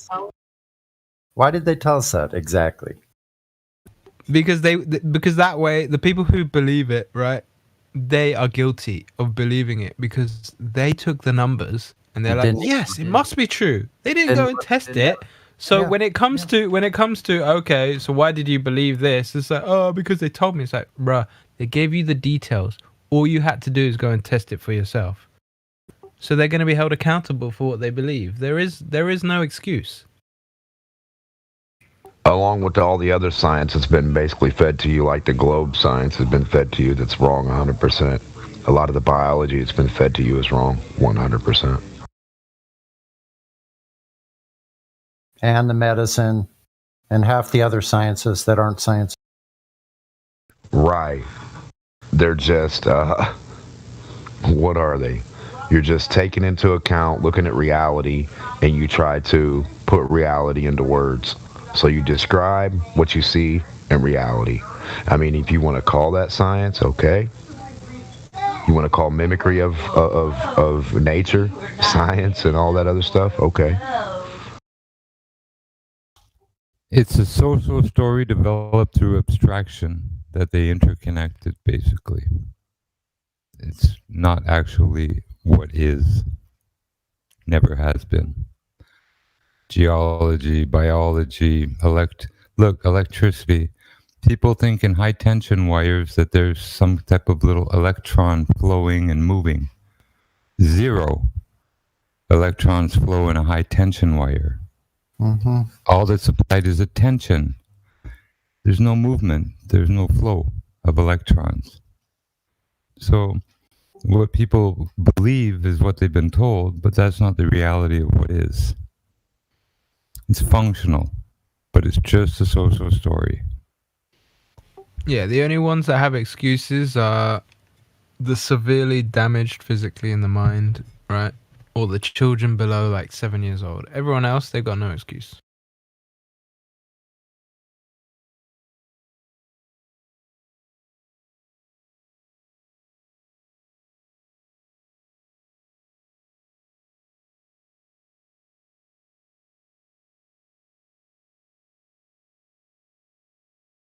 and it's so provable. It's just a so-so story.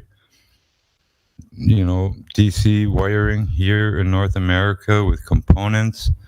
We have to consider the so-called electron flow from the negative terminal to the positive ground, where in England, the same wiring, the same battery, well, they wire it so that, and with the concept that electrons jump through these holes from the positives to the negative, exactly opposite of how we teach it.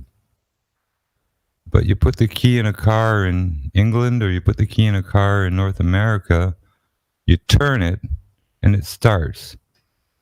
And they're both running on two completely opposite electrical theories, sort of. Positive to negative flow and negative to positive flow. Who's right? Who's wrong? Either they're both wrong, which they probably are, and they just have a so-so story that's functional. It's conceptual. It's not reality. It's like time. It's a concept. You can't bend a concept. No more than feel like your brain is itchy and scratch it with thought. It's ridiculous. Hey, that sounds like a good idea.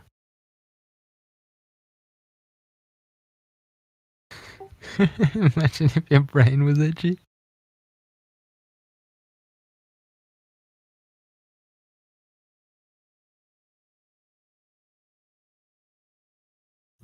One big clue is like Jimbo, where'd you get this stuff from? Yeah, when things are personified, given characters like people, like gravity. Well, gravity personified steps in at every instance and is the hero for everybody. Because people have, well, in their minds, concretized, made whole, made solid, this kind of concept or fiction of something grabbing an object when you let it go and pulling it to the ground. What lunacy. If I'm holding a mic over a stage and I uncurl my fingers, it is going to drop to the ground. I've given it potential and I released it. That's all there is to it. You know, we used to, like in basic physics, a 1 pound weight on the floor, you know, it's at rest, right? Lift it 1 foot. It has 1 foot-pound of potential. Raise it 10 feet. It has 10 foot-pounds of potential. Raise it 100 feet. It has 100 foot-pounds of potential. It means if you drop it from 100 feet, where it impacts with 100 pounds of force. It's just the way it works. And yes, what goes up must come down. I don't know if anyone remembers that from forever. You know? Yeah, when I was a kid, I used to throw bottles in the air and catch them most of the time. Sometimes, you know, if there was Coriolis, you know, I'd have to run to catch up to the damn thing. Throw it straight up and, well, me and Earth are moving underneath it. It's just ridiculous. The idea that it's simpler than that, right? They've deified the unexplainable just so that they can explain airplanes. it away. When they're upside down, your controls invert. So if a plane is flying from North America to Australia, when it gets in Australia, it's flying upside down. The captain has to land, you know, instead of nose down, he has to nose up to land. His instruments are inversed. In reality, that doesn't happen. That means he flew parallel and he's still right side up, no matter where he flew from. One continent to the next to the next. He's flying over flat water and never flips upside down or nose downs at the equator 90 degrees. Ridiculous. And to think, gravity in Australia holding a train to the tracks, hundreds of thousands of tons. Yet, you know, people can walk around it and butterflies can fly and, you know, plastic bags can get blown up into the air 100 feet and get stuck in trees or blow around with the clouds. What? Gravity? Hey, Jimbo, did you get your talking to yourself or you talking Jimbo, to the room? did you get your 100,000 monologue word in already? We got Jimbo, a new Epsilon. Yeah, talk to Epsilon. He's new, so maybe you can talk to him about. Well, Epsilon, state your allegiance. Welcome aboard. How are you this fine day? I think he still muted. Epsilon, you got control of your mic. You can talk now. Speak I heard now, you or forever hold making your background peace. noise earlier. Fifth letter of the Greek alphabet. Please come in.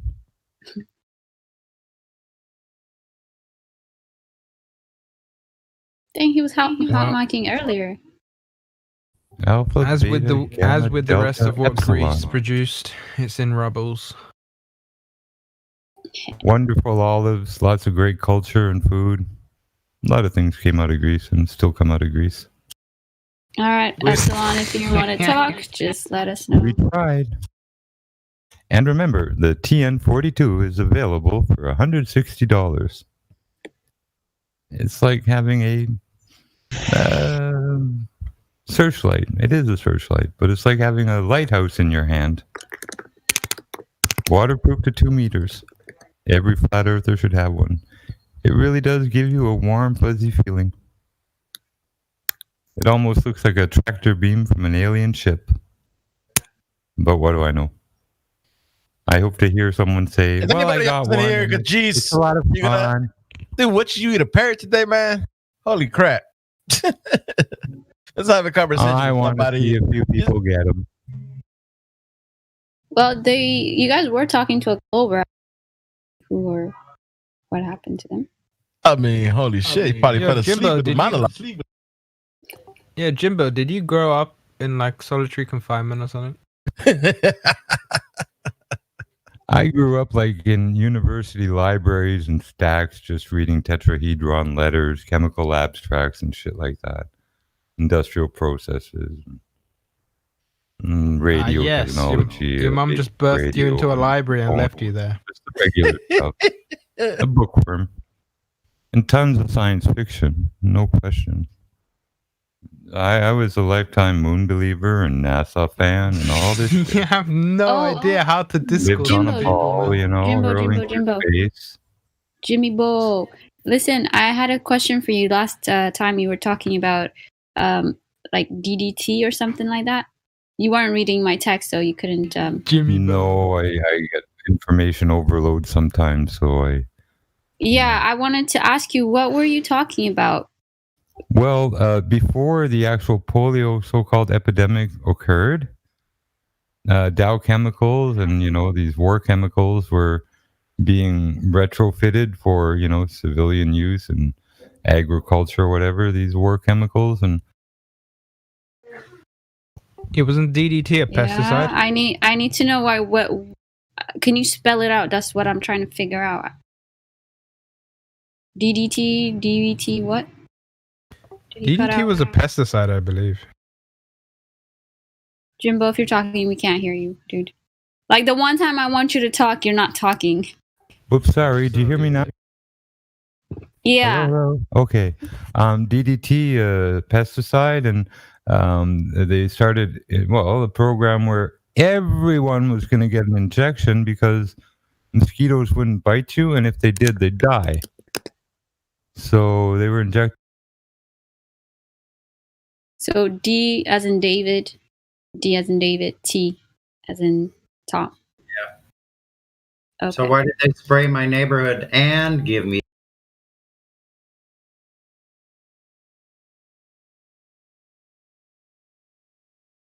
Well, you got the double dose, Sonny. You're good.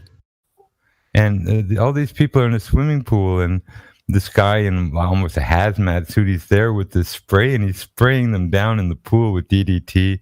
The narrator saying, and it's so safe, you know, you can breathe it and all this stuff, you know.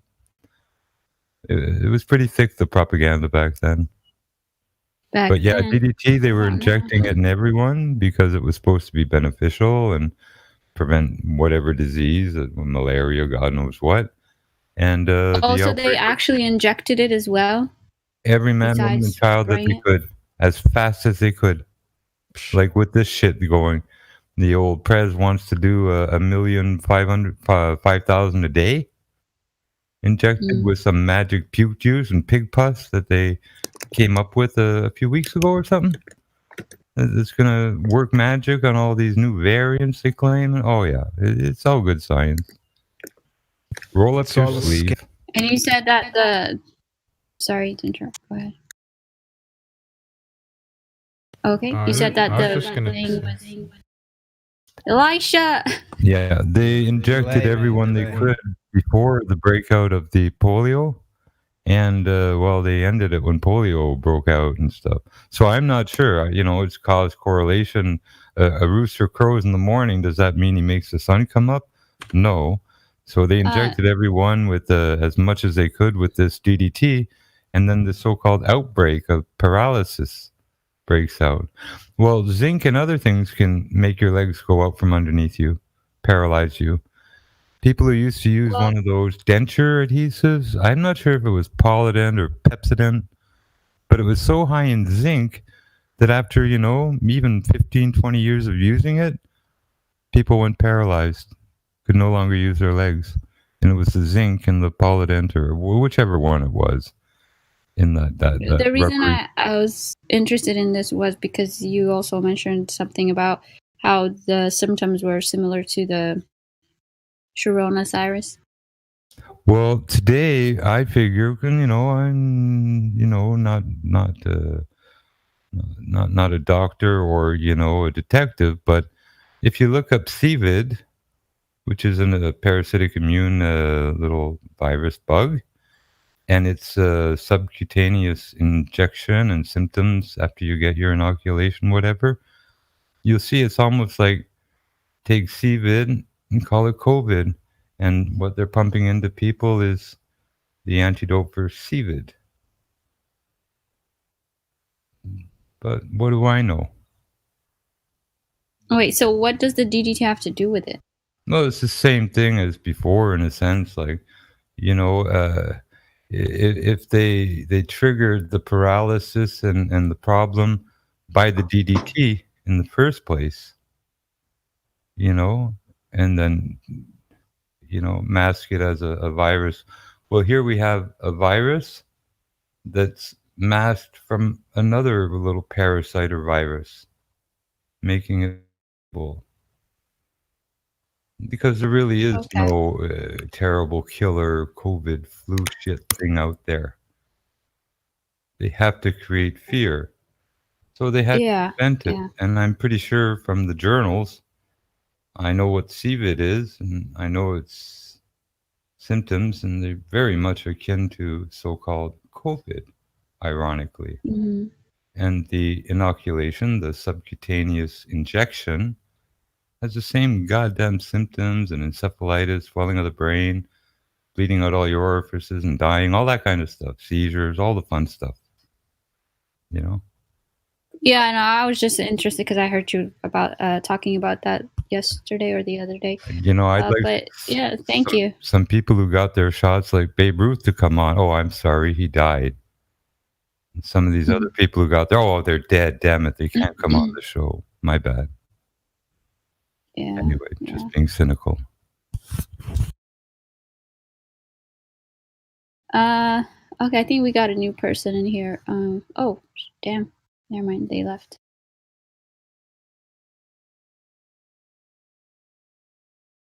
They gone. Oh no, we do have. I'm not even gonna. No, I'm not gonna. 555. I'm not even gonna call on you. 555 timer. You got Hello. the mic. Hello, guys. Hey man, what's up? Nothing. How about you? State your allegiance. Oh. Yeah, can you hear us? Yes, but I'm from Belgium. Welcome, Belgium. Uh-oh, the confusion is inbuilt from birth. Yes. Belgium is a shit country, man. I swear. Well, this is it's true. small and it actually government gave us sucks. Yeah, it gave us fish and chips, but somehow the English took credit for it. But fish Yeah, and chips no. are a Belgium dish that gave to the world, Bro, and they get no that's the height credit of for fake it. news. Part of the problem. There's a lot of fake news in our country. Got good waffles in Belgium.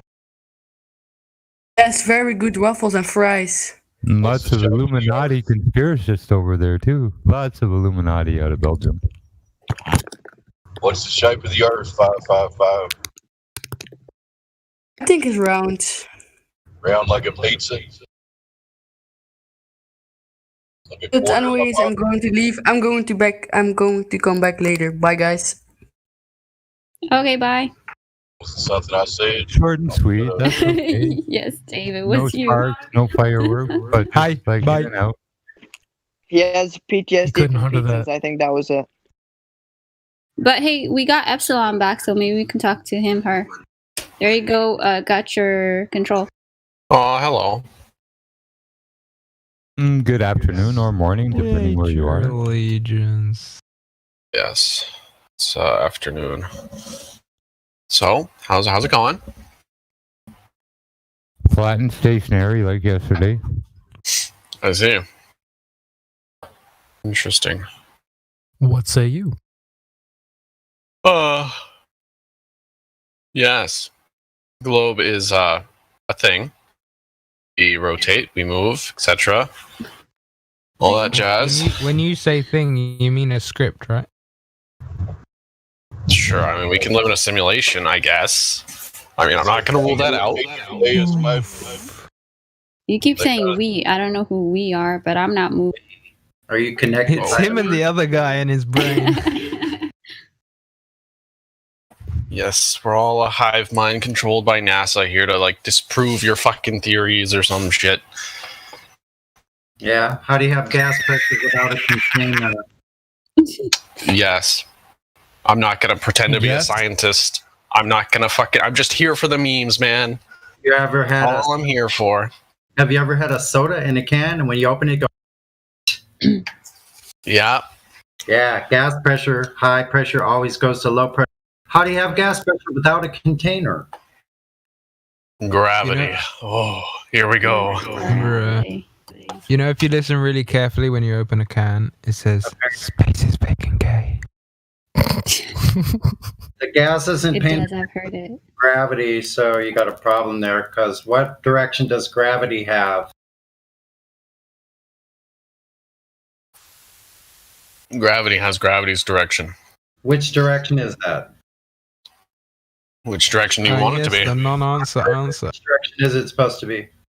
Whatever I don't you know. want it to be. Yeah, then I don't know. Whatever you want it to be. You're a fucking numpty then. All right, dude, hold on. How long have you been looking at Flat Earth? Not long. He hasn't been. He's just trying to be funny. Yeah. I just want to be here so that I can get quality content. I don't really care about just proving one theory or the other. I'm just here for the memes. Should go down to the server. Do you realize you are the meme? That's or fair. the flower making server, possibly. What server? Why don't you go to the sewing server? You have a sewing server? Housecraft server, that might work. Oh my god. Yeah, if you want just memes, there's a meme channel here, so you can just go check it out there. So if you're not interested in either global flat, like, why are you here? Listening pass. Much. I just kind of want to join your big ass sessions. I've heard from friends in here. They have these I don't know what they're called, but like these big like showdowns. I guess Coliseums, is that what that is? Or just people kind of just battle it out for it? I just kind of want to see what that is. Even better, just deafen the dude. Yeah. Bring your proof of curvature. When was curvature? Can you bring us that? Nope. Then you have a religious belief. Yep. Sure. Okay. He's like the meh guy.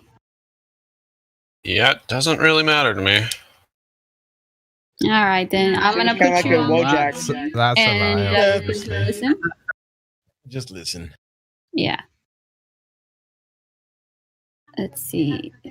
I don't see anybody new, so. Treks out to the middle of nowhere, finds the hermit's house. It doesn't really matter to me. I just woke up from a nap and found myself on a flat Earth server. What a surprise! We do have pretty good memes here, though. Not gonna lie, so. Gotta admit, that's true. What about Vaz Smalls, Look, have you tried to talk to them? Is he verified? Who? Vaz Smalls. Bass Smalls? Can anyone give They Rose were in here, here? they're not here anymore. I'm here. Oh, V8. Okay. This is an old name. Doesn't mean anything. Oh, Vass has been. I think they've been here a few times, spoken a few times. I've been right? here for the better part of 10 months. Yeah. You didn't get a roll, so people quit bugging you then. Sorry. Yeah, that's what I'm saying. Yeah, where do you stand? I know it's flat. Okay, cool. Do you I have live any on an questions about island, it? so not really. Okay. Not really on an island? No, I said no to the questions, but yeah, I do live on an island. That island will be impossible to exist on a globe. You're roboting. It's surrounded. Just roboting. Mr. Roboto. Well, we do have Floey who has a VC verified role. Hello, Floey. Floey, can you talk?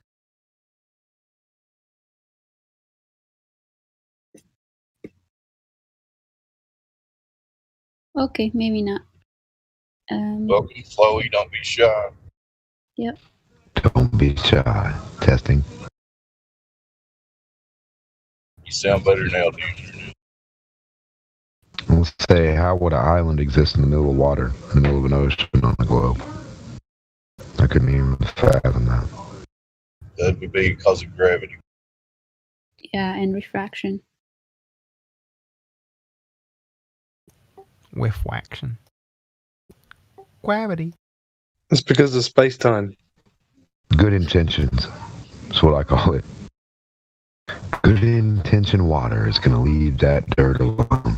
The ocean will never mess with that little plot of dirt. Want to know what gets me when they try to talk about refraction? When I bring up how during some eclipses, both the moon and the sun have been above the horizon during some eclipses, they want to tell me that refraction will bend the sun all the way around the earth and just make it appear to be above the horizon. Yeah. Funniest thing I've ever heard Yeah, in my life. and if they squint their eyes real hard, they can see the back of their head. Wait, isn't that what they say with the Salanelian moon? That it's refracted up. That's why we see it at the same. Like the above upside the down one, horizon. or are you just talking about seeing both the moon and the sun? No, they can't explain the shadows being upside down. But the fact that we see both of them above the horizon is because the moon somehow was refracted all the way up from wherever Right. it is. And then we see it perfectly just both of them above. the Sherry, horizon. you know there isn't enough space and time to contain everything they say, right? But as far as the shadow thing, I had one kid. I sent him the video of the shadow being on the top of the moon, but he told me it was the moon phases because apparently the moon will change phase will change 2 phases I believe to change in a day, even though the moon's phases take 30 days. That What, was his for excuse. the eclipse? Yeah, he looked at the upside down impossible eclipse and he told me it was the moon phase. Then it wouldn't be an eclipse then, would it? Yeah. That's a nice story. You should have. That's what you should have asked. That should have been your. It's like the mental gymnastics that they go through just to make it fit into their globe. It's literally full moon and the sun's nowhere to be seen. It's like,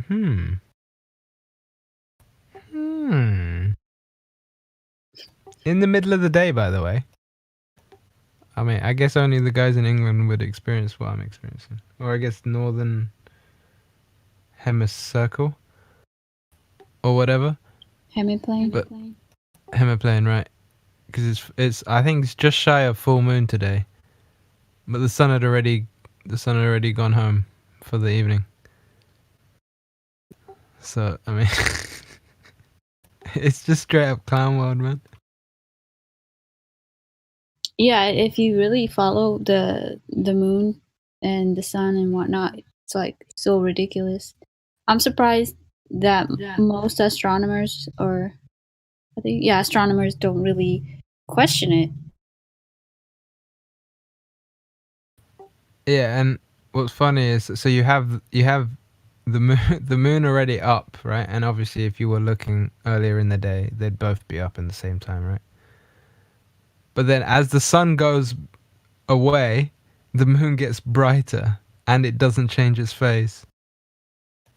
So okay, so how does that work in your conceptualization? But I don't think they have the cranium potential to even understand that question.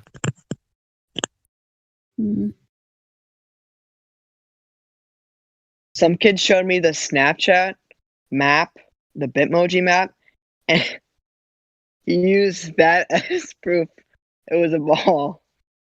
Made me want to give up from that point on forward. There's so little hope. Yeah, pictures, videos, apps, nothing in real life.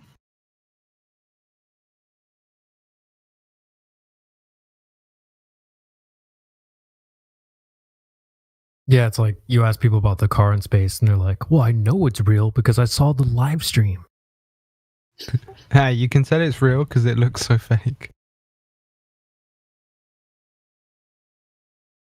Direct quote from the Musk. Do you think he knows that it's all a lie? Do you think he's smart enough to know? Yeah, he knows, but I have no idea if he's playing the jester or if he's just taking the piss out of everyone at the same time.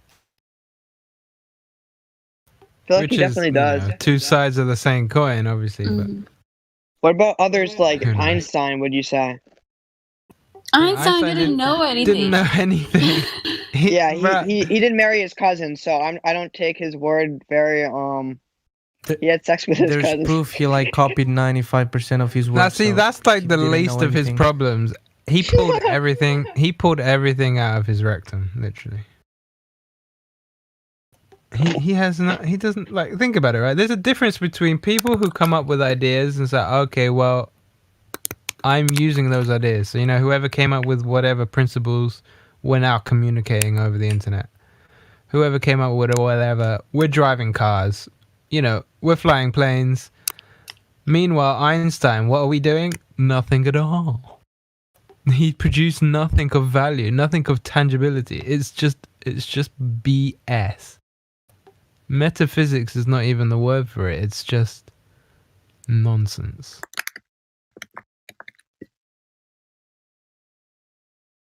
This is when you need Vlad to pipe up and start giving a lecture on.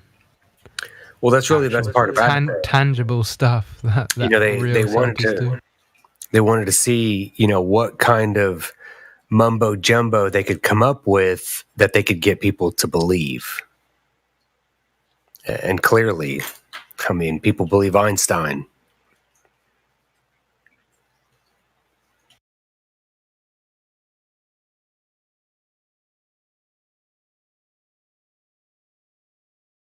How does time curve? How is that something that can physically curve?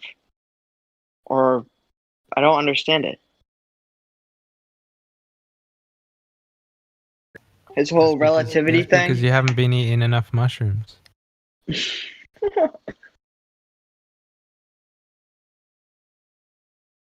You know, bet enough cousins, eat enough mushrooms, chat enough shit.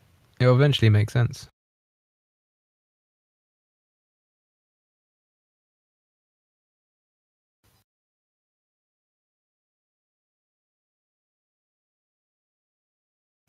But once it makes sense to you, then, you know, you have syphilis and you're doomed.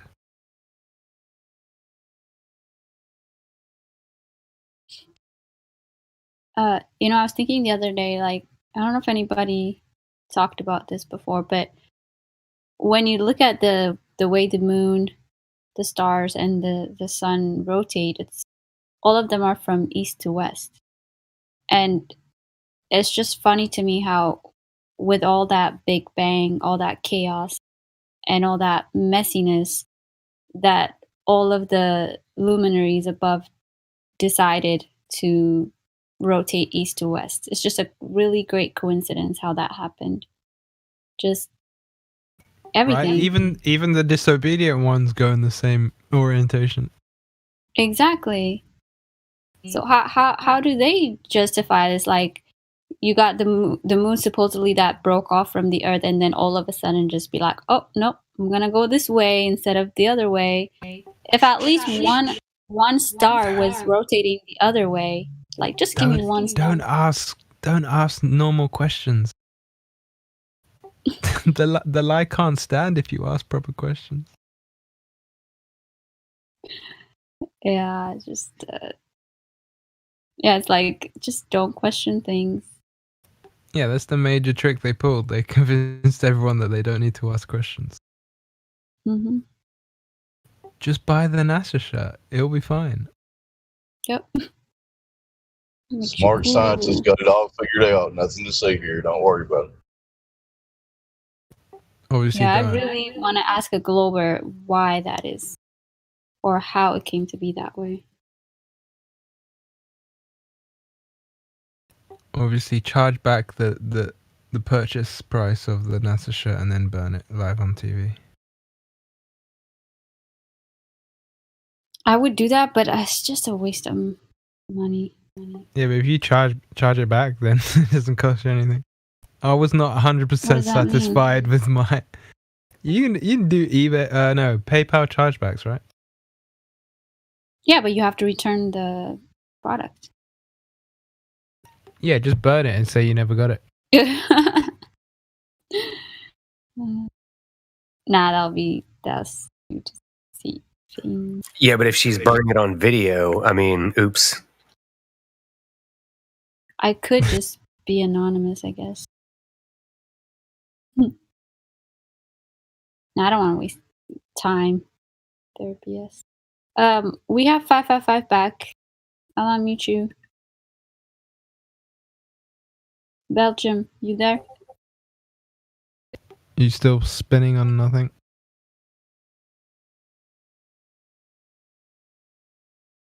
Booty 555. Can you talk?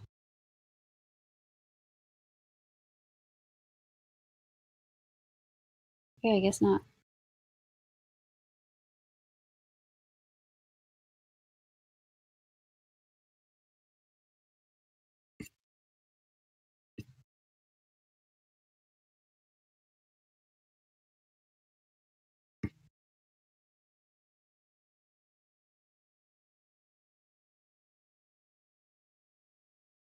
I guess nobody else is new here. Oh, Sunny's gone. I was gonna play the, Kai's little intro. Yeah, just play it on an endless flute till someone turns up. My gosh, no. Or why would they lie? Oh yeah, I could play Why Would They Lie. All right.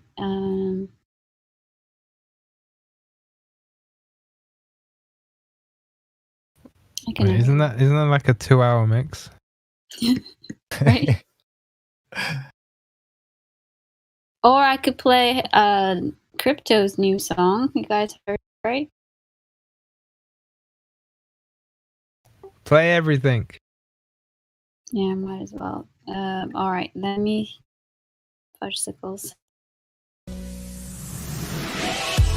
You've been listening to 24/7 Flat Earth Discord 2.0. We hope you're having a fantastic day on this flat and stationary plane. If you too would like to join the debate, please click the link below. We'll see you there. You're tuning into Mickey's 24/7 live stream, broadcasting you a play-by-play of the latest Flat Earth debate. You know how it goes. If they don't bring the facts, wigs get snatched. Enjoy the show.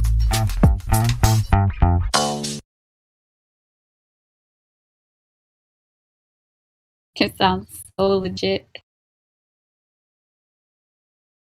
Those sound awesome. Hey, okay, what's up? Hey.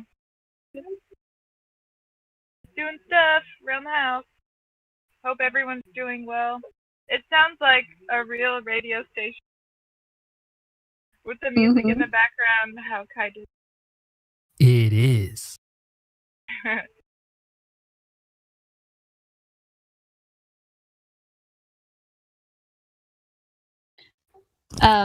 It's spot on. It is. Sunny sent me this vid. Oh, but then I have to check about the copyright. Never mind. We'll do that later. All right, I'll play a crypto song.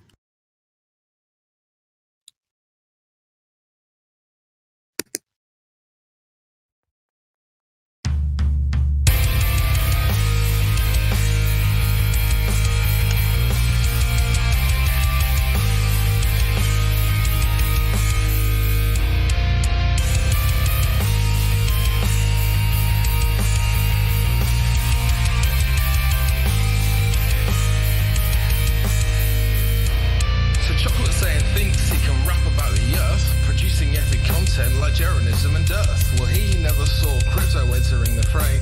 The best white rapper since Eric Debay. Now I haven't rapped for long, so I don't want to boast, but my rhymes are better than the view at the coast.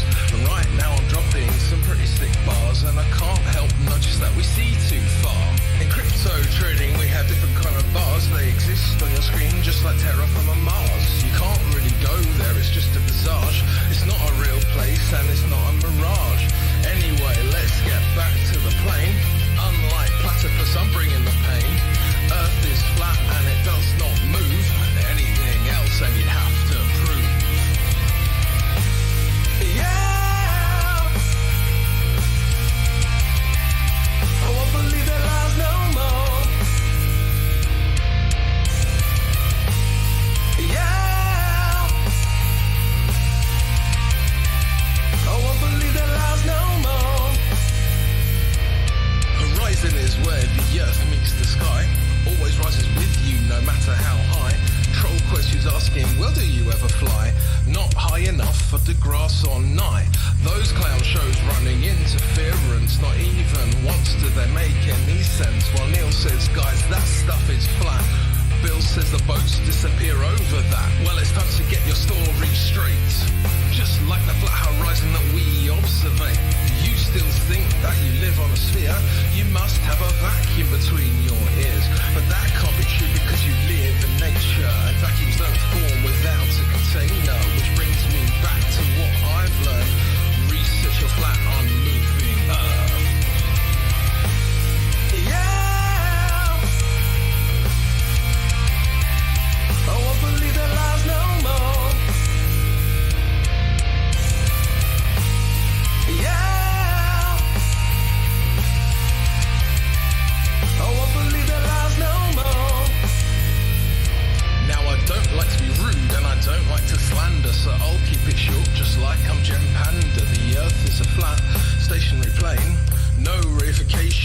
Earth the same. They tell you Coriolis is Earth-based, but that bullshit just leaves a fake taste. The sea somehow has mass appeal, but not a single evidence showing it's real. The ball is cracked for all the nations. They're still stuck on the globe plantation. Got them evoking correlation, or even worse, I am the citation. Now luckily for you, that's it from me. I'm going back to join the EFP party. If mainstream consensus has got you bored, to join Flat Earth 24/7 Discord 2.0. Yeah! I won't believe their lies no more. Yeah! I won't believe their lies no more. Yeah! I won't believe their lies no more. Yeah! I won't believe their lies no more.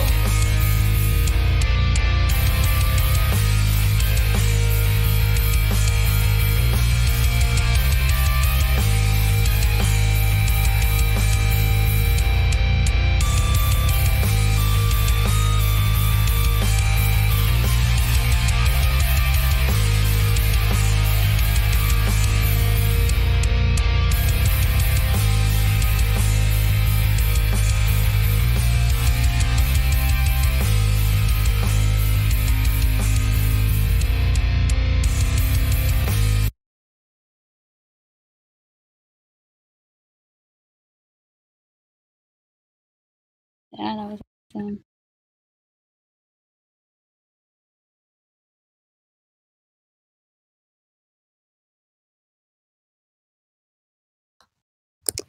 Huh? My science and your science were hanging up clothes. My science punched your science right in the nose.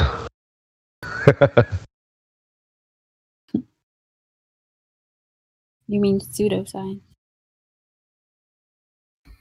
And now there's no globe. What color was the mud?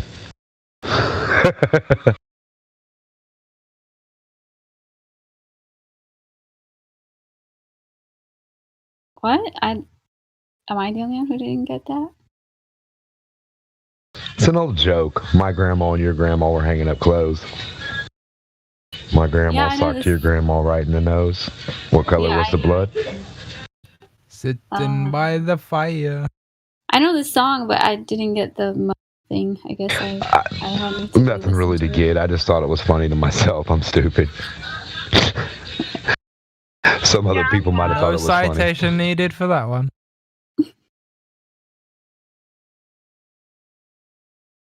Demok, you need to do the male version of what Kai did.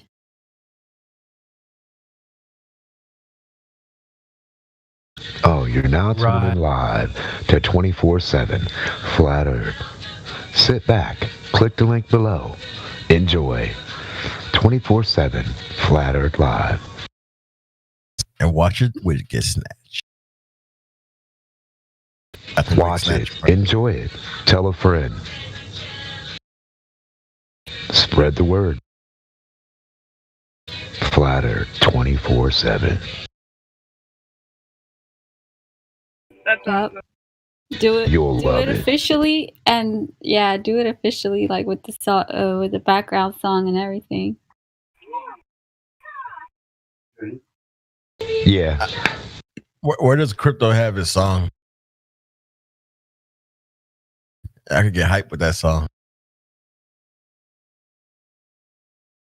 Have a down day.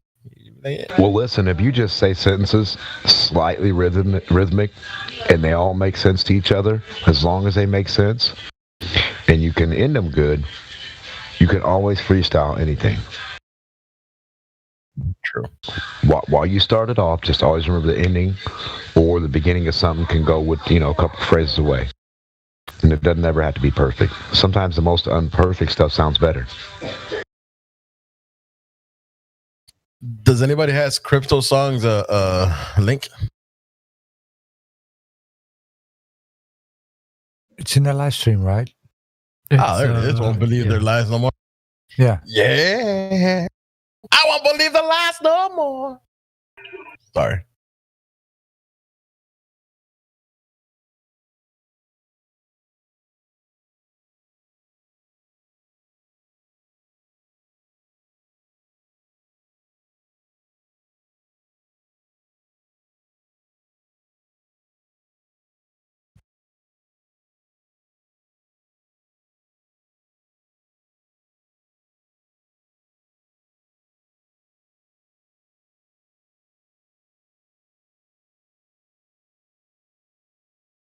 Yeah, in class they explain nonsense that hurts. Instead, they should be explaining hurts that works. Hurts of the earth. You know, a different type of hurts.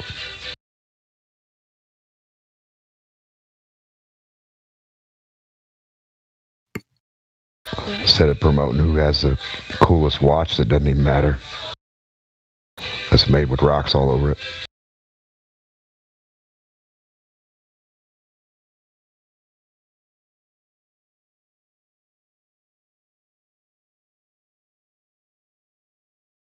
Plus songs and stuff too. Songs can be more useful than a teacher. Mm-hmm. That's true.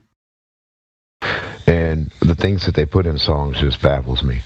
When you could be putting formulas, calculations, equations, something that actually substantiates like actual things that are real, and like new stuff, new technologies, new sciences, new ideas. What about this with that? You know, mixing different things, thinking about different temperatures, extremes, just different shit we haven't thought of yet. Or things we have thought of, but just don't ever present because they want to hide it because it's so cool and awesome and you can have free energy with it. And yeah. So yeah, that type of shit should be rapped about. Not or sung about. Not really, you know, crazy stuff about my dog and my truck breaking down. And I mean, how many times do we need to hear about somebody's truck or somebody's gold teeth or somebody shot somebody for drugs when ain't nobody dead?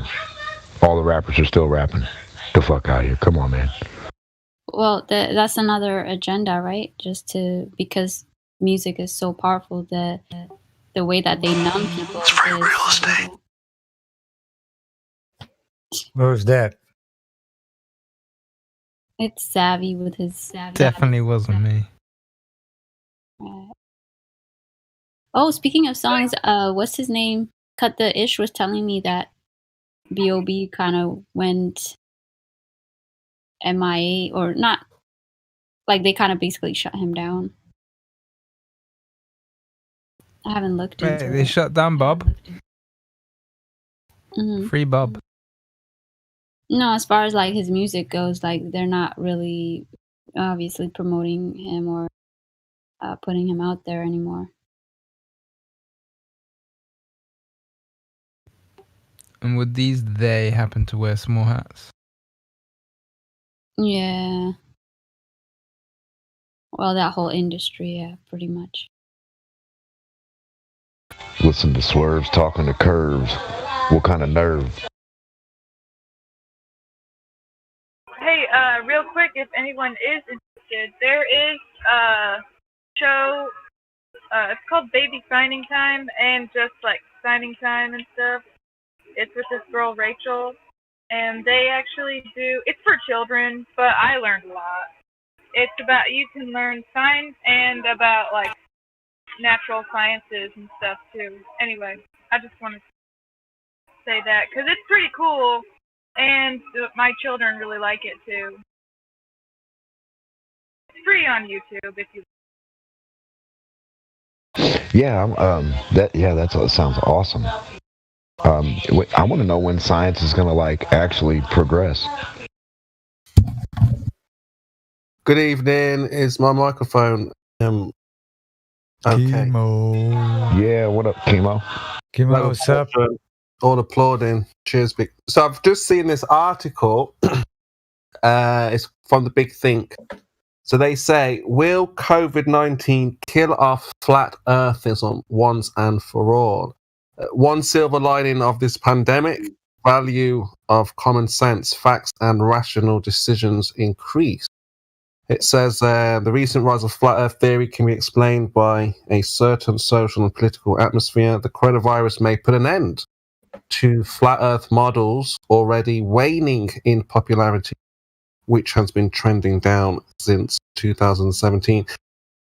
Some have argued that coronavirus will sound the death of populism. Perhaps it will prove the last straw for flat earthers. And then it just goes on to say,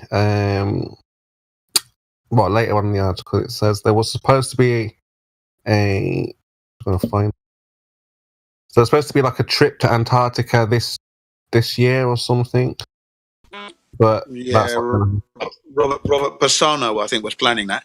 Why wouldn't there be a setup Navy ship right in the ocean set up certain ones like we know that the fucking military does, certain mile apart or half mile, whatever, right? Because that's what they do anyway, and set up locations, and they could go from point to point anywhere on this planet, around anywhere on this planet from any point. And they can go any direction. Like they could leave, we could watch them leave on their ship from that ship over Antarctica and go to where they need to.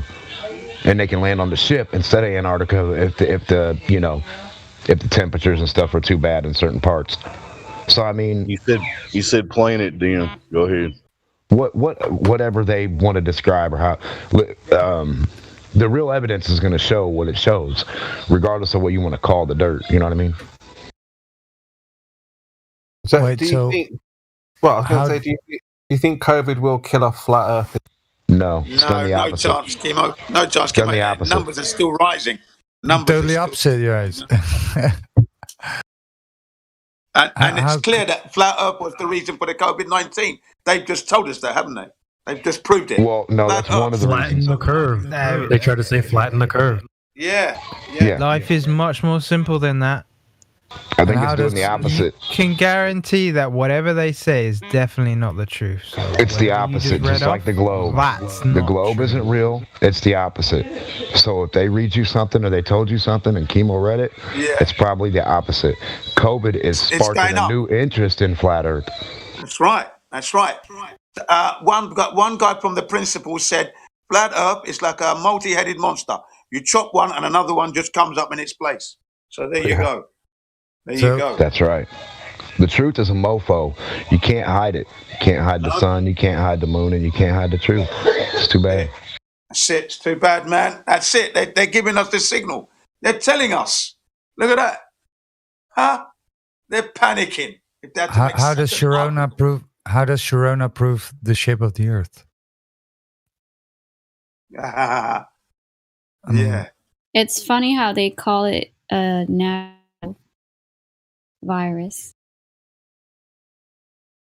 They're saying they received a deadly wake-up call from nature, which it is scrambling to contain.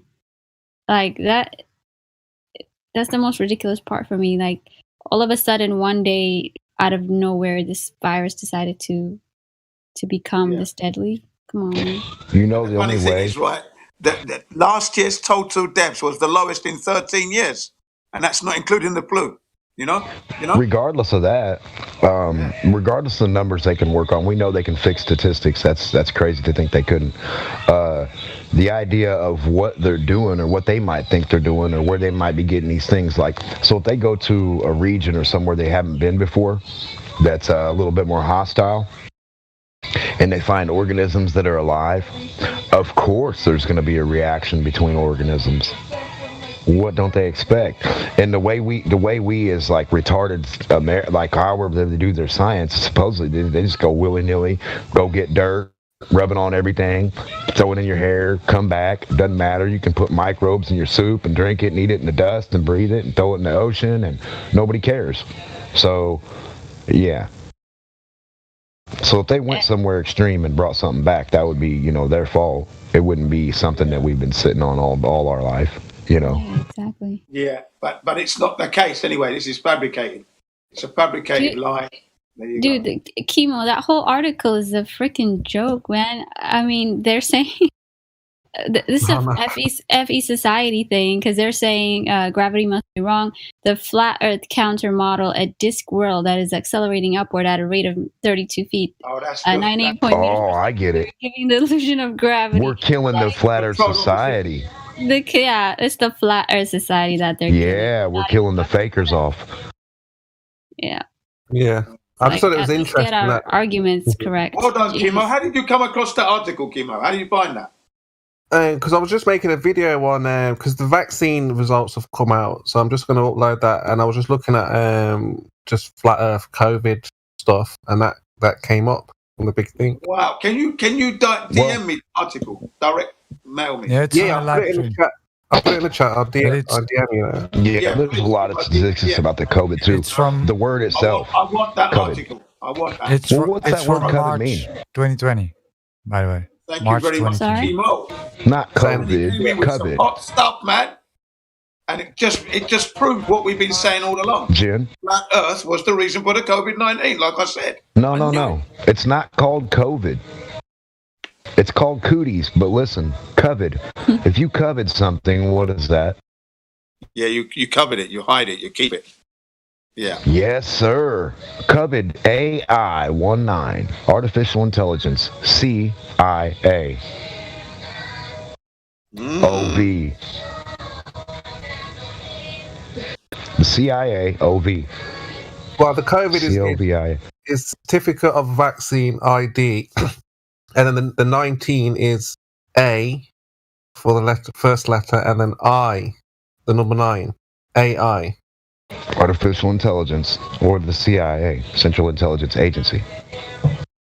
Something like, yeah.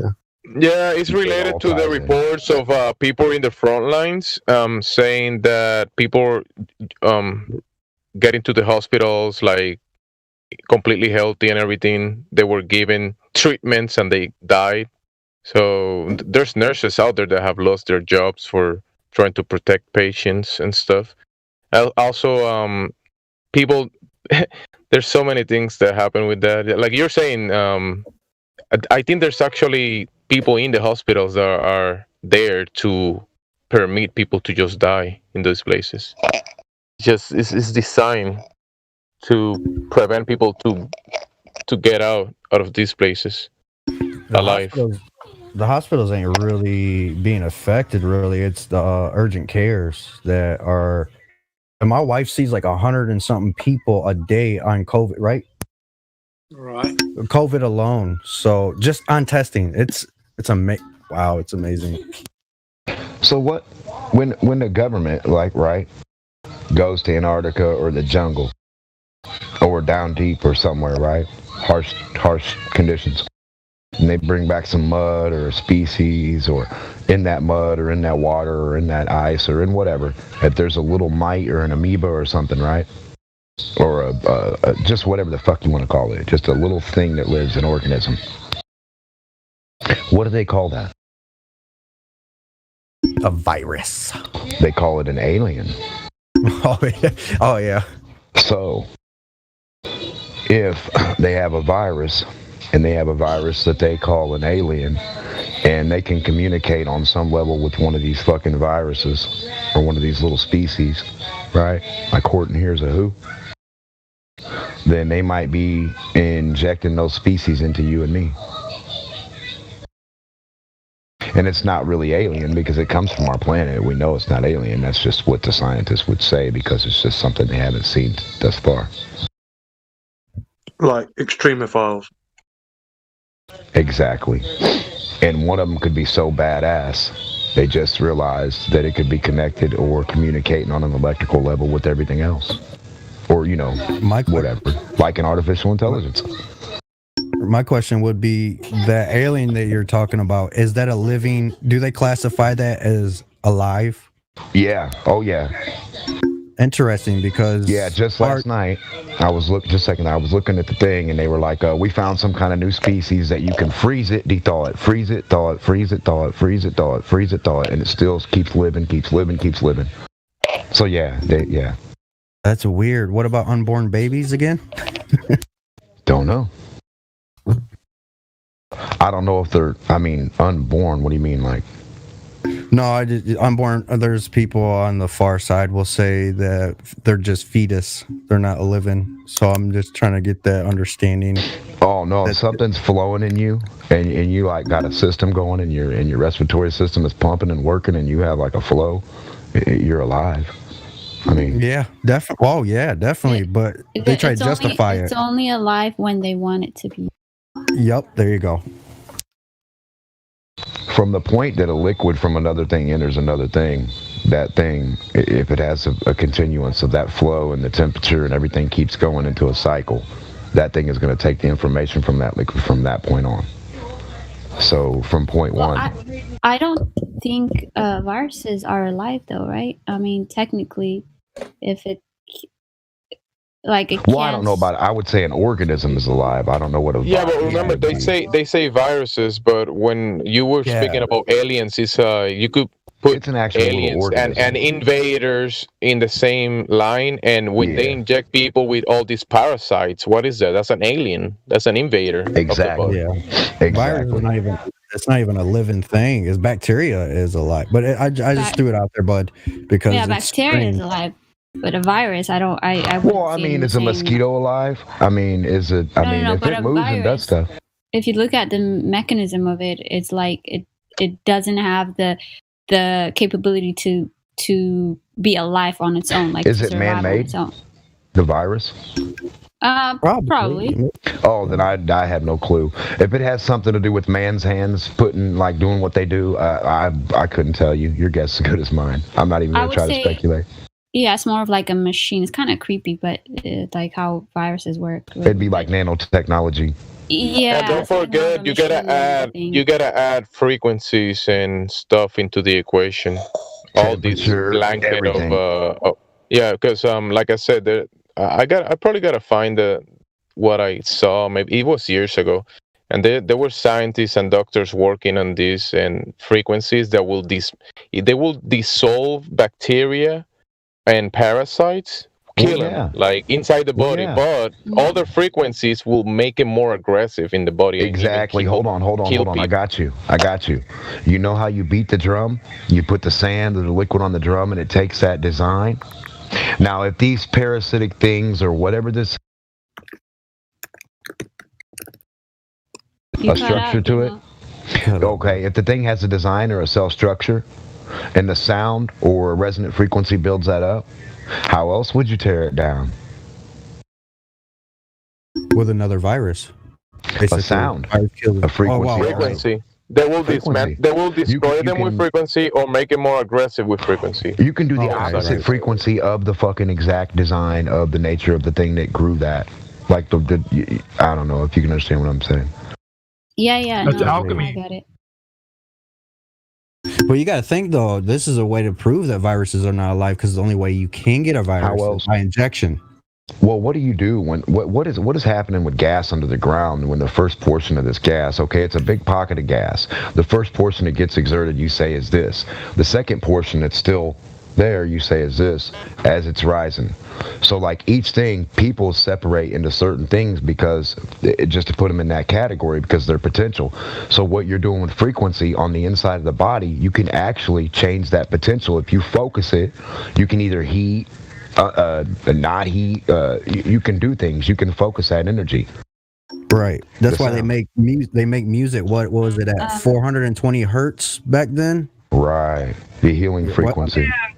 Yeah. And I want to point out the story. 428. I think it's Hold on. The water of life. 1 second. I'm sorry. The water of life. go ahead. I've always thought was sound and frequency, and like the static. Yeah. Well, everything was made from his work. The lady wanted to say something. Allow her to say what she wanted to say. Go on. I just wanted to point out the story of, I think it was Daniel or David. I forgot his name, but in the Bible, he plays the harp for the king, right? Because the king was secret chord. having trouble. Right, and it has been said that when he was playing the harp, he actually was making the king not have demons in his life anymore because of the vibrations, just like you guys were saying. So it's just... He was playing the Holy See. It's the same sound that silver resonates at when you drop it. or gold, and you hear ring. Mhm. Yeah, man. Everything was made from his word, right? He spoke everything into existence. So it makes sense that everything is affected by frequencies. Well, gold, right? Why do the pyramids and the people in Egypt have all the gold? Like it's mostly all there, right? Like it's Gold City, Gold Road, Gold Street, Gold River, Gold whatever. They were doing frequency. Sorry to interrupt. Dimok, everybody, can we put a pin on it? We do have CY, who just stepped in, who Witchcraft talked to him, I guess. CY, you got control of your mic if you guys want to talk to him. Her. DM me if you want to talk about it then. What's up, Sai? What you do? What's up? What's up? How's your day? Good. How about yours? Yeah, lovely. So brought you to the server. A link in another server. Right. And you thought maybe I could look around, learn something, or... No, I'm not trying to learn anything. I'm trying to teach people stuff. You're not trying to people learn the truth, not hide them from it. So, How old are Sai, you and teach you're us. trying to teach people things? Hey guys, he's here to teach us. What are you bringing, Sorry. bro? What are you here to teach us? That the earth is not flat, Right. Oh, what is it? round. Oh, is it round like a pizza or a pancake? Sphere. Oh, so sphere. what's the radius of this sphere, Sai? Teach us. What's I the don't know radius? the exact dimensions off the top of my head. Wow. Dang, how are you going to teach Can you us? give us a rough estimate, though? never do. The nearest 1,000 miles? A rough estimate? Sorry? She wasn't ready. If y'all want to debate on stuff, DM me and I'll go right ahead and debate. But if you don't know the specific, how are you gonna teach us? Teach us what you know. Just teach us what you know. Come on. The earth is round. People go up. Like a pizza? Like a coin or a plate? It's round like a sphere. Is round a shape? Be Here's a specific. shape. Can round be flat? No. Well, Yes, it yes, can. like a circle. Yeah. I'm talking about round like a sphere. Right. So be specific, right? Yeah. Spherical. A ball, right? It's a water ball flying through space with water stick to the side of it. Not necessarily. It's the water's being held down by Earth's gravity. Yeah, it's sticking to the ball, right? That's what they tell you. If you want to say it that way, then go ahead. Well, it's not flying off, so. Yeah. Well, how about you teach us about 3 questions we've been asking every Globe Earth? Go right ahead. Yeah.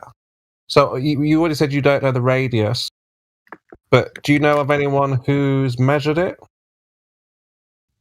No, I'm more like interested about like how they get to space and what they do there, not the exact. No, well, hold on. Let's not get. We can get to that, but you don't know anyone who's measured it, but you kind of believe that it has been measured. Curvature. Yes, it's been measured with like computer, I guess, technology from cameras. Like they make measure it with a camera. A 3D grid, I guess. How do you measure it with a camera? But they take a picture in the apogee of a geostationary transport orbit, and then they use computers to make a grid that goes around half the Earth. And then they connect with another satellite with an opposite geostationary orbit, and then they do the same operation, I guess, and then they send that down to Earth with a bunch of... But to accomplish all of this, you will have first to know what you're standing on. You need the dimensions of the Earth and measure all that before you put it into the computer programming, right? They send the data from with a bunch of communications relay satellites. But before you send the satellite to that place that you're talking about, you will need to know the How big the numbers, how big it is, and the measurements of the Earth, so you can put the calculations into the satellites to be able to work. You can't just send satellites and that's it before you do the calculations down here. You gotta take it. You gotta take it step by step, don't you?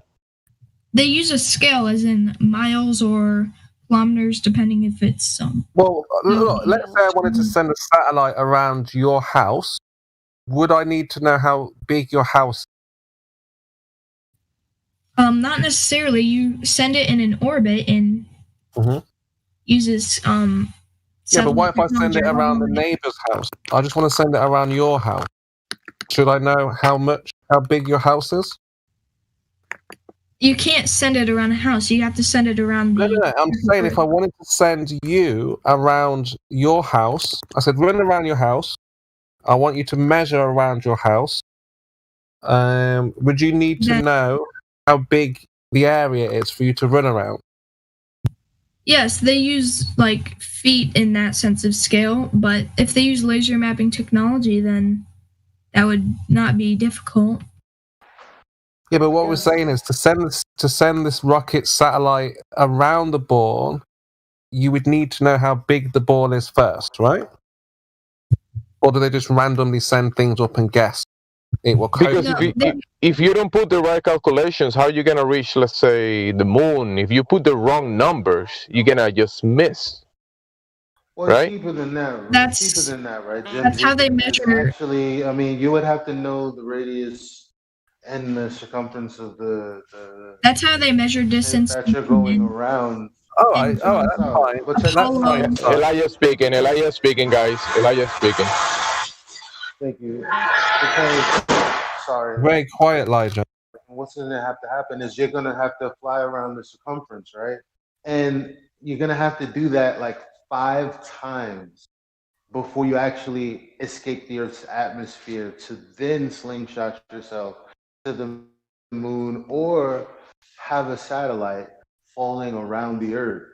But as far as getting enough fuel to go to the moon, you would have to know how much fuel you would need to go around the Earth 5 times at least. So this is where that number would have to be known. This is where but hold on, sorry, it's not an argument. Just finding out your opinion. So, are you saying you know for a fact that they've measured this, or is it just what you believe? I am 99% sure, so I would say it's a fact that I know that some way, somehow, they've measured the circumference of the Earth. Okay, so what was the method? What was the method utilized to measure the Earth, the curvature of the Earth? What was it? The method? How they did it? Can you tell us? I would believe that they use satellites or some deep space satellite like Voyager's earlier when they launched. So can I just jump in real quick? Yes. What you don't understand, Sai, is what we're trying to tell. There are steps before you launch satellites, right? So you have to have the first step, right, which is to measure curvature and the radius, right? If you don't know the radius with orbital mechanics and all that, there is no way for you to send satellites up. So what was the method before they sent the satellite up to measure the Earth? I would think that they just tested with weather balloons, etc., until they can get the weather balloons, the downrange distance needed. So can you give us the specific methods to how they measured it? Not at the moment. I don't know off the top of my head. So it's just a belief. You don't have any. Go ahead. Yeah, that's a belief. So, all right, they tell us that the Earth is. We can move on to the next question because you're not sure, and there's no point kind of hounding you at this point. But they say the Earth is turning, spinning, moving, axial rotation. How can we demonstrate that that's the case? That the Earth actually moves? Because the Earth revolves around the sun. How else would you get day and night? No, I'm saying how can we verify that what we think we're looking at is actually what we're looking at? How do we verify it? Because if you take the position of the sun and the position of the Earth would be rotating to create day and night cycles. No, I know How you do you said know? that, but I'm asking. You keep repeating the model. Look, like, this is what would happen and should. How would we verify it, validate? I mean, I'm not sure there'd be any other way to verify it without. I mean, unless you're going to use camera technology, like in between the sun or facing the sun with the Earth. But you could just see the Earth rotating around the sun. It's pretty self-explanatory. Have you seen that? Excuse me?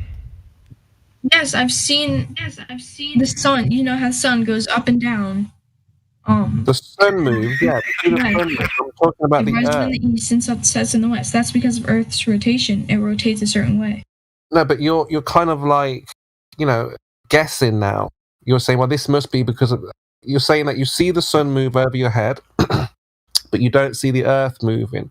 So how can we verify that the Earth? Fucking Earth. Go on. Oh shit! You can't see it moving Sorry. because you're on the Earth. Yeah, I know. We see the sun go over our head and move past us.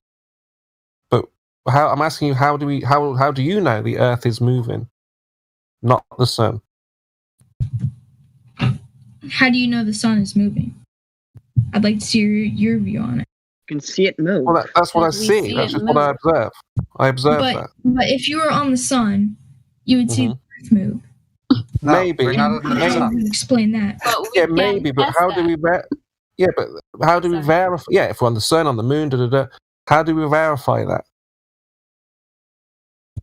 So you put a satellite into a suborbit, so you just go straight up and straight down. And you put a satellite. A company like you do Blue this. Origin. Oh, a company. So like Blue you're Origin, asking how? They will put something into a suborbit, and they would measure if Earth rotates or if the sun rotates, and that's obviously have been done around 14 times now. More than 14, actually. How is it obvious? How is it obvious if you're here trying to explain what someone else may or may not have done? It's been recorded By who? by companies such as Blue Origin, SpaceX. Yeah, I have a ESA, recording of JAXA, Bigfoot now. Roscosmos. I have a Fake X. I have a Yeah, but recording of surely Bigfoot. you've seen Superman and superheroes on television. You've seen people fake videos. Surely you understand that happens, right? Yeah, I understand that they fake stuff like in movies with Superman and stuff, but there's an obvious difference between real What is live camera feed what is and the difference? computer What is the generated. difference? We see Superman, we see NASA do something on television. What is the difference? What can you do or we do that's different? Just know the difference. Oh, hold on. So you're talking about how NASA used video stuff. What did they do? Have you seen? Go on, yeah, have sorry. you seen? Have you seen the movie Gravity? Have you No. seen it? No. Sounds Well, about it. yeah, you should watch it, man. It looks better than NASA shows us, right? Then I'll watch So it. all we're trying to establish, Sai, is if you have a belief or you actually, because you said you're trying to teach. Now you can only teach what you know. You can't teach a belief because that would be like a religious belief, what you think, right? So in order for you to give us what you know, you would have to demonstrate something or present something instead of just giving what you believe. What do you would think? have to know what you're talking No, about. it's that I attached a GoPro camera to a model rocket I saw, and I saw a little bit of a curvature of the Earth. Okay, can I have a look? I had a rocket that had a smaller first stage, and so it went like 1,000 feet up, and then it separated, and then it went there. And you can obviously see the curvature of the Earth from there. I don't know what other way to explain it, because it's simple logic that if you don't understand, you should probably go back to school. You said Yeah, so at basically, 1,000 feet up? you're saying to go and get more education on this belief, on this idea. Exactly. Yeah, but what we're looking Hey, no, but if the indoctrination idea. didn't stick, you should go back to the indoctrination center. Yeah. Ask all professors to demonstrate how the Earth. Rinse and repeat Well, I thought we were talking about this until fully retarded. Yeah, rotation. But the thing is, Si, you've already been given the knowledge, the demonstrations. So why aren't you providing the practical demonstration of what you're saying? I am saying that my predictions on how they did that, I don't know exactly, but I know for a fact the Earth is a sphere, and I've seen them launch via live camera feed. Do you realize what you just said? You said, I don't know how, but I know. What does that mean? I don't know how, but I know. If they use camera mapping, laser technology, radio wave mapping, I don't know that exact demonstration. If you want that info, you could probably go to nasa.gov or something. Yeah, but why don't you have it if you know it? Yeah, it's only a belief if you can't provide evidence. If you're just going to refer to So you a story that someone else has done it. Okay, so you provide evidence on how the Earth is obviously flat. Wait. We're not done with this. Open your eyes. Let Kimo finish up. Well, I mean, again, we're just trying to validate what you're saying. If it's just a belief, or if it's fact, because you keep saying "I know," and then we wait for the knowledge, but then you say, "Well, it's obvious." It's fact. There's no way to explain it. Then watch a live video of a rocket launch. Oh, you can see the Earth is round. Go figure. So, okay, so let's just move on to this. So you don't know how they've measured the Earth's rotation. You just think somebody somewhere has done it. I know that they've used satellite technology. How do you know this? How do you know? Because there's no other way to map it. No, but I'm asking about how do you personally know that what you're saying is true? 'Cause I've seen it from government websites. Okay. So somebody wrote something down, and how do you know that what has been written is true? Because again, it's a government agency, and Again, they're not. it doesn't matter who it is, they're still people. How do you know that what they're saying, how do you know, practically, personally, you, yourself, how do you know that what they're saying or written down is true? Because they're the people that researched it. Yeah, I know that they've researched it, but we can't what they validate it, can we? So everyone here knows that somebody somewhere said that they've done something, written it down, and they say it's true. But how do we know that it's check true? it out. Should we just believe them? Do you know the process on what it does to get something published on a government agency's website? I'm asking, should we just believe? Bruh. Do we not have the right to check it out? Do we not have the right to check it out? Can I ask one question? Sai, how old are you? 13. Yeah, couldn't say Oh, that's probably why, yes. So you don't believe in Santa Claus still or anything like that? I mean, that's been proved wrong. Like, since I was young. So look, Why let's would get they to the lie final about it? question then. Was it NASA who proved that Santa was fake news? No, it was me. How did you prove it was fake? Because I literally saw my parents bringing the presents out of the basement. Why would they lie? Why would they lie? Okay, so if that's the level of information you need to disprove it, then why are you taking the globe narrative at face value without having actually seen it for yourself? I mean, that's even worse.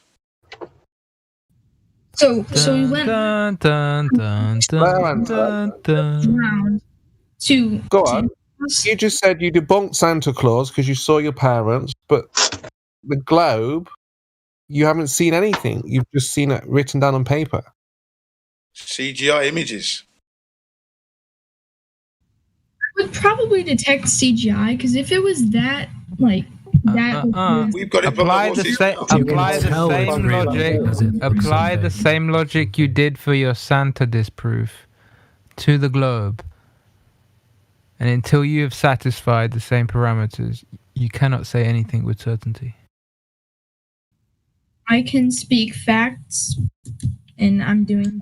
Bruh, They're I not said proven. apply the same logic.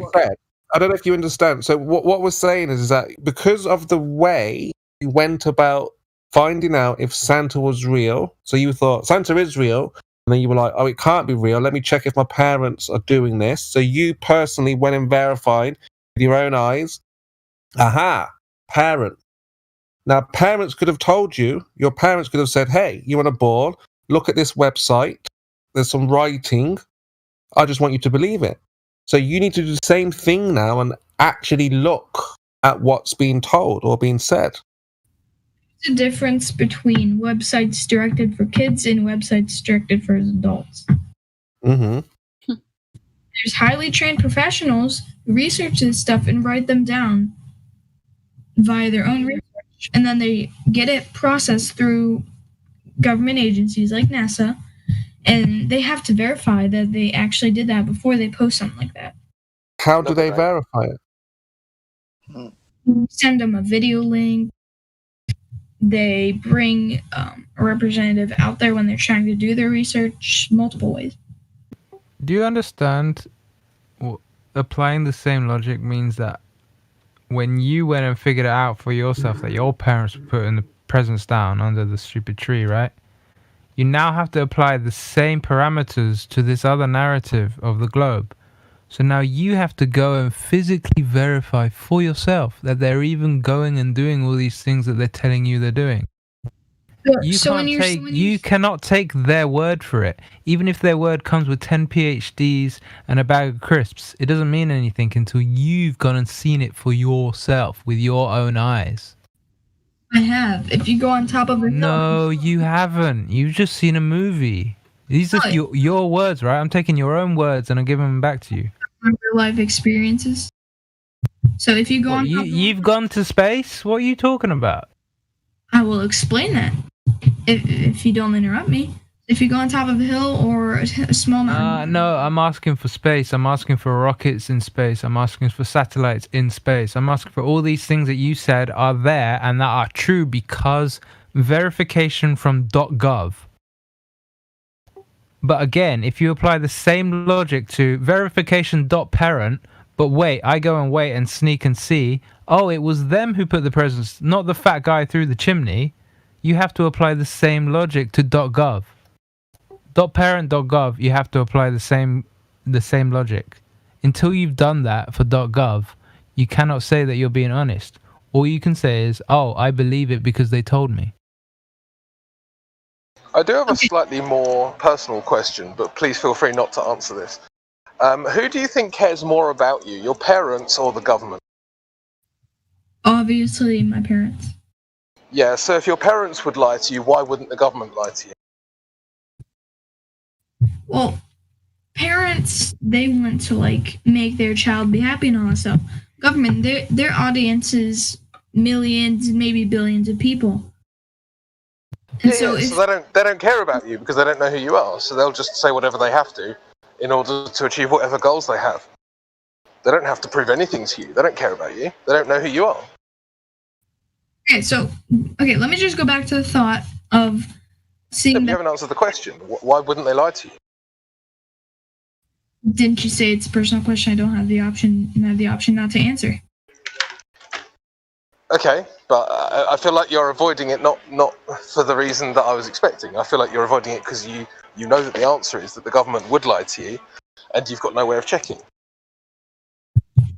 Okay, so I'll agree with you that the governments have lied, but NASA, they lied one time. They maybe fibbed one time, but it was not something huge like there's this flat. How could you check? Fibbed in an operation that is. How could you check? How could you possibly know? Just think about it. I'm not trying to be on your case, but how could you possibly know when they were telling the truth and when they were lying? Because the only evidence you have is from them. You can't check. The evidence I have is from one of my personal experiences. If you go on top of a hill or a small mountain and you look in the horizon, what do you see? You see up to 10 miles, maybe. You see a flat horizon. What's past that 10 miles that you can't see? That's the curvature of the Earth. Well, look, can we get on to the third question? Because we have asked two. So the third question you might enjoy because it's about space. Okay, so space is supposed to be a vacuum. You understand, like low pressure or nothing there, void, as a matter of fact. And we've got the atmosphere here on the Earth. So how is it possible then to have the atmosphere next to or adjacent to the vacuum of space? Because the power of Earth's gravity is so great that it can keep air pressure down on its surface. Which gravity are you talking about? Earth's gravity. Yeah, which kind? Newtonian gravity or Einsteinian gravity? I don't know those two types. The one that holds us down. Which one is that? Is that the Einsteinian or the Newtonian gravity? What gravity are you talking about? Hold on, let me. Okay. Oh yeah, find out which I'll get gravity. that answer for you in a second. Okay. Yeah, I like this kid. He's got a fighting spirit about him. I like it. This kid.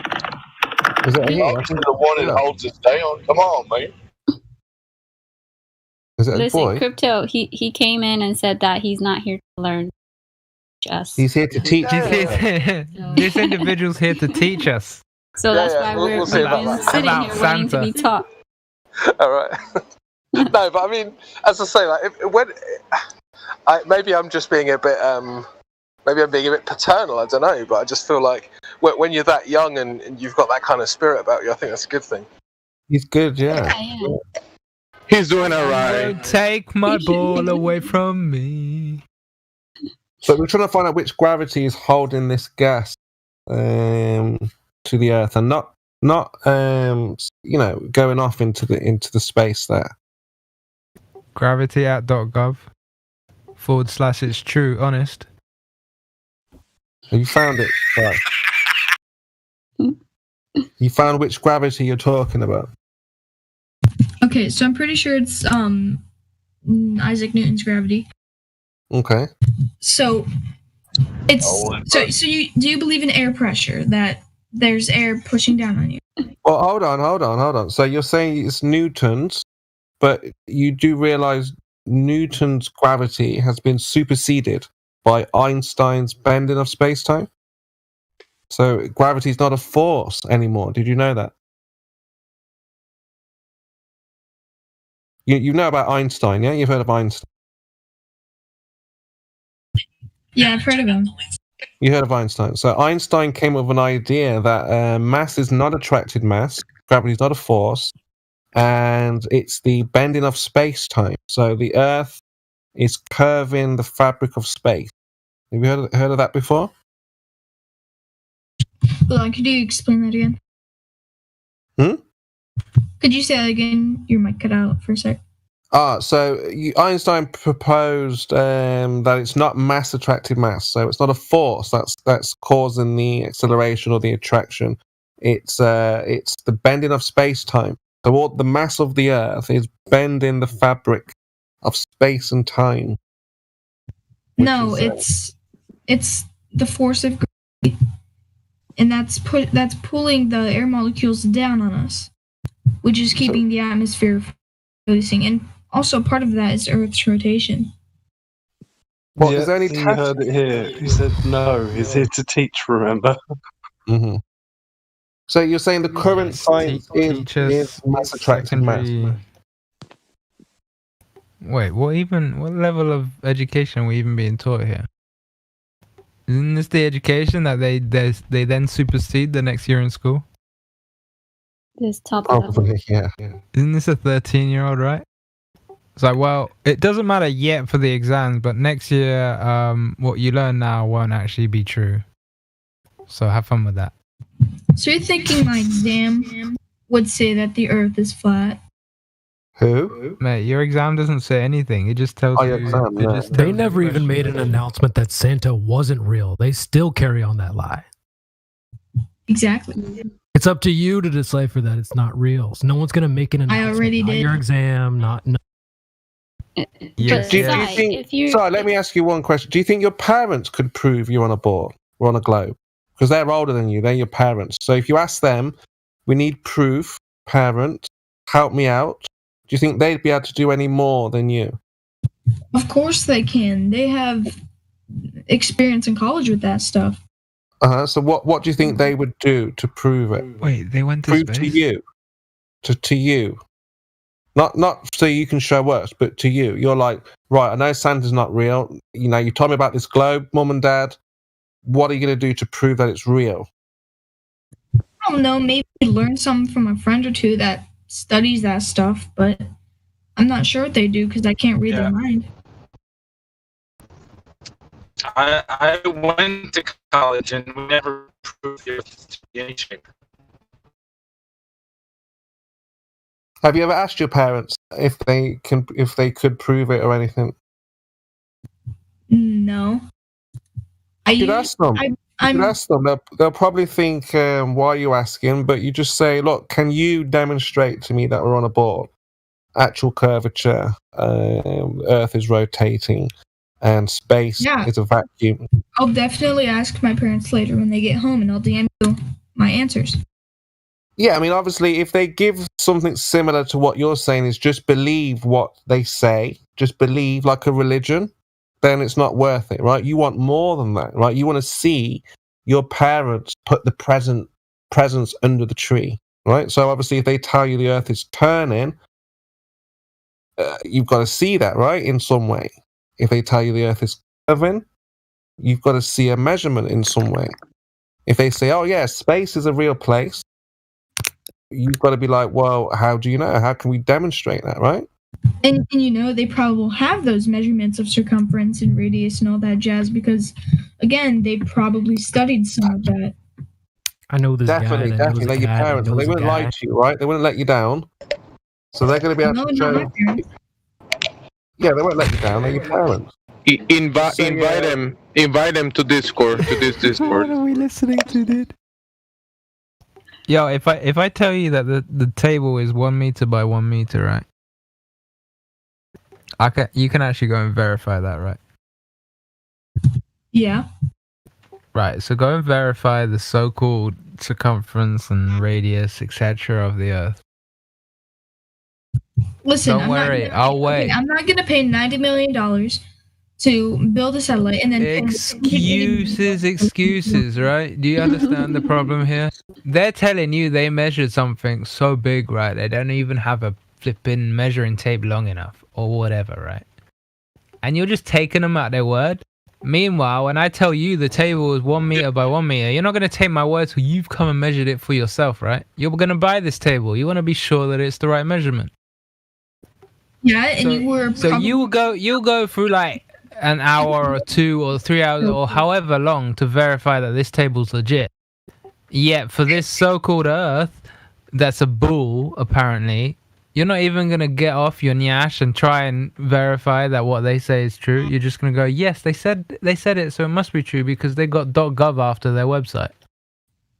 So if you would lie about answer the question. 1 meter by 1 meter, that's a pretty dumb thing to lie. Focus. It's about using common sense and logic. Focus. Focus. Do you understand that you're putting standards, right? That you won't hold the highest authority to, but you will hold some next guy just selling you a table to.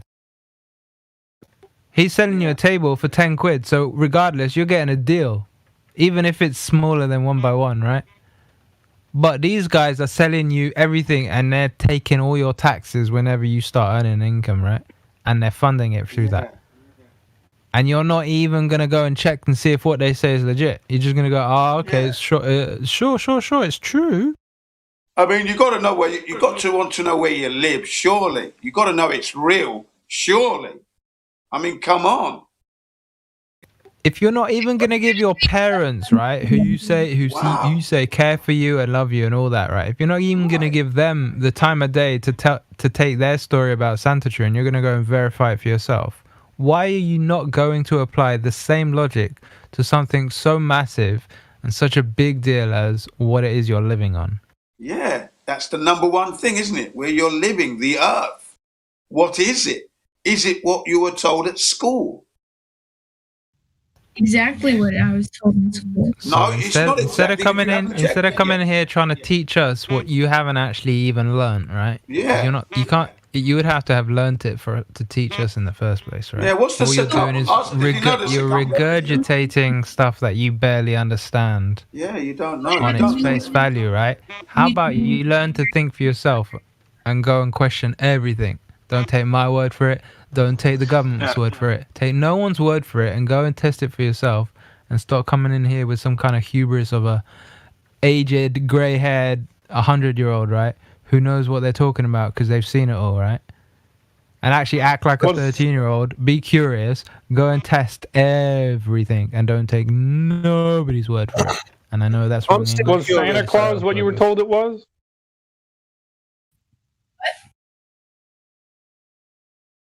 Was Santa Claus what you were told it was? No, but then again, that comes from parents. They want. Right. Okay. It comes out of love and wanting their kids happy. The TV's telling you it's real. See why? Right. What if? But see, both of my parents are teachers. The teachers that taught you. Both of my parents and basically my entire extended family at one point or another are all teachers. My mom used to be a teacher at an elementary school, and she's now teaching substitute teaching for middle school and high school. So right. But all she's also doing, they're reading from books. All they're doing is reteaching what they were taught. They're not proving it for themselves. They're just assuming that what was told to them was also true. Yeah. So when you go back to validate things, when you go back to validate things to make sure that they're true and validate, as opposed to just reading from the book because you assume or believe that someone there must have done it, like I did at one point. I'm like, well, of course someone must have figured it out by now. We'll just take it at its word. And then you go to look into, has anyone actually done all this stuff that they claim? No. So yes, there's a lot of different problems. Well, I'm sure if someone's asked you We've by been now, asking you this whole time about that. And show now us you say one validation of the heliocentric model. I've been looking for it for years now. I mean, Well, he did say I've he's been coming- looking into when the government lied for longer than you've been alive. He did say People he's are not coming your to friends. teach. They're not telling you the truth. Like, why would they ever? If they're lying to us about all this stuff, why would they tell you the truth about this? You're being lied to. Yo, can I because propose the an exercise for the room? Yeah, it's just the teachers are being taught by a curriculum set forth by the government. What a great idea. Because right now we're having a battle on how we see the world, right? And there's a limit to how far we can get. I have a question, and then whoever's up for it, go for it, because it's not something I enjoy too much. Yo, CY, what's your understanding of mathematics? I tried math once. I hated it. No, okay. So all jokes aside, Do you have at least a basic comprehension of trig? no, I'm not in Doesn't at 13. 10th grade where you study trigonometry. I'm still taking. Would you be willing Yeah, to it probably doesn't at 13. at least try to understand it? Yeah, I think they like still in arithmetic, right? I don't think they go into Yeah. algebra. Not at 13. You No, won't. I mean, I don't remember it being that bad, but maybe the States is terrible. Who knows? But No, we- Wait, not at did you? 13, not in England, Sorry, not one 13. question. Did you I've been through learn 13. Common Core math? Did you learn Common Core math? Yeah. What? Yeah. Maybe. Oh, I'm sorry to hear that. all right. Well, In elementary if anyone has the patience to run through it, I think just go with the Black Swan and take Yeah, I posted it. I take posted it for you. take it But as we a went from step by step. Okay, listen. I posted it We for went you from already. proving that the Earth is round to somehow getting into trigonometry and Common Core and Well, algebra. it's part of the measuring Well, that. it's a geometric question, Yeah, right? he's only 13, and you don't want to freak him out. But he did say he's here to teach. But what do you think you've taught us so far? We've been here for 35 minutes. half an hour now. Yeah. What have you taught us? What should we or give us something that we can learn from you? Common sense that the Earth is round. Like, okay, so what do you have to believe that the Earth is flat? If it was so common, why would I need to go on .gov to show it, right? If it was common sense, I wouldn't need anybody to tell me. Nobody to set up a stupidly expensive funding setup, ripping people off left, right, center to prove the case, right? Hold up. If it was common sense, why would you have to discard your senses to come up with the globe? If it was common sense, if you're using your senses, why do you have to discard your senses to come up with the globe? Tell me. It's your eyes seeing that. One second. Stop.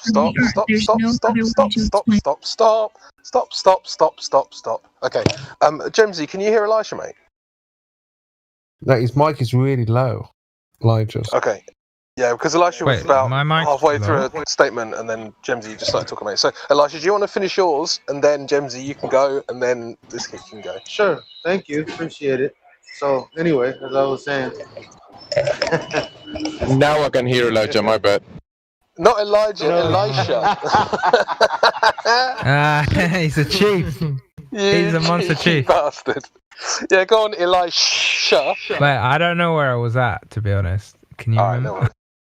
I'm happy for Gemsy to carry on. You said you had a test or a challenge or something like for the room.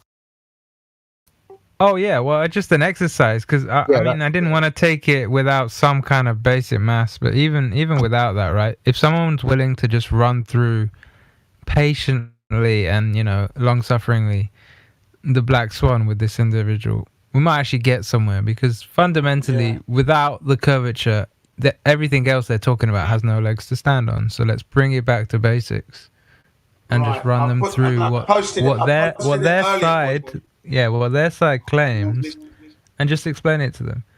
Even if they don't want to acknowledge it doesn't matter. And he can tell his parents. At the very least, they will actually know what it is that they're supposedly claiming in the first place, and then they'll see what's lacking on it. Right, I posted the Black Swan with an accompanying video. The Mark Sargent one, it's very good because the horizon is very clear. A few minutes up, you scroll up in the live stream voice text. Take him through that and introduce him to the video. Taking the time to do it ready. I planned ahead. Go ahead.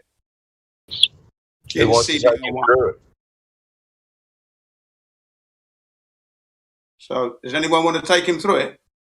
I can, unless somebody else wants to. You there? Listen. I don't have the time to get brainwashed by you. No, it's not brainwashed. We're going to show you a real world observation. Would you like to see that? I don't need it. I already know the world around me, and I know for a fact that's true. It's not. We're explaining the globe he's already wasted 13. Okay, 1 second. He does have a point. He's already wasted 13 years of his life being brainwashed. So, perhaps he doesn't want to carry on being brainwashed. But unfortunately for you, kid, is that when people are brainwashed, they don't know that they are. So that's the problem you're in. Everyone here at your age believed what you did. Like everybody. So what led you to believe the Earth is flat? Observation, experience, the lack of. Okay, dude, he asked me. Can I answer? Okay. Observation, lack of any observable evidence for a globe, and their maths doesn't add up. Their stories don't add up. You don't feel the Earth moving. Basically, everything points to it. You're on the Earth. No crap, you won't feel it moving. It's No. Stop. See, that's what's called a justification. Now, if I was to say to you, if you were never taught either, are you moving or are you still? You would tell me, I am still, because you don't feel movement. When you start to say something like, you wouldn't feel the movement, that's a justification for why you don't feel it. Do you get that? So, your experience tells you you're not moving, and you are justifying that. But you don't actually have evidence for the movement. and you actually barely have any evidence for being the Earth is flat. Apart from all observation. See, this Yeah, I is think the, it's this is time the for problem, the kid. 3-egg omelette question. They've actually got you going against what you see on a day-to-day basis. Yeah, this is the point of this. Everything you actually experience, you believe to be false.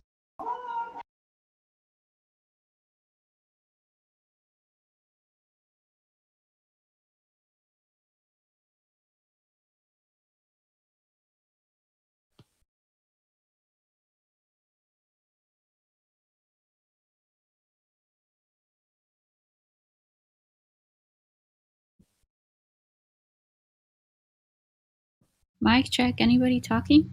What happened then? It went all quiet. Yeah, I think it just cut out. Pregnant pause. Yeah, I had to leave and come back. I thought everybody stopped talking. It's the gremlins. You there, Crypto? Yeah, where did I get we to? lost Crypto. Oh, all I said was everything you actually experience, you believe to be false, and then I stopped.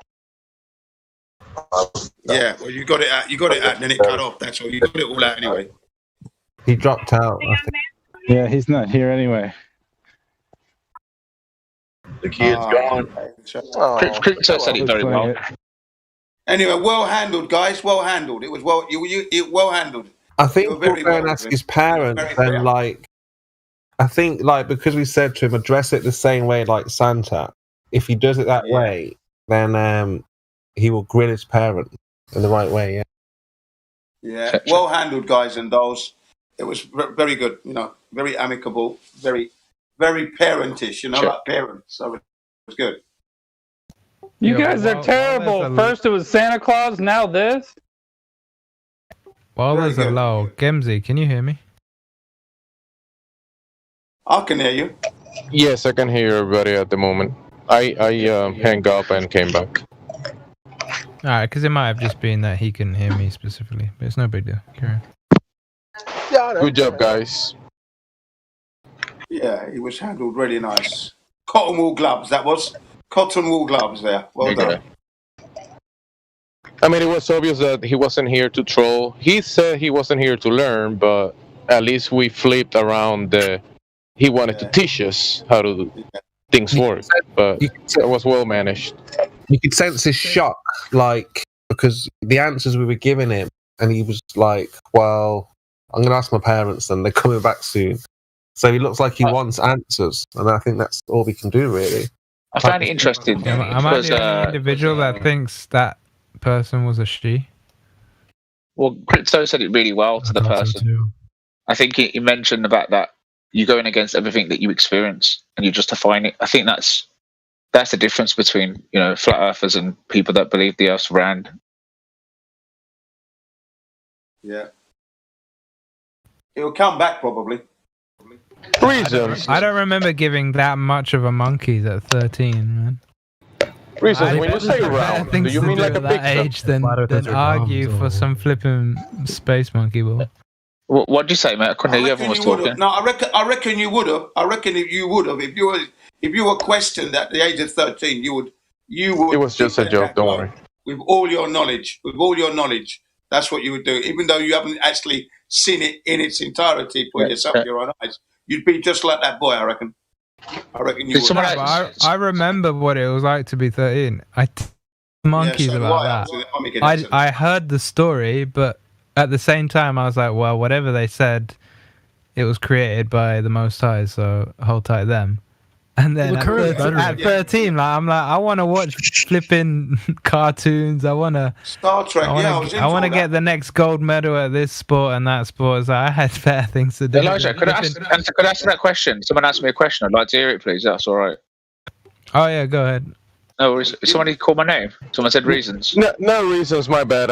You said round and stuff, and when people say round, I always ask that question. Do you mean like a pizza? But it was just in a joke sense. Oh, no worries. Yeah.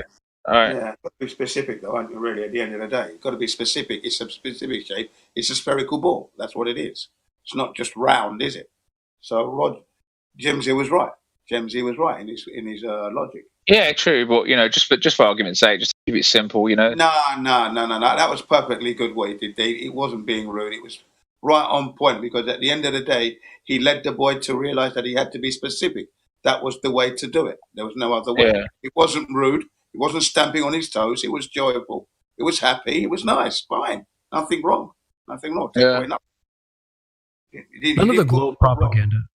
Sorry, dude. Yeah. None of the globe propaganda is teaching them about anything. That's why they all come in here not knowing circumference, not knowing about a radius. So they're pumping up these little kids with such big egos that flat earthers are dumb. So they think they can come in here and teach. That's right.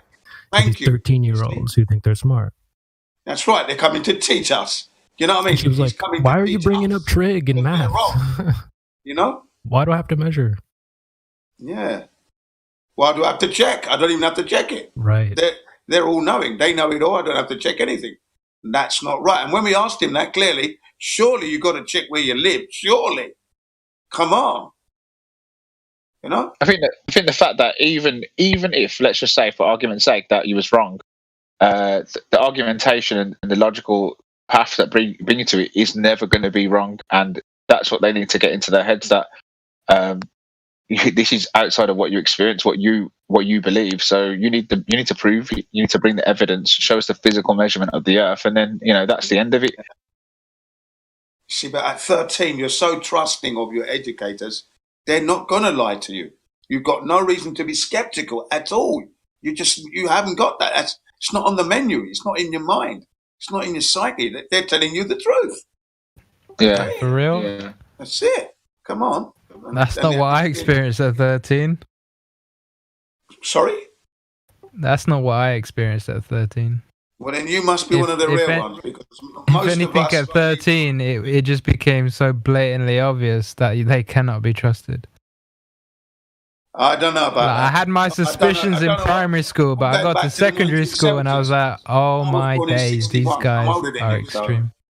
Yeah, I know. Maybe like different environment, right? They were taking maybe less liberties in your time, but for me it was a stark difference from primary to secondary school. I was like, oh snap, these guys are next level with their degeneracy. Now I didn't term it in those terms back then, but my desire for rebellion, or righteous rebellion as I put it, was just put on to level 11 by that time, because I was like, no way.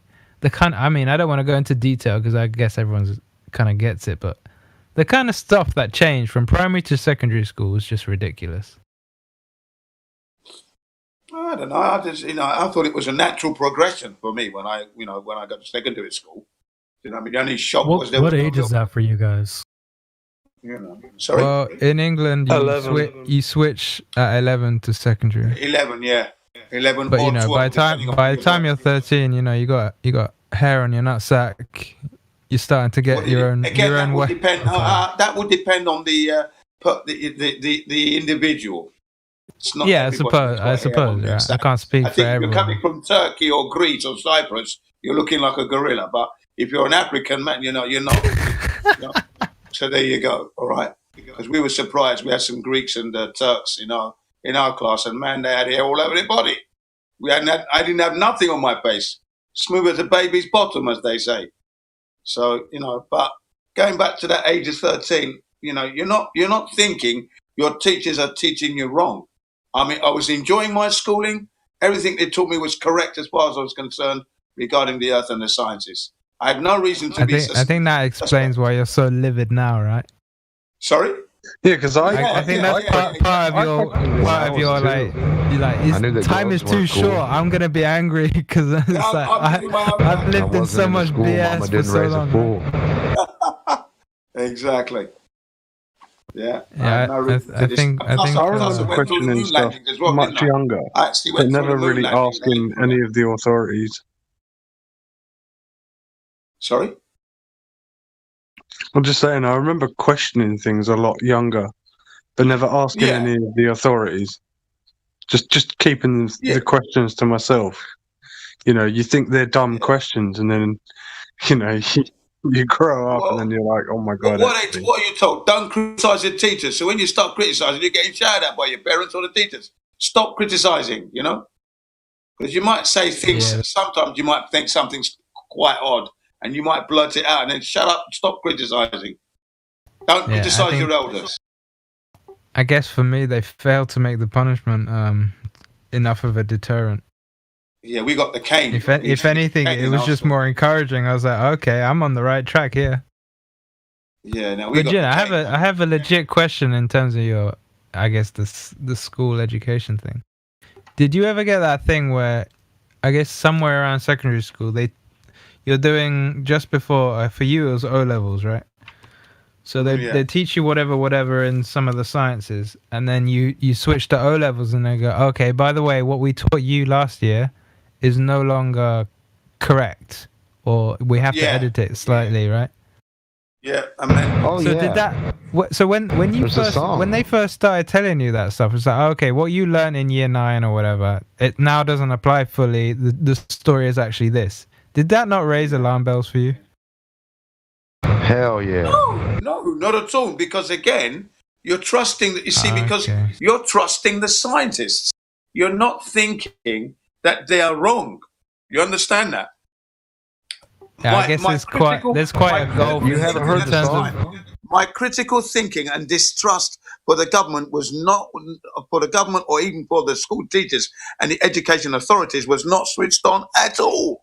Zero. So I was just trying to gauge the difference, and I guess for you, as in at least for you and me, there's a serious gulf in our experiences. Yeah, because I was enjoying my school. It does make things make a lot more sense in terms of where you come from. Yeah, it's interesting, isn't it? Because there's always a song to remind you. You get to this point where you realise that actually the problem isn't any one specific piece of information, but it's a more general kind of blanket trust of authority. Because until you start distrusting them, they can tell you any cock and bull story, and because they're the authority, you have to believe it. So until you question their authority to tell you, quote unquote, true information, or at least say to them, well, okay, you do have the authority to tell me the information, but you better provide evidence. Either of those two would be fine. But no one does either of those. They just say, oh, well, scientists said it, therefore, right? And that's enough. That's enough for people. Yeah, I mean, at school, we don't have the equipment. We can't go to space. They went to the moon. You're not thinking they're lying. You're just not. That's not part of the equation. You had that one guy that came in here that said, we did a half a project where we sent our plants to NASA, and then they did the other half. Then they sent it back. If you guys want to pay me to do your research for you, I'll be the middleman. Call me the scientist, and then you give me all your money, and I'll tell you what you want to hear. I'll take your advice and give you back shitty plants with tumors in them. I remember, as a child at primary school, thinking, do the teachers know what they say, or are they just getting it from a book and telling us out of the book? And then how do we know that book's right? And I remember thinking that when I was 11, 10 years old. No, I never thought that at all. I saw the teacher's book of, that's got all the answers in. Let's have a look. That's me. I think that's why maths was so appealing, because nobody could mess with maths to that degree, right? At least in the first 15 years of age, right? It's not until A levels when they start doing some funnier stuff. Exactly. And you only find out how they can lie with maths when you get into statistics. And it's like, right, yes. It's like a separate field. It's like a separate field designed exclusively so that we can take this thing that should be pure and use it to lie. Yes. Right, and then you do economics and business, and you're like, hold on a minute. Yeah, what they talking about?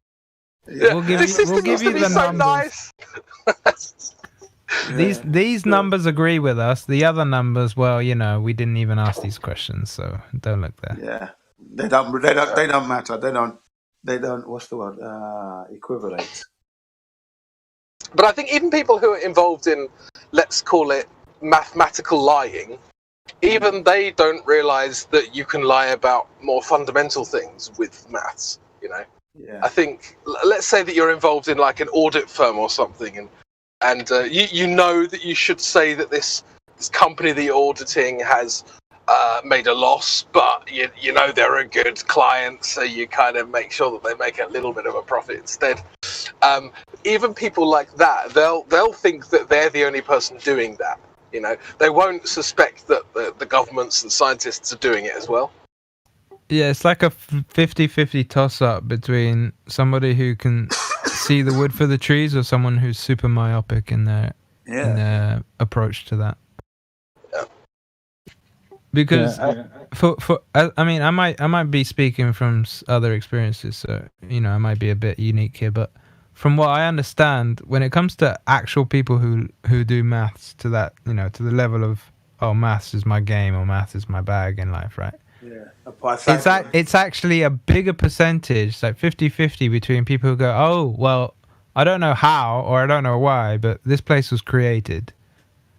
Whereas in the other fields, you know, the other science fields or the other, even engineering and all that kind of stuff, or the other waste subjects in university, the percentage of people who actually consider just the basics of, oh, there has to be a creator or there has to be a God, however you phrase it, right, is so much lower. Oh, but absolutely. Again, I'm happy to hear other people's point of view in terms of my percentage statement there. I mean, I have a friend who, without outing myself or him, he's very, very high in engineering fields, to the point where he's actually a world leader in his very specific field of engineering. And he tells me that of the PhDs he knows, about 50% of them are either Christian or believe in God, which is not the impression you would be given by the mainstream. Would it be too far to ask the field? Sorry? Would it go too far to ask what specific discipline? So let's just say that he deals with advanced maths on a daily basis. That most he's an accountant, right? So that's like a corroboration of what I was getting at, right? No, he's a very high level quantum surveyor.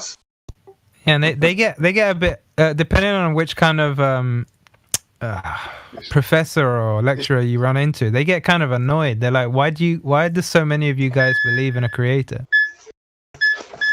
Obviously it's like, you know, if they're with the other side, they don't care, right?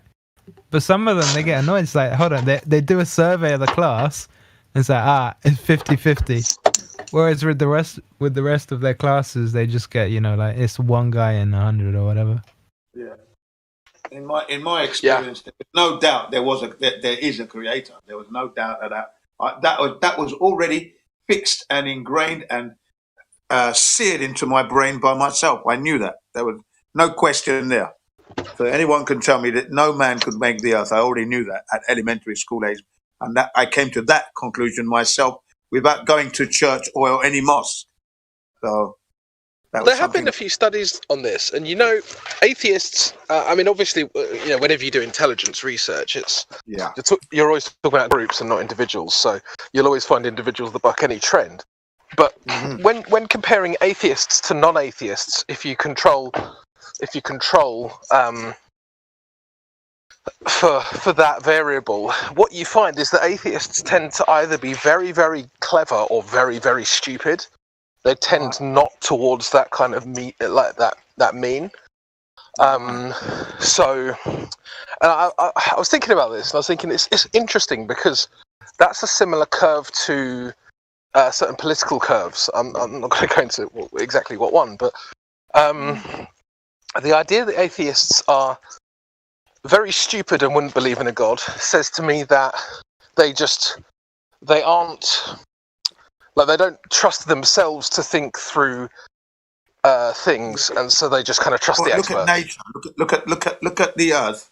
Yeah. But let me finish my point, Jin. Let me finish my point. Go ahead. But on the other side of things, I found myself getting quite confused because I was thinking, you've got these very, very, very bright atheists, like we're talking genius level 140 plus. They must have heard and understood the arguments for a creator. Right. So it can't be lack of comprehension. So what is it? Is it ego? Is it the fact that they just think they're too good to believe in God? Like, are they rather sneering at the people who believe in God rather than God himself? I don't know. I can't answer it. Good question. Yeah, good question, because like I said, for me, there was no doubt that there's a creator, because no man can make what I'm looking at here. No man made all these animals, the insects, the complexity and the intricacy of all this earth that we live on. Yeah, no way. Well, they're described in the Bible as scoffers. If you look up the term scoffers in the Bible, it's supposed to be around the end times, and they're basically atheists that sneer at anything that sounds biblical. Yeah. So, but then the question still remains: are they sneering at the Bible or the Bible believers? Yeah, good question. I don't know. What's going through their mind? Yeah, exactly. I don't know. I can't answer it. And that would include all I the could try and scientists as well. simplify it. Pride and folly go hand in hand, basically. Yeah. Well, there's loads of quotes in the Bible about scoffers, and they just describe to a T the globers that come in here. Mm. You know, the way they mock us and things. Yeah.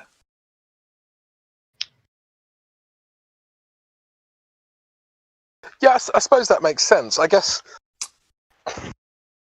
Yeah, I guess the question I'm asking is, what is the motivation for them to act in that way? Not, I see what they do, and in a certain respect, I understand who these people are. I mean, some of them are more respectful than others.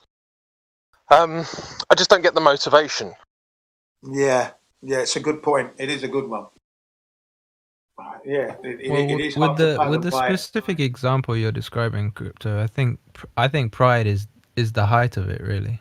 That's ego. Then. Call it hubris, call it pride, whatever you want, right? It's all the same thing.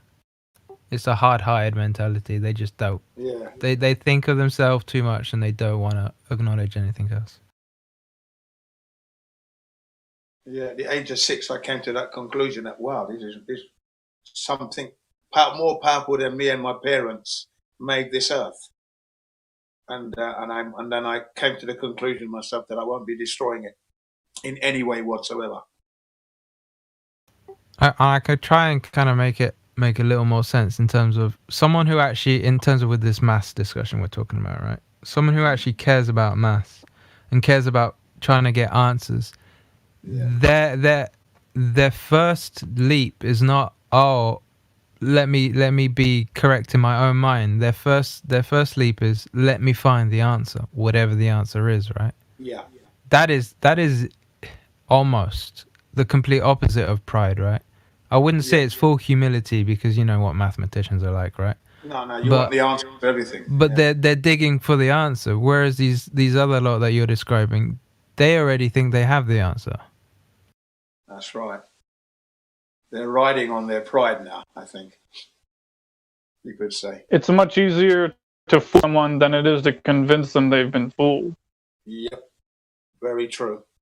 Yeah, you know what, actually, that's actually a good point. It's not something I'd considered in this context before, but I remember one of the first reasons I started becoming super critical, or at least looking at the societal lens of feminism, let's call it broadly that, and you know what I mean by that, kind of the lesbianic man-bashing type, that's really what I'm talking about, was because of quite a hard breakup. So perhaps people have to go through some sort of pain in order to actually reshape their thinking, sometimes. Oh, bloody hell. Get savaged by a dog. You're lying. Maybe a lot of these people just haven't been through that process, and that's why they're kind of... And in a lot of ways, it's actually not possible to go through that kind of pain because the mainstream agrees with them. So there isn't that kind of mechanism for those hubristic people to actually change the way they think. Yeah. Well, something's amiss anyway. Something's skewed in their psyche. But you raise a good question. And this might be a subjective opinion for sure, but I think certain of those are just not capable of humbling themselves at any point, right? Well, I'm glad you said that. Because you got two examples, right? You've got, I mean, I'll give two examples and then I'll finish with another third kind of its own, right? So you got, and I know it's biblical, but you can attribute it to whoever, right? I'm sure you can think of different people. you have the king of Egypt, right? He was already prideful, stubborn, hard-hearted, whatever you want to call it, right? He went through everything, right, to the point where his firstborn was killed. Believe it or not, it doesn't matter, just for the story. He went through that, and he still went and chased down them lot, right? Whoever them lot is, that's not really part of what I'm getting at. But then you have Nebuchadnezzar, right? He was humbled in a very unique way. Go and read about it. He ended up going like, oh, hold tight, this guy is the legit guy. And he turned around, right? So fundamentally, at least in my opinion, there's a difference. The Egyptian guy, he was rotten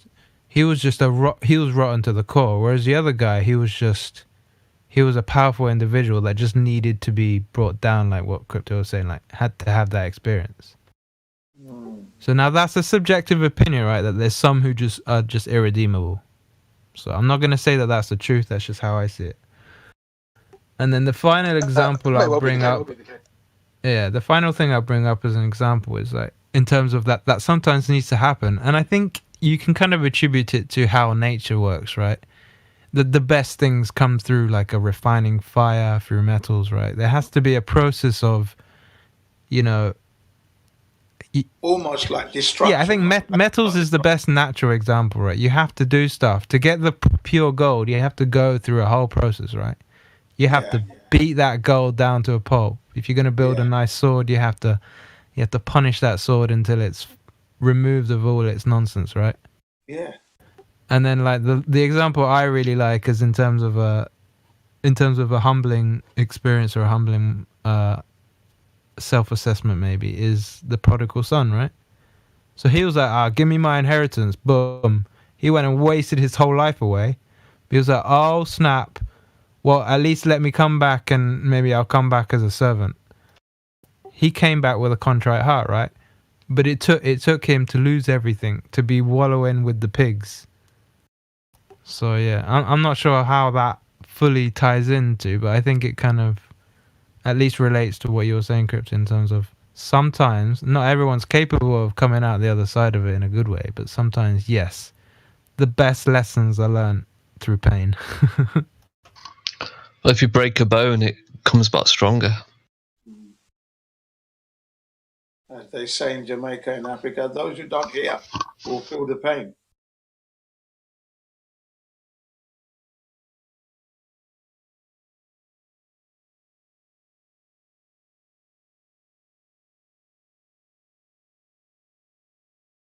Which is why people should discipline their children. Yeah, from time to time. Hey guys, there's an on the fence in here. Are you South African? I don't know if he wants to talk or not. Let's see if we can get him off his fence.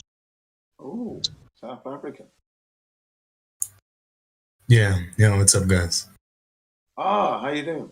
Hello, I'm let's chilling. keep you on the fence, sir. Welcome to the server.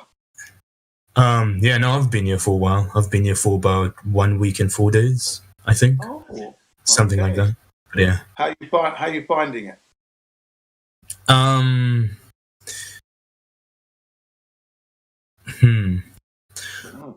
I'd say it's despite it being very informative, I think the biggest benefit that I've gotten out of the server by far is learning that I don't know what I'm talking about myself. So I'm basically relearning everything. But yeah. Well, thanks for your honesty there. That's a good place to start, man. It's good and honest. Go ahead. Yeah. So, do you have any questions that you need answering from us? Maybe we can help you. Oh yeah, you guys have been very generous. This is like the 4th time I've been asked this. Well, and all the other 3 times I didn't have a question because I just had to do research myself. But which is always the case. I personally saw like, okay, I've heard that this is angular resolution, if I'm not mistaken. Okay. But I've seen the sun set over the horizon like personally, like, you know, I'm not talking about NASA or anything like that whatsoever. I've personally seen the sunset. So like I don't understand what happens there. Like, is that angular resolution? How is it that I see the bottom of the sun? Yeah. Okay. Well then.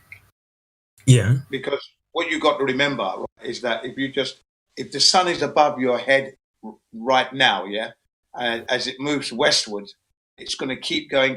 Now, it might appear like it's going down to the ground, but it's not, is it? It's always going to be in the sky. Yeah, the sun doesn't go down; it just goes away from you, from your perspective. That's what's going on. Okay, and it's going to look. There has to be angles because that's how we look. That's how the eye works. Do you understand? So things appear to be going down, but if you could instantly click your finger and go to that location, the sun would still be above your head. Do you understand? Yeah, I do understand. I guess my question is, why does it seem like the bottom is disappearing and not the sun is just getting smaller, like at the same time all around? Well, if you look at put your eye to your ground, okay, lie down on the floor, and you push away your son's toy, okay, you will notice that the bottom goes away first because the floor becomes the obstacle in the way. Because of the angle, your eyes can't see anymore. It's gone beyond your. Okay, that's how it works. You know what? Hold on. I'm actually gonna do that right now. So just give me a second. It will probably take a minute. If you watch that toy disappear, if you've got a long hallway, see that the bottom will go away first. It will go smaller as well, but it will begin to go away from the bottom. That's how it works. Okay, I'm gonna be back in like 2 minutes. I'm gonna do this test quickly. Just give me a second. And try it out. Cool. Yeah. Well done.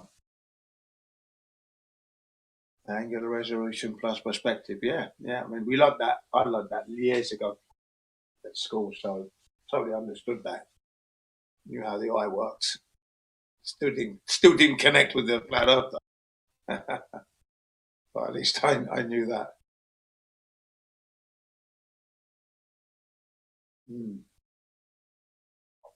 Yeah, I mean, looking out the window, looking at people disappearing, they disappear bottom upwards. It's just that's a given. I had no problem understanding that.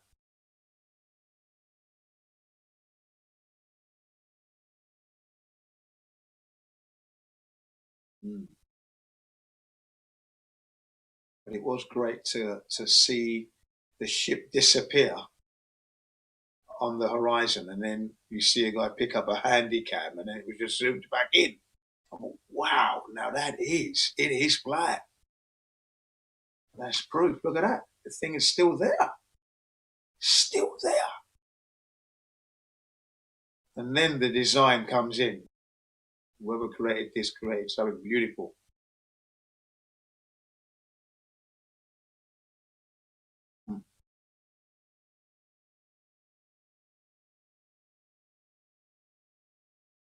Thousands of miles of just level.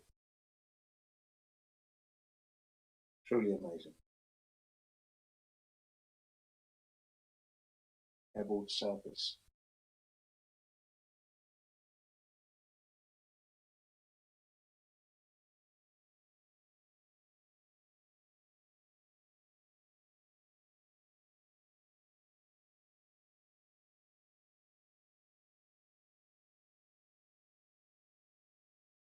What's happening to humanity is such a crime that we can't go and check.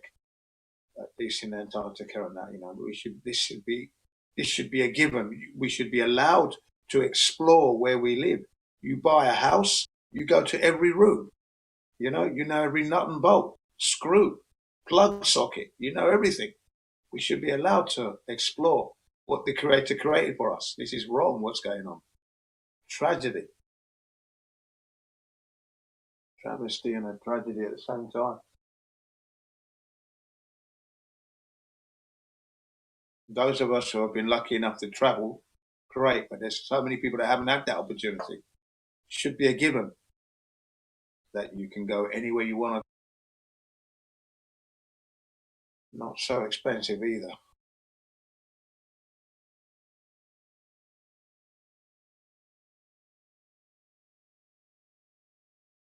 Yeah, we should know what this Earth is. We've got the technology. We can know. That's something we can know. We can't know how it was built, but at least we can know exactly what it is.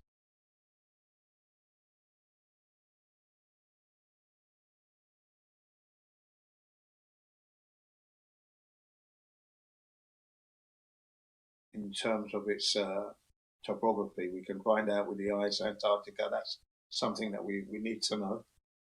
How far it goes, again, we can explore that. We can explore that. We have the technology. Unfortunately, it's being used for destruction, the taxation that we pay.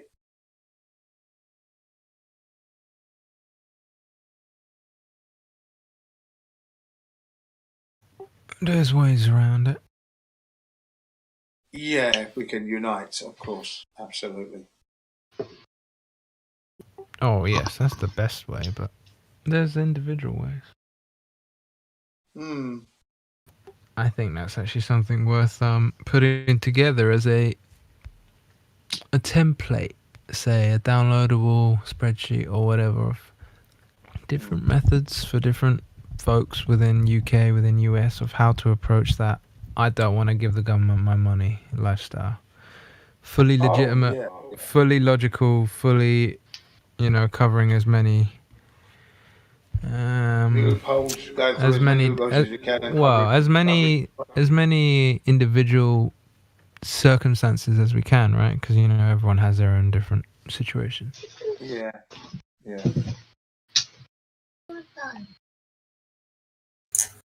Because if you're gonna remove your mind and your thought patterns from the world, then surely the next thing to follow should be, all right, let me remove my wallet from the world. Absolutely, that'd be the first thing to remove. Because if you claim that your mind is free but your wallet's tied and still enslaved, then my wallet's not to say that you're a liar by any means, but there is something lacking. And it's a transition by all means, right? Same with how people come to the truth with all the different aspects, not just the nature of Earth, but the rest of it, right? Yeah, it takes some time, right? You didn't just jump in. I mean, most people at least didn't just jump in and go, "Oh, right, all the conspiracies are true," right? It takes some study, it takes some due diligence. But the same thing should be applied to your wallet, the way you pay your way, etc., right? And then eventually you can get enough people to go, or at least be educated to the point where they know how they can remove themselves while still operating in the bounds of the system, while it's still viable. Because eventually you're just going to have to fully cut off and just go rogue, right? But in the meantime, why not play the game, But I'll leave that for contemplation for another time, maybe.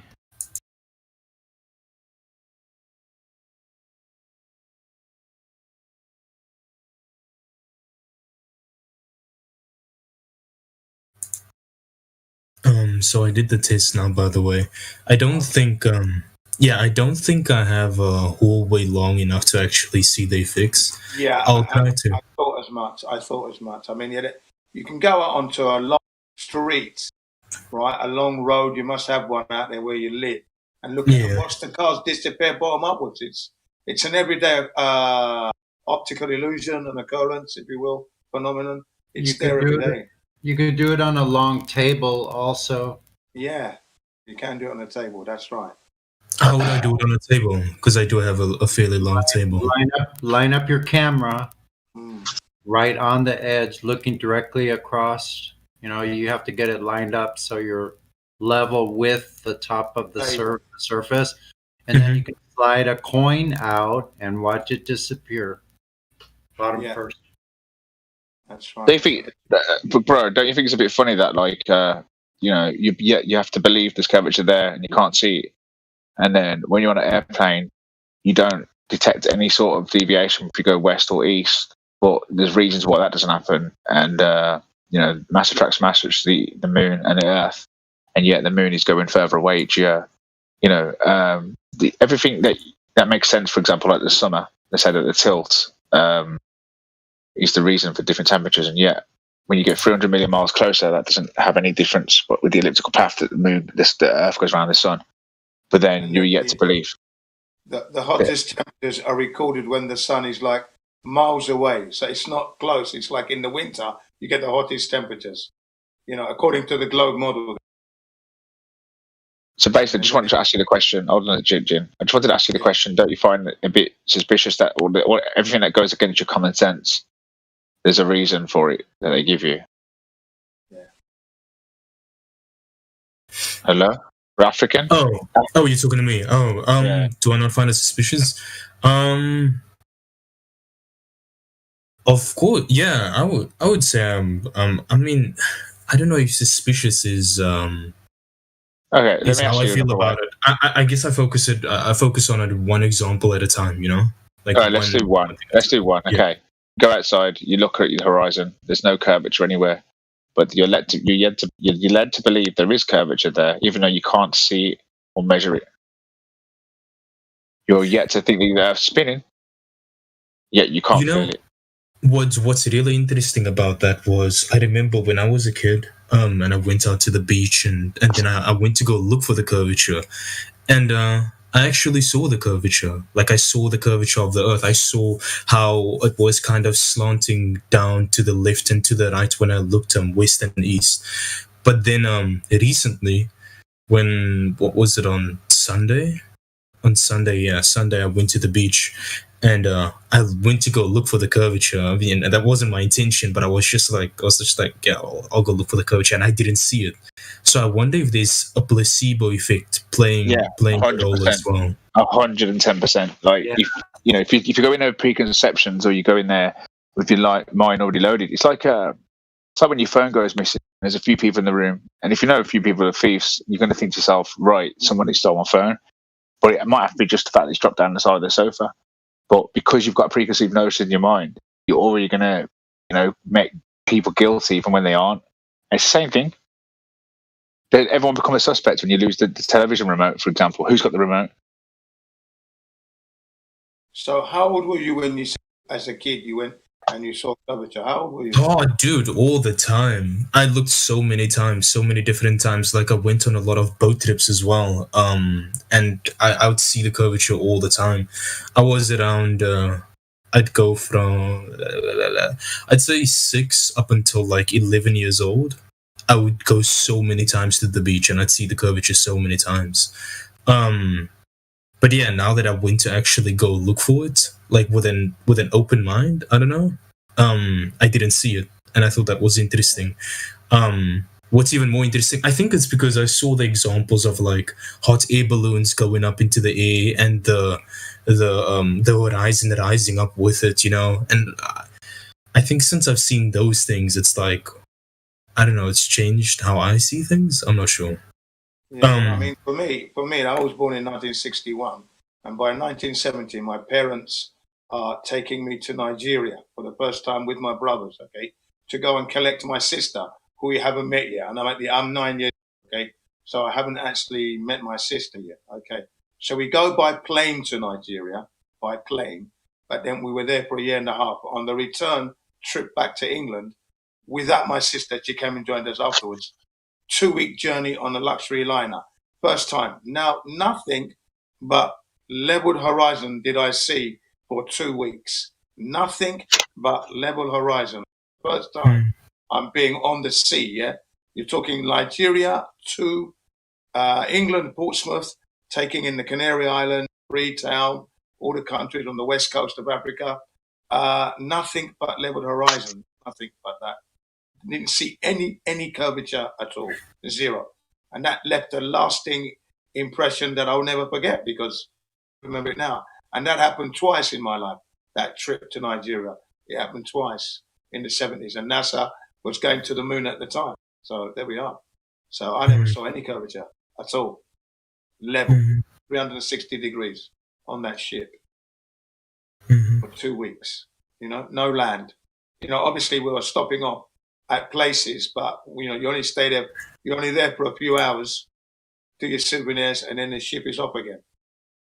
So it was brilliant, though, I must admit. Yeah. I was 9 at the time. Lovely story, Jim. Yeah, go on. That's it, really. Just want to hear more from this guy, really. Just he seems like an honest person who, like you say, if you go there with a different sort of perspective to actually look for it consciously, then you're like, when you consciously look for it with an open mind, like you say, then you're like, well, yeah, there actually. You know, when you've been told it's been there and you look for it, then obviously you'll see it. You just go, oh yeah, I can see it. When you can't. Placebo, 100%. Yeah. Okay, what's more interesting to me is, this is going into the realm of conspiracy, but some people would argue that the reason why the Mandela effect happens is because it's consciousness. It's a difference in consciousness, and then you see things for what they actually are instead of what you thought they were the entire time. And I thought that was very interesting because the video of JFK's assassination, I know this is just the Mandela effect, guys, but I'm just making an example. I saw like a 4-seated car, and well, there's many other examples. Like, for example, okay, so I know that we researched this because it was so mind-blowing to me and my friend when we saw the particular Mandela effect, but like on some Roman numeral clocks, they use 4 I's instead of IV. But I could have sworn, so my friend had a clock in his house for 10 years, all the 10 years that I knew him, and I could have sworn that it had an IV on it. And then as soon as we saw the Mandela effect of like some clocks having 4 I's instead of IV, we looked at his clock and both of us like got goosebumps at the same time because it was mind-blowing because we saw 4 I's. I've never seen a clock with 4 eyes ever in my life, not once. Well, that clock was behind us in his room for 10 years, and we looked behind us because we knew he had a Roman numeral clock, and it didn't have an IV, it had 4 eyes. So I've never ever seen in my life. No. Yeah, so what I thought, what I'm thinking is there a possibility that maybe via a different, consciousness, you're able to see things in a different way? I don't know. I'd say it's like you don't, when you're driving a blue car, you never notice any blue cars till you own one, or you don't know about a particular jacket, or say something you purchase. You don't realize how many people have got one until you get one. You know what I mean? Or let's say you had an accident, a car accident, then you tell someone, oh, I was in a car accident. They're like, oh yeah, my friend was in one. Like, you don't really associate with what's around you until you actually experiencing it. So when you consciously look for it, it's like takes a law of attraction, I think, but it's a very similar thing. It's like you're not conscious of something until you're actually conscious of it. If that makes sense. It is interesting that back in the 70s, NASA was, claiming to go to the moon and the space, and the Earth is a globe spherical ball. Here I am on a ship on my way back to England after being in Nigeria for a year and a half. The horizon is there. Now I'm looking at the horizon. I'm just thinking, I wonder where the land is. I'm not looking at the horizon and thinking it's level. I'm not even registering. Do you understand? I wasn't registering that I'm looking at a leveled horizon. That wasn't a register in my brain. Oh, the horizon's level. It wasn't conscious of that. It's what I remember seeing. Yeah, you understand? So at the time, it didn't impress me. That what impressed me, there was no land, or just ocean. Not realizing that it's a leveled flat Earth. I'm still thinking it's a globe, of course. So there was a disconnect. Can you see no connection? I'm looking at the horizon. I can still see the image now in my eyes today. The memories, yeah? And it was level, man. Everywhere. All around me, sea, nothing but land, nothing but ocean. And it was level. Yeah, I never saw any curvature, not once. But I didn't connect that. To the flat Earth. You see what I mean? Just didn't make that connection at all. Right in plain sight.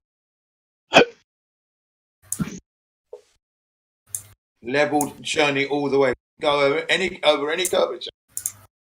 From England, that would mean the ship would have to climb back up to get to England from Nigeria. It's a ball shape, you see.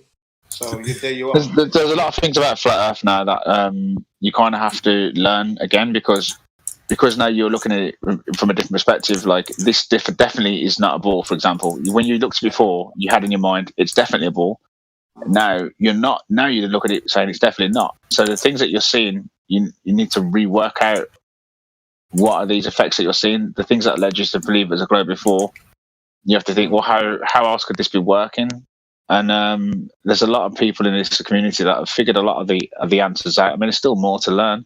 There's still more to figure out. I think you come in asking a question about how does the sunset and things converge into the horizon. I think that takes a long time to learn. I think the best way I can explain it to you is that depending on your height, someone's clicking their keyboard a lot. I don't know who that is. I think when you're looking at the horizon can always change due to atmospheric conditions and depending on the elevation. Can somebody stop clicking their keyboard? Who is it?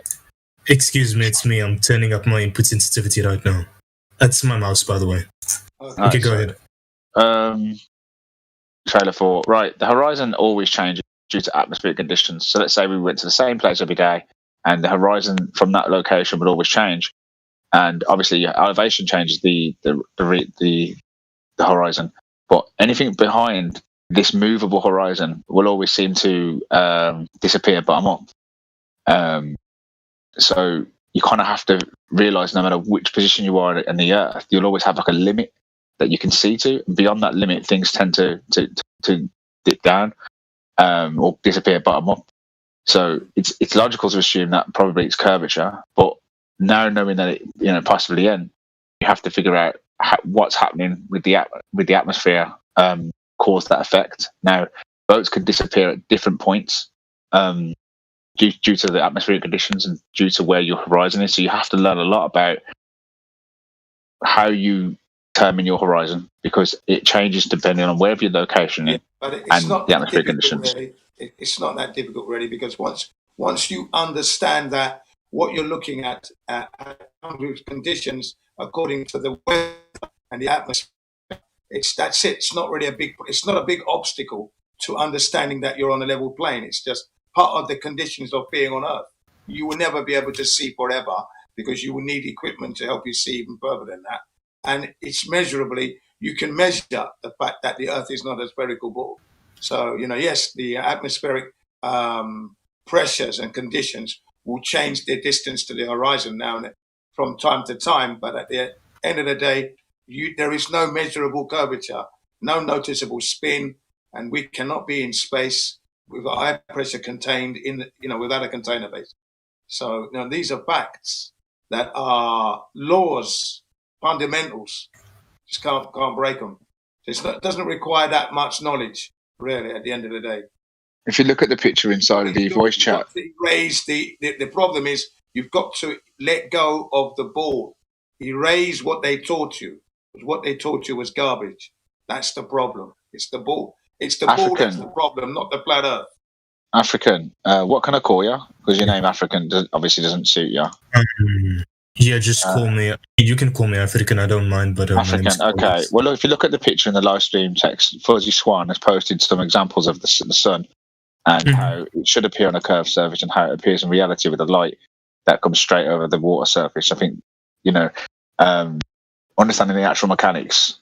It's going to probably be difficult straight off first hand. But looking at little examples like that show you that these things aren't, exclusive to a curved Earth. The sun setting is a big one. And a lot of people, it's quite a talked about topic. Some people say it's definitely proof there's curvature. Others say it's definitely proof of flat Earth. But I definitely think you should learn what you're looking at. Yeah, I can see how the curved surface example against the flat surface example, I can see the differences in it, and it seems to make sense. I'm just. It does, but it's just that there's not a lot. There's not the consensus would never agree that that's what's happening. That's the thing. So, but if you look at the picture, you can see that it's converging to the horizon. And the horizon will always change depending on where your location is. So if you think about it, if you went 100 miles in the direction of the sun, the horizon would also move 100 miles in that direction too. So no matter where you are, it's always going to be exactly the same. Yeah, the reason why it makes for that sense is because you're traveling along the flat surface. It's that's why. I mean, it's not that difficult to understand, is it? Yeah, the reason why it makes sense is that there are many different explanations for the same observation. It's just that the heliocentric model that we were all taught at school has hijacked all of the things that make sense to look at. And that's why whenever you look at it, it makes sense. So it's like the reason the sun comes up in the east and sets in the west, I claim is unicorn magic. And because it comes up every day and sets every day, I'm correct? No, even though... What if you were taught that in school? That's the point. Like a lot of different things can be exactly the same thing, just with different examples or a different explanation for the exact same observation. Yeah. And if you haven't learned the other way, then it's logical to assume to just adopt the one that tends to be the consensus, and that's why a lot of people, even though they can't explain it, even with the consensus, they still tend to just stick with that because. At the two options, it seems the work's done for you. Yeah, they're grown up with it. They're more confident with that, even though it is a lie. And the other thing is, they seem to picture the Earth as a flat disc in space. That's the other image they've created for themselves. So they removed the spherical ball and put a flat disc in there and said that doesn't make any sense. But of course it doesn't. No one says that's where we live. We're not saying we live in space, and we're not saying we're a flat disc. But there you go. They create these images for themselves. That's very true, Jim. They tend to do that, so they can debunk it easy. That's a straw man fallacy. So they try to tell you that what your model is. Oh, well, your model don't work. Well, we don't have a model for a start. Secondly, you've set up a model that obviously won't work. Now, if we could see the Earth in its entirety and actually get paid millions of pounds to go and discover the world, we'd give you a model. Pay me 20 million a year. I'll go around the world and model it. Yeah, exactly. I typed in live stream voice text. What I saw, like when I took the toothpaste cap and I put it in front of me, and I also put the toothpaste cap like really far away from me. This is what I saw, and it's both like the same distance. But yeah. By the way, I'm not disputing what you guys are saying. I just need to give it more thought, and I need to look into it more. Yeah. I don't care what conclusion you come to. You can come to the conclusion it's a ball, a donut, a flat surface. It's up to you, but as long as you're being honest about your approach, and it seems like you're taking it seriously, that you've actually gone and actually done that observation. I think one of the best explanations is that you put a brick on the floor, and let's say you walked across a football pitch. As your distance increases to that brick on the floor, the viewing angle decreases. So the more distance, the less of a viewing angle you'll see, and eventually that brick will disappear on a flat surface. But it hasn't gone over curvature. It's just that the angle to the actual brick, there's not enough of that brick for you to see from the angle that you're at, because increase the distance, you increase the angle. Oh wait, I think I have a good example of this. I'm not sure. I think I have a good example of this. So, do you guys know those videos where the guy stands on one shore and then he zooms into some center in Toronto? I don't know. It's a very popular video, like where the guy zooms in really far and then it shows like the stadium that was in Toronto or something like that. That's supposed to be 282 meters high. I have the video saved. But yeah, basically in that video, when the camera is completely zoomed out, you can't even see like the skyline of you can't even see like the city that he zooms into. Like you can't see it at all. And as soon as he zooms in more and more, the city comes more and more into view. So is that would be the Chicago skyline, I think he's talking about, yeah. I'm not sure if it's the Chicago skyline. I think it's the I think he's talking about the one Jennifer Fredo did across Lake Ontario. Yes, that's what I'm talking about. Yeah, yeah. Okay. And I need to look at that video again, because what would be extremely interesting is if when we look at that video, the more he zooms in, the more it seems like the cities are coming into view from bottom to top instead of just fading into view. Wouldn't that be a great example? Yeah, that would be a great example. Yeah, because again, it's the angular resolution. Because it's the surface. Yeah, that would be. So if it is angular resolution, then the city wouldn't have to fade in. The city would have to come from bottom to top Like the city would have to appear as if it's rising, right? As it appears, as you zoom in, yes. Possible. Interesting. I'd love to. I need to go back to that video. Let me plug in my external. Because if we do see that, then that explains it completely. But if the city only fades in, and then I'd still be a bit skeptical about it. But if the city actually comes from at the end of the day, you're still seeing something with no curvature. That's the thing. Yeah, no measurable curvature. We can. Sure. Yeah. Sure. No, I can agree. Yeah. No, I can agree that I'm not. If you want help with that, we can do a little. No. I can agree that it's something that I can agree that whether it fades in or not, or whether it rises. Like the fact is that we're still looking at something, or at least one part of the world. I mean, let me not say one part of the world. We're at least looking at something that where there's no curvature whatsoever. But then I think that kind of debunks the angular resolution concept. You can't debunk angular resolution because it actually exists. It's something that is real. I agree. I'm just saying, like, maybe the explanation for the sun. Debunk what you can't debunk angular resolution because it's there. Refraction also is there.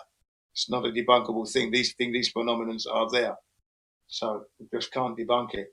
And anyway, there is. Have you been taken through the Black Swan? Yes, I have. Right. So then you should have no. There should be. You see, that Black Swan is. It's an absolute. Like it's an absolute, as if to say God made the earth. That's how absolute it is. No human being made the earth. That's what the Black Swan is. It's at that level.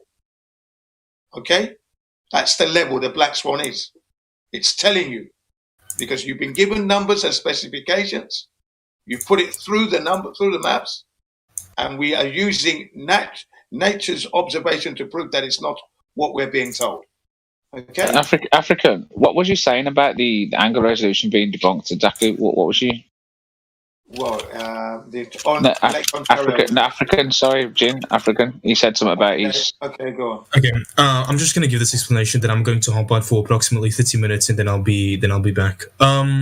So, what I was saying was, if angular resolution is the explanation for why the sun goes below why it seems like the sun goes below the horizon, then within the video where the guy zooms in from one island to Toronto, Ontario, or something like that, then what we would have to see while he's zooming in is, instead of the city fading into perspective, because I remember when he zooms completely out, you're unable to see the city at all. So if he zooms in, instead of the city fading into perspective, we would have to see the city rise as if it's rising above the horizon.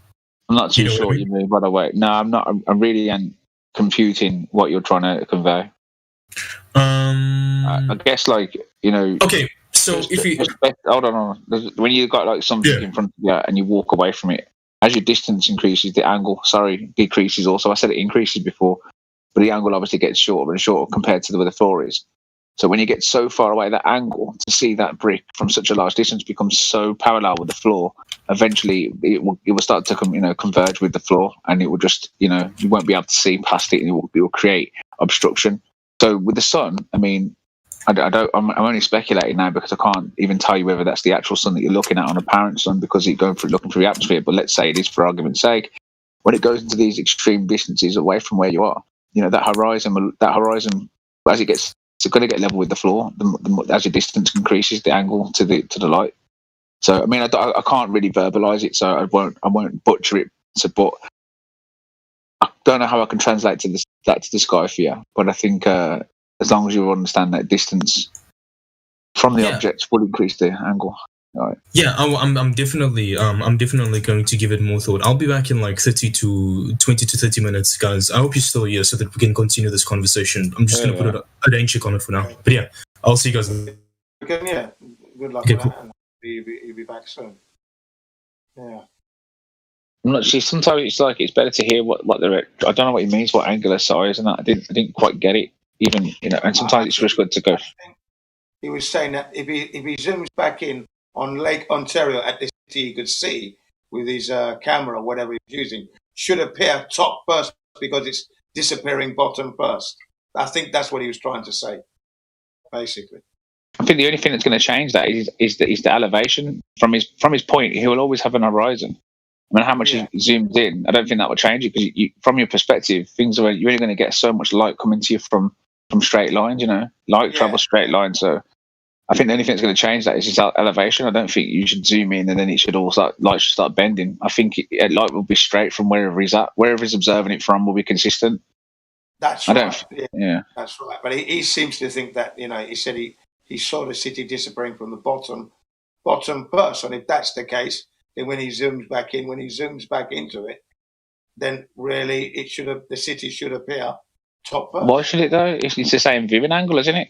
Same angle you're looking at it from. You've still got the same line. It's the camera zooming in. Yeah, so it's the camera's looking at the same line of. Yeah, it's the same height, just the reversal of what you see. You're not going to see none of that then. He's not going to see what he's expecting because he doesn't understand the viewing angle. Yeah, that's what he's trying to say. He's going to try and work out. You see.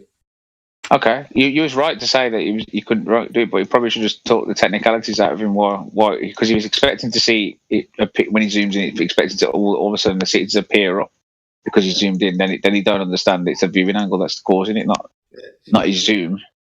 Did you like my analogy? That Black Swan is like God created the earth. It's a bit out there. Yeah, it's a bit out there. Yeah. It's an absolute. God created the earth. Therefore, thus, what you see is the equivalent to God creating the earth. I can't get on board with it because it kind of implies. The reason I can't get on board with it is because it implies that that quantum arrays are some sort of prophet bringing us the message of God or something. It's an absolute. It's an absolute message from God. Absolute. There's no doubt about it. The Black Swan is an absolute. It's good. It's very good evidence. It's absolute. That's why I deliberate. It says absolute as God created this earth that you're living. So don't even blow up. You can't argue with it. Pack yourself up, go back, do some research, and get on the program. Right? Stop this fantasy nonsense. Yeah, I'm actually using the Black Swan in my debate with Conspiracy Cat next week. Living in bizarre. I can't wait to hear him justify the Black Swan. It's going to be hilarious. Yeah, man. That's how you got to speak to these people, especially those with the white jackets. And the letters aren't after their names, calling themselves professors. Yeah, that's how I'm going to tell them straight. You can't argue with the creator. Sit down. No evidence at all. Just it's rude. It's rude now. Just rude. It's absolutely rude. Was that hot mic just now? No, not at all. Nice one, Hank. How are you today?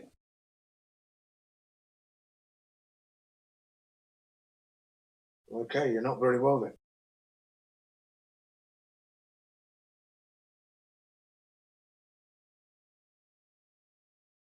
Unless I'm gone. Can you hear me? Gone.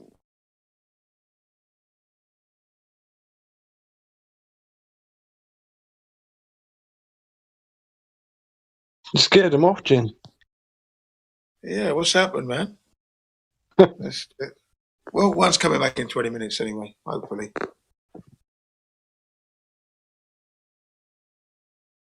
Yeah, I think you've got to deliver your flat earth with passion and zeal. Tell them, yes, the Black Swan is like God created the earth. You can't argue that, man. It's not subject to the word no doesn't come in there.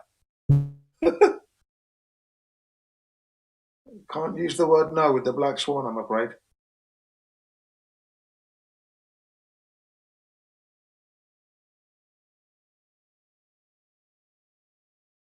It's not if the shoe fits, the shoe fits. All sizes. Can you hear me now? Yeah, I could hear you before. Sorry about that, brother. I left you hanging. Yeah. So how you doing? Oh, man, I can't complain. I'm very happy and sleepy, but that's the name of the game.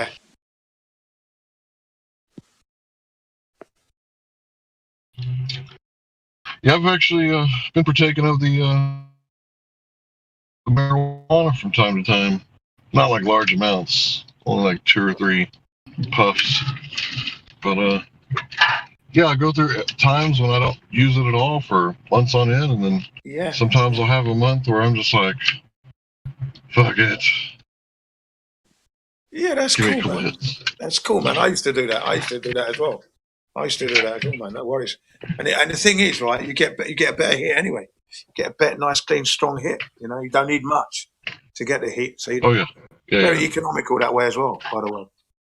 You know. Yes, it is. Also, drink a little bit of wine. I mean, nothing serious. Just you're like me. That's what I used to do. But just that tasty stuff. Yeah, I used to have the Spanish wine. I used to drink an Italian Valpolicella, red wine, with my slip and my meal. You know, the whole thing, the meal, the wine, the split. Yeah, I used to really enjoy that. That's how you do it. That's enjoying.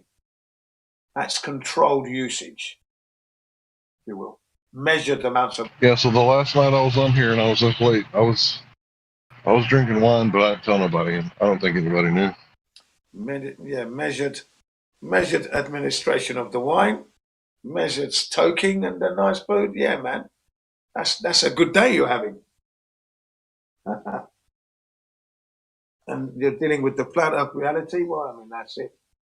Best program to be listening to, flat earth. Listening to the heliocentrists trying to defend their model. With no evidence, no scientific evidence, no proof. Just all what they said, they told me. I believe. Somebody did it. I know I haven't checked it. But I know it's been done. Because it's a globe. Everybody knows it's a globe. It's a globe. I haven't checked it. No need. It's been done. They went to Mars. They went to the moon. Of course. Who am I to be checking it? You're not a doctor. You're not a scientist. How dare you? How dare you question the scientists and check? And how dare you check their work and check that everything's correct? What right do you have? You upstart. The audacity of the man. You know? You don't have the right to check. Who are you? How dare you ask for evidence? Yeah. You know? Put that man in jail. The audacity of him. Find him, flog him. He won't do that again in a hurry.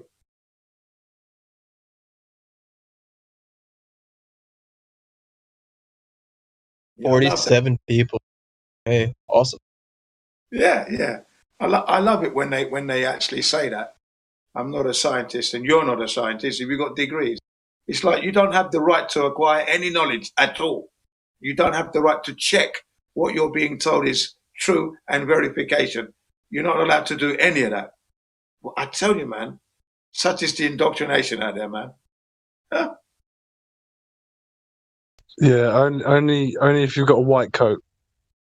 Only if you've got a white coat. And a clipboard. Oh, sorry, yeah, the clipboard and the pen behind the ear roll. And the spare one in the... That's the one. And a probe. Oh, yeah. I'm a neuroscientist. Truly. Ask me about my degree. Yeah. What degree do you have? I was just playing. I've got a master's in neuroscience. Oh, that's nice. A master's in neuroscience. Great. It's my knowledge. You're not allowed to have it. Yeah. Yeah. One day they'll be able to plug something into your head and they'll grab all that knowledge. That's where we're heading, by the way. That's where I'm at. That's why I came on this chat. I wanted to tell you guys about it. Yeah, that technology is on its way.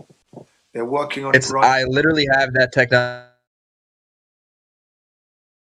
Yeah, that technology is on its way now. They're going to be working. They can work out what you're thinking. Okay, they can. I know kung fu. I was waiting for someone to say it. I was going to say it, but I knew someone was going to say it. Matrix. Yeah, there's actually a whole group of like test subjects right now, targeted individuals, and they're basically rolling these mind-brain-computer interfaces out to these targeted individuals. There you go. Look at that. So, yeah, the UN has recognized it as a torture, as a crime, human rights. Wow. There's about 100,000 people around the world right now with that technology in their brain. They can literally read our thoughts. I'm sure with a couple of billion. I'm sure with a couple of billion in funding here and there, that will become completely fine and not prosecutable. Oh, a couple billion in funding, the Obama Brain Initiative and the Connectome project in Europe already put at least 6 billion quid into it publicly. Hello. Yep, the real thing. Yeah, no, I don't If disbelieve. you guys want to know more about it, let me know. I'd love to talk about it. I don't know anything about it, but I don't disbelieve you. What I'm saying though is that anything that's illegal can be made legal, such as the problem with laws not based on morals.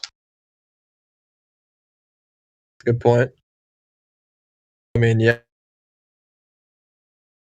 the Holocaust was legal. Yeah. That's a good point. Nobody wants to touch that one. Okay. Laws not based on law.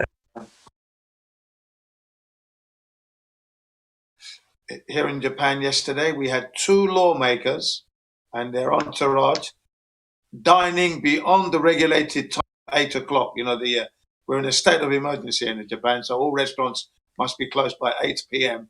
And we have 2 official lawmakers out. They were caught in a restaurant dining and laughing and having a good time when everybody else is trouble and strife. Well, they'll be dead of COVID tomorrow in the news. Seize them! Hey, Jim. And then the Prime Minister yesterday said, I'm extremely sorry to have to report this. And we're going to be taking some strong measures, he said. Hey, Jim. Yeah, how you doing? You got a state of emergency in Japan? Yeah, Is Godzilla attacking the island or what, bro? Yeah, an invisible Godzilla. Which island? Doing it, son. Looking for King Kong. 1 foot on the main island and 1 on one of the smaller islands. Yes, he's calling out King Kong from the US. Come on, King Kong, where are you? Wait till you hear him be like, Mothra.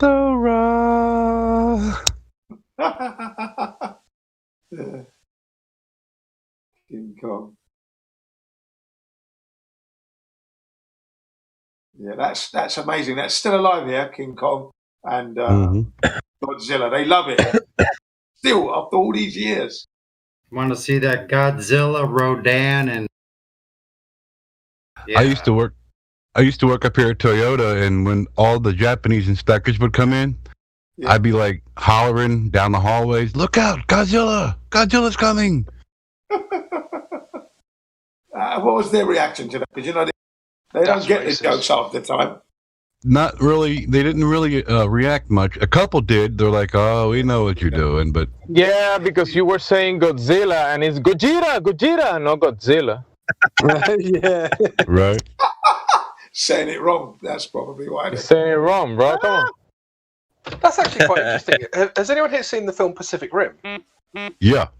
Yeah. I think the big bad things in that are called Gojira, aren't they?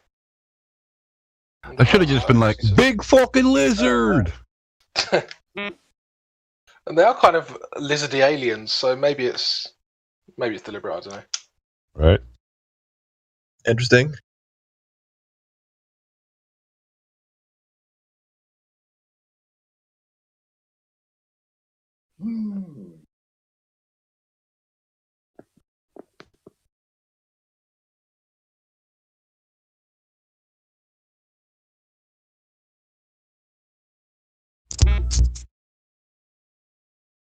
When I first heard the title off the cuff, I thought Pacific Rim was an adult movie. Haha. The pronunciation. Godzilla. Yeah, what's the etymology? What's an adult movie? I'll leave that to the imagination. PG-16? I think Probably he's a little more towards 17 I think or he's thinking 18. more of specific rim. Yes. Specific.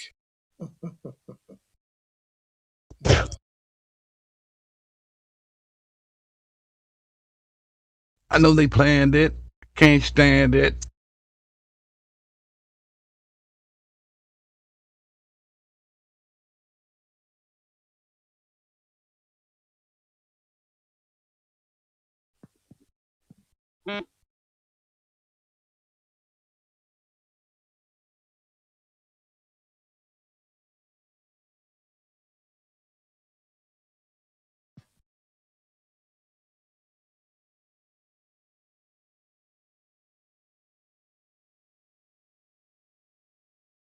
Do you guys want to hear more about targeted individuals? What we face?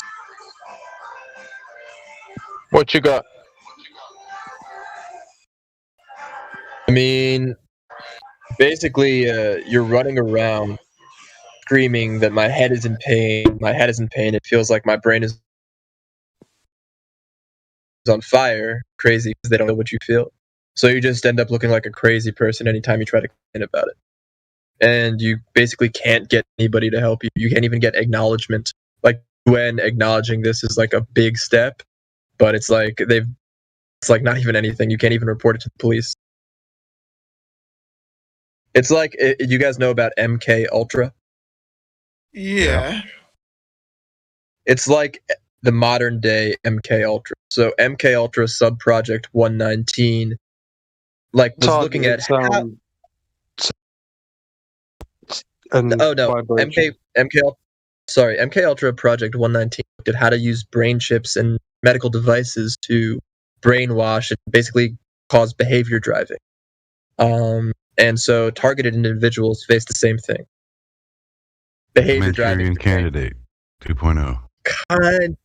Kind of. They're like, they get these programmed messages, and basically, and they try to drive these targeted individuals crazy.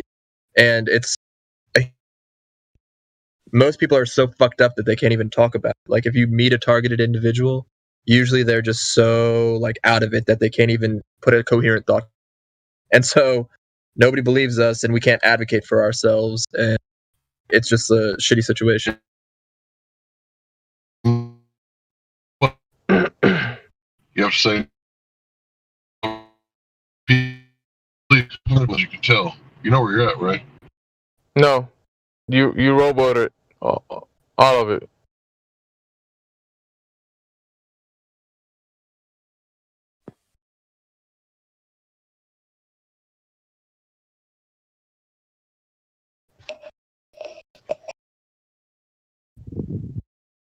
Did you guys get any of what I said? No. No, yes, what you said, yes, but not what Hank Hill said. Yeah. Okay, sorry.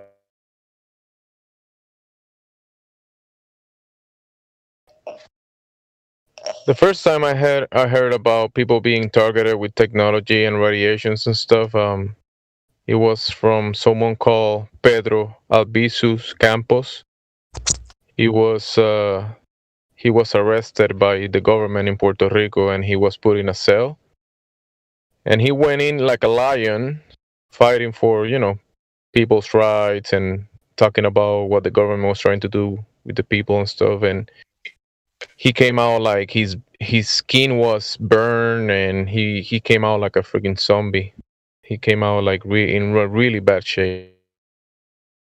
And people were saying that they were targeting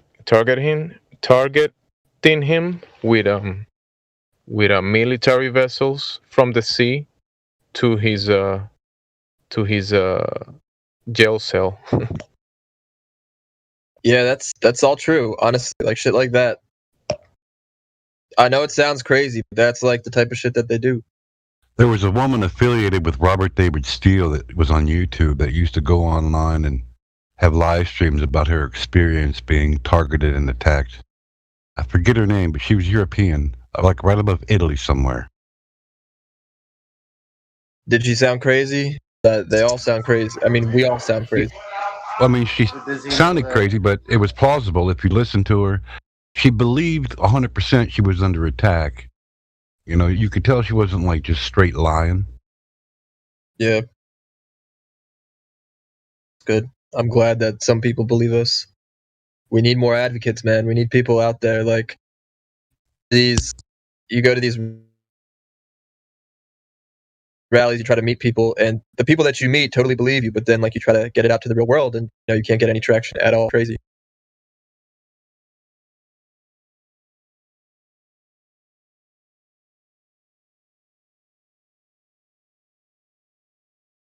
This guy Albizu, he spoke about things that have been passing like right now. We're talking about the 50s, 1950s, and before that.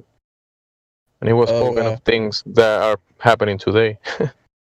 and after his life passed, he was warning people about stuff. And because of him warning people, they declared him. Unfortunately, that's the only position. Yeah. Mentally ill, I bet, right? The major tactic Hey they guys, use. sorry to interrupt you. Did you see what Breaking Down Walls of Lies has posted? This nano computer that's the size of a grain of sand, apparently.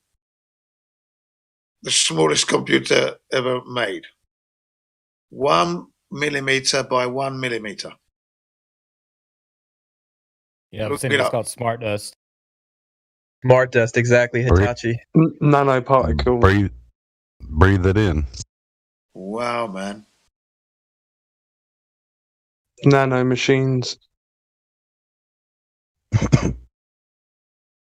That's why they don't want you looking into science, because all this information's out, catching on that this stuff's pop. Their whole game is messed up. Yeah. That's why they say you can't look into science. You're not qualified to look into science. Crazy.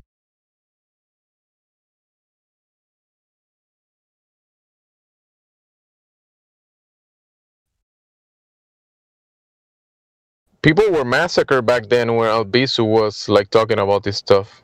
It looked like he woke up a bunch of people, and they were like, I guess, causing trouble to the administrators, and the administrators just massacre a bunch of people. Yep, that shit's still going on today. It's, the more things change, the more they stay the same. We're talking culture and, Black Lives Matter, all this stuff, but they're still just a power game. It's all just a power game. They're still just killing people who disagree. We're like savages. Yeah, man. I was gonna actually chime in earlier when you were talking about targeted individuals and everything. I've actually just been reading through the Montauk Project series, and like, not to say that I believe or agree with everything that I'm reading about like through there, but there's a lot of the MK Ultra stuff was like still going on during that time. And I believe still going on now. Yeah, I don't know if you've ever seen Stranger Things. I think Stranger Things was based off of that project. Yeah. They actually Stranger Things was originally supposed to be called Montauk, but because they were basing it off of all of the writings, they actually had to change the name of it because they were going to owe the guys royalties. That's crazy, bro. Yeah. Have you read the read any of the books? I had I don't know what books, like Stranger Things, but oh no, Montauk Project, MK Ultra doc. It's a Montauk Project Experiments in Time is the one I just finished up, and it's actually like 2 books in one. Yeah, and it's like, it starts out with the Philadelphia Project and like yeah, that's a crazy one with the lasers. They just disappeared a ship. Yeah. They would, yeah. but yeah, that thing all went wrong, and but it was like how they continued that afterward and eventually turned into the Montauk Project. But if you read into it, like it's crazy, like HARP, like all this like weather technology and MK Ultra, like trying to brainwash society, and like there were all these Nazi scientists involved in it. It's nuts, man. It's a rabbit hole to definitely journey down if you haven't. The stuff that they're doing now, like HARP, as far as behavior modification goes, HARP is very low level stuff. Like it can cause you to be in a bad mood or irritable or hungry or sleepy or drowsy. But as you get more and more direct energy, like if you direct a microwave weapon at somebody, you can cause, them to actually like have a seizure, or you can cause them to fall asleep right on the spot, or you can cause them to be like insanely angry. Like you can just like irk up their emotions in such a way, or you can make them start crying, make them stutter. Yeah, and as you get further, yeah, that was part of the project. That was part of the project. They were trying to figure out how to do that, and using radio waves. Yep, and they can make your blood and your liquids boil. Yeah. But all this stuff is like low level mind control. The real mind control, like in order to control thoughts and behavior, you need to be inside the body. So they've looked into like behavior driving through like these radio waves and stuff, but all of these documents have been released. And the reason that they release that stuff is basically because those things are less operational. Like I could build a radio tower that affects your mood and your behavior a little bit, but it's not something that's going to like change the world. Like they discontinued, HARP wasn't exactly how they would modify the weather or behavior, but now they modify the weather through laser-based systems. I mean, Discovery Channel has done documentaries, and the way that they actually modify behavior to do the targeted individual stuff, they have to get inside the brain. They have to affect neurons in the brain. They have to depolarize neurons in the brain in order to cause you to like say a certain or to think a certain or to do a certain. You can kind of do low level stuff outside the body, but you got to be inside the body to do like high level. Yeah. You can go on Lockheed Martin's website and go under their Skunkworks page and look into the technology that they're experimenting with. And it's technology that they had like 40, 50 years ago that already existed. But it actually discusses the potential of using that technology for mind control, for weather control, for just like control of society. And like it actually says that on the website today that they're experimenting with it, but this is all old stuff. Exactly. Yeah, that's absolutely right. I think that the end goal, like as far as humanity, basically, I mean, the Matrix, like that guy was joking before, I know Kung Fu. I mean, that's what we're getting to. Like if you look at the economics of the situation, every day these big tech companies, Microsoft, Google, Amazon, all of these people that are Facebook, all these people that are building the brain chips and these computers just keep growing bigger and bigger and bigger. And these markets project 5 years down the line. So basically, investors, multi-billionaires are projecting that 5 years down the line, we're just going to become more computerized and more. So they're putting money into building this computer world and building this matrix. And basically, the symbiosis that occurs is through these brain-computer interfaces actually get us into the computer. Yeah, but it's not even just that. I mean, it's also the PR campaigns and the propaganda. I mean, they're attacking us from all the way around. I mean, it's not necessarily a bad thing. It's not necessarily a good thing. Maybe it's just evolution, but basically we're going to just become this one algorithm. It's going to be non-human, certainly. That's the evolution. Well, What's that? I think when they're trying to control everybody, it's a bad thing. I mean, you got to let people be individuals. Yeah, that's right. Technology is being used to imprison humanity. That's what they're doing. Yeah. Yeah, that's true. That's a bad thing. You said they have to get in the body. Is that like with the vaccine, you thinking? I think the vaccine's just it's called slowly boiling the frog, so it's just a step towards that sort of matrix. It's not that big of a deal. It's kind of a big deal, but it's not a small deal. But I don't think it's going to be used for mind control necessarily. It's going to be used for social control. Like you're not going to be able to go to events unless you have the vaccine. unless you have this vaccine passport, which is basically a barcode. And then eventually people are going to say, why are you carrying your phone around? Just get the barcode on your skin or get the barcode inside your body. So then we have these little skin patches, you know? So it's just like a slowly boil the frog type of scenario where they're just slowly trying to get us adapted to this computer world, being tracked. Yeah, but it's more than that, because the vaccines, they inject foreign DNA from animals and resets people's systems, and that can affect behavior and stuff. Long-term health, behavior. Yes. People might start acting like